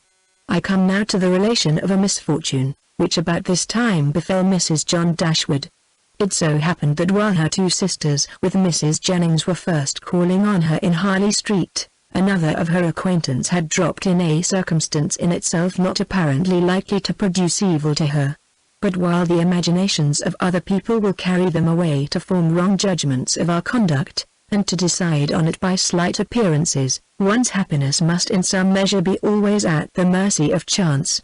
In the present instance, this last arrived lady allowed her fancy to so far outrun truth and probability, that on merely hearing the name of the Miss Dashwoods, and understanding them to be Mr. Dashwood's sisters, she immediately concluded them to be staying in Harley Street, and this misconstruction produced within a day or two afterwards, cards of invitation for them as well as for their brother and sister, to a small musical party at her house. The consequence of which was, that Mrs. John Dashwood was obliged to submit not only to the exceedingly great inconvenience of sending her carriage for the Miss Dashwoods, but, what was still worse, must be subject to all the unpleasantness of appearing to treat them with attention, and who could tell that they might not expect to go out with her a second time. The power of disappointing them, it was true, must always be hers. But that was not enough, for when people are determined on a mode of conduct which they know to be wrong, they feel injured by the expectation of anything better from them. Marianne had now been brought by degrees so much into the habit of going out every day, that it was become a matter of indifference to her whether she went or not, and she prepared quietly and mechanically for every evening's engagement, though without expecting the smallest amusement from any, and very often without knowing, till the last moment, where it was to take her. To her dress and appearance she was grown so perfectly indifferent, as not to bestow half the consideration on it, during the whole of her toilette, which it received from Miss Steele in the first 5 minutes of their being together. When it was finished, nothing escaped her minute observation and general curiosity. She saw everything, and asked everything, was never easy till she knew the price of every part of Marianne's dress, could have guessed the number of her gowns altogether with better judgment than Marianne herself, and was not without hopes of finding out before they parted, how much her washing cost per week, and how much she had every year to spend upon herself. The impertinence of these kind of scrutinies, moreover, was generally concluded with a compliment, which though meant as its due, was considered by Marianne as the greatest impertinence of all, for after undergoing an examination into the value and make of her gown, the color of her shoes, and the arrangement of her hair, she was almost sure of being told that upon her word she looked vastly smart, and she dared to say she would make a great many conquests. With such encouragement as this, was she dismissed on the present occasion, to her brother's carriage, which they were ready to enter 5 minutes after it stopped at the door, a punctuality not very agreeable to their sister-in-law, who had preceded them to the house of her acquaintance, and was the hoping for some delay on their part that might inconvenience either herself or her coachman. The events of this evening were not very remarkable. The party, like other musical parties, comprehended a great many people who had real taste for the performance, and a great many more who had none at all, and the performers themselves were, as usual, in their own estimation, and that of their immediate friends, the first private performers in England. As Eleanor was neither musical, nor affecting to be so, she made no scruple of turning her eyes from the grand pianoforte, whenever it suited her, and unrestrained even by the presence of a harp and violoncello, would fix them at pleasure on any other object in the room. In one of these excursive glances she perceived among a group of young men, the very he, who had given them a lecture on toothpick cases at Gray's. She perceived him soon afterwards looking at herself, and speaking familiarly to her brother, and had just determined to find out his name from the latter, when they both came towards her, and Mr. Dashwood introduced him to her as Mr. Robert Ferrars. He addressed her with easy civility, and twisted his head into a bow which assured her as plainly as words could have done, that he was exactly the coxcomb she had heard him described to be by Lucy. Happy had it been for her, if her regard for Edward had depended less on his own merit, than on the merit of his nearest relations, for then his brother's bow must have given the finishing stroke to what the ill humor of his mother and sister would have begun. But while she wondered at the difference of the two young men, she did not find that the emptiness of conceit of the one put her out of all charity with the modesty and worth of the other. Why they were different, Robert exclaimed to her himself in the course of a quarter of an hour's conversation, for, talking of his brother, and lamenting the extreme gaucherie which he really believed kept him from mixing in proper society, he candidly and generously attributed it much less to any natural deficiency, than to the misfortune of a private education, while he himself, though probably without any material superiority by nature, merely from the advantage of a public school, was as well fitted to mix in the world as any other man. Upon my soul, he added, I believe it is nothing more, and so I often tell my mother, when she is grieving about it. My dear madam, I always say to her, you must make yourself easy. The evil is now irremediable, and it has been entirely your own doing. Why would you be persuaded by my uncle, Sir Robert, against your own judgment, to place Edward under private tuition, at the most critical time of his life? If you had only sent him to Westminster as well as myself, instead of sending him to Mr. Pratt's, all this would have been prevented. This is the way in which I always consider the matter, and my mother is perfectly convinced of her error. Eleanor would not oppose his opinion, because, whatever might be her general estimation of the advantage of a public school, she could not think of Edward's abode in Mr. Pratt's family, with any satisfaction. You reside in Devonshire, I think, was his next observation, in a cottage near Dawlish. Eleanor sat in right as to its situation, and it seemed rather surprising to him that anybody could live in Devonshire, without living near Dawlish. He bestowed his hearty approbation however on their species of house. For my own part, said he, I am excessively fond of a cottage, there is always so much comfort, so much elegance about them. And I protest, if I had any money to spare, I should buy a little land and build one myself, within a short distance of London, where I might drive myself down at any time, and collect a few friends about me, and be happy. I advise everybody who is going to build a cottage. My friend Lord Courtland came to me the other day on purpose to ask my advice, and laid before me 3 different plans of Bonomi's. I was to decide on the best of them. My dear Courtland, said I, immediately throwing them all into the fire, do not adopt either of them, but by all means build a cottage. And that, I fancy, will be the end of it. Some people imagine that there can be no accommodations, no space in a cottage, but this is all a mistake. I was last month at my friend Elliot's, near Dartford. Lady Elliot wished to give a dance. But how can it be done? Said she, my dear Ferrars, do tell me how it is to be managed. There is not a room in this cottage that will hold 10 couple, and where can the supper be? I immediately saw that there could be no difficulty in it, so I said, my dear Lady Elliot, do not be uneasy. The dining parlour will admit 18 couple with ease, card tables may be placed in the drawing room, the library may be open for tea and other refreshments, and let the supper be set out in the saloon. Lady Elliot was delighted with the thought. We measured the dining room, and found it would hold exactly 18 couple, and the affair was arranged precisely after my plan. So that, in fact, you see, if people do but know how to set about it, every comfort may be as well enjoyed in a cottage as in the most spacious dwelling. Eleanor agreed to it all, for she did not think he deserved the compliment of rational opposition. As John Dashwood had no more pleasure in music than his eldest sister, his mind was equally at liberty to fix on anything else, and a thought struck him during the evening, which he communicated to his wife, for her approbation, when they got home. The consideration of Mrs. Dennison's mistake, in supposing his sisters their guests, had suggested the propriety of their being really invited to become such, while Mrs. Jennings' engagements kept her from home.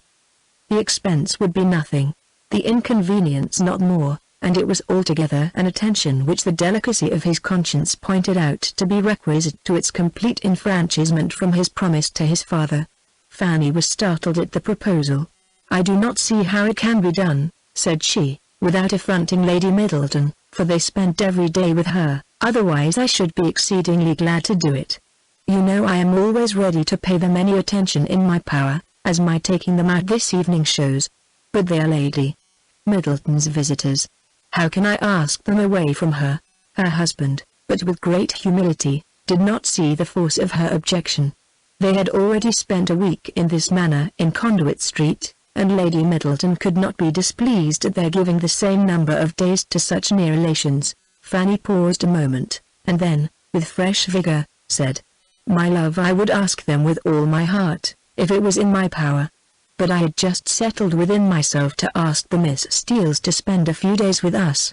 They are very well behaved, good kind of girls, and I think the attention is due to them, as their uncle did so very well by Edward. We can ask your sisters some other year, you know, but the Miss Steeles may not be in town any more. I am sure you will like them. Indeed, you do like them, you know, very much already, and so does my mother, and they are such favourites with Harry." Mr. Dashwood was convinced.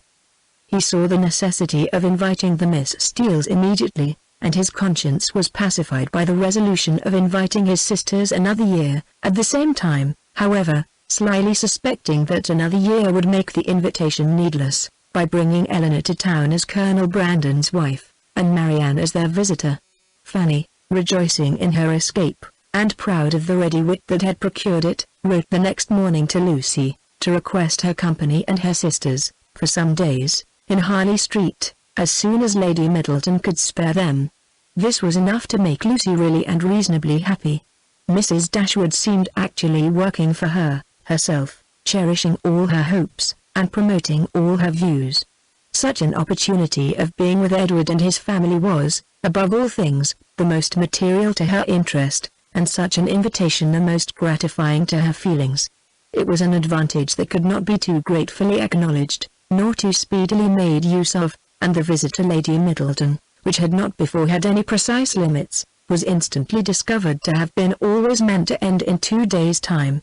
When the note was shown to Eleanor, as it was within 10 minutes after its arrival, it gave her, for the first time, some share in the expectations of Lucy, for such a mark of uncommon kindness, vouchsafed on so short an acquaintance, seemed to declare that the goodwill towards her arose from something more than merely malice against herself, and might be brought, by time and address, to do everything that Lucy wished. Her flattery had already subdued the pride of Lady Middleton, and made an entry into the close heart of Mrs. John Dashwood, and these were effects that laid open the probability of greater.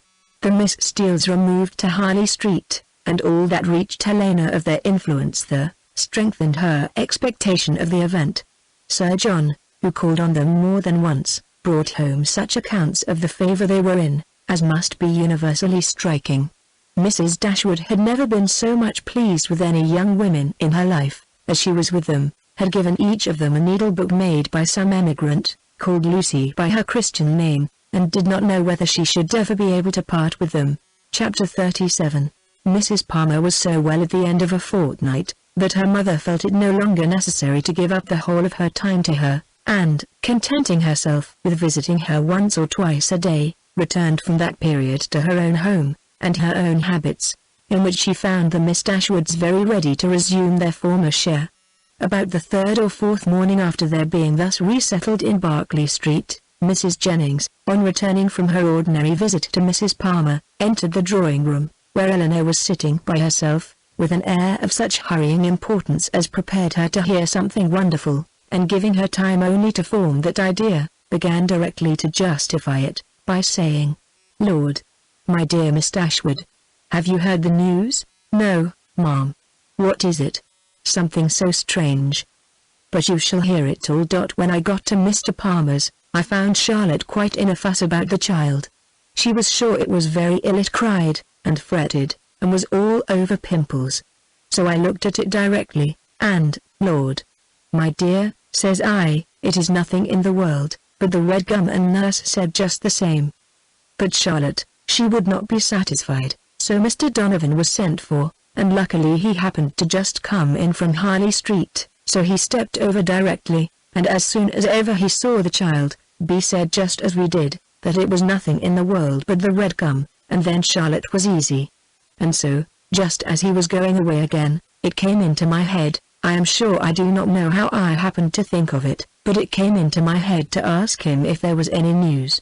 So upon that, he smirked, and simpered, and looked grave, and seemed to know something or other, and at last he said in a whisper, "For fear any unpleasant report should reach the young ladies under your care as to their sister's indisposition, I think it advisable to say, that I believe there is no great reason for alarm. I hope Mrs. Dashwood will do very well."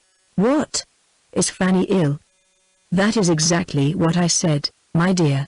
Lord, says I, is Mrs. Dashwood ill?" So then it all came out, and the long and the short of the matter, by all I can learn, seems to be this. Mr. Edward Ferrars, the very young man I used to joke with you about.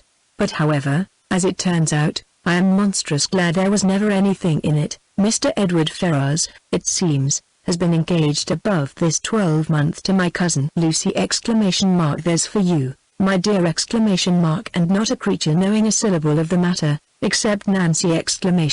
Could you have believed such a thing possible? There is no great wonder in their liking one another, but that matters should be brought so forward between them, and nobody suspects it! That is strange! I never happened to see them together, or I am sure I should have found it out directly. Well, and so this was kept a great secret, for fear of Mrs. Ferrars, and neither she nor your brother or sister suspected a word of the matter till this very morning. Poor Nancy, who, you know, is a well-meaning creature, but no conjurer, popped it all out. Lord, thinks she to herself, they are all so fond of Lucy, to be sure they will make no difficulty about it, and so, away she went to your sister, who was sitting all alone at her carpet work, little suspecting what was to come, for she had just been saying to your brother, only 5 minutes before, that she thought to make a match between Edward and some lord's daughter or other, I forget who. So you may think what a blow it was to all her vanity and pride. She fell into violent hysterics immediately, with such screams as reached your brother's ears, as he was sitting in his own dressing-room downstairs, thinking about writing a letter to his steward in the country. So up he flew directly, and a terrible scene took place, for Lucy was come to them by that time, little dreaming what was going on. Poor soul! I pity her. And I must say, I think she was used very hardly, for your sister scolded like any fury, and soon drove her into a fainting fit. Nancy, she fell upon her knees, and cried bitterly, and your brother, he walked about the room, and said he did not know what to do. Mrs. Dashwood declared they should not stay a minute longer in the house, and your brother was forced to go down upon his knees too, to persuade her to let them stay till they had packed up their clothes. Then she fell into hysterics again, and he was so frightened that he would send for Mr. Donovan, and Mr. Donovan found the house in all this uproar. The carriage was at the door ready to take my poor cousins away, and they were just stepping in as he came off. Poor Lucy in such a condition, he says, she could hardly walk, and Nancy, she was almost as bad. I declare, I have no patience with your sister, and I hope, with all my heart, it will be a match in spite of her. Lord, what a taking poor Mr. Edward will be in when he hears of it. To have his love used so scornfully. For they say he is monstrous fond of her, as well he may. I should not wonder, if he was to be in the greatest passion! And Mr. Donovan thinks just the same. He and I had a great deal of talk about it, and the best of all is, that he has gone back again to Harley Street, that he may be within call when Mrs. Ferrars is told of it, for she was sent for as soon as ever my cousins left the house, for your sister was sure she would be in hysterics too, and so she may, for what I care. I have no pity for either of them. I have no notion of people's making such a to-do about money and greatness. There is no reason on earth why Mr. Edward and Lucy should not marry, for I am sure Mrs. Ferrars may afford to do very well by her son, and though Lucy has next to nothing herself, she knows better than anybody how to make the most of everything. I dare say, if Mrs. Ferrars would only allow him 500 a year, she would make as good an appearance with it as anybody else would with 8. Lord, how snug they might live in such another cottage as yours, or a little bigger, with 2 maids, and 2 men, and I believe I could help them to a housemaid, for my Betty has a sister out of place, that would fit them exactly. Here Mrs. Jennings ceased, and as Eleanor had had time enough to collect her thoughts, she was able to give such an answer, and make such observations, as the subject might naturally be supposed to produce. Happy to find that she was not suspected of any extraordinary interest in it, that Mrs. Jennings, as she had of late often hoped might be the case, had ceased to imagine her at all attached to Edward, and happy above all the rest. In the absence of Marianne, she felt very well able to speak of the affair without embarrassment, and to give her judgment, as she believed, with impartiality on the conduct of everyone concerned in it. She could hardly determine what her own expectation of its event really was, though she earnestly tried to drive away the notion of its being possible to end otherwise at last, than in the marriage of Edward and Lucy. What Mrs. Ferrars would say and do, though there could not be a doubt of its nature, she was anxious to hear, and still more anxious to know how Edward would conduct himself. For him she felt much compassion. For Lucy very little, and it cost her some pains to procure that little. For the rest of the party none at all. As Mrs. Jennings could talk on no other subject, Eleanor soon saw the necessity of preparing Marianne for its discussion. No time was to be lost in undeceiving her, in making her acquainted with the real truth, and in endeavoring to bring her to hear it talked of by others, without betraying that she felt any uneasiness for her sister, or any resentment against Edward.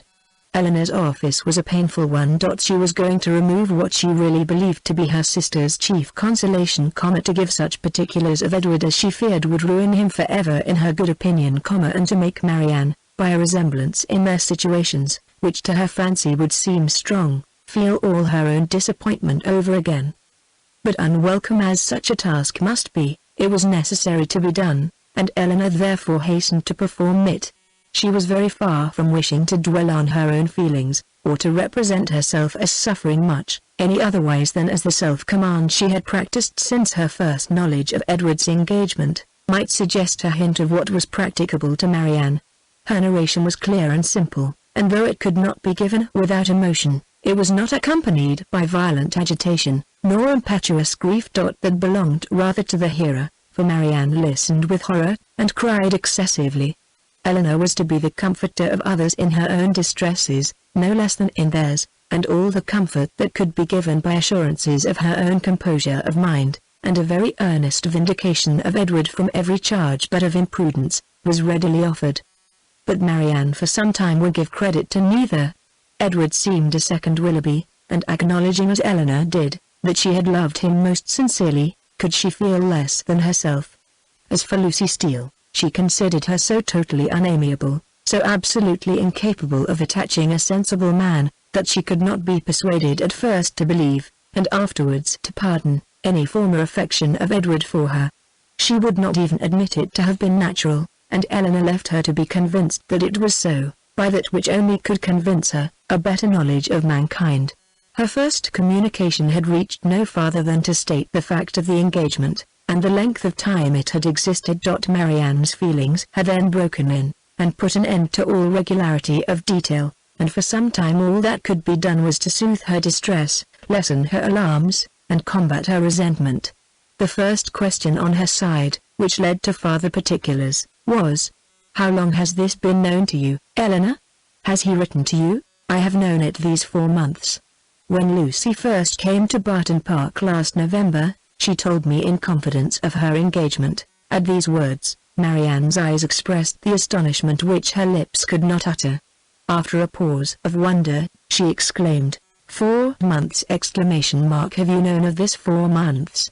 Eleanor confirmed it. What! While attending me in all my misery, has this been on your heart? And I have reproached you for being happy. It was not fit that you should then know how much I was the reverse. 4 months! Cried Marianne again. So calm! So cheerful! How have you been supported? By feeling that I was doing my duty. My promise to Lucy obliged me to be secret. I owed it to her, therefore, to avoid giving any hint of the truth, and I owed it to my family and friends, not to create in them a solicitude about me, which it could not be in my power to satisfy. Marianne seemed much struck. "I have very often wished to undeceive yourself and my mother," added Eleanor, "and once or twice I have attempted it but without betraying my trust. I never could have convinced you. 4 months! And yet you loved him." Yes. But I did not love only him and while the comfort of others was dear to me, I was glad to spare them from knowing how much I felt. Now, I can think and speak of it with little emotion. I would not have you suffer on my account, for I assure you I no longer suffer materially myself. I have many things to support me. I am not conscious of having provoked the disappointment by any imprudence of my own. I have borne it as much as possible without spreading it farther. I acquit Edward of essential misconduct. I wish him very happy, and I am so sure of his always doing his duty, that though now he may harbor some regret, in the end he must become so. Lucy does not want sense, and that is the foundation on which everything good may be built. And after all, Marianne, after all that is bewitching in the idea of a single and constant attachment, and all that can be said of one's happiness depending entirely on any particular person, it is not meant, it is not fit, it is not possible that it should be so. Edward will marry Lucy. He will marry a woman superior in person and understanding to half her sex, and time and habit will teach him to forget that he ever thought another superior to her. If such is your way of thinking, said Marianne, if the loss of what is most valued is so easily to be made up by something else, your resolution, your self-command, are, perhaps, a little less to be wondered at. They are brought more within my comprehension. I understand you. You do not suppose that I have ever felt much. For 4 months, Marianne, I have had all this hanging on my mind, without being at liberty to speak of it to a single creature, knowing that it would make you and my mother most unhappy whenever it were explained to you, yet unable to prepare you for it in the least. It was told me, it was in a manner forced on me by the very person herself, whose prior engagement ruined all my prospects, and told me, as I thought, with triumph. This person's suspicions, therefore, I have had to oppose, by endeavoring to appear indifferent where I have been most deeply interested, and it has not been only once, I have had her hopes and exultation to listen to again and again. I have known myself to be divided from Edward forever, without hearing one circumstance that could make me less desire the connection. Nothing has proved him unworthy, nor has anything declared him indifferent to me. I have had to contend against the unkindness of his sister, and the insolence of his mother, and have suffered the punishment of an attachment, without enjoying its advantages. And all this has been going on at a time, when, as you know too well, it has not been my only unhappiness. If you can think me capable of ever feeling, surely you may suppose that I have suffered now. The composure of mind with which I have brought myself at present to consider the matter, the consolation that I have been willing to admit, have been the effect of constant and painful exertion. They did not spring up of themselves. They did not occur to relieve my spirits at first. No, Marianne. Then, if I had not been bound to silence, perhaps nothing could have kept me entirely, not even what I owed to my dearest friends, from openly showing that I was very unhappy. Marianne was quite subdued. Oh, Eleanor, she cried, you have made me hate myself forever. How barbarous have I been to you! You, who have been my only comfort, you have borne with me in all my misery, you have seemed to be only suffering for me! Is this my gratitude? Is this the only return I can make you? Because your merit cries out upon myself, I have been trying to do it away. The tenderest caresses followed this confession. In such a frame of mind as she was now in, Eleanor had no difficulty in obtaining from her whatever promise she required, and at her request, Marianne engaged never to speak of the affair to anyone with the least appearance of bitterness. To meet Lucy without betraying the smallest increase of dislike to her. And even to see Edward himself, if chance should bring them together, without any diminution of her usual cordiality. These were great concessions. But where Marianne felt that she had injured, no reparation could be too much for her to make. She performed her promise of being discreet, to admiration. She attended to all that Mrs. Jennings had to say upon the subject, with an unchanging complexion, dissented from her in nothing, and was heard 3 times to say, "Yes, ma'am." She listened to her praise of Lucy with only moving from one chair to another, and when Mrs. Jennings talked of Edward's affection, it cost her only a spasm in her throat. Such advances towards heroism in her sister, made Eleanor feel equal to anything herself. The next morning brought a farther trial of it, in a visit from their brother, who came with a most serious aspect to talk over the dreadful affair, and bring them news of his wife. "You have heard, I suppose," said he with great solemnity, as soon as he was seated, "of the very shocking discovery that took place under our roof yesterday."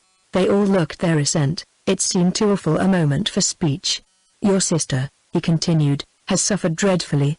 Mrs. Ferrars too. In short, it has been a scene of such complicated distress, but I will hope that the storm may be weathered without our being any of us quite overcome. Poor Fanny. She was in hysterics all yesterday. But I would not alarm you too much. Donovan says there is nothing materially to be apprehended. Her constitution is a good one, and her resolution equal to anything. She has borne it all, with the fortitude of an angel. She says she never shall think well of anybody again, and one cannot wonder at it, after being so deceived! Meeting with such ingratitude, where so much kindness had been shown, so much confidence had been placed. It was quite out of the benevolence of her heart, that she had asked these young women to her house, merely because she thought they deserved some attention, were harmless, well-behaved girls, and would be pleasant companions, for otherwise we both wished very much to have invited you and Marianne to be with us, while your kind friend there was attending her daughter. And now to be so rewarded. I wish, with all my heart, says poor Fanny in her affectionate way, that we had asked your sisters instead of them." Here he stopped to be thanked, which being done, he went on. "What poor Mrs. Ferrars suffered, when first Fanny broke it to her, is not to be described. While she with the truest affection had been planning a most eligible connection for him, was it to be supposed that he could be all the time secretly engaged to another person? Such a suspicion could never have entered her head. If she suspected any prepossession elsewhere, it could not be in that quarter. "There, to be sure," said she, "I might have thought myself safe." She was quite in an agony. We consulted together, however, as to what should be done, and at last she determined to send for Edward. He came. But I am sorry to relate what ensued. All that Mrs. Ferrars could say to make him put an end to the engagement, assisted to as you may well suppose by my arguments, and Fanny's entreaties, was of no avail. Duty, affection, everything was disregarded. I never thought Edward so stubborn, so unfeeling before.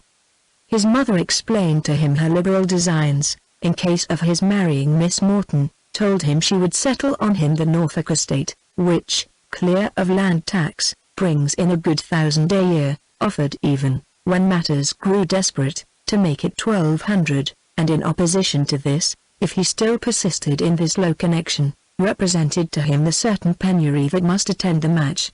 His own £2,000 she protested should be his all. She would never see him again, and so far would she be from affording him the smallest assistance, that if he were to enter into any profession with a view of better support, she would do all in her power to prevent him advancing in it. Here Marianne, in an ecstasy of indignation, clapped her hands together, and cried, "Gracious God! Can this be possible?" "Well may you wonder, Marianne," replied her brother, "at the obstinacy which could resist such arguments as these. Your exclamation is very natural." Marianne was going to retort, but she remembered her promises, and forbore. All this, however, he continued, was urged in vain. Edward said very little, but what he did say, was in the most determined manner. Nothing should prevail on him to give up his engagement. He would stand to it, cost him what it might. "Then," cried Mrs. Jennings with blunt sincerity, no longer able to be silent, "he has acted like an honest man. I beg your pardon, Mr. Dashwood, but if he had done otherwise, I should have thought him a rascal. I have some little concern in the business, as well as yourself, for Lucy Steele is my cousin, and I believe there is not a better kind of girl in the world, nor one who more deserves a good husband." John Dashwood was greatly astonished, but his nature was calm, not open to provocation, and he never wished to offend anybody, especially anybody of good fortune. He therefore replied, without any resentment, "I would by no means speak disrespectfully of any relation of yours, Madame. Miss Lucy Steele is, I dare say, a very deserving young woman, but in the present case you know, the connection must be impossible. And to have entered into a secret engagement with a young man under her uncle's care, the son of a woman especially of such very large fortune as Mrs. Ferrars, is perhaps, altogether a little extraordinary. In short, I do not mean to reflect upon the behavior of any person whom you have a regard for, Mrs. Jennings. We all wish her extremely happy, and Mrs. Ferrars's conduct throughout the whole, has been such as every conscientious, good mother, in like circumstances, would adopt. It has been dignified and liberal. Edward has drawn his own lot, and I fear it will be a bad one." Marianne sighed out her similar apprehension, and Eleanor's heart wrung for the feelings of Edward, while braving his mother's threats, for a woman who could not reward him. "Well, sir," said Mrs. Jennings, "and how did it end?" "I am sorry to say, ma'am, in a most unhappy rupture. Edward is dismissed forever from his mother's notice. He left her house yesterday, but where he is gone, or whether he is still in town, I do not know, for we of course can make no inquiry." "Poor young man!" "And what is to become of him?" "What, indeed, ma'am? It is a melancholy consideration. Born to the prospect of such affluence, I cannot conceive a situation more deplorable. The interest of £2,000, how can a man live on it? And when to that is added the recollection, that he might, but for his own folly, within 3 months have been in the receipt of £2,500 a year, for Miss Morton has £30,000, I cannot picture to myself a more wretched condition. We must all feel for him, and the more so, because it is totally out of our power to assist him." "Poor young man!" cried Mrs. Jennings. "I am sure he should be very welcome to bed and board at my house, and so I would tell him if I could see him. It is not fit that he should be living about at his own charge now, at lodgings and taverns." Eleanor's heart thanked her for such kindness towards Edward, though she could not forbear smiling at the form of it. "If he would only have done as well by himself," said John Dashwood, "as all his friends were disposed to do by him, he might now have been in his proper situation, and would have wanted for nothing. But as it is, it must be out of anybody's power to assist him. And there is one thing more preparing against him, which must be worse than all. His mother has determined, with a very natural kind of spirit, to settle that estate upon Robert immediately, which might have been Edward's, on proper conditions. I left her this morning with her lawyer, talking over the business." "Well," said Mrs. Jennings, "that is her revenge. Everybody has a way of their own. But I don't think mine would be, to make one son independent, because another had plagued me." Marianne got up and walked about the room. "Can anything be more galling to the spirit of a man," continued John, "than to see his younger brother in possession of an estate which might have been his own? Poor Edward! I feel for him sincerely."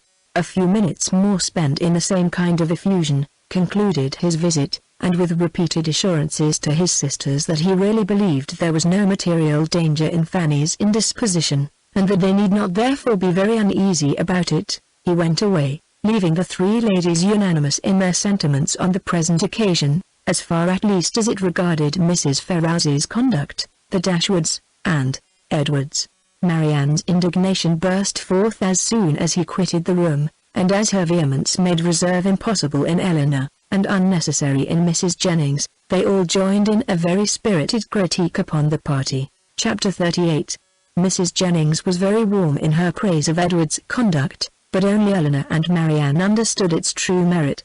They only knew how little he had had to tempt him to be disobedient, and how small was the consolation, beyond the consciousness of doing right, that could remain to him in the loss of friends and fortune. Eleanor gloried in his integrity, and Marianne forgave all his offences in compassion for his punishment. But though confidence between them was, by this public discovery, restored to its proper state, it was not a subject on which either of them were fond of dwelling when alone. Eleanor avoided it upon principle, as tending to fix still more upon her thoughts, by the too warm, too positive assurances of Marianne, that belief of Edward's continued affection for herself which she rather wished to do away, and Marianne's courage soon failed her, in trying to converse upon a topic which always left her more dissatisfied with herself than ever, by the comparison it necessarily produced between Eleanor's conduct and her own. She felt all the force of that comparison, but not as her sister had hoped, to urge her to exertion now. She felt it with all the pain of continual self-reproach, regretted most bitterly that she had never exerted herself before. But it brought only the torture of penitence, without the hope of amendment. Her mind was so much weakened that she still fancied present exertion impossible, and therefore it only dispirited her more. Nothing new was heard by them, for a day or two afterwards, of affairs in Harley Street, or Bartlett's Buildings. But though so much of the matter was known to them already, that Mrs. Jennings might have had enough to do in spreading that knowledge farther, without seeking after more, She had resolved from the first to pay a visit of comfort and inquiry to her cousins as soon as she could, and nothing but the hindrance of more visitors than usual had prevented her going to them within that time. The third day succeeding their knowledge of the particulars, was so fine, so beautiful a Sunday as to draw many to Kensington Gardens, though it was only the second week in March. Mrs. Jennings and Eleanor were of the number, but Marianne, who knew that the Willoughbys were again in town, and had a constant dread of meeting them, chose rather to stay at home, than venture into so public a place. An intimate acquaintance of Mrs. Jennings joined them soon after they entered the gardens, and Eleanor was not sorry that by her continuing with them, and engaging all Mrs. Jennings's conversation, she was herself left to quiet reflection. She saw nothing of the Willoughbys, nothing of Edward, and for some time nothing of anybody who could by any chance, whether grave or gay, be interesting to her.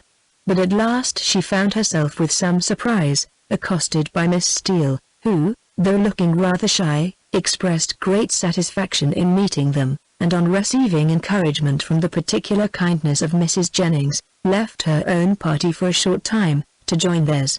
Mrs. Jennings immediately whispered to Eleanor, "Get it all out of her, my dear. She will tell you anything if you ask. You see, I cannot leave Mrs. Clark." It was lucky, however, for Mrs. Jennings's curiosity and Eleanor's too, that she would tell anything without being asked, for nothing would otherwise have been learnt. "I am so glad to meet you," said Miss Steele, taking her familiarly by the arm, "for I wanted to see you of all things in the world." And then lowering her voice, "I suppose Mrs. Jennings has heard all about it. Is she angry?" "Not at all, I believe, with you. That is a good thing." "And Lady Middleton, is she angry?" "I cannot suppose it possible that she should. I am monstrous glad of it." "Good gracious! I have had such a time of it. I never saw Lucy in such a rage in my life. She vowed at first she would never trim me up a new bonnet, nor do anything else for me again, so long as she lived, but now she has quite come to, and we are as good friends as ever. Look, she made me this bow to my hat, and put in the feather last night. There now, you are going to laugh at me too. But why should not I wear pink ribbons? I do not care if it is the doctor's favorite color. I am sure, for my part, I should never have known Lady Di like it better than any other color, if he had not happened to say so. My cousins have been so plaguing me. I declare sometimes I do not know which way to look before them." She had wandered away to a subject on which Eleanor had nothing to say, and therefore soon judged it expedient to find her way back again to the first. "Well, but Miss Dashwood," speaking triumphantly, "people may say what they choose about Mr. Ferrars's declaring he would not have Lucy, for it is no such thing, I can tell you, and it is quite a shame for such ill-natured reports to be spread abroad. Whatever Lucy might think about it herself, you know, it was no business of other people to set it down for certain. I never heard anything of the kind hinted at before, I assure you," said Eleanor. "Oh, did not you? But it was said, I know, very well, and by more than one, for Miss Godby told Miss Sparks, that nobody in their senses could expect Mr. Ferrars to give up a woman like Miss Morton, with £30,000 to her fortune, for Lucy Steele that had nothing at all, and I had it from Miss Sparks myself. And besides that, my cousin Richard said himself, that when it came to the point he was afraid Mr. Ferrars would be off, and when Edward did not come near us for 3 days, I could not tell what to think myself, and I believe in my heart Lucy gave it up all for lost, for we came away from your brother's Wednesday, and we saw nothing of him not all Thursday, Friday, and Saturday, and did not know what was become of him. Once Lucy thought to write to him, but then her spirits rose against that. However, this morning he came just as we came home from church, and then it all came out, how he had been sent for Wednesday to Harley Street, and been talked to by his mother and all of them, and how he had declared before them all that he loved nobody but Lucy, and nobody but Lucy would he have. And how he had been so worried by what passed, that as soon as he had went away from his mother's house, he had got upon his horse, and rid into the country, somewhere or other, and how he had stayed about at an inn all Thursday and Friday, on purpose to get the better of it. And after thinking it all over and over again, he said, it seemed to him as if, now he had no fortune, and no nothing at all, it would be quite unkind to keep her on to the engagement, because it must be for her loss, for he had nothing but £2,000, and no hope of anything else, and if he was to go into orders, as he had some thoughts, he could get nothing but a curacy. And how was they to live upon that ? He could not bear to think of her doing no better, and so he begged, if she had the least mind for it, to put an end to the matter directly, and leave him shift for himself. I heard him say all this as plain as could possibly be. And it was entirely for her sake, and upon her account, that he said a word about being off, and not upon his own. I will take my oath he never dropped a syllable of being tired of her, or of wishing to marry Miss Morton, or anything like it. But, to be sure, Lucy would not give ear to such kind of talking, so she told him directly, with a great deal about sweet and love, you know, and all that. Oh, la! One can't repeat such kind of things, you know. She told him directly, she had not the least mind in the world to be off, for she could live with him upon a trifle, and how little soever he might have, she should be very glad to have it all, you know, or something of the kind. So then he was monstrous happy, and talked on some time about what they should do, and they agreed he should take orders directly, and they must wait to be married till he got a living. And just then I could not hear any more, for my cousin called from below to tell me Mrs. Richardson was come in her coach, and would take one of us to Kensington Gardens, so I was forced to go into the room and interrupt them, to ask Lucy if she would like to go, but she did not care to leave Edward, so I just ran upstairs and put on a pair of silk stockings and came off with the Richardsons. I do not understand what you mean by interrupting them, said Eleanor. You were all in the same room together, were not you? No, indeed, not us. La! Miss Dashwood, do you think people make love when anybody else is by? Oh, for shame! To be sure you must know better than that. Laughing affectedly. No, no, they were shut up in the drawing room together, and all I heard was only by listening at the door. How?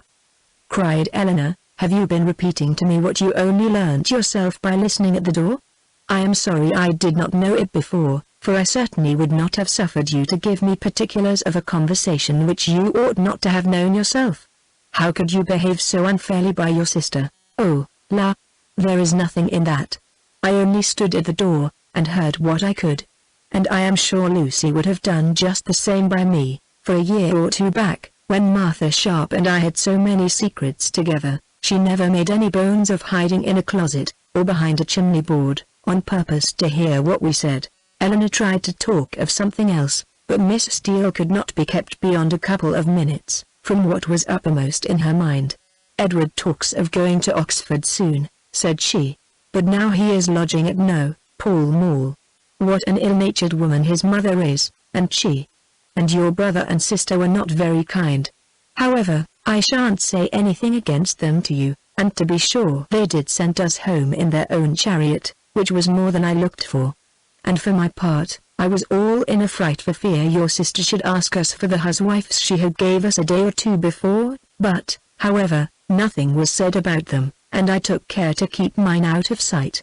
Edward have got some business at Oxford, he says, so he must go there for a time, and after that, as soon as he can light upon a bishop, he will be ordained. I wonder what curacy he will get! Good gracious! Giggling as she spoke, I'd lay my life I know what my cousins will say, when they hear of it. They will tell me I should write to the doctor, to get Edward the curacy of his new living. I know they will, but I am sure I would not do such a thing for all the world. La! I shall say directly, I wonder how you could think of such a thing? I write to the doctor, indeed. Well, said Eleanor, it is a comfort to be prepared against the worst. You have got your answer ready. Miss Steele was going to reply on the same subject, but the approach of her own party made another more necessary. Oh, la! Here come the Richardsons. I had a vast deal more to say to you, but I must not stay away from them not any longer. I assure you they are very genteel people. He makes a monstrous deal of money, and they keep their own coach. I have not time to speak to Mrs. Jennings about it myself. But pray tell her I am quite happy to hear she is not in anger against us, and Lady Middleton the same, and if anything should happen to take you and your sister away, and Mrs. Jennings should want company, I am sure we should be very glad to come and stay with her for as long a time as she likes. I suppose Lady Middleton won't ask us any more this bout. Goodbye, I am sorry Miss Marianne was not here. Remember me kindly to her. La. If you have not got your spotted muslin on ! I wonder you was not afraid of its being torn.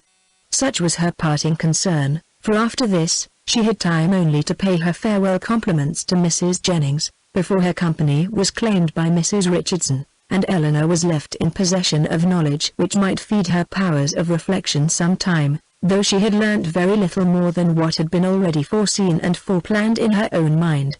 Edward's marriage with Lucy was as firmly determined on, and the time of its taking place remained as absolutely uncertain, as she had concluded it would be. Everything depended, exactly after her expectation, on his getting that preferment, of which, at present, there seemed not the smallest chance. As soon as they returned to the carriage, Mrs. Jennings was eager for information, but as Eleanor wished to spread as little as possible intelligence that had in the first place been so unfairly obtained, she confined herself to the brief repetition of such simple particulars, as she felt assured that Lucy, for the sake of her own consequence, would choose to have known. The continuance of their engagement, and the means that were able to be taken for promoting its end, was all her communication, and this produced from Mrs. Jennings the following natural remark. Wait for his having a living! We all know how that will end. They will wait a 12-month, and finding no good comes of it, will set down upon a curacy of £50 a year, with the interest of his £2,000, and what little matter Mr. Steele and Mr. Pratt can give her. Then they will have a child every year. And Lord help 'em, how poor they will be! I must see what I can give them towards furnishing their house. 2 maids and 2 men. Indeed! As I talked of t'other day. No, they must get a stout girl of all works. Betty's sister would never do for them now. The next morning brought Eleanor a letter by the 2-penny post from Lucy herself. It was as follows. Bartlett's Building, March.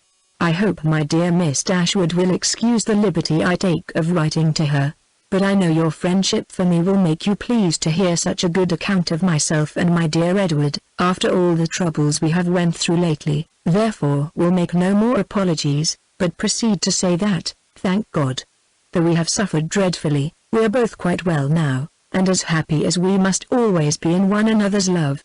We have had great trials, and great persecutions, but however, at the same time, gratefully acknowledge many friends, yourself not the least among them, whose great kindness I shall always thankfully remember, as will Edward too, who I have told of it. I am sure you will be glad to hear, as likewise dear Mrs. Jennings. I spent 2 happy hours with him yesterday afternoon.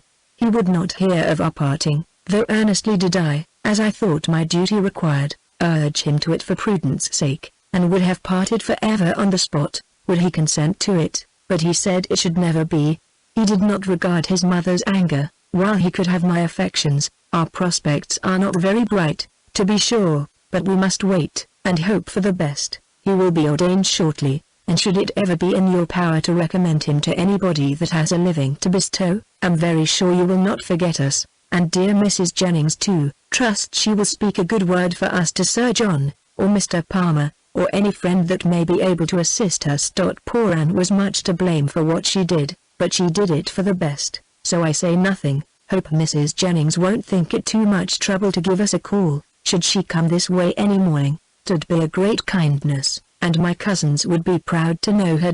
My paper reminds me to conclude, and begging to be most gratefully and respectfully remembered to her, and to Sir John, and Lady Middleton, and the dear children, when you chance to see them, and love to Miss Marianne. I am, and see. As soon as Eleanor had finished it, she performed what she concluded to be its writer's real design, by placing it in the hands of Mrs. Jennings, who read it aloud with many comments of satisfaction and praise. Very well indeed! How prettily she writes! I, that it was quite proper to let him be off if he would. That was just like Lucy. Poor soul. I wish I could get him a living, with all my heart. She calls me dear Mrs. Jennings, you see. She is a good-hearted girl as ever lived. Very well, upon my word. That sentence is very prettily turned. Yes, yes, I will go and see her, sure enough. How attentive she is, to think of everybody! Thank you, my dear, for showing it me. It is as pretty a letter as ever I saw, and does Lucy's head and heart great credit. Chapter 39. The Miss Dashwoods had now been rather more than 2 months in town, and Marianne's impatience to be gone increased every day. She sighed for the air, the liberty, the quiet of the country, and fancied that if any place could give her ease, Barton must do it. Eleanor was hardly less anxious than herself for their removal, and only so much less bent on its being effected immediately, as that she was conscious of the difficulties of so long a journey, which Marianne could not be brought to acknowledge. She began, however, seriously to turn her thoughts towards its accomplishment, and had already mentioned their wishes to their kind hostess, who resisted them with all the eloquence of her goodwill, when a plan was suggested, which, though detaining them from home yet a few weeks longer, appeared to Eleanor altogether much more eligible than any other. The Palmers were to remove to Cleveland about the end of March, for the Easter holidays, and Mrs. Jennings, with both her friends, received a very warm invitation from Charlotte to go with them. This would not, in itself, have been sufficient for the delicacy of Miss Dashwood but it was enforced with so much real politeness by Mr. Palmer himself, as, joined to the very great amendment of his manners towards them since her sister had been known to be unhappy, induced her to accept it with pleasure. When she told Marianne what she had done, however, her first reply was not very auspicious. "Cleveland!" she cried, with great agitation. "No, I cannot go to Cleveland." "You forget," said Eleanor gently, "that its situation is not. That it is not in the neighborhood of. But it is in Somersetshire. I cannot go into Somersetshire. There, where I looked forward to going." "No, Eleanor, you cannot expect me to go there." Eleanor would not argue upon the propriety of overcoming such feelings. She only endeavored to counteract them by working on others. Represented it, therefore, as a measure which would fix the time of her returning to that dear mother, whom she so much wished to see, in a more eligible, more comfortable manner, than any other plan could do, and perhaps without any greater delay. From Cleveland, which was within a few miles of Bristol, the distance to Barton was not beyond 1 day, though a long day's journey, and their mother's servant might easily come there to attend them down, and as there could be no occasion of their staying above a week at Cleveland, they might now be at home in little more than 3 weeks' time. As Marianne's affection for her mother was sincere, it must triumph with little difficulty over the imaginary evils she had started. Mrs. Jennings was so far from being weary of her guest, that she pressed them very earnestly to return with her again from Cleveland. Eleanor was grateful for the attention, but it could not alter her design, and their mother's concurrence being readily gained, everything relative to their return was arranged as far as it could be. And Marianne found some relief in drawing up a statement of the hours that were yet to divide her from Barton. "Ah, Colonel, I do not know what you and I shall do without the Miss Dashwoods," was Mrs. Jennings's address to him when he first called on her, after their leaving her was settled, for they are quite resolved upon going home from the Palmers. "And how forlorn we shall be, when I come back! Lord. We shall sit and gape at one another as dull as 2 cats. Perhaps Mrs. Jennings was in hopes, by this vigorous sketch of their future ennui, to provoke him to make that offer, which might give himself an escape from it. And if so, she had soon afterwards good reason to think her object gained, for, on Eleanor's moving to the window to take more expeditiously the dimensions of a print, which she was going to copy for her friend, he followed her to it with a look of particular meaning, and conversed with her there for several minutes.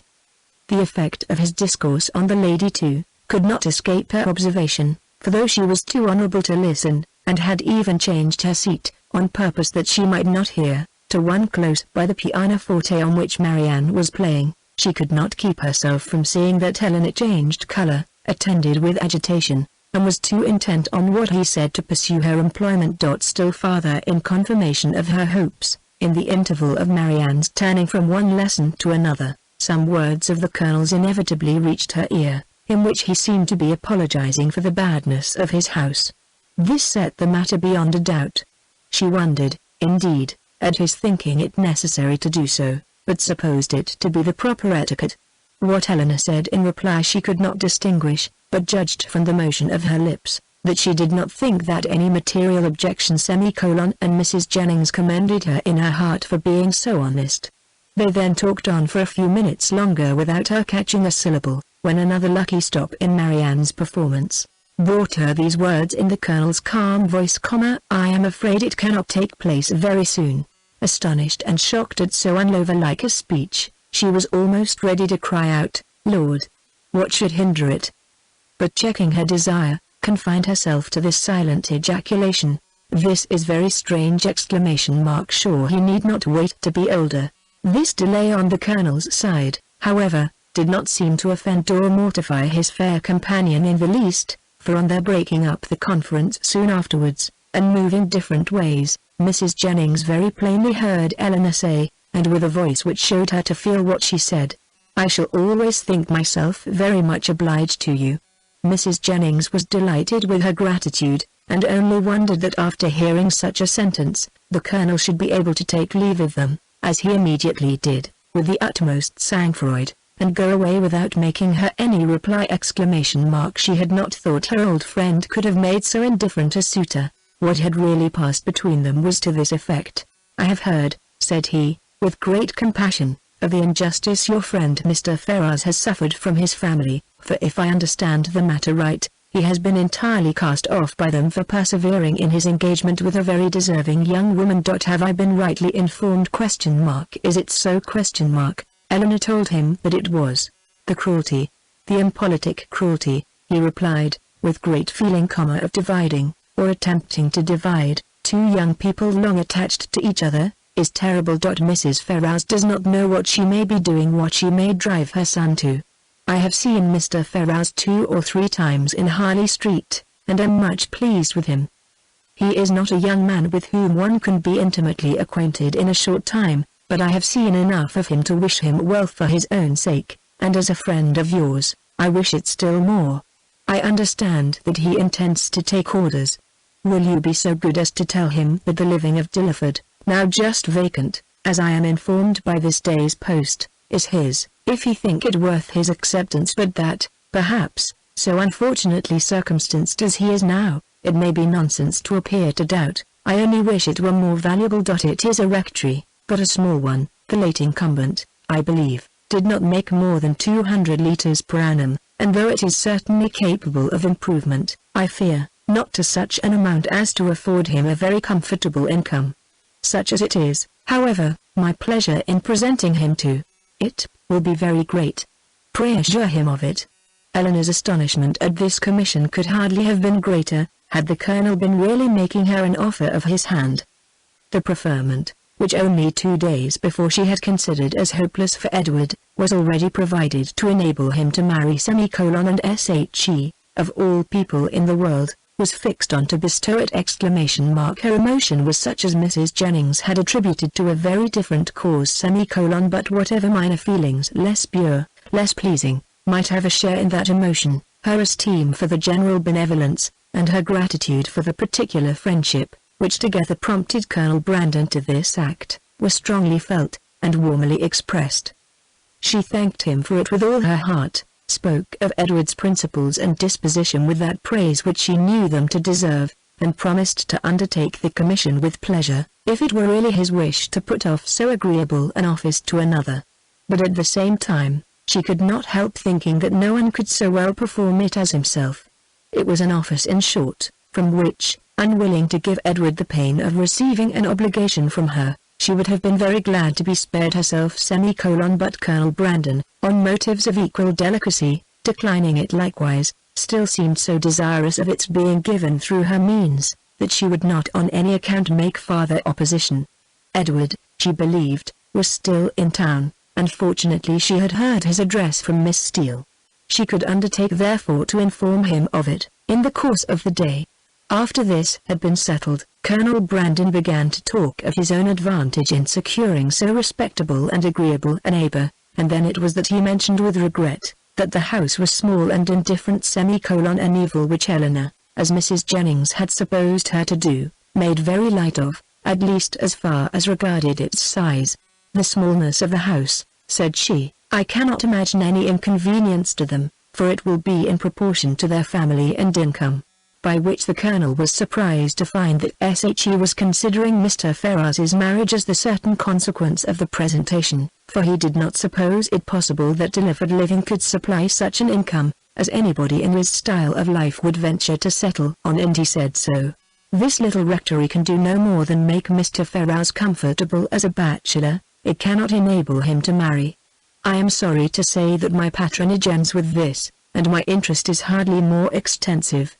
If, however, by an unforeseen chance it should be in my power to serve him farther, I must think very differently of him from what I now do. If I am not as ready to be useful to him then as I sincerely wish I could be at present, what I am now doing indeed, seems nothing at all, since it can advance him so little towards what must be his principal, his only object of happiness. His marriage must still be a distant good semicolon at least. I am afraid it cannot take place very soon. Such was the sentence which, when misunderstood, so justly offended the delicate feelings of Mrs. Jennings, but after this narration of what really passed between Colonel Brandon and Helena, while they stood at the window, the gratitude expressed by the latter on their parting, may perhaps appear in general, not less reasonably excited, nor less probably worded than if it had arisen from an offer of marriage. Chapter 40. Well, Miss Dashwood, said Mrs. Jennings, sagaciously smiling, as soon as the gentleman had withdrawn, I do not ask you what the Colonel has been saying to you, for though, upon my honor, I tried to keep out of hearing, I could not help catching enough to understand his business. And I assure you I never was better pleased in my life, and I wish you joy of it with all my heart. Thank you, ma'am, said Eleanor. It is a matter of great joy to me, and I feel the goodness of Colonel Brandon most sensibly. There are not many men who would act as he has done. Few people who have so compassionate a heart. I never was more astonished in my life. Lord, my dear, you are very modest. I am the least astonished at it in the world, for I have often thought of late, there was nothing more likely to happen. You judged from your knowledge of the Colonel's general benevolence, but at least you could not foresee that the opportunity would so very soon occur. Opportunity, repeated Mrs. Jennings. Oh, as to that, when a man has once made up his mind to such a thing, somehow or other he will soon find an opportunity.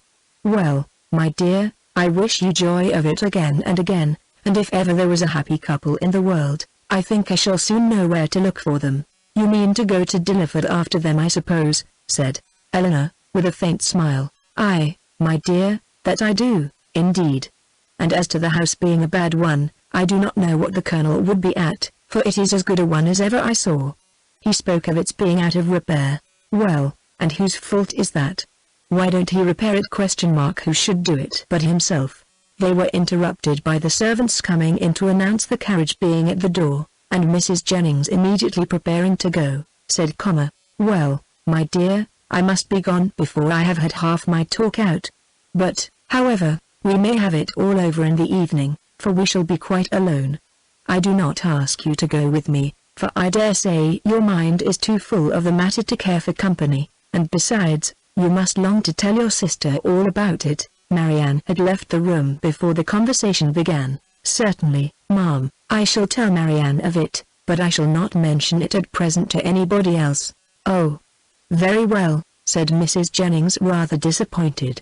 Then you would not have me tell it to Lucy, for I think of going as far as Holborn today. No, ma'am, not even Lucy, if you please. One day's delay will not be very material. Until I have written to Mr. Ferrars, I think it ought not to be mentioned to anybody else. I shall do that directly. It is of importance that no time should be lost with him, for he will of course have much to do relative to his ordination. This speech at first puzzled Mrs. Jennings exceedingly. Why Mr. Ferrars was to have been written to about it in such a hurry, she could not immediately comprehend. A few moments' reflection, however, produced a very happy idea, and she exclaimed Oh, ho! I understand you. Mr. Ferrars is to be the man. Well, so much the better for him. To be sure, he must be ordained in readiness, and I am very glad to find things are so forward between you. But, my dear, is not this rather out of character? Should not the Colonel write himself? Sure. He is the proper person. Eleanor did not quite understand the beginning of Mrs. Jennings's speech, neither did she think it worth inquiring into, and therefore only replied to its conclusion. Colonel Brandon is so delicate a man, that he rather wished anyone to announce his intentions to Mr. Ferrars than himself. And so you are forced to do it? Well, that is an odd kind of delicacy. However, I will not disturb you, seeing her preparing to write. You know your own concerns best. So goodbye, my dear. I have not heard of anything to please me so well since Charlotte was brought to bed, and away she went, but returning again in a moment. I have just been thinking of Betty's sister, my dear. I should be very glad to get her so good a mistress. But whether she would do for a lady's maid, I am sure I can't tell. She is an excellent housemaid, and works very well at her needle. However, you will think of all that at your leisure. Certainly, ma'am, replied Eleanor, not hearing much of what she said, and more anxious to be alone than to be mistress of the subject. How she should begin, how she should express herself in her note to Edward, was now all her concern. The particular circumstances between them made a difficulty of that which to any other person would have been the easiest thing in the world, but she equally feared to say too much or too little, and sat deliberating over her paper, with the pen in her hand, till broken in on by the entrance of Edward himself. He had met Mrs. Jennings at the door in her way to the carriage, as he came to leave his farewell card, and she, after apologizing for not returning herself, had obliged him to enter, by saying that Miss Dashwood was above, and wanted to speak with him on very particular business. Eleanor had just been congratulating herself, in the midst of her perplexity, that however difficult it might be to express herself properly by letter, it was at least preferable to giving the information by word of mouth, when her visitor entered, to force her upon this greatest exertion of all. Her astonishment and confusion were very great on his so sudden appearance. She had not seen him before since his engagement became public, and therefore not since his knowing her to be acquainted with it, which, with the consciousness of what she had been thinking of, and what she had to tell him, made her feel particularly uncomfortable for some minutes. He too was much distressed, and they sat down together in a most promising state of embarrassment. Whether he had asked her pardon for his intrusion on first coming into the room, he could not recollect, but determining to be on the safe side, he made his apology in form as soon as he could say anything, after taking a chair. Mrs. Jennings told me, said he, that you wished to speak with me. At least I understood her so, or I certainly should not have intruded on you in such a manner, though at the same time, I should have been extremely sorry to leave London without seeing you and your sister, especially as it will most likely be some time. It is not probable that I should soon have the pleasure of meeting you again. I go to Oxford tomorrow. You would not have gone, however, said Eleanor, recovering herself, and determined to get over what she so much dreaded as soon as possible, without receiving our good wishes, even if we had not been able to give them in person. Mrs. Jennings was quite right in what she said. I have something of consequence to inform you of, which I was on the point of communicating by paper. I am charged with a most agreeable office, breathing rather faster than usual as she spoke. Colonel Brandon, who was here only 10 minutes ago, has desired me to say, that understanding you mean to take orders, he has great pleasure in offering you the living of Dilliford now just vacant, and only wishes it were more valuable. Allow me to congratulate you on having so respectable and well-judging a friend, and to join in his wish that the living it is about 200 a year were much more considerable, and such as might better enable you to as might be more than a temporary accommodation to yourself, such, in short, as might establish all your views of happiness. What Edward felt, as he could not say it himself, it cannot be expected that anyone else should say for him. He looked all the astonishment which such unexpected, such unthought of information could not fail of exciting, but he said only these 2 words. Colonel Brandon. Yes, continued Eleanor, gathering more resolution, as some of the worst was over. Colonel Brandon means it as a testimony of his concern for what has lately passed, for the cruel situation in which the unjustifiable conduct of your family has placed you, a concern which I am sure Marianne, myself, and all your friends, must share, and likewise as a proof of his high esteem for your general character, and his particular approbation of your behavior on the present occasion.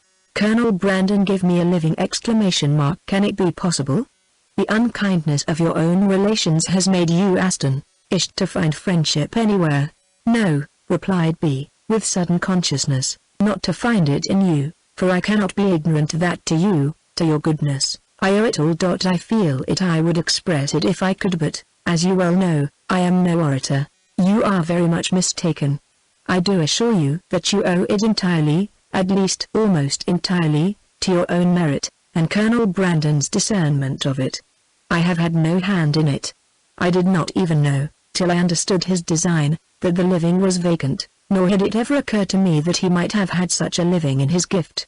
As a friend of mine, of my family, he may, perhaps indeed I know he has, still greater pleasure in bestowing it, but, upon my word, you owe nothing to my solicitation.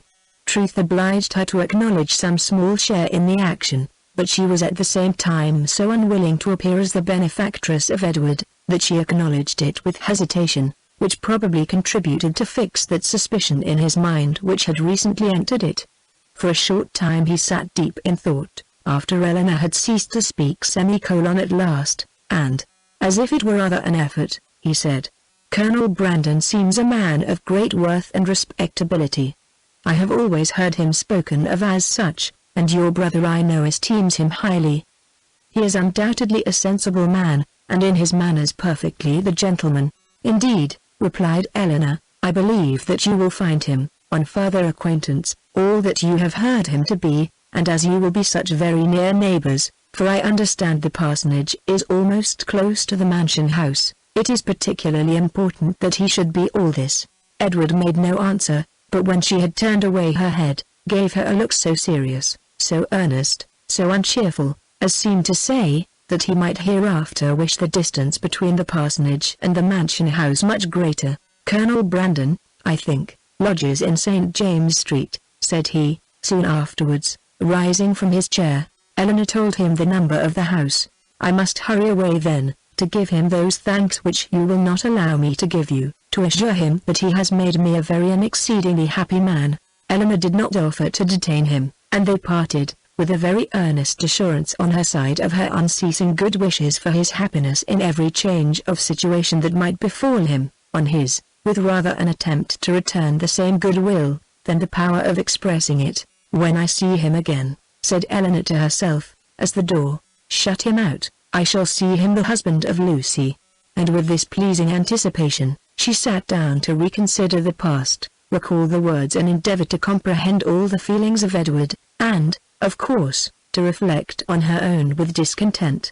When Mrs. Jennings came home, though she returned from seeing people whom she had never seen before, and of whom therefore she must have a great deal to say, her mind was so much more occupied by the important secret in her possession, than by anything else, that she reverted to it again as soon as Eleanor appeared. "Well, my dear," she cried, "I sent you up to the young man.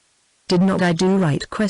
And I suppose you had no great difficulty. You did not find him very unwilling to accept your proposal?" "No, ma'am, that was not very likely." "Well, and how soon will he be ready? For it seems all to depend upon that." "Really," said Eleanor, "I know so little of these kind of forms, that I can hardly even conjecture as to the time, or the preparation necessary, but I suppose 2 or 3 months will complete his ordination." 2 or 3 months!" cried Mrs. Jennings. "Lord! My dear, how calmly you talk of it, and can the Colonel wait 2 or 3 months? Lord bless me! I am sure it would put me quite out of patience! And though one would be very glad to do a kindness by poor Mr. Ferrars, I do think it is not worthwhile to wait 2 or 3 months for him. Sure somebody else might be found that would do as well, somebody that is in orders already." "My dear ma'am," said Eleanor, "what can you be thinking of? Why, Colonel Brandon's only object is to be of use to Mr. Ferrars. Lord bless you, my dear! Sure you do not mean to persuade me that the Colonel only marries you for the sake of giving 10 guineas to Mr. Ferrars?" The deception could not continue after this, and an explanation immediately took place, by which both gained considerable amusement for the moment, without any material loss of happiness to either, for Mrs. Jennings only exchanged one form of delight for another, and still without forfeiting her expectation of the first. "Aye, the parsonage is but a small one," said she, after the first ebullition of surprise and satisfaction was over, "and very likely may be out of repair, but to hear a man apologizing, as I thought, for a house that to my knowledge has 5 sitting rooms on the ground floor, and I think the housekeeper told me could make up 15 beds! And to you too, that had been used to live in Barton Cottage! It seems quite ridiculous. But, my dear, we must touch up the Colonel to do something to the parsonage, and make it comfortable for them, before Lucy goes to it. But Colonel Brandon does not seem to have any idea of their livings being enough to allow them to marry. The Colonel is a ninny, my dear, because he has 2,000 a year himself.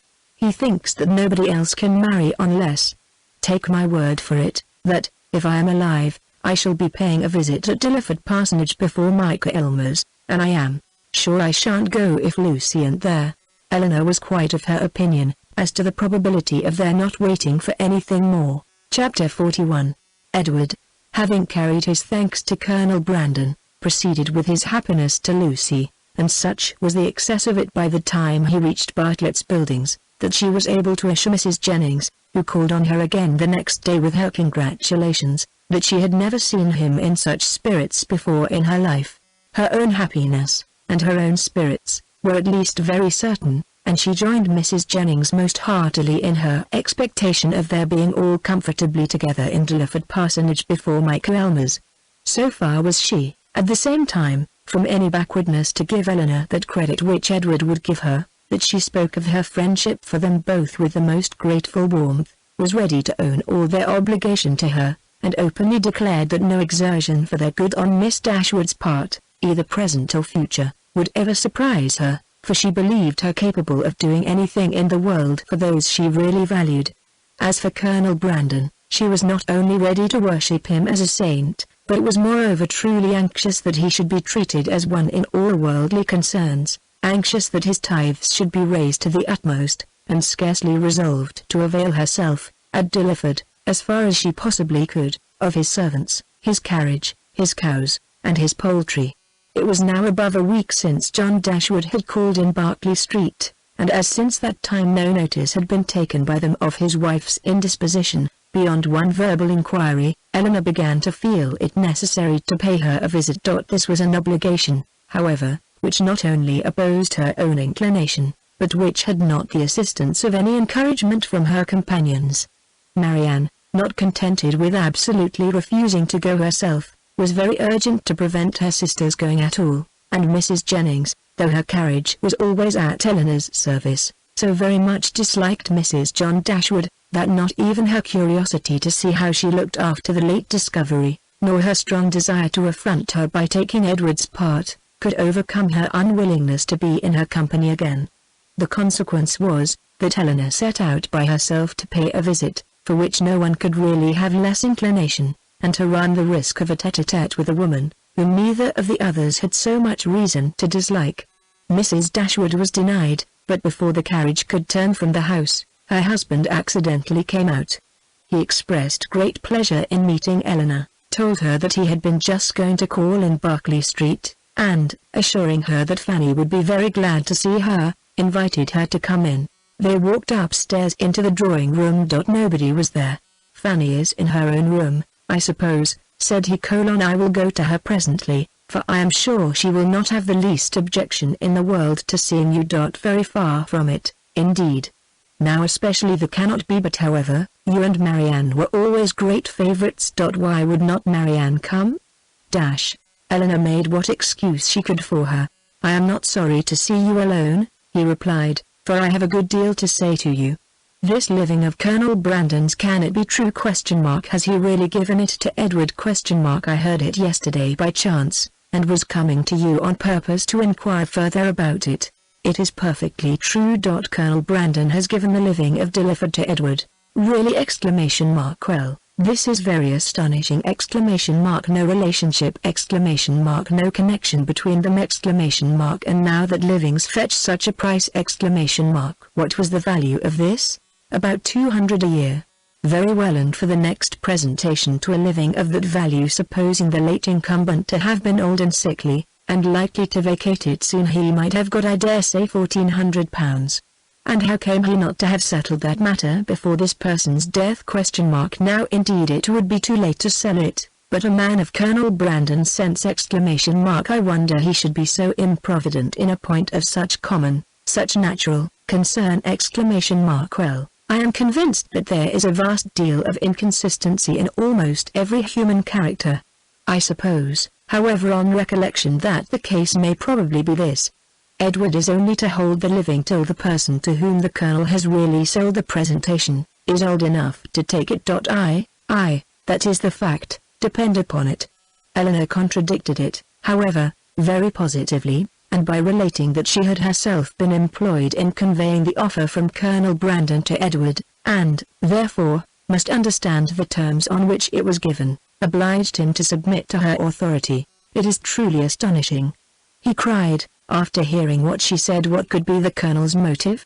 A very simple one: to be of use to Mr. Ferrars. Well, whatever Colonel Brandon may be, Edward is a very lucky man. You will not mention the matter to Fanny, however, for though I have broke it to her, and she bears it vastly well, she will not like to hear it much talked of. Eleanor had some difficulty here to refrain from observing that she thought Fanny might have borne with composure an acquisition of wealth to her brother, by which neither she nor her child could be possibly impoverished. Mrs. Ferrars, added he, lowering his voice to the tone becoming so important a subject, knows nothing about it at present, and I believe it will be best to keep it entirely concealed from her as long as may be. When the marriage takes place, I fear she must hear of it all. But why should such precaution be used? Though it is not to be supposed that Mrs. Ferrars can have the smallest satisfaction in knowing that her son has money enough to live upon, for that must be quite out of the question, yet why, upon her late behavior, is she supposed to feel at all? She has done with her son, she cast him off forever, and has made all those over whom she had any influence, cast him off likewise. Surely, after doing so, she cannot be imagined liable to any impression of sorrow or of joy on his account. She cannot be interested in anything that befalls him. She would not be so weak as to throw away the comfort of a child, and yet retain the anxiety of a parent. Ah, Eleanor, said John, your reasoning is very good, but it is founded on ignorance of human nature. When Edward's unhappy much takes place, depend upon it his mother will feel as much as if she had never discarded him, and, therefore, every circumstance that may accelerate that dreadful event, must be concealed from her as much as possible. Mrs. Ferrars can never forget that Edward is her son. You surprise me. I should think it must nearly have escaped her memory by this time. You wrong her exceedingly. Mrs. Ferrars is one of the most affectionate mothers in the world. Eleanor was silent. We think now, said Mr. Dashwood, after a short pause, of Robert's marrying Miss Morton. Eleanor, smiling at the grave and decisive importance of her brother's tone, calmly replied, the lady, I suppose, has no choice in the affair. Choice! How do you mean? I only mean that I suppose, from your manner of speaking, it must be the same to Miss Morton whether she marry Edward or Robert. Certainly, there can be no difference, for Robert will now to all intents and purposes be considered as the eldest son. And as to anything else, they are both very agreeable young men. I do not know that one is superior to the other. Eleanor said no more, and John was also for a short time silent. His reflections ended thus. Of one thing, my dear sister, kindly taking her hand, and speaking in an awful whisper, I may assure you, and I will do it, because I know it must gratify you. I have good reason to think, indeed I have it from the best authority, or I should not repeat it, for otherwise it would be very wrong to say anything about it, but I have it from the very best authority. Not that I ever precisely heard Mrs. Ferrars say it herself, but her daughter did, and I have it from her that, in short, whatever objections there might be against a certain connection, you understand me, it would have been far preferable to her, it would not have given her half the vexation that this does. I was exceedingly pleased to hear that Mrs. Ferrars considered it in that light a very gratifying circumstance, to us all. It would have been beyond comparison, she said, the least evil of the two, and she would be glad to compound now for nothing worse. But however, all that is quite out of the question, not to be thought of or mentioned as to any attachment. It never could be all that is gone by. But I thought I would just tell you of this, because I knew how much it must please you. Not that you have any reason to regret, my dear Eleanor. There is no doubt of your doing exceedingly well, quite as well, Or better, perhaps, all things considered. Has Colonel Brandon been with you lately? Eleanor had heard enough, if not to gratify her vanity, and raise her self-importance, to agitate her nerves and fill her mind and she was therefore glad to be spared from the necessity of saying much in reply herself, and from the danger of hearing anything more from her brother, by the entrance of Mr. Robert Ferrars. After a few moments' chat, John Dashwood, recollecting that Fanny was yet uninformed of her sister's being there, quitted the room in quest of her, and Eleanor was left to improve her acquaintance with Robert, who, by the gay unconcern, the happy self-complacency of his manner while enjoying so unfair a division of his mother's love and liberality, to the prejudice of his banished brother, earned only by his own dissipated course of life, and that brother's integrity, was confirming her most unfavorable opinion of his head and heart. They had scarcely been 2 minutes by themselves, before he began to speak of Edward, for he, too, had heard of the living, and was very inquisitive on the subject. Eleanor repeated the particulars of it, as she had given them to John, and their effect on Robert, though very different, was not less striking than it had been on him. He laughed most immoderately.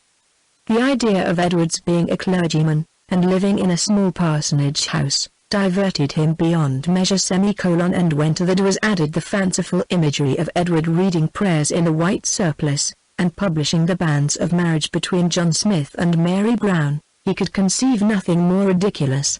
Eleanor, while she waited in silence and immovable gravity, the conclusion of such folly, could not restrain her eyes from being fixed on him with a look that spoke all the contempt it excited. It was a look, however, very well bestowed, for it relieved her own feelings, and gave no intelligence to him. He was recalled from wit to wisdom, not by any reproof of hers, but by his own sensibility. "We may treat it as a joke," said he, at last, recovering from the affected laugh which had considerably lengthened out the genuine gaiety of the moment, "but, upon my soul, it is a most serious business. Poor Edward! He is ruined forever. I am extremely sorry for it, for I know him to be a very good-hearted creature, as well-meaning a fellow perhaps, as any in the world. You must not judge of him, Miss Dashwood, from your slight acquaintance. Poor Edward! His manners are certainly not the happiest in nature. But we are not all born, you know, with the same powers, the same address. Poor fellow! To see him in a circle of strangers! To be sure it was pitiable enough! But upon my soul, I believe he has as good a heart as any in the kingdom, and I declare and protest to you I never was so shocked in my life, as when it all burst forth. I could not believe it. My mother was the first person who told me of it, and I, feeling myself called on to act with resolution, immediately said to her, "My dear madam, I do not know what you may intend to do on the occasion, but as for myself, I must say, that if Edward does marry this young woman, I never will see him again." That was what I said immediately. I was most uncommonly shocked. Indeed! Poor Edward! He has done for himself, completely shut himself out forever from all decent society!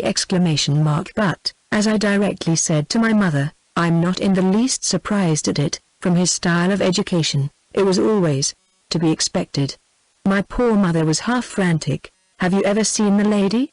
Yes, once, while she was staying in this house. I happened to drop in for 10 minutes, and I saw quite enough of her. The merest awkward country girl, without style, or elegance, and almost without beauty. I remember her perfectly. Just the kind of girl I should suppose likely to captivate poor Edward.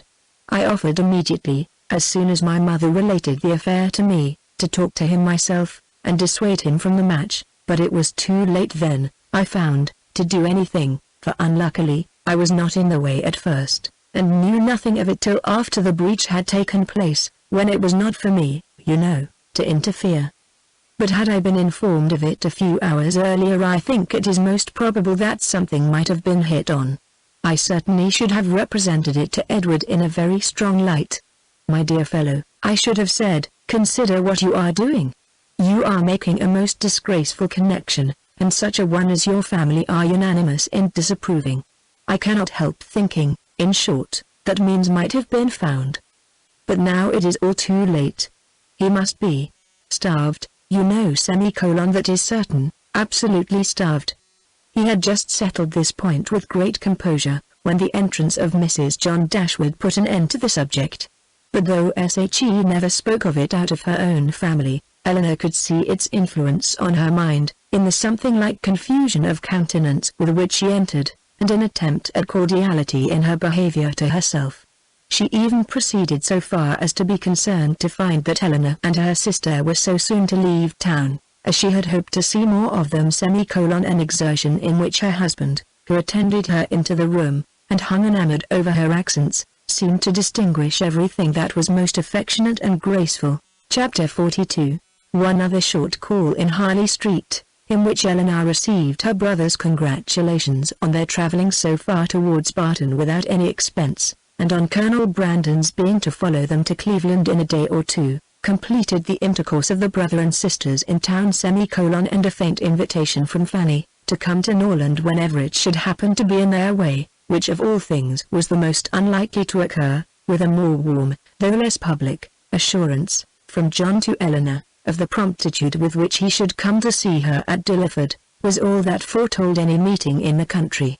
It amused her to observe that all her friends seemed determined to send her to Dilliford, a place, in which, of all others, she would now least choose to visit, or wish to reside, for not only was it considered as her future home by her brother and Mrs. Jennings, but even Lucy, when they parted, gave her a pressing invitation to visit her there. Very early in April, and tolerably early in the day, the two parties from Hanover Square and Berkeley Street set out from their respective homes, to meet, by appointment, on the road. For the convenience of Charlotte and her child, they were to be more than 2 days on their journey, and Mr. Palmer, travelling more expeditiously with Colonel Brandon, was to join them at Cleveland soon after their arrival.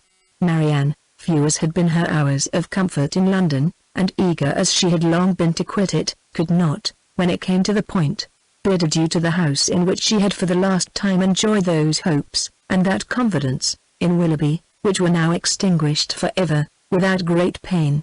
Nor could she leave the place in which Willoughby remained, busy in new engagements, and new schemes, in which she could have no share, without shedding many tears. Elinor's satisfaction, at the moment of removal, was more positive. She had no such object for her lingering thoughts to fix on. She left no creature behind, from whom it would give her a moment's regret to be divided for ever. She was pleased to be free herself from the persecution of Lucy's friendship. She was grateful for bringing her sister away unseen by Willoughby since his marriage, and she looked forward with hope to what a few months of tranquillity at Barton might do towards restoring Marianne's peace of mind, and confirming her own. Their journey was safely performed. The second day brought them into the cherished, or the prohibited, county of Somerset, for as such was it dwelt on by turns in Marianne's imagination, and in the forenoon of the third they drove up to Cleveland. Cleveland was a spacious, modern-built house, situated on a sloping lawn. It had no park, but the pleasure grounds were tolerably extensive, and like every other place of the same degree of importance, it had its open shrubbery, and close a wood walk. A road of smooth gravel winding round a plantation, led to the front. The lawn was dotted over with timber. The house itself was under the guardianship of the fir, the mountain ash, and the acacia, and a thick screen of them all together, interspersed with tall Lombardy poplars, shut out the offices. Marianne entered the house with a heart swelling with emotion from the consciousness of being only 80 miles from Barton, and not 30 from Combe Magna, and before she had been 5 minutes within its walls, while the others were busily helping Charlotte to show her child to the housekeeper, she quitted it again, stealing away through the winding shrubberies, now just beginning to be in beauty, to gain a distant eminence, where, from its Grecian temple, her eye, wandering over a wide tract of country to the southeast, could fondly rest on the farthest ridge of hills in the horizon, and fancy that from their summits Combe Magna might be seen. In such moments of precious and valuable misery, she rejoiced in tears of agony to be at Cleveland, and as she returned by a different circuit to the house, feeling all the happy privilege of country liberty, of wandering from place to place in free and luxurious solitude, she resolved to spend almost every hour of every day while she remained with the Palmers, in the indulgence of such solitary rambles. She returned just in time to join the others as they quitted the house, on an excursion through its more immediate premises, and the rest of the morning was easily whiled away, in lounging round the kitchen garden, examining the bloom upon its walls, and listening to the gardener's lamentations upon blights, in dawdling through the greenhouse, where the loss of her favourite plants, unwarily exposed, and nipped by the lingering frost, raised the laughter of Charlotte, and in visiting her poultry yard, where, in the disappointed hopes of her dairymaid, by hens forsaking their nests, or being stolen by a fox, or in the rapid decrease of a promising young brood, she found fresh sources of merriment. The morning was fine and dry, and Marianne, in her plan of employment abroad, had not calculated for any change of weather during their stay at Cleveland. With great surprise, therefore, did she find herself prevented by a settled rain from going out again after dinner. She had depended on a twilight walk to the Grecian temple, and perhaps all over the grounds, and an evening merely cold or damp would not have deterred her from it, but a heavy and settled rain even she could not fancy dry or pleasant weather for walking. Their party was small, and the hours passed quietly away. Mrs. Palmer had her child, and Mrs. Jennings her carpet work. They talked of the friends they had left behind, arranged Lady Middleton's engagements, and wondered whether Mr. Palmer and Colonel Brandon would get farther than reading that night. Eleanor, however little concerned in it, joined in their discourse, and Marianne, who had the knack of finding her way in every house to the library, however it might be avoided by the family in general, soon procured herself a book. Nothing was wanting on Mrs. Palmer's side that constant and friendly good humour could do, to make them feel themselves welcome. The openness and heartiness of her manner more than atoned for that want of recollection and elegance which made her often deficient in the forms of politeness. Her kindness, recommended by so pretty a face, was engaging. Her folly, though evident, was not disgusting, because it was not conceited, and Eleanor could have forgiven everything but her laugh. The two gentlemen arrived the next day to a very late dinner, affording a pleasant enlargement of the party, and a very welcome variety to their conversation, which a long morning of the same continued rain had reduced very low. Eleanor had seen so little of Mr. Palmer, and in that little had seen so much variety in his address to her sister and herself, that she knew not what to expect to find him in his own family. She found him, however, perfectly the gentleman in his behaviour to all his visitors, and only occasionally rude to his wife and her mother. She found him very capable of being a pleasant companion, and only prevented from being so always, by too great an aptitude to fancy himself as much superior to people in general, as he must feel himself to be to Mrs. Jennings and Charlotte. For the rest of his character and habits, they were marked, as far as Eleanor could perceive, with no traits at all unusual in his sex and time of life. He was nice in his eating, uncertain in his hours, fond of his child, though affecting to slight it, and idled away the mornings at billiards, which ought to have been devoted to business. She liked him, however, upon the whole, much better than she had expected, and in her heart was not sorry that she could like him no more. Not sorry to be driven by the observation of his epicurism, his selfishness, and his conceit, to rest with complacency on the remembrance of Edward's generous temper, simple taste, and diffident feelings. Of Edward, or at least of some of his concerns, she now received intelligence from Colonel Brandon, who had been into Dorsetshire lately, and who, treating her at once as the disinterested friend of Mr. Ferrars, and the kind of confidant of himself, talked to her a great deal of the parsonage at Dilliford, described its deficiencies, and told her what he meant to do himself towards removing them. His behaviour to her in this, as well as in every other particular, his open pleasure in meeting her after an absence of only 10 days, his readiness to converse with her, and his deference for her opinion, might very well justify Mrs. Jennings's persuasion of his attachment, and would have been enough, perhaps, had not Eleanor still, as from the first, believed Marianne his real favourite, to make her suspect it herself. But as it was, such a notion had scarcely ever entered her head, except by Mrs. Jennings's suggestion, and she could not help believing herself the nicest observer of the two. She watched his eyes, while Mrs. Jennings thought only of his behaviour. And while his looks of anxious solicitude on Marianne's feeling, in her head and throat, the beginning of the heavy cold, because unexpressed by words, entirely escaped the latter lady's observation. He could discover in them the quick feelings, and needless alarm of the lover.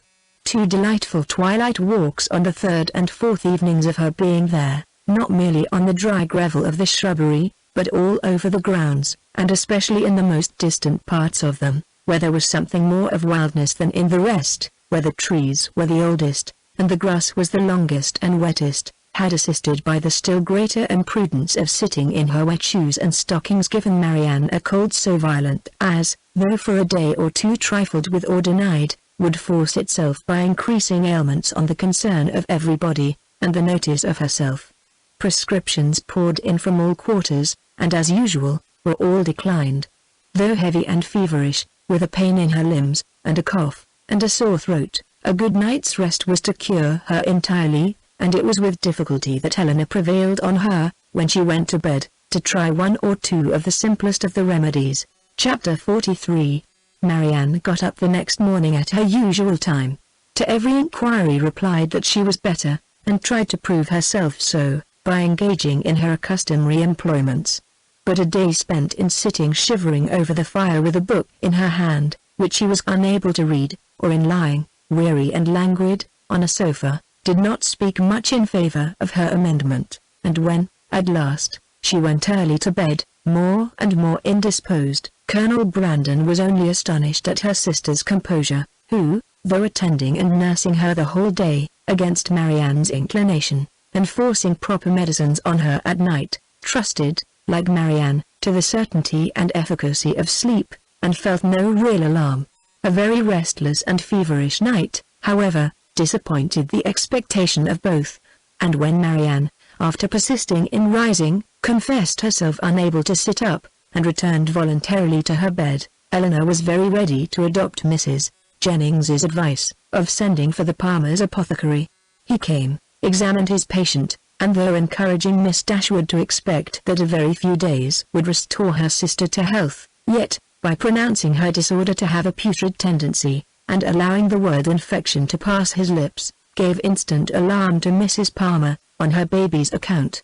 Mrs. Jennings, who had been inclined from the first to think Marianne's complaint more serious than Eleanor, now looked very grave on Mr. Harris's report, and confirming Charlotte's fears and caution, urged the necessity of her immediate removal with her infant, and Mr. Palmer, though treating their apprehensions as idle, found the anxiety and importunity of his wife too great to be withstood. Her departure, therefore, was fixed on, and within an hour after Mr. Harris's arrival, she set off, with her little boy and his nurse, for the house of a near relation of Mr. Palmer's, who lived a few miles on the other side of Bath, whither her husband promised, at her earnest entreaty, to join her in a day or 2, and whither she was almost equally urgent with her mother to accompany her. Mrs. Jennings, however, with a kindness of heart which made Eleanor really love her, declared her resolution of not stirring from Cleveland as long as Marianne remained ill, and of endeavoring, by her own attentive care, to supply to her the place of the mother she had taken her from, and Eleanor found her on every occasion a most willing and active helpmate, desirous to share in all her fatigues, and often by her better experience in nursing, of material use. Poor Marianne, languid and low from the nature of her malady, and feeling herself universally ill, could no longer hope that tomorrow would find her recovered, and the idea of what tomorrow would have produced, but for this unlucky illness, made every ailment severe, for on that day they were to have begun their journey home, and, attended the whole way by a servant of Mrs. Jennings, were to have taken their mother by surprise on the following forenoon. The little she said was all in lamentation of this inevitable delay, though Eleanor tried to raise her spirits, and make her believe, as she then really believed herself, that it would be a very short one. The next day produced little or no alteration in the state of the patient. She certainly was not better, and, except that there was no amendment, did not appear worse. Their party was now farther reduced, for Mr. Palmer, though very unwilling to go as well from real humanity and good nature, as from a dislike of appearing to be frightened away by his wife, was persuaded at last by Colonel Brandon to perform his promise of following her, and while he was preparing to go, Colonel Brandon himself, with a much greater exertion, began to talk of going likewise. Here, however, the kindness of Mrs. Jennings interposed most acceptably, for to send the Colonel away while his love was in so much uneasiness on her sister's account, would be to deprive them both, she thought, of every comfort, and therefore telling him at once that his stay at Cleveland was necessary to herself, that she should want him to play at piquet of an evening, while Miss Dashwood was above with her sister, and see. She urged him so strongly to remain, that he, who was gratifying the first wish of his own heart by a compliance, could not long even affect a demur, especially as Mrs. Jennings's entreaty was warmly seconded by Mr. Palmer, who seemed to feel a relief to himself, in leaving behind him a person so well able to assist or advise Miss Dashwood in any emergence. Marianne was, of course, kept in ignorance of all these arrangements. She knew not that she had been the means of sending the owners of Cleveland away, in about 7 days from the time of their arrival. It gave her no surprise that she saw nothing of Mrs. Palmer, and as it gave her likewise no concern, she never mentioned her name. 2 days passed away from the time of Mr. Palmer's departure, and her situation continued, with little variation, the same. Mr. Harris, who attended her every day, still talked boldly of a speedy recovery, and Miss Dashwood was equally sanguine, but the expectation of the others was by no means so cheerful. Mrs. Jennings had determined very early in the seizure that Marianne would never get over it, and Colonel Brandon, who was chiefly of use in listening to Mrs. Jennings's forebodings, was not in a state of mind to resist their influence.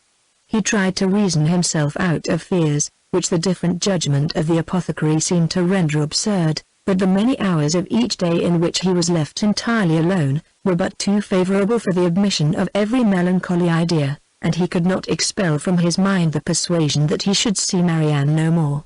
On the morning of the 3rd day, however, the gloomy anticipations of both were almost done away, for when Mr. Harris arrived, he declared his patient materially better. Her pulse was much stronger, and every symptom more favorable than on the preceding visit. Eleanor, confirmed in every pleasant hope, was all cheerfulness, rejoicing that in her letters to her mother, she had pursued her own judgment rather than her friends, in making very light of the indisposition which delayed them at Cleveland, and almost fixing on the time when Marianne would be able to travel. But the day did not close so auspiciously as it began. Towards the evening Marianne became ill again, growing more heavy, restless, and uncomfortable than before. Her sister, however, still sanguine, was willing to attribute the change to nothing more than the fatigue of having sat up to have her bed made, and carefully administering the cordials prescribed, saw her, with satisfaction, sink at last into a slumber, from which she expected the most beneficial effects. Her sleep, though not so quiet as Eleanor wished to see it, lasted a considerable time, and anxious to observe the result of it herself, she resolved to sit with her during the whole of it. Mrs. Jennings, knowing nothing of any change in the patient, went unusually early to bed. Her maid, who was one of the principal nurses, was recreating herself in the housekeeper's room, and Eleanor remained alone with Marianne. The repose of the latter became more and more disturbed, and her sister, who watched, with unremitting attention, her continual change of posture, and heard the frequent but inarticulate sounds of complaint which passed her lips, was almost wishing to rouse her from so painful a slumber, when Marianne, suddenly awakened by some accidental noise in the house, started hastily up, and, with feverish wildness, cried out, "Is Mamma coming?" "Not yet," cried the other, concealing her terror, and assisting Marianne to lie down again, "but she will be here, I hope, before it is long. It is a great way, you know, from hence to Barton, but she must not go round by London," cried Marianne, in the same hurried manner. "I shall never see her, if she goes by London." Eleanor perceived with alarm that she was not quite herself, and, while attempting to soothe her, eagerly felt her pulse. It was lower and quicker than ever. And Marianne, still talking wildly of Mamma, her alarm increased so rapidly, as to determine her on sending instantly for Mr. Harris, and dispatching a messenger to Barton for her mother. To consult with Colonel Brandon on the best means of effecting the latter, was a thought which immediately followed the resolution of its performance, and as soon she had rung up the maid to take her place by her sister, she hastened down to the drawing-room, where she knew he was generally to be found at a much later hour than the present. It was no time for hesitation. Her fears and her difficulties were immediately before him. Her fears. He had no courage, no confidence to attempt the removal of : he listened to them in silent despondence : but her difficulties were instantly obviated, for with a readiness that seemed to speak the occasion, and the service prearranged in his mind, he offered himself as the messenger who should fetch Mrs. Dashwood. Eleanor made no resistance that was not easily overcome. She thanked him with brief, though fervent gratitude, and while he went to hurry off his servant with a message to Mr. Harris, and an order for post-horses directly, she wrote a few lines to her mother. The comfort of such a friend at that moment as Colonel Brandon, or such a companion for her mother, how gratefully was it felt! A companion whose judgment would guide, whose attendance must relieve, and whose friendship might soothe her! As far as the shock of such a summons could be lessened to her, his presence, his manners, his assistance, would lessen it. He, meanwhile, whatever he might feel, acted with all the firmness of a collected mind, made every necessary arrangement with the utmost dispatch, and calculated with exactness the time in which she might look for his return. Not a moment was lost in delay of any kind. The horses arrived, even before they were expected, and Colonel Brandon, only pressing her hand with a look of solemnity, and a few words spoken too low to reach her ear, hurried into the carriage. It was then about 12 o'clock, and she returned to her sister's apartment to wait for the arrival of the apothecary, and to watch by her the rest of the night. It was a night of almost equal suffering to both. Hour after hour passed away in sleepless pain and delirium on Marianne's side, and in the most cruel anxiety on Eleanor's, before Mr. Harris appeared. Her apprehensions once raised, paid by their excess for all her former security, and the servant who sat up with her, for she would not allow Mrs. Jennings to be called, only tortured her more, by hints of what her mistress had always thought. Marianne's ideas were still, at intervals, fixed incoherently on her mother, and whenever she mentioned her name, it gave a pang to the heart of poor Eleanor, who, reproaching herself for having trifled with so many days of illness, and wretched for some immediate relief, fancied that all relief might soon be in vain, that everything had been delayed too long, and pictured to herself her suffering mother arriving too late to see this darling child, or to see her rational. She was on the point of sending again for Mr. Harris, or if he could not come, for some other advice, when the former but not till after 5 o'clock arrived. His opinion, however, made some little amends for his delay, for though acknowledging a very unexpected and unpleasant alteration in his patient, he would not allow the danger to be material, and talked of the relief which a fresh mode of treatment must procure, with a confidence which, in a lesser degree, was communicated to Eleanor. He promised to call again in the course of 3 or 4 hours, and left both the patient and her anxious attendant more composed than he had found them. With strong concern, and with many reproaches for not being called to their aid, did Mrs. Jennings hear in the morning of what had passed. Her former apprehensions, now with greater reason restored, left her no doubt of the event, and though trying to speak comfort to Eleanor, her conviction of her sister's danger would not allow her to offer the comfort of hope. Her heart was really grieved. The rapid decay, the early death of a girl so young, so lovely as Marianne, must have struck a less interested person with concern. On Mrs. Jennings's compassion she had other claims. She had been for 3 months her companion, was still under her care, and she was known to have been greatly injured, and long unhappy. The distress of her sister too, particularly a favourite, was before her. And as for their mother, when Mrs. Jennings considered that Marianne might probably be to her what Charlotte was to herself, her sympathy in her sufferings was very sincere. Mr. Harris was punctual in his second visit, but he came to be disappointed in his hopes of what the last would produce. His medicines had failed, the fever was unabated, and Marianne, only more quiet not more herself, remained in a heavy stupor. Eleanor, catching all, and more than all, his fears in a moment, proposed to call in further advice. But he judged it unnecessary. He had still something more to try, some more fresh application, of whose success he was as confident as the last, and his visit concluded with encouraging assurances which reached the ear, but could not enter the heart of Miss Dashwood. She was calm, except when she thought of her mother, but she was almost hopeless, and in this state she continued till noon, scarcely stirring from her sister's bed, her thoughts wandering from one image of grief, one suffering friend to another, and her spirits oppressed to the utmost by the conversation of Mrs. Jennings, who scrupled not to attribute the severity and danger of this attack to the many weeks of previous indisposition which Marianne's disappointment had brought on.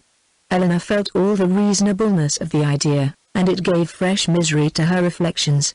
About noon, however, she began but with a cautionary dread of disappointment which for some time kept her silent, even to her friend to fancy, to hope she could perceive a slight amendment in her sister's pulse. She waited, watched, and examined it again and again. And at last, with an agitation more difficult to bury under exterior calmness than all her foregoing distress, ventured to communicate her hopes. Mrs. Jennings, though forced, on examination, to acknowledge a temporary revival, tried to keep her young friend from indulging a thought of its continuance. And Elena, conning over every injunction of distrust, told herself likewise not to hope. But it was too late. Hope had already entered, and feeling all its anxious flutter, she bent over her sister to watch she hardly knew for what. Half an hour passed away, and the favorable symptom yet blessed her. Others even arose to confirm it. Her breath, her skin, her lips, all flattered Eleanor with signs of amendment, and Marianne fixed her eyes on her with a rational, though languid, gaze.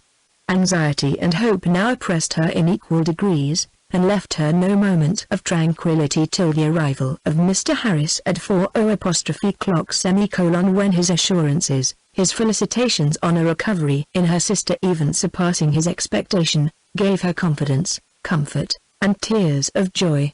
Marianne was in every respect materially better, and he declared her entirely out of danger. Mrs. Jennings, perhaps satisfied with the partial justification of her forebodings which had been found in their late alarm, allowed herself to trust in his judgment, and admitted, with unfeigned joy, and soon with unequivocal cheerfulness, the probability of an entire recovery. Eleanor could not be cheerful. Her joy was of a different kind, and led to anything rather than to gaiety. Marianne, restored to life, health, friends, and to her doting mother, was an idea to fill her heart with sensations of exquisite comfort, and expand it in fervent gratitude. But it lead to no outward demonstrations of joy, no words, no smiles. All within Eleanor's breast was satisfaction, silent and strong. She continued by the side of her sister, with little intermission the whole afternoon, calming every fear, satisfying every inquiry of her enfeebled spirits, supplying every succor, and watching almost every look and every breath. The possibility of a relapse would of course, in some moments, occur to remind her of what anxiety was, but when she saw, on her frequent and minute examination, that every symptom of recovery continued, and saw Marianne at 6 o'clock sink into a quiet, steady, and to all appearance comfortable, sleep, she silenced every doubt. The time was now drawing on, when Colonel Brandon might be expected back.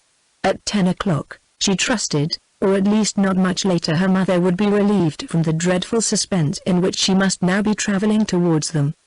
The Colonel, perhaps scarcely less an object of pity! How slow was the progress of time which yet kept them in ignorance. At 7 o'clock, leaving Marianne still sweetly asleep, she joined Mrs. Jennings in the drawing-room to tea. Of breakfast she had been kept by her fears, and of dinner by their sudden reverse, from eating much. And the present refreshment, therefore, with such feelings of content as she brought to it, was particularly welcome. Mrs. Jennings would have persuaded her, at its conclusion, to take some rest before her mother's arrival, and allow her to take her place by Marianne, but Eleanor had no sense of fatigue, no capability of sleep at that moment about her, and she was not to be kept away from her sister an unnecessary instant. Mrs. Jennings therefore, attending her upstairs into the sick chamber, to satisfy herself that all continued right, left her there again to her charge and her thoughts, and retired to her own room to write letters and sleep. The night was cold and stormy. The wind roared round the house, and the rain beat against the windows, but Eleanor, all happiness within, regarded it not. Marianne slept through every blast, and the travellers, they had a rich reward in store, for every present inconvenience. The clock struck 8. Had it been 10, Eleanor would have been convinced that at that moment she heard a carriage driving up to the house, and so strong was the persuasion that she did, in spite of the almost impossibility of their being already come, that she moved into the adjoining dressing closet and opened a window shutter, to be satisfied of the truth. She instantly saw that her ears had not deceived her. The flaring lamps of a carriage were immediately in view. By their uncertain light she thought she could discern it to be drawn by 4 horses, and this, while it told the excess of her poor mother's alarm, gave some explanation to such unexpected rapidity. Never in her life had Eleanor found it so difficult to be calm, as at that moment. The knowledge of what her mother must be feeling as the carriage stopped at the door of her doubt, her dread, perhaps her despair, and of what she had to tell, with such knowledge it was impossible to be calm. All that remained to be done was to be speedy, and, therefore staying only till she could leave Mrs. Jennings's maid with her sister, she hurried downstairs. The bustle in the vestibule, as she passed along an inner lobby, assured her that they were already in the house. She rushed to the drawing-room, she entered it, and saw only Willoughby. Chapter 44. Eleanor, starting back with a look of horror at the sight of him, obeyed the first impulse of her heart in turning instantly to quit the room, and her hand was already on the lock, when its action was suspended by his hastily advancing, and saying, in a voice rather of command than supplication, "Miss Dashwood, for half an hour, for 10 minutes I entreat you to stay." "No, sir," she replied with firmness, "I shall not stay. Your business cannot be with me." "The servants, I suppose, forgot to tell you that Mr. Palmer was not in the house." "Had they told me," he cried with vehemence, "that Mr. Palmer and all his relations were at the devil, it would not have turned me from the door. My business is with you, and only you." "With me?" In the utmost amazement. "Well, sir, be quickened if you can, less violent. Sit down, and I will be both." She hesitated. She knew not what to do.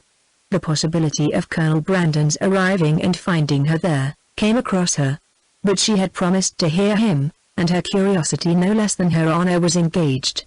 After a moment's recollection, therefore, concluding that prudence required dispatch, and that her acquiescence would best promote it, she walked silently towards the table, and sat down.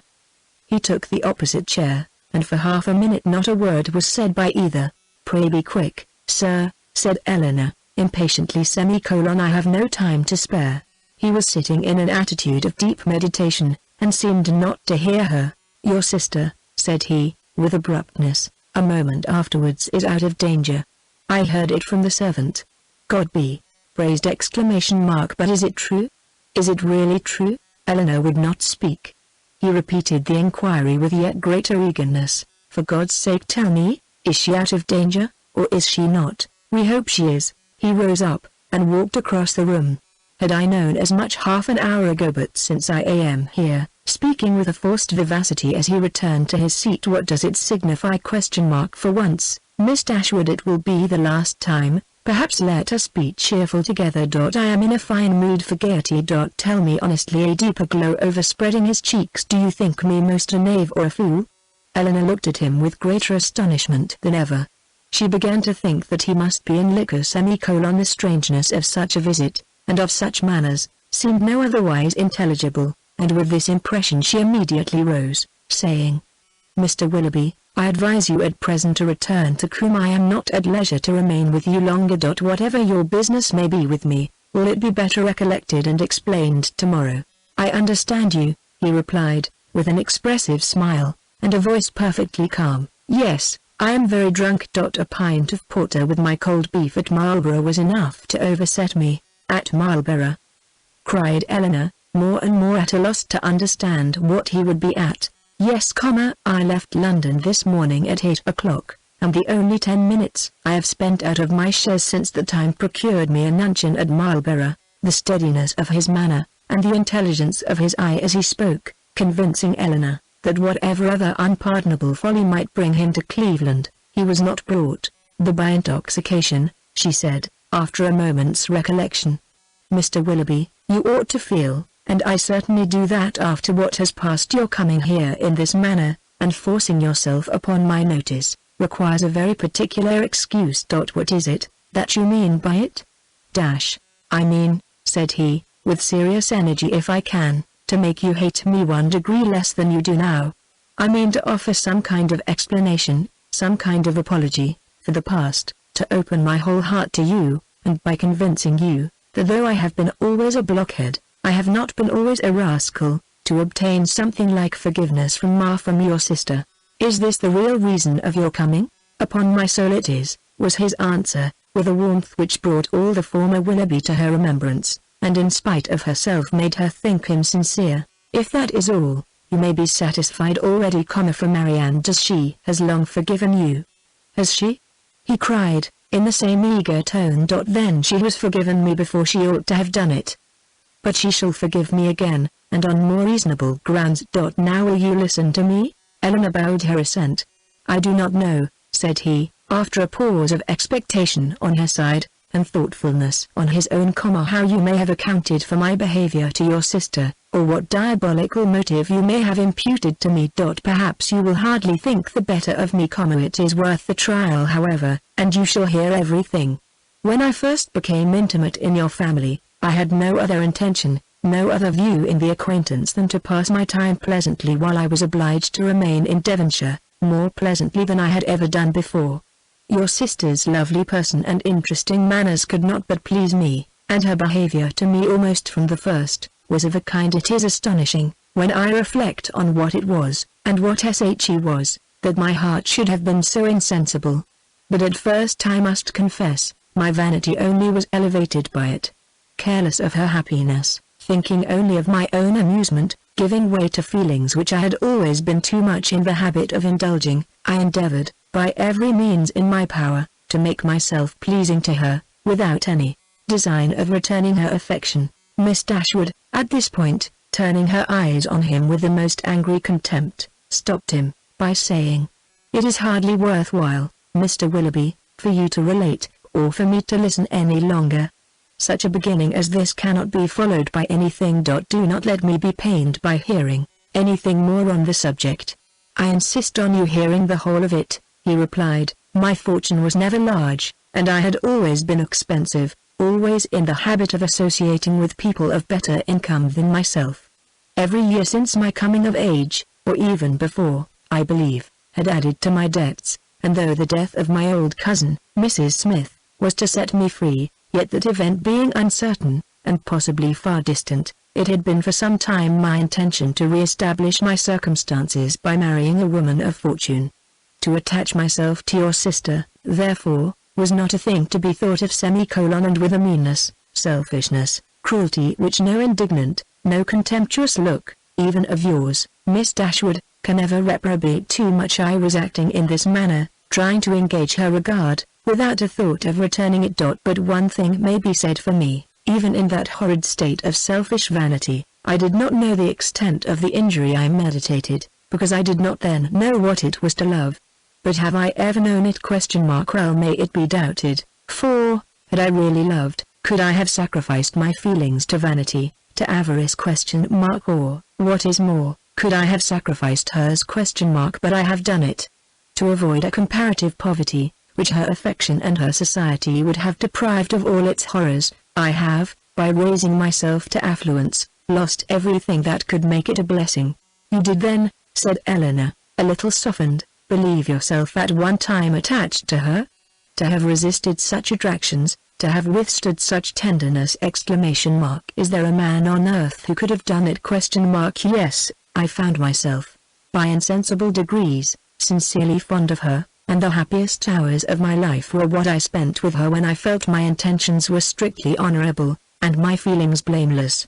Even then, however, when fully determined on paying my addresses to her, I allowed myself most improperly to put off, from day to day, the moment of doing it, from an unwillingness to enter into an engagement while my circumstances were so greatly embarrassed.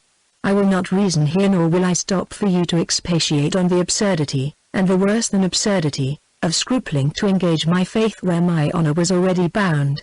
The event has proved that I was a cunning fool, providing with great circumspection for a possible opportunity of making myself contemptible and wretched forever.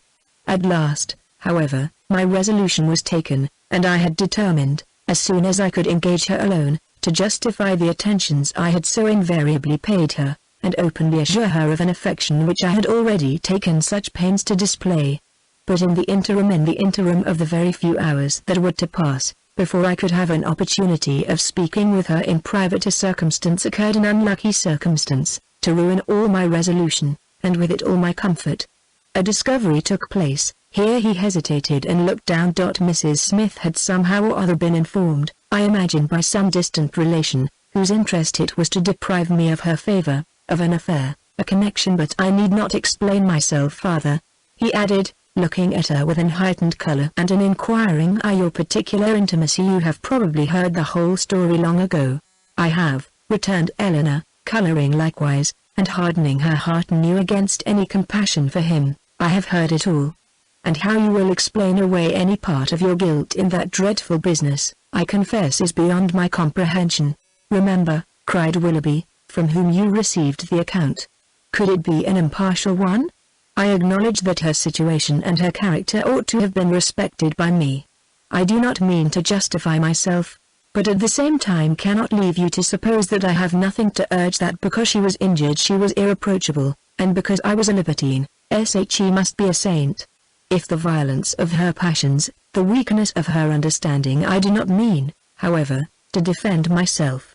Her affection for me deserved better treatment, and I often, with great self-reproach, recall the tenderness which, for a very short time, had the power of creating any return. I heartily wish it had never been. But I have injured more than herself, and I have injured one, whose affection for me, may I say it, was scarcely less warm than hers, and whose mind, oh, how infinitely superior. Your indifference, however, towards that unfortunate girl, I must say it, unpleasant to me as the discussion of such a subject may well be, your indifference is no apology for your cruel neglect of her. Do not think yourself excused by any weakness, any natural defect of understanding on her side, in the wanton cruelty so evident on yours. You must have known, that while you were enjoying yourself in Devonshire pursuing fresh schemes, always gay, always happy, she was reduced to the extremest indigence. But, upon my soul, I did not know it, he warmly replied. I did not recollect that I had omitted to give her my direction, and common sense might have told her how to find it out. Well, sir, and what said Mrs. Smith? She taxed me with the offence at once, and my confusion may be guessed. The purity of her life, the formality of her notions, her ignorance of the world, everything was against me. The matter itself I could not deny, and vain was every endeavor to soften it. She was previously disposed, I believe, to doubt the morality of my conduct in general, and was moreover discontented with the very little attention, the very little portion of my time that I had bestowed on her, in my present visit. In short, it ended in a total breach. By one measure I might have saved myself. In the height of her morality, good woman, she offered to forgive the past, if I would marry Eliza. That could not be, and I was formally dismissed from her favor and her house. The night following this affair I was to go. The next morning was spent by me in deliberating on what my future conduct should be. The struggle was great, but it ended too soon. My affection for Marianne, my thorough conviction of her attachment to me, it was all insufficient to outweigh that dread of poverty, or get the better of those false ideas of the necessity of riches, which I was naturally inclined to feel, and expensive society had increased. I had reason to believe myself secure of my present wife, if I chose to address her, and I persuaded myself to think that nothing else in common prudence remained for me to do. A heavy scene, however, awaited me. Before I could leave Devonshire, I was engaged to dine with you on that very day. Some apology was therefore necessary for my breaking this engagement. But whether I should write this apology, or deliver it in person, was a point of long debate. To see Marianne, I felt, would be dreadful, and I even doubted whether I could see her again, and keep to my resolution. In that point, however, I undervalued my own magnanimity, as the event declared, for I went, I saw her, and saw her miserable, and left her miserable, and left her hoping never to see her again. Why did you call, Mr. Willoughby? Said Eleanor, reproachfully. A note would have answered every purpose. Why was it necessary to call? It was necessary to my own pride. I could not bear to leave the country in a manner that might lead you, or the rest of the neighborhood, to suspect any part of what had really passed between Mrs. Smith and myself, and I resolved therefore on calling at the cottage, in my way to Honiton. The sight of your dear sister, however, was really dreadful, and, to heighten the matter, I found her alone. You were all gone I do not know where. I had left her only the evening before, so fully, so firmly resolved within myself on doing right. A few hours were to have engaged her to me forever, and I remember how happy, how gay were my spirits, as I walked from the cottage to Allenham, satisfied with myself, delighted with everybody. But in this, our last interview of friendship, I approached her with a sense of guilt that almost took from me the power of dissembling. Her sorrow, her disappointment, her deep regret, when I told her that I was obliged to leave Devonshire so immediately, I never shall forget it, united too with such reliance, such confidence in me! Oh God! What a hard-hearted rascal I was! They were both silent for a few moments. Eleanor first spoke. Did you tell her that you should soon return? I do not know what I told her, he replied, impatiently. Less than was due to the past, beyond a doubt, and in all likelihood much more than was justified by the future. I cannot think of it. It won't do. Then came your dear mother to torture me farther, with all her kindness and confidence. Thank heaven! It did torture me. I was miserable. Miss Dashwood, you cannot have an idea of the comfort it gives me to look back on my own misery. I owe such a grudge to myself for the stupid, rascally folly of my own heart, that all my past sufferings under it are not only triumph and exultation to me now. Well, I went, left all that I loved, and went to those to whom, at best, I was only indifferent. My journey to town, travelling with my own horses, and therefore so tediously, no creature to speak to, my own reflections so cheerful when I looked forward, everything so inviting! When I looked back at Barton, the picture so soothing! Oh, it was a blessed journey. He stopped. Well, sir, said Eleanor, who, though pitying him, grew impatient for his departure, and this is all? No comma. Have you forgot what passed in town? That infamous letter. Did she show it you? Yes, I saw every note that passed. When the first of hers reached me, as it immediately did, for I was in town the whole time, what I felt is in the common phrase, not to be expressed, in a more simple one, perhaps too simple to raise any emotion. My feelings were very, very painful. Every line, every word was in the hackneyed metaphor which their dear writer, were she here, would forbid. A dagger to my heart.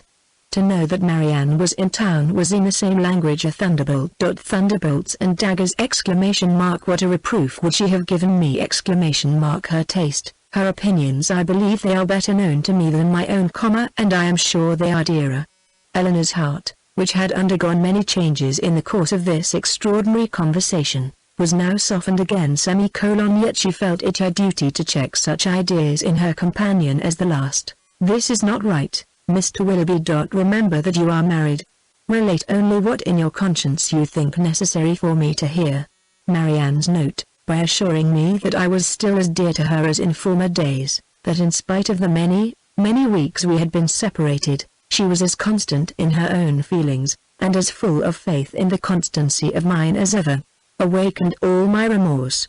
I say awakened, because time and London, business and dissipation, had in some measure quieted it, and I had been growing a fine-hardened villain, fancying myself indifferent to her, and choosing to fancy that she too must have become indifferent to me, talking to myself of our past attachment as a mere idle, trifling business, shrugging up my shoulders in proof of its being so, and silencing every reproach, overcoming every scruple, by secretly saying now and then, I shall be heartily glad to hear she is well married. But this note made me know myself better.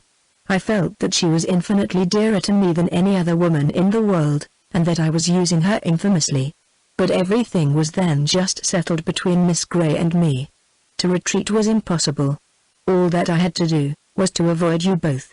I sent no answer to Marianne, intending by that to preserve myself from her farther notice, and for some time I was even determined not to call in Berkeley Street. But at last, judging it wiser to affect the air of a cool, common acquaintance than anything else, I watched you all safely out of the house one morning, and left my name. Watched us out of the house. Even so. You would be surprised to hear how often I watched you, how often I was on the point of falling in with you. I have entered many a shop to avoid your sight, as the carriage drove by. Lodging as I did in Bond Street, there was hardly a day in which I did not catch a glimpse of one or other of you, and nothing but the most constant watchfulness on my side, a most invariably prevailing desire to keep out of your sight, could have separated us so long. I avoided the Middletons as much as possible, as well as everybody else who was likely to prove an acquaintance in common. Not aware of their being in town, however, I blundered on Sir John, I believe, the first day of his coming, and the day after I had called at Mrs. Jennings's. He asked me to a party, a dance at his house in the evening. Had he not told me as an inducement that you and your sister were to be I should have felt it too certain a thing, to trust myself near him.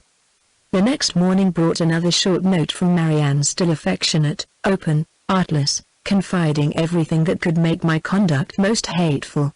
I could not answer it. I tried but could not frame a sentence.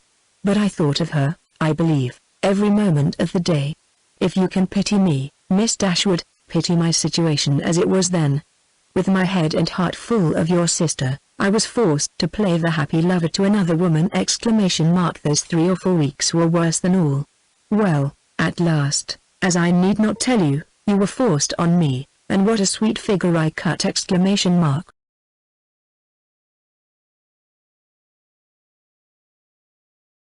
It was! Marianne, beautiful as an angel on one side, calling me Willoughby in such a tone! Oh God! Holding out her hand to me, asking me for an explanation, with those bewitching eyes fixed in such speaking solicitude on my face! And Sophia, jealous as the devil on the other hand, looking all that was well. It does not signify, it is over now. Such an evening! I ran away from you all as soon as I could, but not before I had seen Marianne's sweet face as white as death. That was the last look I ever had of her. The last manner in which she appeared to me. It was a horrid sight! Yet when I thought of her today as really dying, it was a kind of comfort to me to imagine that I knew exactly how she would appear to those who saw her last in this world. She was before me, constantly before me, as I travelled, in the same look and hue. A short pause of mutual thoughtfulness succeeded. Willoughby, first rousing himself, broke it thus: "Well, let me make haste and be gone. Your sister is certainly better, certainly out of danger, we are assured of it. Your poor mother, too!" Doting on Marianne. "But the letter, Mr. Willoughby, your own letter, have you anything to say about that?" Yes, that in particular. Your sister wrote to me again, you know. The very next morning. You saw what she said. I was breakfasting at the Ellisons, and her letter, with some others, was brought to me there from my lodgings. It happened to catch Sophia's eye before it caught mine, and its size, the elegance of the paper, the handwriting altogether, immediately gave her a suspicion. Some vague report had reached her before of my attachment to some young lady in Devonshire, and what had passed within her observation the preceding evening had marked who the young lady was, and made her more jealous than ever. Affecting that air of playfulness, therefore, which is delightful in a woman one loves, she opened the letter directly, and read its contents. She was well paid for her impudence. She read what made her wretched. Her wretchedness I could have borne, but her passion, her malice, at all events it must be appeased. And, in short, what do you think of my wife's style of letter writing? Delicate, tender, truly feminine, was it not? Your wife! The letter was in your own handwriting. Yes, but I had only the credit of servilely copying such sentences as I was ashamed to put my name to. The original was all her own happy thoughts and gentle diction. But what could I do? We were engaged, everything in preparation, the day almost fixed. But I am talking like a fool. Preparation! Day! In honest words, her money was necessary to me, and in a situation like mine, anything was to be done to prevent a rupture. And after all, what did it signify to my character in the opinion of Marianne and her friends, in what language my answer was couched? It must have been only to one end. My business was to declare myself a scoundrel, and whether I did it with a bow or a bluster was of little importance. I am ruined forever in their opinion, said I to myself. I am shut out forever from their society. They already think me an unprincipled fellow. This letter will only make them think me a blackguard one. Such were my reasonings, as, in a sort of desperate carelessness, I copied my wife's words, and parted with the last relics of Marianne. Her 3 notes, unluckily they were all in my pocket-book, or I should have denied their existence, and hoarded them forever. I was forced to put them up, and could not even kiss them. And the lock of hair, that too I had always carried about me in the same pocket-book, which was now searched by Madam with the most ingratiating virulence, the dear lock all, every memento was torn from me. You are very wrong, Mr. Willoughby, very blamable, said Eleanor, while her voice, in spite of herself, betrayed her compassionate emotion. You ought not to speak in this way, either of Mrs. Willoughby or my sister. You had made your own choice. It was not forced on you. Your wife has a claim to your politeness, to your respect, at least. She must be attached to you, or she would not have married you. To treat her with unkindness, to speak of her slightingly is no atonement to Marianne, nor can I suppose it a relief to your own conscience. Do not talk to me of my wife, said he with a heavy sigh. She does not deserve your compassion. She knew I had no regard for her when we married. Well, married we were, and came down to Combe Magna to be happy, and afterwards returned to town to be gay. And now do you pity me, Miss Dashwood? Or have I said all this to no purpose? Am I, be it only 1 degree, am I less guilty in your opinion than I was before? My intentions were not always wrong. Have I explained away any part of my guilt? Yes, you have certainly removed something a little. You have proved yourself, on the whole, less faulty than I had believed you. You have proved your heart less wicked, much less wicked. But I hardly know the misery that you have inflicted. I hardly know what could have made it worse. Will you repeat to your sister when she is recovered, what I have been telling you? Let me be a little lightened too in her opinion as well as in yours. You tell me that she has forgiven me already. Let me be able to fancy that a better knowledge of my heart, and of my present feelings, will draw from her a more spontaneous, more natural, more gentle, less dignified, forgiveness. Tell her of my misery and my penitence. Tell her that my heart was never inconstant to her, and if you will, that at this moment she is dearer to me than ever. I will tell her all that is necessary to what may comparatively be called your justification. But you have not explained to me the particular reason of your coming now, nor how you heard of her illness. Last night, in Drury Lane lobby, I ran against Sir John Middleton, and when he saw who I was for the first time these 2 months he spoke to me. That he had cut me ever since my marriage, I had seen without surprise or resentment. Now, however, his good-natured, honest, stupid soul, full of indignation against me, and concern for your sister, could not resist the temptation of telling me what he knew ought to, though probably he did not think it would vex me horridly. As bluntly as he could speak it, therefore, he told me that Marianne Dashwood was dying of a putrid fever at Cleveland. A letter that morning received from Mrs. Jennings declared her danger most imminent. The Palmers are all gone off in a fright, and I was too much shocked to be able to pass myself off as insensible even to the undiscerning Sir John. His heart was softened in seeing mine suffer, and so much of his ill will was done away, that when we parted, he almost shook me by the hand while he reminded me of an old promise about a pointer puppy. What I felt on hearing that your sister was dying, and dying too, believing me the greatest villain upon earth, scorning, hating me in her latest moments, for how could I tell what horrid projects might not have been imputed? One person I was sure would represent me as capable of anything. What I felt was dreadful! My resolution was soon made, and at 8 o'clock this morning I was in my carriage. Now you know all. Eleanor made no answer. Her thoughts were silently fixed on the irreparable injury which too early an independence and its consequent habits of idleness, dissipation, and luxury, had made in the mind, the character, the happiness, of a man who, to every advantage of person and talents, united a disposition naturally open and honest, and a feeling, affectionate temper. The world had made him extravagant and vain. Extravagance and vanity had made him cold-hearted and selfish.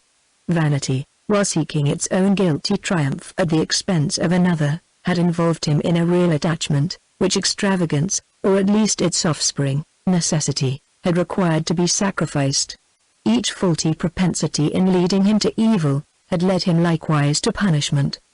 The attachment, from which against honor, against feeling, against every better interest he had outwardly torn himself, now, when no longer allowable, governed every thought, and the connection, for the sake of which he had, with little scruple, left her sister to misery, was likely to prove a source of unhappiness to himself of a far more incurable nature. From a reverie of this kind she was recalled at the end of some minutes by Willoughby, who, rousing himself from a reverie at least equally painful, started up in preparation for going, and said, "There is no use in staying here, I must be off. Are you going back to town?" "No, to Combe Magna. I have business there, from thence to town in a day or two. Goodbye." He held out his hand. She could not refuse to give him hers ''yes". He pressed it with affection. "And you do think something better of me than you did?" said he, letting it fall, and leaning against the mantelpiece as if forgetting he was to go. Eleanor assured him that she did that she forgave, pitied, wished him well, was even interested in his happiness, and added some gentle counsel as to the behavior most likely to promote it. His answer was not very encouraging. "As to that," said he, "I must rub through the world as well as I can. Domestic happiness is out of the question. If, however, I am allowed to think that you and yours feel an interest in my fate and actions, it may be the means, it may put me on my guard at least, it may be something to live for.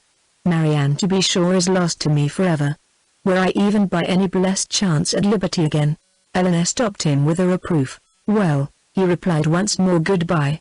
I shall now go away and live in dread of one event." "What do you mean?" "Your sister's marriage." "You are very wrong. She can never be more lost to you than she is now, but she will be gained by someone else. And if that someone should be the very he whom, of all others, I could least bear, but I will not stay to rob myself of all your compassionate goodwill, by showing that where I have most injured I can least forgive. Goodbye, God bless you." And with these words, he almost ran out of the room. Chapter 45.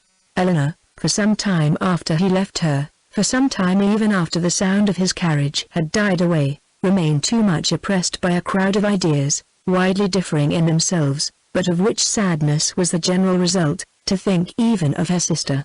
Willoughby, he, whom only half an hour ago she had abhorred as the most worthless of men, Willoughby, in spite of all his faults, excited a degree of commiseration for the sufferings produced by them, which made her think of him as now separated forever from her family, with a tenderness, a regret, rather in proportion, as she soon acknowledged within herself, to his wishes than to his merits.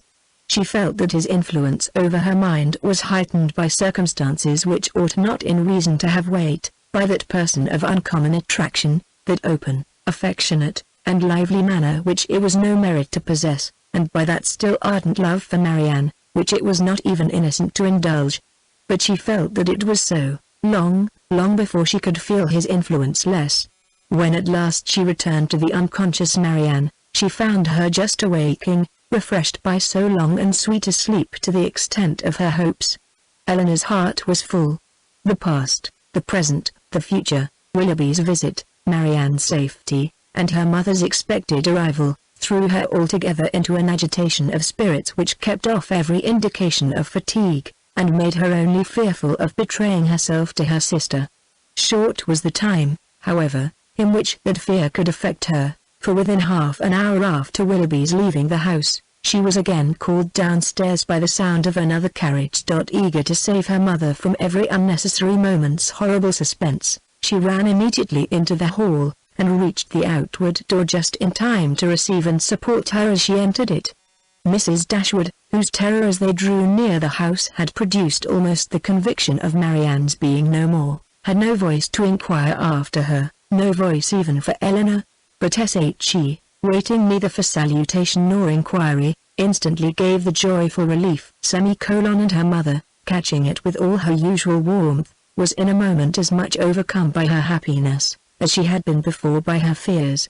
She was supported into the drawing-room between her daughter and her friend and there, shedding tears of joy, though still unable to speak, embraced Eleanor again and again, turning from her at intervals to press Colonel Brandon's hand, with a look which spoke at once her gratitude, and her conviction of his sharing with herself in the bliss of the moment.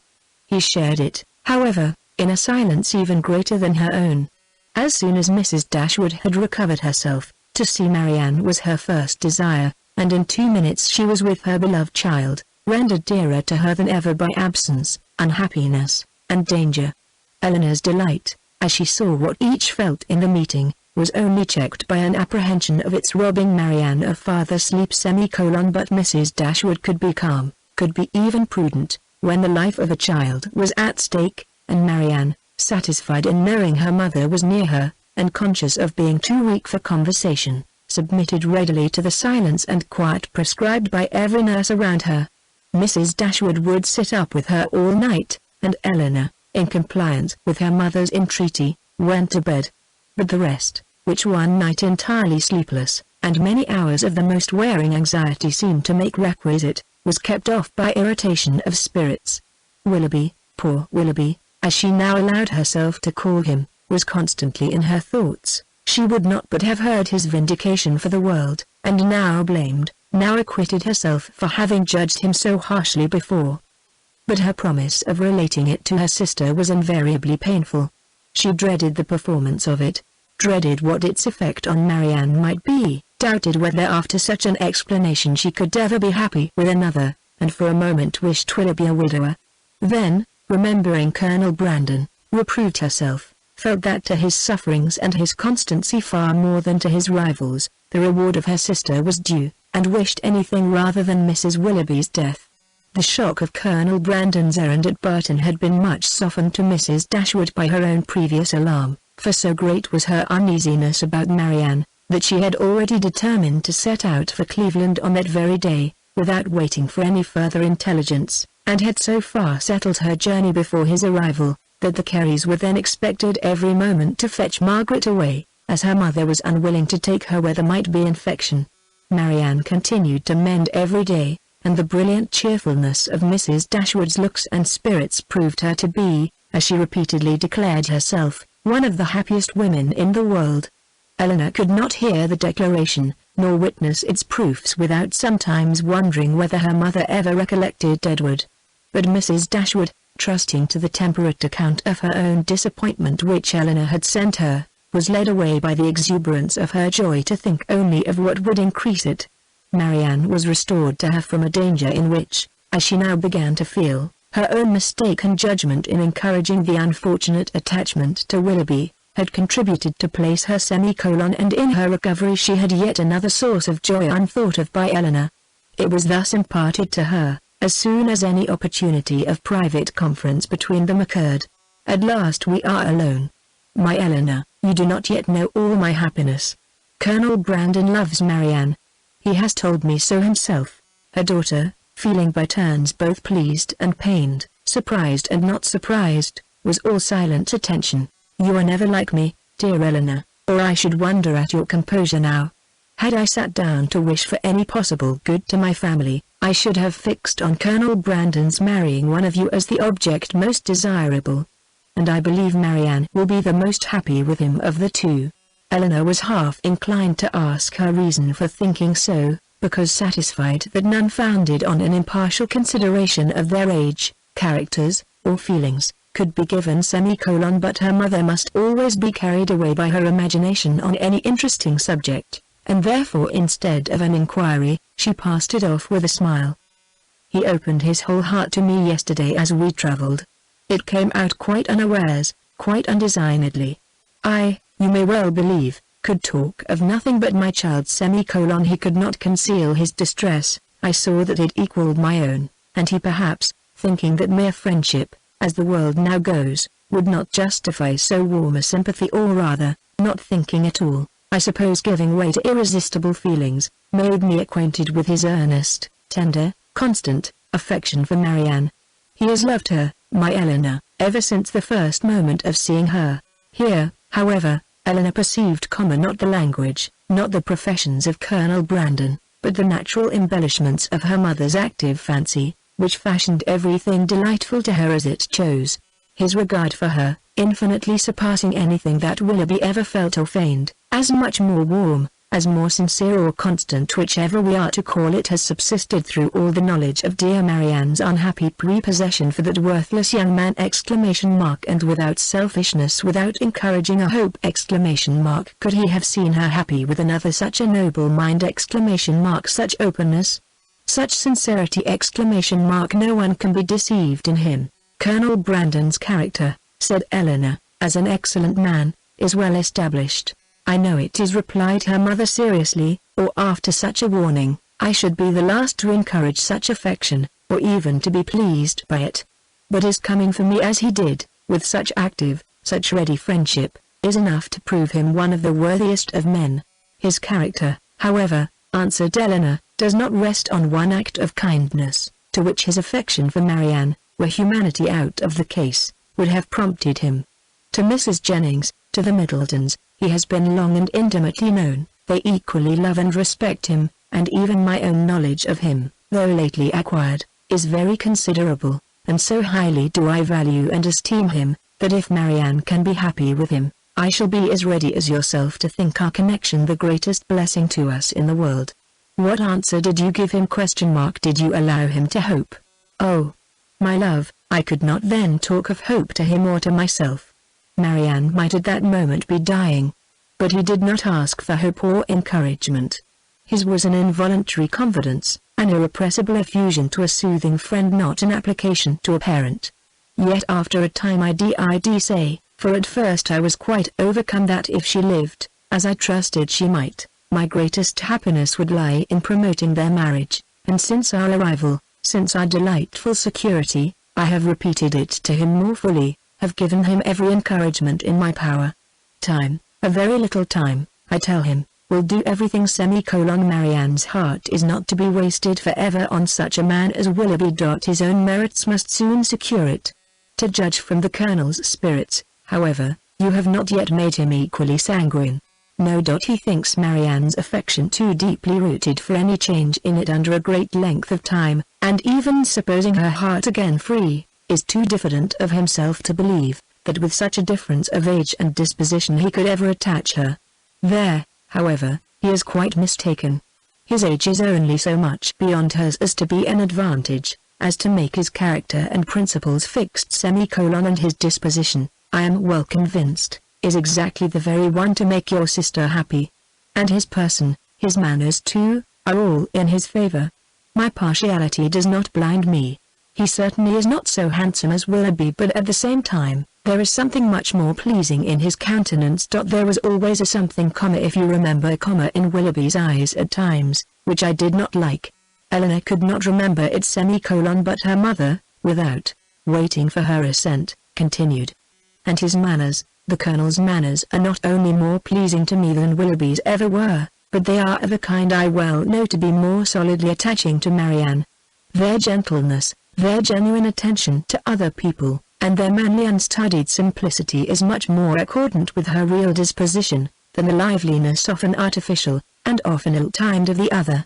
I am very sure myself, that had Willoughby turned out as really amiable, as he has proved himself the contrary, Marianne would yet never have been so happy with him, as she will be with Colonel Brandon. She paused. Her daughter could not quite agree with her, but her dissent was not heard, and therefore gave no offence. At Delaford, she will be within an easy distance of me, added Mrs. Dashwood, even if I remain at Burton, and in all probability, for I hear it is a large village, indeed there certainly must be some small house or cottage close by, that would suit us quite as well as our present situation. Poor Eleanor! Here was a new scheme for getting her to Delaford! But her spirit was stubborn, his fortune too!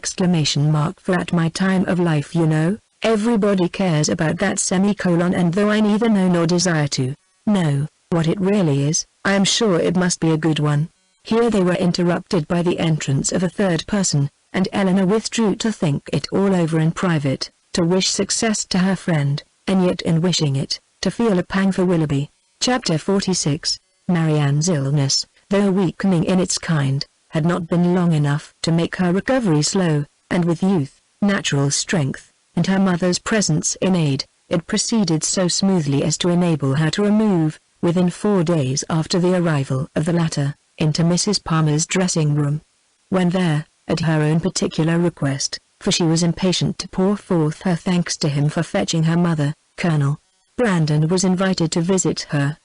His emotion on entering the room, in seeing her altered looks, and in receiving the pale hand which she immediately held out to him, was such, as, in Elinor's conjecture, must arise from something more than his affection for Marianne, or the consciousness of its being known to others, and she soon discovered in his melancholy and varying complexion as he looked at her sister, the probable recurrence of many past scenes of misery to his mind, brought back by that resemblance between Marianne and Eliza already acknowledged, and now strengthened by the hollow eye, the sickly skin, the posture of reclining weakness, and the warm acknowledgment of peculiar obligation.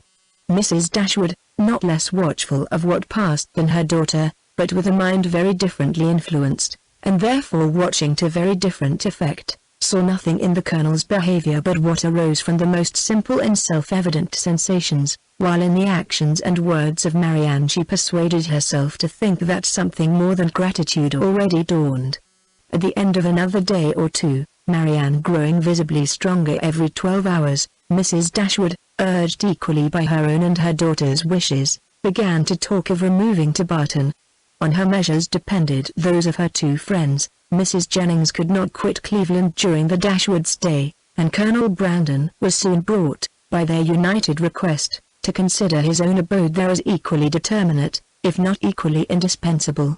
At his and Mrs. Jennings's united request in return, Mrs. Dashwood was prevailed on to accept the use of his carriage on her journey back, for the better accommodation of her sick child, and the Colonel, at the joint invitation of Mrs. Dashwood and Mrs. Jennings, whose active good nature made her friendly and hospitable for other people as well as herself, engaged with pleasure to redeem it by a visit at the cottage, in the course of a few weeks. The day of separation and departure arrived, and Marianne, after taking so particular and lengthened a leave of Mrs. Jennings, one so earnestly grateful, so full of respect and kind wishes as seemed due to her own heart from a secret acknowledgment of past inattention, and bidding Colonel Brandon farewell with the cordiality of a friend, was carefully assisted by him into the carriage, of which he seemed anxious that she should engross at least half.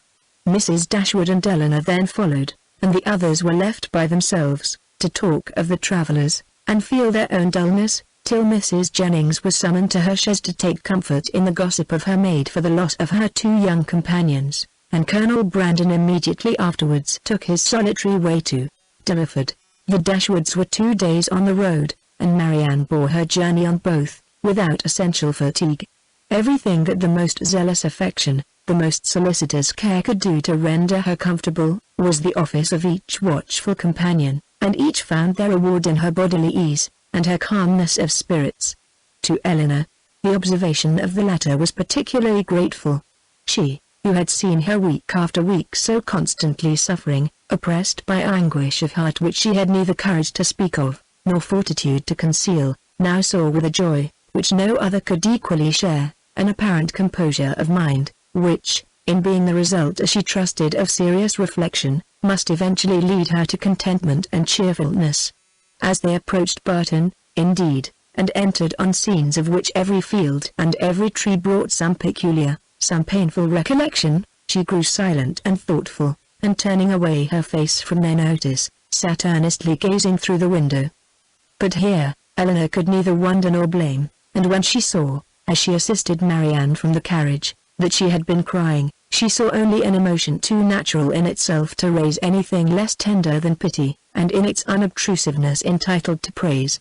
In the whole of her subsequent manner, she traced the direction of a mind awakened to reasonable exertion, for no sooner had they entered their common sitting-room, than Marianne turned her eyes around it with a look of resolute firmness, as if determined at once to accustom herself to the sight of every object with which the remembrance of Willoughby could be connected. She said little, but every sentence aimed at cheerfulness, and though a sigh sometimes escaped her, it never passed away without the atonement of a smile. After dinner she would try her pianoforte.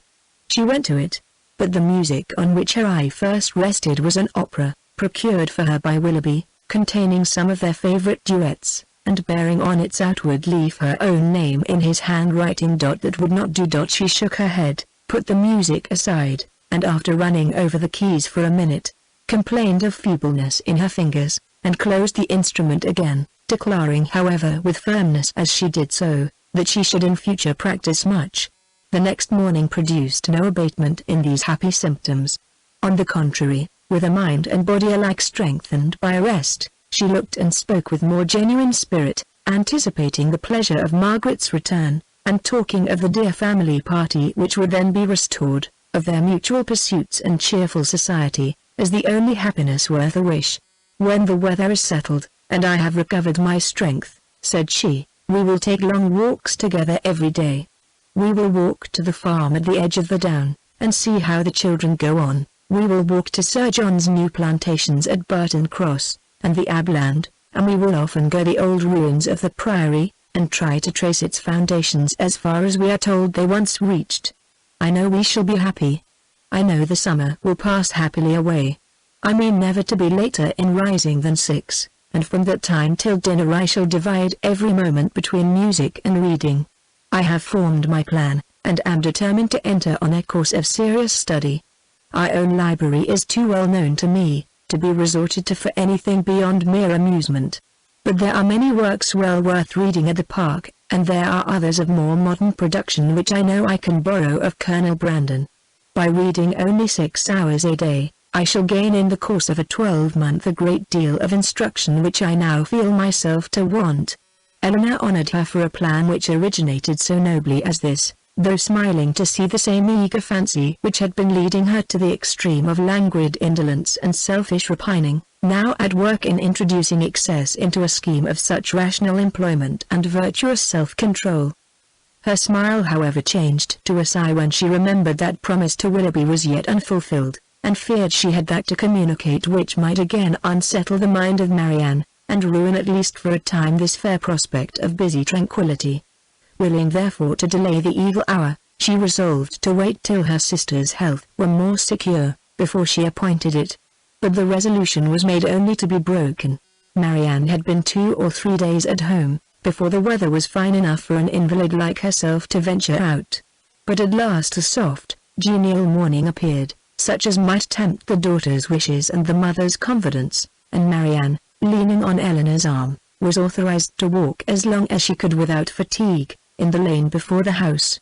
The sisters set out at a pace, slow as the feebleness of Marianne in an exercise hitherto untried since her illness required semicolon, and they had advanced only so far beyond the house as to admit a full view of the hill, the important hill behind, when pausing with her eyes turned towards it, Marianne calmly said, "There, exactly there," pointing with one hand, "on that projecting mound, there I fell, and there I first saw Willoughby." Her voice sank with the word, but presently reviving she added, "I am thankful to find that I can look with so little pain on the spot!" Shall we ever talk on that subject, Eleanor? Hesitatingly it was said. Or will it be wrong? I can talk of it now, I hope, as I ought to do. Eleanor tenderly invited her to be open. "As for regret," said Marianne, "I have done with that, as far as he is concerned. I do not mean to talk to you of what my feelings have been for him, but what they are now. At present, if I could be satisfied on one point, if I could be allowed to think that he was not always acting a part, not always deceiving me, but above all, if I could be assured that he never was so very wicked as my fears have sometimes fancied him, since the story of that unfortunate girl." She stopped. Eleanor joyfully treasured her words as she answered, "If you could be assured of that, you think you should be easy." "Yes. My peace of mind is doubly involved in it, for not only is it horrible to suspect a person, who has been what he has been to me, of such designs, but what must it make me appear to myself? What in a situation like mine, but a most shamefully unguarded affection could expose me to How then," asked her sister, "would you account for his behavior?" "I would suppose him, oh, how gladly would I suppose him, only fickle, very, very fickle." Eleanor said no more. She was debating within herself on the eligibility of beginning her story directly, or postponing it till Marianne were in stronger health, and they crept on for a few minutes in silence. "I am not wishing him too much good," said Marianne at last with a sigh, "when I wish his secret reflections may be no more unpleasant than my own." He will suffer enough in them. Do you compare your conduct with his? No. I compare it with what it ought to have been. I compare it with yours. Our situations have borne little resemblance. They have borne more than our conduct. Do not, my dearest Eleanor, let your kindness defend what I know your judgment must censure. My illness has made me think, it has given me leisure and calmness for serious recollection. Long before I was enough recovered to talk, I was perfectly able to reflect. I considered the past. I saw in my own behavior, since the beginning of our acquaintance with him last autumn, nothing but a series of imprudence towards myself, and want of kindness to others. I saw that my own feelings had prepared my sufferings, and that my want of fortitude under them had almost led me to the grave. My illness, I well knew, had been entirely brought on by myself by such negligence of my own health, as I had felt even at the time to be wrong. Had I died, it would have been self-destruction. I did not know my danger till the danger was removed, but with such feelings as these reflections gave me, I wonder at my recovery, wonder that the very eagerness of my desire to live, to have time for atonement to my God, and to you all, did not kill me at once. Had I died, in what peculiar misery should I have left you, my nurse, my friend, my sister! You, who had seen all the fretful selfishness of my latter days, who had known all the murmurings of my heart! How should I have lived in your remembrance! My mother too. How could you have consoled her! I cannot express my own abhorrence of myself. Whenever I looked towards the past, I saw some duty neglected, or some failing indulged. Everybody seemed injured by me. The kindness, the unceasing kindness of Mrs. Jennings, I had repaid with ungrateful contempt. To the Middletons, to the Palmers, the Steeles, to every common acquaintance even, I had been insolent and unjust, with a heart hardened against their merits, and a temper irritated by their very attention. To John, to Fanny, yes, even to them, little as they deserve, I had given less than their due. But you, you above all, above my mother, had been wronged by me. I, and only I, knew your heart and its sorrows, yet to what did it influence me? Not to any compassion that could benefit you or myself. Your example was before me, but to what avail? Was I more considerate of you and your comfort?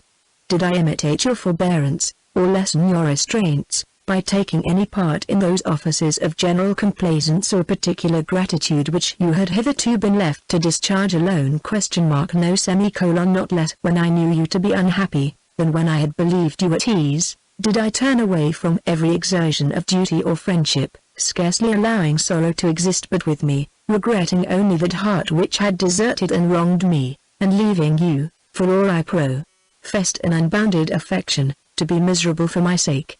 Here ceased the rapid flow of her self-reproving spirit, and Eleanor, impatient to soothe, though too honest to flatter, gave her instantly the praise and support which her frankness and her contrition so well deserved. Marianne pressed her hand and replied, "You are very good. The future must be my proof. I have laid down my plan, and if I am capable of adhering to it, my feelings shall be governed and my temper improved. They shall no longer worry others, nor torture myself. I shall now live solely for my family. You, my mother, and Margaret, must henceforth be all the world to me. You will share my affections entirely between you.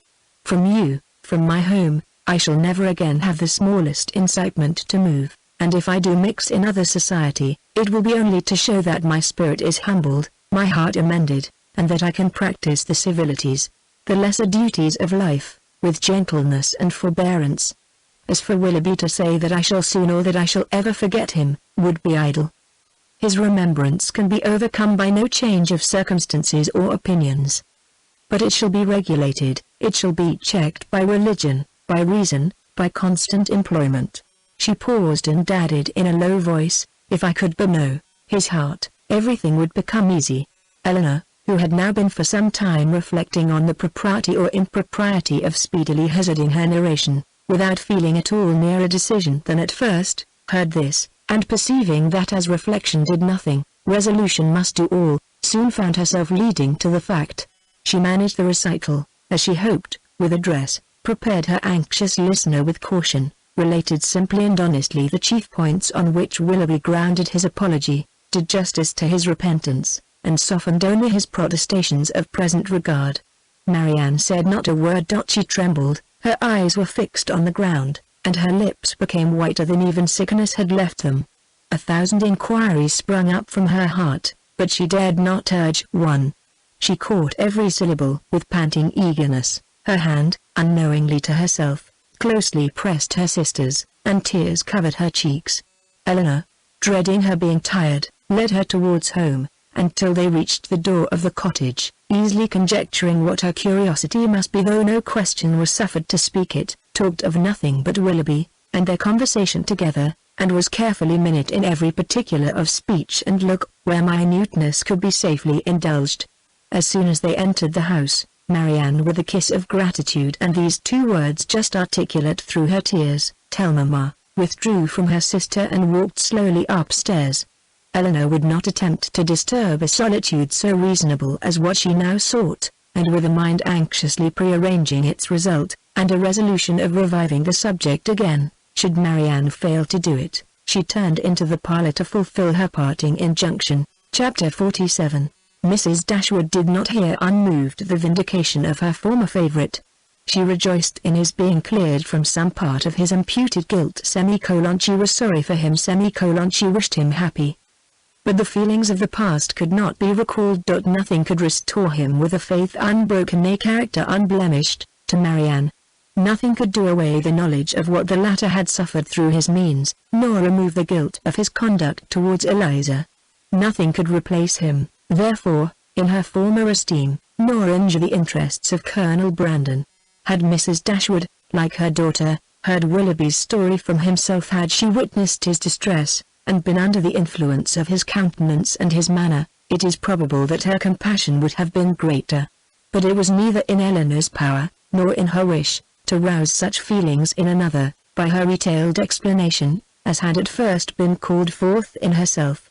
Reflection had given calmness to her judgment, and sobered her own opinion of Willoughby's deserts. She wished, therefore, to declare only the simple truth, and lay open such facts as were really due to his character, without any embellishment of tenderness to lead the fancy astray. In the evening, when they were all 3 together, Marianne began voluntarily to speak of him again, but that it was not without an effort. The restless, unquiet thoughtfulness in which she had been for some time previously sitting, her rising color, as she spoke, and her unsteady voice, plainly showed. "I wish to assure you both," said she, "that I see everything as you can desire me to do." Mrs. Dashwood would have interrupted her instantly with soothing tenderness, had not Eleanor, who really wished to hear her sister's unbiased opinion, by an eager sign, engaged her silence. Marianne slowly continued. "It is a great relief to me what Eleanor told me this morning. I have now heard exactly what I wished to hear." For some moments her voice was lost, but recovering herself, she added, and with greater calmness than before, "I am now perfectly satisfied. I wish for no change. I never could have been happy with him, after knowing, as sooner or later I must have known, all this. I should have had no confidence, no esteem. Nothing could have done it away to my feelings." I know it," cried her mother. "Happy with a man of libertine practices!" With one who so injured the peace of the dearest of our friends, and the best of men! No, my Marianne has not a heart to be made happy with such a man! Her conscience, her sensitive conscience, would have felt all that the conscience of her husband ought to have felt. Marianne sighed, and repeated, "I wish for no change." "You consider the matter," said Eleanor, "exactly as a good mind and a sound understanding must consider it, and I dare say you perceive, as well as myself, not only in this, but in many other circumstances, reason enough to be convinced that your marriage must have involved you in many certain troubles and disappointments, in which you would have been poorly supported by an affection, on his side, much less certain. Had you married, you must have been always poor. His expensiveness is acknowledged even by himself, and his whole conduct declares that self-denial is a word hardly understood by him. His demands and your inexperience together, on a small, very small income, must have brought on distresses which would not be the less grievous to you, from having been entirely unknown and unthought of before. Your sense of honor and honesty would have led you, I know, when aware of your situation, to attempt all the economy that would appear to you possible, and, Perhaps, as long as your frugality retrenched only on your own comfort, you might have been suffered to practice it, but beyond that, and how little could the utmost of your single management do to stop the ruin which had begun before your marriage? Beyond that, had you endeavored, however reasonably, to abridge his enjoyments, is it not to be feared, that instead of prevailing on feelings so selfish to consent to it, you would have lessened your own influence on his heart, and made him regret the connection which had involved him in such difficulties? Marianne's lips quivered, and she repeated the word selfish, in a tone that implied, "Do you really think him selfish?" "The whole of his behavior," replied Eleanor, "from the beginning to the end of the affair, has been grounded on selfishness. It was selfishness which first made him sport with your affections, which afterwards, when his own were engaged, made him delay the confession of it, and which finally carried him from Barton. His own enjoyment, or his own ease, was, in every particular, his ruling principle. It is very true. My happiness never was his object. At present," continued Eleanor, "he regrets what he has done." "And why does he regret it? Because he finds it has not answered towards himself. It has not made him happy. His circumstances are now unembarrassed. He suffers from no evil of that kind, and he thinks only that he has married a woman of a less amiable temper than yourself." "But does it follow that had he married you, he would have been happy? The inconveniences would have been different. He would then have suffered under the pecuniary distresses which, because they are removed, he now reckons as nothing. He would have had a wife of whose temper he could make no complaint, but he would have been always necessitous, always poor, and probably would soon have learned to rank the innumerable comforts of a clear estate and good income as of far more importance, even to domestic happiness, than the mere temper of a wife." "I have not a doubt of it," said Marianne, "and I have nothing to regret, nothing but my own folly." "Rather say your mother's imprudence, my child," said Mrs. Dashwood. "She must be answerable." Marianne would not let her proceed. And Eleanor, satisfied that each felt their own error, wished to avoid any survey of the past that might weaken her sister's spirits. She, therefore, pursuing the first subject, immediately continued, "One observation may, I think, be fairly drawn from the whole of the story, that all Willoughby's difficulties have arisen from the first offence against virtue, in his behaviour to Eliza Williams. That crime has been the origin of every lesser one, and of all his present discontents." Marianne assented most feelingly to the remark, and her mother was led by it to an enumeration of Colonel Brandon's injuries and merits, warm as friendship and design could unitedly dictate. Her daughter did not look, however, as if much of it were heard by her. Eleanor, according to her expectation, saw on the 2 or 3 following days, that Marianne did not continue to gain strength, as she had done, but while her resolution was unsubdued, and she still tried to appear cheerful and easy, her sister could safely trust to the effect of time upon her health. Margaret returned, and the family were again all restored to each other, again quietly settled at the cottage, and if not pursuing their usual studies with quite so much vigor as when they first came to Barton, at least planning a vigorous prosecution of them in future.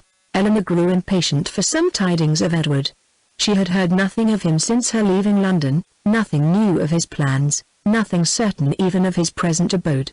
Some letters had passed between her and her brother, in consequence of Marianne's illness, and in the first of John's, there had been this sentence: "We know nothing of our unfortunate Edward, and can make no inquiries on so prohibited a subject, but conclude him to be still at Oxford," which was all the intelligence of Edward afforded her by the correspondence, for his name was not even mentioned in any of the succeeding letters.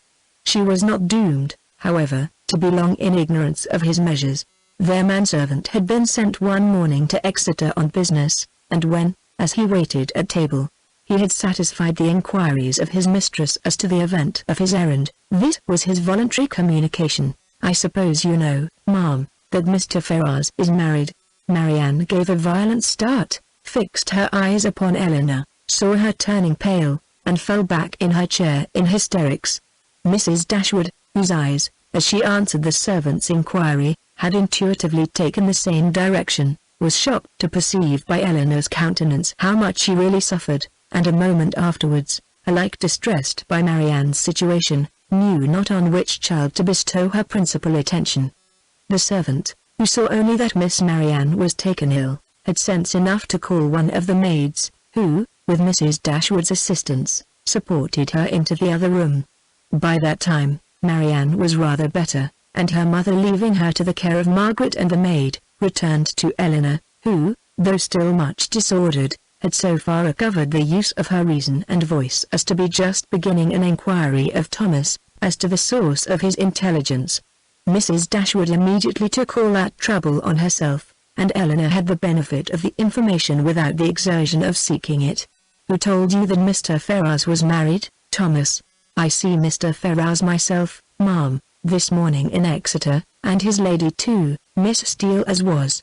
They were stopping in a chaise at the door of the New London Inn, as I went there with a message from Sally at the park to her brother, who is one of the post boys. I happened to look up as I went by the chaise, and so I see directly it was the youngest Miss Steele, so I took her off my hat, and she knew me and called to me, and inquired after you, ma'am, and the young ladies, especially Miss Marianne, and bid me I should give her compliments and Mr. Ferrars's, their best compliments and service, and how sorry they was they had not time to come on and see you, but they was in a great hurry to go forwards, for they was going further down for a little while, but howsever, when they come back, they'll make sure to come and see you." "But did she tell you she was married, Thomas?" "Yes, ma'am. She smiled, and said how she had changed her name since she was in these parts. She was always a very affable and free-spoken young lady, and very civil behaved. So, I made free to wish her joy." "Was Mr. Ferrars in the carriage with her?" "Yes, ma'am, I just see him leaning back in it, but he did not look up he never was a gentleman much for talking." Eleanor's heart could easily account for his not putting himself forward, and Mrs. Dashwood probably found the same explanation. "Was there no one else in the carriage?" "No, ma'am, only they two." "Do you know where they came from?" "They come straight from town, as Miss Lucy Mrs. Ferrars told me." "And are they going farther westward?" "Yes, ma'am, but not to bide long. They will soon be back, again, and then they'd be sure and call here." Mrs. Dashwood now looked at her daughter, but Eleanor knew better than to expect them. She recognized the whole of Lucy in the message, and was very confident that Edward would never come near them. She observed in a low voice, to her mother, that they were probably going down to Mr. Pratt's, near Plymouth. Thomas's intelligence seemed over. Eleanor looked as if she wished to hear more. "Did you see them off, before you came away?" "No, ma'am, the horses were just coming out, but I could not bide any longer, I was afraid of being late." "Did Mrs. Ferrars look well?" "Yes, ma'am, she said how she was very well, and to my mind she was always a very handsome young lady, and she seemed vastly contented." Mrs. Dashwood could think of no other question, and Thomas and the tablecloth, now alike needless, were soon afterwards dismissed. Marianne had already sent to say that she should eat nothing more. Mrs. Dashwood's and Eleanor's appetites were equally lost, and Margaret might think herself very well off, that with so much uneasiness as both her sisters had lately experienced, so much reason as they had often had to be careless of their meals, she had never been obliged to go without her dinner before. When the dessert and the wine were arranged, and Mrs. Dashwood and Eleanor were left by themselves, they remained long together in a similarity of thoughtfulness and silence. Mrs. Dashwood feared to hazard any remark, and ventured not to offer consolation. She now found that she had erred in relying on Eleanor's representation of herself, and justly concluded that everything had been expressly softened at the time, to spare her from an increase of unhappiness, suffering as she then had suffered for Marianne. She found that she had been misled by the careful, the considerate attention of her daughter, to think the attachment, which once she had so well understood, much slighter in reality, than she had been wont to believe, or than it was now proved to be. She feared that under this persuasion she had been unjust, inattentive, nay, almost unkind, to her Eleanor that Marianne's affliction, because more acknowledged, more immediately before her, had too much engrossed her tenderness, and led her away to forget that in Eleanor she might have a daughter suffering almost as much, certainly with less self-provocation, and greater fortitude. Chapter 48. Eleanor now found the difference between the expectation of an unpleasant event, however certain a mind may be told to consider it, and certainty itself. She now found, that in spite of herself, she had always admitted a hope, while Edward remained single, that something would occur to prevent his marrying Lucy, that some resolution of his own, some mediation of friends, or some more eligible opportunity of establishment for the lady, would arise to assist the happiness of all. But he was now married, and she condemned her heart for the lurking flattery, which so much heightened the pain of the intelligence. That he should be married soon, before, as she imagined, he could be in orders, and consequently before he could be in possession of the living, surprised her a little at first. But she soon saw how likely it was that Lucy, in her self-provident care, in her haste to secure him, should overlook everything but the risk of delay. They were married in town, and now hastening down to her uncle's. What had Edward felt on being within 4 miles from Barton, on seeing her mother's servant, on hearing Lucy's message? They would soon, she supposed, be settled at Dilliford. That place in which so much conspired to give her an interest, which she wished to be acquainted with, and yet desired to avoid. She saw them in an instant in their parsonage house, saw in Lucy, the active, contriving manager, uniting at once a desire of smart appearance with the utmost frugality, and ashamed to be suspected of half her economical practices. Pursuing her own interest in every thought, courting the favor of Colonel Brandon, of Mrs. Jennings, and of every wealthy friend. In Edward she knew not what she saw, nor what she wished to see. Happy or unhappy, nothing pleased her. She turned away her head from every sketch of him. Eleanor flattered herself that some one of their connections in London would write to them to announce the event, and give further particulars. But day after day passed off, and brought no letter, no tidings. Though uncertain that anyone were to blame, she found fault with every absent friend. They were all thoughtless or indolent. "When do you write to Colonel Brandon, ma'am?" was an inquiry which sprung from the impatience of her mind to have something going on. "I wrote to him, my love, last week, and rather expect to see, than to hear from him again. I earnestly pressed his coming to us, and should not be surprised to see him walk in today or tomorrow, or any day." This was gaining something to look forward to. Colonel Brandon must have some information to give. Scarcely had she so determined it, when the figure of a man on horseback drew her eyes to the window. He stopped at their gate. It was a gentleman, it was Colonel Brandon himself. Now she could hear more, and she trembled in expectation of it. But it was not Colonel Brandon, neither his air nor his height. Were it possible, she must say it must be Edward. She looked again. He had just dismounted. She could not be mistaken, it was Edward. She moved away and sat down. "He comes from Mr. Pratt's purposely to see us. I will be calm, I will be mistress of myself." In a moment she perceived that the others were likewise aware of the mistake. She saw her mother and Marianne change color, saw them look at herself, and whisper a few sentences to each other. She would have given the world to be able to speak and to make them understand that she hoped no coolness, no slight, would appear in their behavior to him. But she had no utterance, and was obliged to leave all to their own discretion. Not a syllable passed aloud. They all waited in silence for the appearance of their visitor. His footsteps were heard along the gravel path. In a moment he was in the passage, and in another he was before them. His countenance, as he entered the room, was not too happy, even for Eleanor. His complexion was white with agitation, and he looked as if fearful of his reception, and conscious that he merited no kind one. Mrs. Dashwood, however, conforming, as she trusted, to the wishes of that daughter, by whom she then meant in the warmth of her heart to be guided in everything, met with a look of forced complacency, gave him her hand, and wished him joy.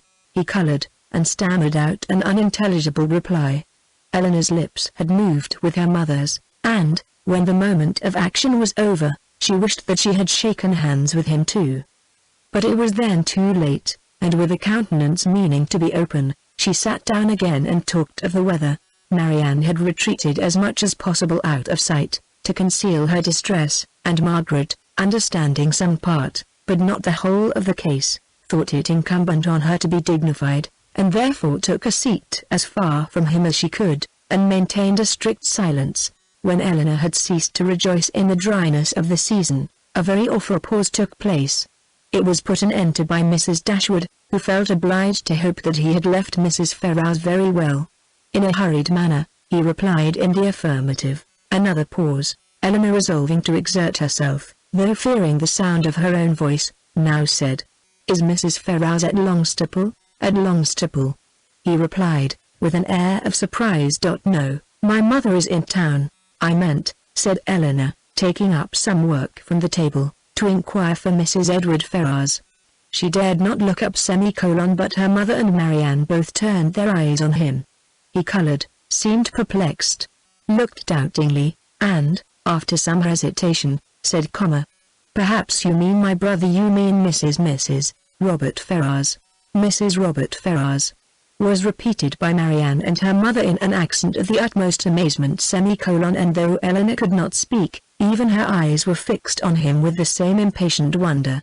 He rose from his seat, and walked to the window, apparently from not knowing what to do, took up a pair of scissors that lay there, and while spoiling both them and their sheath by cutting the latter to pieces as he spoke, said, in a hurried voice, "Perhaps you do not know, you may not have heard, that my brother is lately married to the youngest, to Miss Lucy Steele."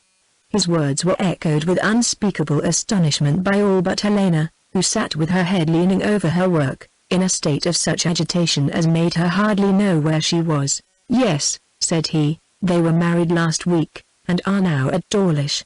Eleanor could sit it no longer. She almost ran out of the room, and as soon as the door was closed, burst into tears of joy, which at first she thought would never cease.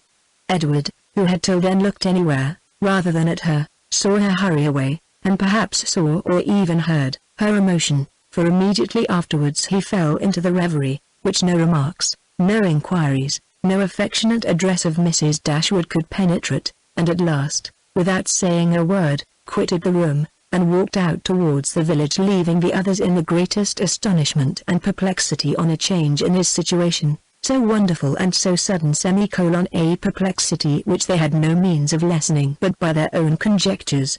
Chapter 49. Unaccountable, however, as the circumstances of his release might appear to the whole family, it was certain that Edward was free, and to what purpose that freedom would be employed was easily predetermined by all. For after experiencing the blessings of one imprudent engagement, contracted without his mother's consent, as he had already done for more than 4 years, nothing less could be expected of him in the failure of that, than the immediate contraction of another. His errand at Burton, in fact, was a simple one. It was only to ask Eleanor to marry him, and considering that he was not altogether inexperienced in such a question, it might be strange that he should feel so uncomfortable in the present case as he really did, so much in need of encouragement and fresh air. How soon he had walked himself into the proper resolution, however, how soon an opportunity of exercising it occurred, in what manner he expressed himself, and how he was received, need not be particularly told. This only need be said, that when they all sat down to table at 4 o'clock, about 3 hours after his arrival, he had secured his lady, engaged her mother's consent, and was not only in the rapturous profession of the lover, but, in the reality of reason and truth, one of the happiest of men. His situation indeed was more than commonly joyful. He had more than the ordinary triumph of accepted love to swell his heart, and raise his spirits. He was released without any reproach to himself, from an entanglement which had long formed his misery, from a woman whom he had long ceased to love, and elevated at once to that security with another, which he must have thought of almost with despair, as soon as he had learnt to consider it with desire. He was brought, not from doubt or suspense, but from misery to happiness, and the change was openly spoken in such a genuine, flowing, grateful cheerfulness, as his friends have never witnessed in him before. His heart was now open to Eleanor, all its weaknesses, all its errors confessed, and his first boyish attachment to Lucy treated with all the philosophic dignity of 24. "It was a foolish, idle inclination on my side," said he, "the consequence of ignorance of the world and want of employment. Had my brother given me some active profession when I was removed at 18 from the care of Mr. Pratt, I think, nay, I am sure, it would never have happened, for though I left Longstaple with what I thought, at the time, a most unconquerable preference for his niece, yet had I then had any pursuit, any object to engage my time and keep me at a distance from her for a few months, I should very soon have outgrown the fancied attachment, especially by mixing more with the world, as in such case I must have done. But instead of having anything to do, instead of having any profession chosen for me, or being allowed to choose any myself, I returned home to be completely idle, and for the first 12 months afterwards I had not even the nominal employment, which belonging to the university would have given me, for I was not entered at Oxford till I was 19. I had therefore nothing in the world to do, but to fancy myself in love, and as my mother did not make my home in every respect comfortable, as I had no friend, no companion in my brother, and disliked new acquaintance, it was not unnatural for me to be very often at Longstaple, where I always felt myself at home, and was always sure of a welcome, and accordingly I spent the greatest part of my time there from 18 to 19. Lucy appeared everything that was amiable and obliging. She was pretty too, at least I thought so then, and I had seen so little of other women, that I could make no comparisons, and see no defects. Considering everything, therefore, I hope, foolish as our engagement was, foolish as it has since in every way been proved, it was not at the time an unnatural or an inexcusable piece of folly.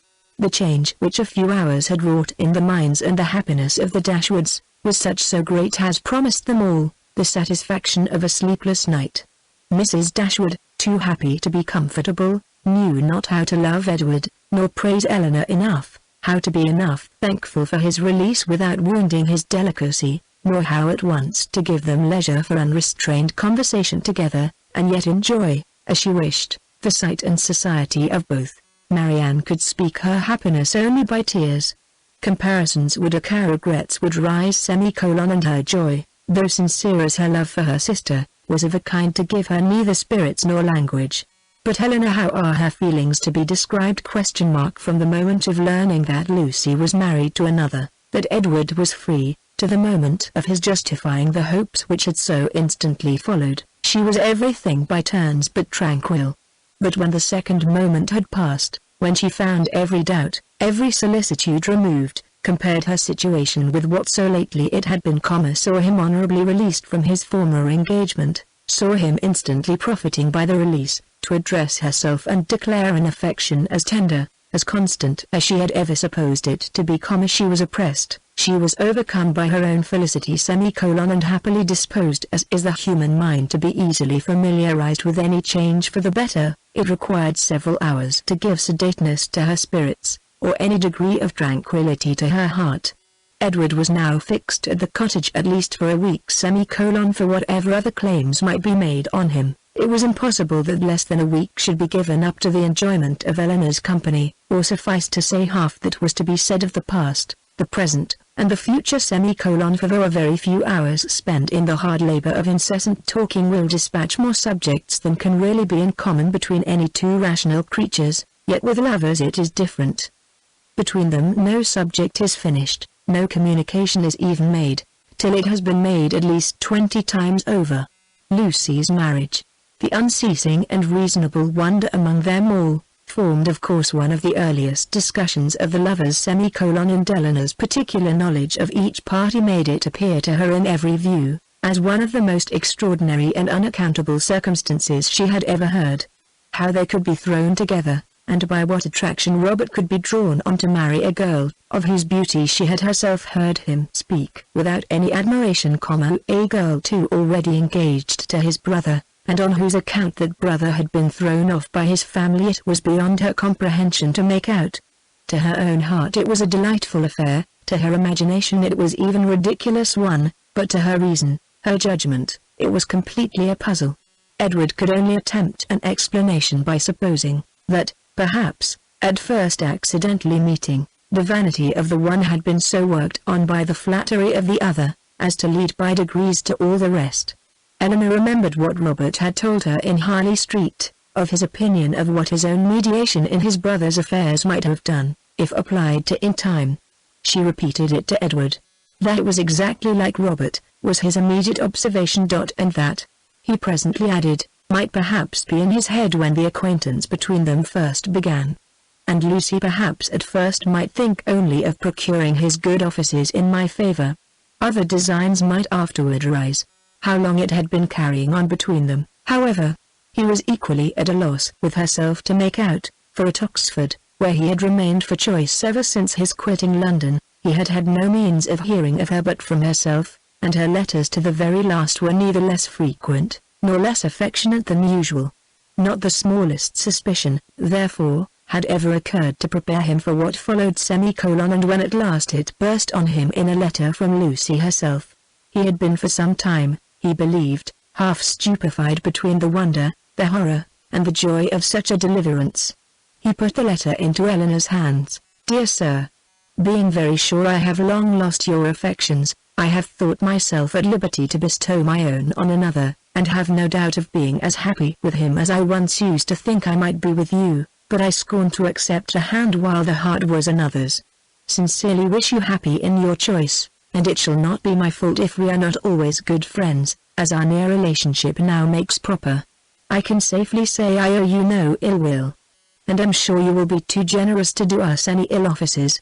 Your brother has gained my affections entirely, and as we could not live without one another, we are just returned from the altar, and are now on our way to Dawlish for a few weeks, which place your dear brother has great curiosity to see, but thought I would first trouble you with these few lines, and shall always remain your sincere well-wisher, friend, and sister, Lucy Ferrars. I have burnt all your letters, and will return your picture the first opportunity. Please to destroy my scrawls, but the ring with my hair you are very welcome to keep. Eleanor read and returned it without any comment. I will not ask your opinion of it as a composition, said Edward. For worlds would not I have had a letter of hers seen by you in former days. In a sister it is bad enough, but in a wife! How I have blushed over the pages of her writing! And I believe I may say that since the first half year of our foolish business this is the only letter I ever received from her, of which the substance made me any amends for the defect of the style. However it may have come about, said Eleanor, after a pause, they are certainly married, and your mother has brought on herself a most appropriate punishment. The independence she settled on Robert, through resentment against you, has put it in his power to make his own choice, and she has actually been bribing one son with 1,000 a year, to do the very deed which she disinherited the other for intending to do. She will hardly be less hurt, I suppose, by Robert's marrying Lucy, than she would have been by your marrying her. She will be more hurt by it, for Robert always was her favorite. She will be more hurt by it, and on the same principle will forgive him much sooner. In what state the affair stood at present between them, Edward knew not, for no communication with any of his family had yet been attempted by him. He had quitted Oxford within 24 hours after Lucy's letter arrived, and with only one object before him, the nearest road to Barton, had had no leisure to form any scheme of conduct, with which that road did not hold the most intimate connection. He could do nothing till he were assured of his fate with Miss Dashwood, and by his rapidity in seeking that fate, it is to be supposed, in spite of the jealousy with which he had once thought of Colonel Brandon, in spite of the modesty with which he rated his own deserts, and the politeness with which he talked of his doubts, he did not, upon the whole, expect a very cruel reception. It was his business, however, to say that he did, and he said it very prettily. What he might say on the subject a 12-month after, must be referred to the imagination of husbands and wives.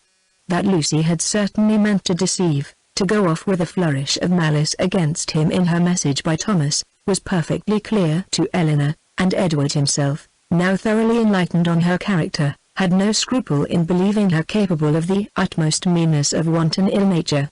Though his eyes had been long opened, even before his acquaintance with Eleanor began, to her ignorance and a want of liberality in some of her opinions they had been equally imputed, by him, to her want of education, until her last letter reached him. He had always believed her to be a well-disposed, good-hearted girl, and thoroughly attached to himself. Nothing but such a persuasion could have prevented his putting an end to an engagement, which, long before the discovery of it laid him open to his mother's anger, has been a continual source of disquiet and regret to him. I thought it my duty, said he, independent of my feelings, to give her the option of continuing the engagement or not, when I was renounced by my mother, and stood to all appearance without a friend in the world to assist me. In such a situation as that, where there seemed nothing to tempt the avarice or the vanity of any living creature, how could I suppose, when she so earnestly, so warmly insisted on sharing my fate, whatever it might be, that anything but the most disinterested affection was her inducement. And even now, I cannot comprehend on what motive she acted, or what fancied advantage it could be to her, to be fettered to a man for whom she had not the smallest regard, and who had only £2,000 in the world. She could not foresee that Colonel Brandon would give me a living.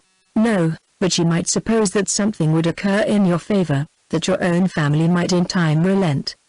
And at any rate, she lost nothing by continuing the engagement, for she has proved that it fettered neither her inclination nor her actions. The connection was certainly a respectable one, and probably gained her consideration among her friends, and, if nothing more advantageous occurred, it would be better for her to marry you than be single. Edward was, of course, immediately convinced that nothing could have been more natural than Lucy's conduct, nor more self-evident than the motive of it. Eleanor scolded him, harshly as ladies always scold the imprudence which compliments themselves, for having spent so much time with them at Norland, when he must have felt his own inconstancy. "Your behavior was certainly very wrong," said she, "because to say nothing of my own conviction, our relations were all led away by it to fancy and expect what, as you were, then situated, could never be." He could only plead an ignorance of his own heart, and a mistaken confidence in the force of his engagement. "I was simple enough to think, that because my faith was plighted to another, there could be no danger in my being with you, and that the consciousness of my engagement was to keep my heart as safe and sacred as my honor. I felt that I admired you, but I told myself it was only friendship, until I began to make comparisons between yourself and Lucy. I did not know how far I was got. After that, I suppose, I was wrong in remaining so much in Sussex, and the arguments with which I reconciled myself to the expediency of it, were no better than these: the danger is my own, I am doing no injury to anybody but myself." Eleanor smiled, and shook her head. Edward heard with pleasure of Colonel Brandon's being expected at the cottage, as he really wished not only to be better acquainted with him, but to have an opportunity of convincing him that he no longer resented his giving him the living of Delaford, which, at present, said he, after thanks so ungraciously delivered as mine were on the occasion, he must think I have never forgiven him for offering. Now he felt astonished himself that he had never yet been to the place. That so little interest had been taken in the matter, that he owed all his knowledge of the house, garden, and glebe, extent of the parish, condition of the land, and rate of the tithes, to Eleanor herself, who had heard so much of it from Colonel Brandon, and heard it with so much attention, as to be entirely mistress of the subject. One question after this only remained undecided between them. One difficulty only was to be overcome. They were brought together by mutual affection, with the warmest approbation of their real friends. Their intimate knowledge of each other seemed to make their happiness certain, and they only wanted something to live upon. Edward had £2,000, and Eleanor one, which, with Delaford living, was all that they could call their own, for it was impossible that Mrs. Dashwood should advance anything, and they were neither of them quite enough in love to think that £350 a year would supply them with the comforts of life. Edward was not entirely without hopes of some favourable change in his mother towards him, and on that he rested for the residue of their income. But Eleanor had no such dependence, for since Edward would still be unable to marry Miss Morton, and his choosing herself had been spoken of in Mrs. Ferrars's flattering language as only a lesser evil than his choosing Lucy Steele, she feared that Robert's offence would serve no other purpose than to enrich Fanny. About 4 days after Edward's arrival Colonel Brandon appeared, to complete Mrs. Dashwood's satisfaction, and to give her the dignity of having, for the first time since her living at Burton, more company with her than her house would hold. Edward was allowed to retain the privilege of first comer, and Colonel Brandon therefore walked every night to his old quarters at the park, from whence he usually returned in the morning, early enough to interrupt the lovers' first tete-a-tete before breakfast. A 3 weeks' residence at Delaford, where, in his evening hours at least, he had little to do but to calculate the disproportion between 36 and 17, brought him to Barton in a temper of mind which needed all the improvement in Marianne's looks, all the kindness of her welcome, and all the encouragement of her mother's language, to make it cheerful. Among such friends, however, and such flattery, he did revive. No rumour of Lucy's marriage had yet reached him. He knew nothing of what had passed, and the first hours of his visit were consequently spent in hearing and in wondering. Everything was explained to him by Mrs. Dashwood, and he found fresh reason to rejoice in what he had done for Mr. Ferrars, since eventually it promoted the interest of Eleanor. It would be needless to say that the gentlemen advanced in the good opinion of each other, as they advanced in each other's acquaintance, for it could not be otherwise. Their resemblance in good principles and good sense, in disposition and manner of thinking, would probably have been sufficient to unite them in friendship, without any other attraction, but their being in love with two sisters, and two sisters fond of each other, made that mutual regard inevitable and immediate, which might otherwise have waited the effect of time and judgment. The letters from town, which a few days before would have made every nerve in Eleanor's body thrill with transport, now arrived to be read with less emotion than mirth. Mrs. Jennings wrote to tell the wonderful tale, to vent her honest indignation against the jilting girl, and pour forth her compassion towards poor Mr. Edward, who, she was sure, had quite doted upon the worthless hussy, and was now, by all accounts, almost broken-hearted, at Oxford. I do think, she continued, nothing was ever carried on so sly, for it was but 2 days before Lucy called and sat a couple of hours with me. Not a soul suspected anything of the matter, not even Nancy, who, poor soul, came crying to me the day after, in a great fright for fear of Mrs. Ferrars, as well as not knowing how to get to Plymouth, for Lucy it seems borrowed all her money before she went off to be married, on purpose we suppose to make a show with, and poor Nancy had not 7 shillings in the world. So I was very glad to give her 5 guineas to take her down to Exeter, where she thinks of staying 3 or 4 weeks with Mrs. Burgess, in hopes, as I tell her, to fall in with the doctor again. And I must say that Lucy's crossness not to take them along with them in the chaise is worse than all. Poor Mr. Edward. I cannot get him out of my head, but you must send for him to Barton, and Miss Marianne must try to comfort him. Mr. Dashwood's strains were more solemn. Mrs. Ferrars was the most unfortunate of women. Poor Fanny had suffered agonies of sensibility, and he considered the existence of each, under such a blow, with grateful wonder. Robert's offence was unpardonable, but Lucy's was infinitely worse. Neither of them were ever again to be mentioned to Mrs. Ferrars, and even, if she might hereafter be induced to forgive her son, his wife should never be acknowledged as her daughter, nor be permitted to appear in her presence. The secrecy with which everything had been carried on between them, was rationally treated as enormously heightening the crime, because, had any suspicion of it occurred to the others, proper measures would have been taken to prevent the marriage, and he called on Eleanor to join with him in regretting that Lucy's engagement with Edward had not rather been fulfilled, than that she should thus be the means of spreading misery farther in the family. He thus continued. Mrs. Ferrars has never yet mentioned Edward's name, which does not surprise us, but, to our great astonishment, not a line has been received from him on the occasion. Perhaps, however, he has kept silent by his fear of offending, and I shall, therefore, give him a hint, by a line to Oxford, that his sister and I both think a letter of proper submission from him, addressed perhaps to Fanny, and by her shown to her mother, might not be taken amiss, for we all know the tenderness of Mrs. Ferrars's heart, and that she wishes for nothing so much as to be on good terms with her children. This paragraph was of some importance to the prospects and conduct of Edward. It determined him to attempt a reconciliation, though not exactly in the manner pointed out by their brother and sister. A letter of proper submission. Repeated he, would they of me beg my mother's pardon for Robert's ingratitude to her, and breach of honour to me? I can make no submission. I am grown neither humble nor penitent by what has passed. I am grown very happy, but that would not interest. I know of no submission that is proper for me to make. You may certainly ask to be forgiven, said Eleanor, because you have offended and I should think you might now venture so far as to profess some concern for having ever formed the engagement which drew on you your mother's anger. He agreed that he might.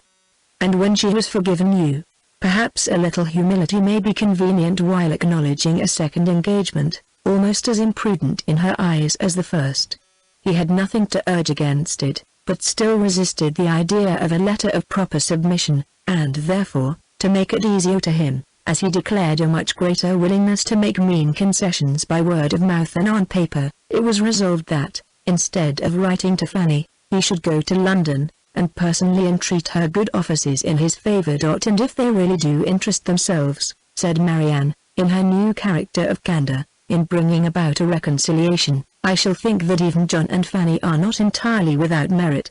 After a visit on Colonel Brandon's side of only 3 or 4 days, the two gentlemen quitted Barton together. They were to go immediately to Dilliford, that Edward might have some personal knowledge of his future home, and assist his patron and friend in deciding on what improvements were needed to it, and from thence, after staying there a couple of nights, he was to proceed on his journey to town. Chapter 50. After a proper resistance on the part of Mrs. Ferrars, just so violent and so steady as to preserve her from that reproach which she always seemed fearful of incurring, the reproach of being too amiable, Edward was admitted to her presence, and pronounced to be again her son. Her family had of late been exceedingly fluctuating. For many years of her life she had had 2 sons, but the crime and annihilation of Edward a few weeks ago had robbed her of one. The similar annihilation of Robert had left her for a fortnight without any, and now, by the resuscitation of Edward, she had won again. In spite of his being allowed once more to live, however, he did not feel the continuance of his existence secure, till he had revealed his present engagement, for the publication of that circumstance, he feared, might give a sudden turn to his constitution, and carry him off as rapidly as before. With apprehensive caution therefore it was revealed, and he was listened to with unexpected calmness. Mrs. Ferrars at first reasonably endeavored to dissuade him from marrying Miss Dashwood, by every argument in her power. Told him, that in Miss Morton he would have a woman of higher rank and larger fortune. And enforced the assertion, by observing that Miss Morton was the daughter of a nobleman with £30,000, while Miss Dashwood was only the daughter of a private gentleman with no more than 3. But when she found that, though perfectly admitting the truth of her representation, he was by no means inclined to be guided by it, she judged it wisest, from the experience of the past, to submit, and therefore, after such an ungracious delay as she owed to her own dignity, and as served to prevent every suspicion of goodwill, she issued her decree of consent to the marriage of Edward and Eleanor. What she would engage to do towards augmenting their income was next to be considered, and here it plainly appeared, that though Edward was now her only son, he was by no means her eldest, for while Robert was inevitably endowed with £1,000 a year, not the smallest objection was made against Edward's taking orders for the sake of 250 at the utmost, nor was anything promised either for the present or in future, beyond the £10,000, which had been given with Fanny. It was as much, however, as was desired, and more than was expected, by Edward and Eleanor, and Mrs. Ferrars herself, by her shuffling excuses, seemed the only person surprised at her not giving more.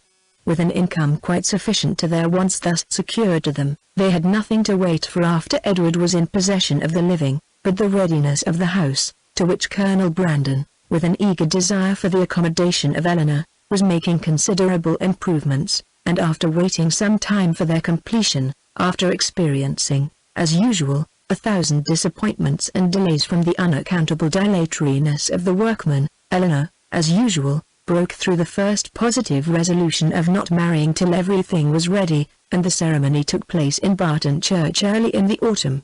The first month after their marriage was spent with their friend at the mansion house, from whence they could superintend the progress of the parsonage, and direct everything as they liked on the spot.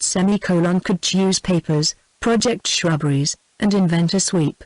Mrs. Jennings's prophecies, though rather jumbled together, were chiefly fulfilled, for she was able to visit Edward and his wife in their parsonage by Michaelmas, and she found in Eleanor and her husband, as she really believed, one of the happiest couples in the world. They had in fact nothing to wish for, but the marriage of Colonel Brandon and Marianne, and rather better pasturage for their cows. They were visited on their first settling by almost all their relations and friends. Mrs. Ferrars came to inspect the happiness which she was almost ashamed of having authorized, and even the Dashwoods were at the expense of a journey from Sussex to do them honor. "I will not say that I am disappointed, my dear sister," said John, as they were walking together one morning before the gates of Dilliford House. "That would be saying too much, for certainly you have been one of the most fortunate young women in the world, as it is. But, I confess, it would give me great pleasure to call Colonel Brandon brother. His property here, his place, His house, everything is in such a respectable and excellent condition! And his woods! I have not seen such timber anywhere in Dorsetshire, as there is now standing in Delaford Hanger! And though, perhaps, Marianne may not seem exactly the person to attract him, yet I think it would altogether be advisable for you to have them now frequently staying with you, for as Colonel Brandon seems a great deal at home, nobody can tell what may happen, for, when people are much thrown together, and see little of anybody else, and it will always be in your power to set her off to advantage, and so forth. In short, you may as well give her a chance, you understand me. But though Mrs. Ferrars did come to see them, and always treated them with a make-believe of decent affection, they were never insulted by her real favour and preference. That was due to the folly of Robert, and the cunning of his wife, and it was earned by them before many months had passed away. The selfish sagacity of the latter, which had at first drawn Robert into the scrape, was the principal instrument of his deliverance from it, for her respectful humility, assiduous attentions, and endless flatteries, as soon as the smallest opening was given for their exercise, reconciled Mrs. Ferrars to his choice, and re-established him completely in her favour. The whole of Lucy's behaviour in the affair, and the prosperity which crowned it, therefore, may be held forth as a most encouraging instance of what an earnest and unceasing attention to self-interest, however its progress may be apparently obstructed, will do in securing every advantage of fortune, with no other sacrifice than that of time and conscience. When Robert first sought her acquaintance, and privately visited her in Bartlett's Buildings, it was only with a view imputed to him by his brother. He merely meant to persuade her to give up the engagement, and as there could be nothing to overcome but the affection of both, he naturally expected that 1 or 2 interviews would settle the matter. In that point, however, and that only, he erred. For though Lucy soon gave him hopes that his eloquence would convince her in time, another visit, another conversation, was always wanted to produce this conviction. Some doubts always lingered in her mind when they parted, which could only be removed by another half-hour's discourse with himself. His attendance was by this means secured, and the rest followed in course. Instead of talking of Edward, they came gradually to talk only of Robert, a subject on which he had always more to say than on any other, and in which he soon betrayed an interest even equal to his own, and in short, it became speedily evident to both, that he had entirely supplanted his brother. He was proud of his conquest, proud of tricking Edward, and very proud of marrying privately without his mother's consent. What immediately followed is known. They passed some months in great happiness at Dawlish, for she had many relations and old acquaintances to cut, and he drew several plans for magnificent cottages, and from thence returning to town, procured the forgiveness of Mrs. Ferrars, by the simple expedient of asking it, which, at Lucy's instigation, was adopted. The forgiveness, at first, indeed, as was reasonable, comprehended only Robert, and Lucy, who had owed his mother no duty and therefore could have transgressed none, still remained some weeks longer unpardoned. But perseverance in humility of conduct and messages, in self-condemnation for Robert's offence, and gratitude for the unkindness she was treated with, procured her in time the haughty notice which overcame her by its graciousness, and led soon afterwards, by rapid degrees, to the highest state of affection and influence. Lucy became as necessary to Mrs. Ferrars, as either Robert or Fanny, and while Edward was never cordially forgiven for having once intended to marry her, and Eleanor, though superior to her in fortune and birth, was spoken of as an intruder, he was in everything considered, and always openly acknowledged, to be a favourite child. They settled in town, received very liberal assistance from Mrs. Ferrars, were on the best terms imaginable with the Dashwoods, and setting aside the jealousies and ill will continually subsisting between Fanny and Lucy, in which their husbands of course took a part, as well as the frequent domestic disagreements between Robert and Lucy themselves, nothing could exceed the harmony in which they all lived together. What Edward had done to forfeit the right of eldest son, might have puzzled many people to find out, and what Robert had done to succeed to it, might have puzzled them still more. It was an arrangement, however, justified in its effects, if not in its cause, for nothing ever appeared in Robert's style of living or of talking to give a suspicion of his regretting the extent of his income, as either leaving his brother too little, or bringing himself too much. And if Edward might be judged from the ready discharge of his duties in every particular, from an increasing attachment to his wife and his home, and from the regular cheerfulness of his spirits, he might be supposed no less contented with his lot, no less free from every wish of an exchange.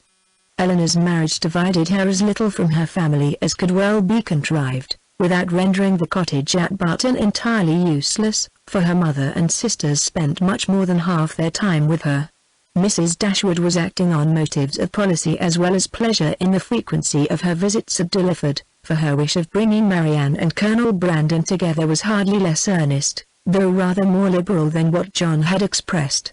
It was now her darling object. Precious as was the company of her daughter to her, she desired nothing so much as to give up its constant enjoyment to her valued friend, and to see Marianne settled at the mansion house was equally the wish of Edward and Eleanor. They each felt his sorrows, and their own obligations, and Marianne, by general consent, was to be the reward of all. With such a confederacy against her, with a knowledge so intimate of his goodness, with a conviction of his fond attachment to herself, which at last, though long after it was observable to everybody else, burst on her, what could she do? Marianne Dashwood was born to an extraordinary fate. She was born to discover the falsehood of her own opinions, and to counteract, by her conduct, her most favourite maxims. She was born to overcome an affection formed so late in life as at 17, and with no sentiment superior to strong esteem and lively friendship, voluntarily to give her hand to another! And that other, a man who had suffered no less than herself under the event of a former attachment, whom, 2 years before, she had considered too old to be married, and who still sought the constitutional safeguard of a flannel waistcoat. But so it was. Instead of falling a sacrifice to an irresistible passion, as once she had fondly flattered herself with expecting, instead of remaining even forever with her mother, and finding her only pleasures in retirement and study, as afterwards in her more calm and sober judgment she had determined on, she found herself at 19, submitting to new attachments, entering on new duties, placed in a new home, a wife, the mistress of a family, and the patroness of a village. Colonel Brandon was now as happy, as all those who best loved him, believed he deserved to be. In Marianne he was consoled for every past affliction. Her regard and her society restored his mind to animation, and his spirits to cheerfulness, and that Marianne found her own happiness in forming his, was equally the persuasion and delight of each observing friend. Marianne could never love by halves, and her whole heart became, in time, as much devoted to her husband, as it had once been to Willoughby. Willoughby could not hear of her marriage without a pang, and his punishment was soon afterwards complete in the voluntary forgiveness of Mrs. Smith, who, by stating his marriage with a woman of character, as the source of her clemency, gave him reason for believing that had he behaved with honour towards Marianne, he might at once have been happy and rich. That his repentance of misconduct, which thus brought its own punishment, was sincere, need not be doubted. Nor that he long thought of Colonel Brandon with envy, and of Marianne with regret. But that he was forever inconsolable, that he fled from society, or contracted an habitual gloom of temper, or died of a broken heart, must not be depended on, for he did neither. He lived to exert, and frequently to enjoy himself. His wife was not always out of humour, nor his home always uncomfortable, and in his breed of horses and dogs, and in sporting of every kind, he found no inconsiderable degree of domestic felicity. For Marianne, however, in spite of his incivility in surviving her loss, he always retained that decided regard which interested him in everything that befell her, and made her his secret standard of perfection in woman. And many a rising beauty would be slighted by him in after days as bearing no comparison with Mrs. Brandon. Mrs. Dashwood was prudent enough to remain at the cottage, without attempting a removal to Delaford, and fortunately for Sir John and Mrs. Jennings, when Marianne was taken from them, Margaret had reached an age highly suitable for dancing, and not very ineligible for being supposed to have a lover. Between Barton and Delaford, there was that constant communication which strong family affection would naturally dictate. And among the merits and the happiness of Eleanor and Marianne, let it not be ranked as the least considerable, But though sisters, and living almost within sight of each other, they could live without disagreement between themselves, or producing coolness between their husbands. The end.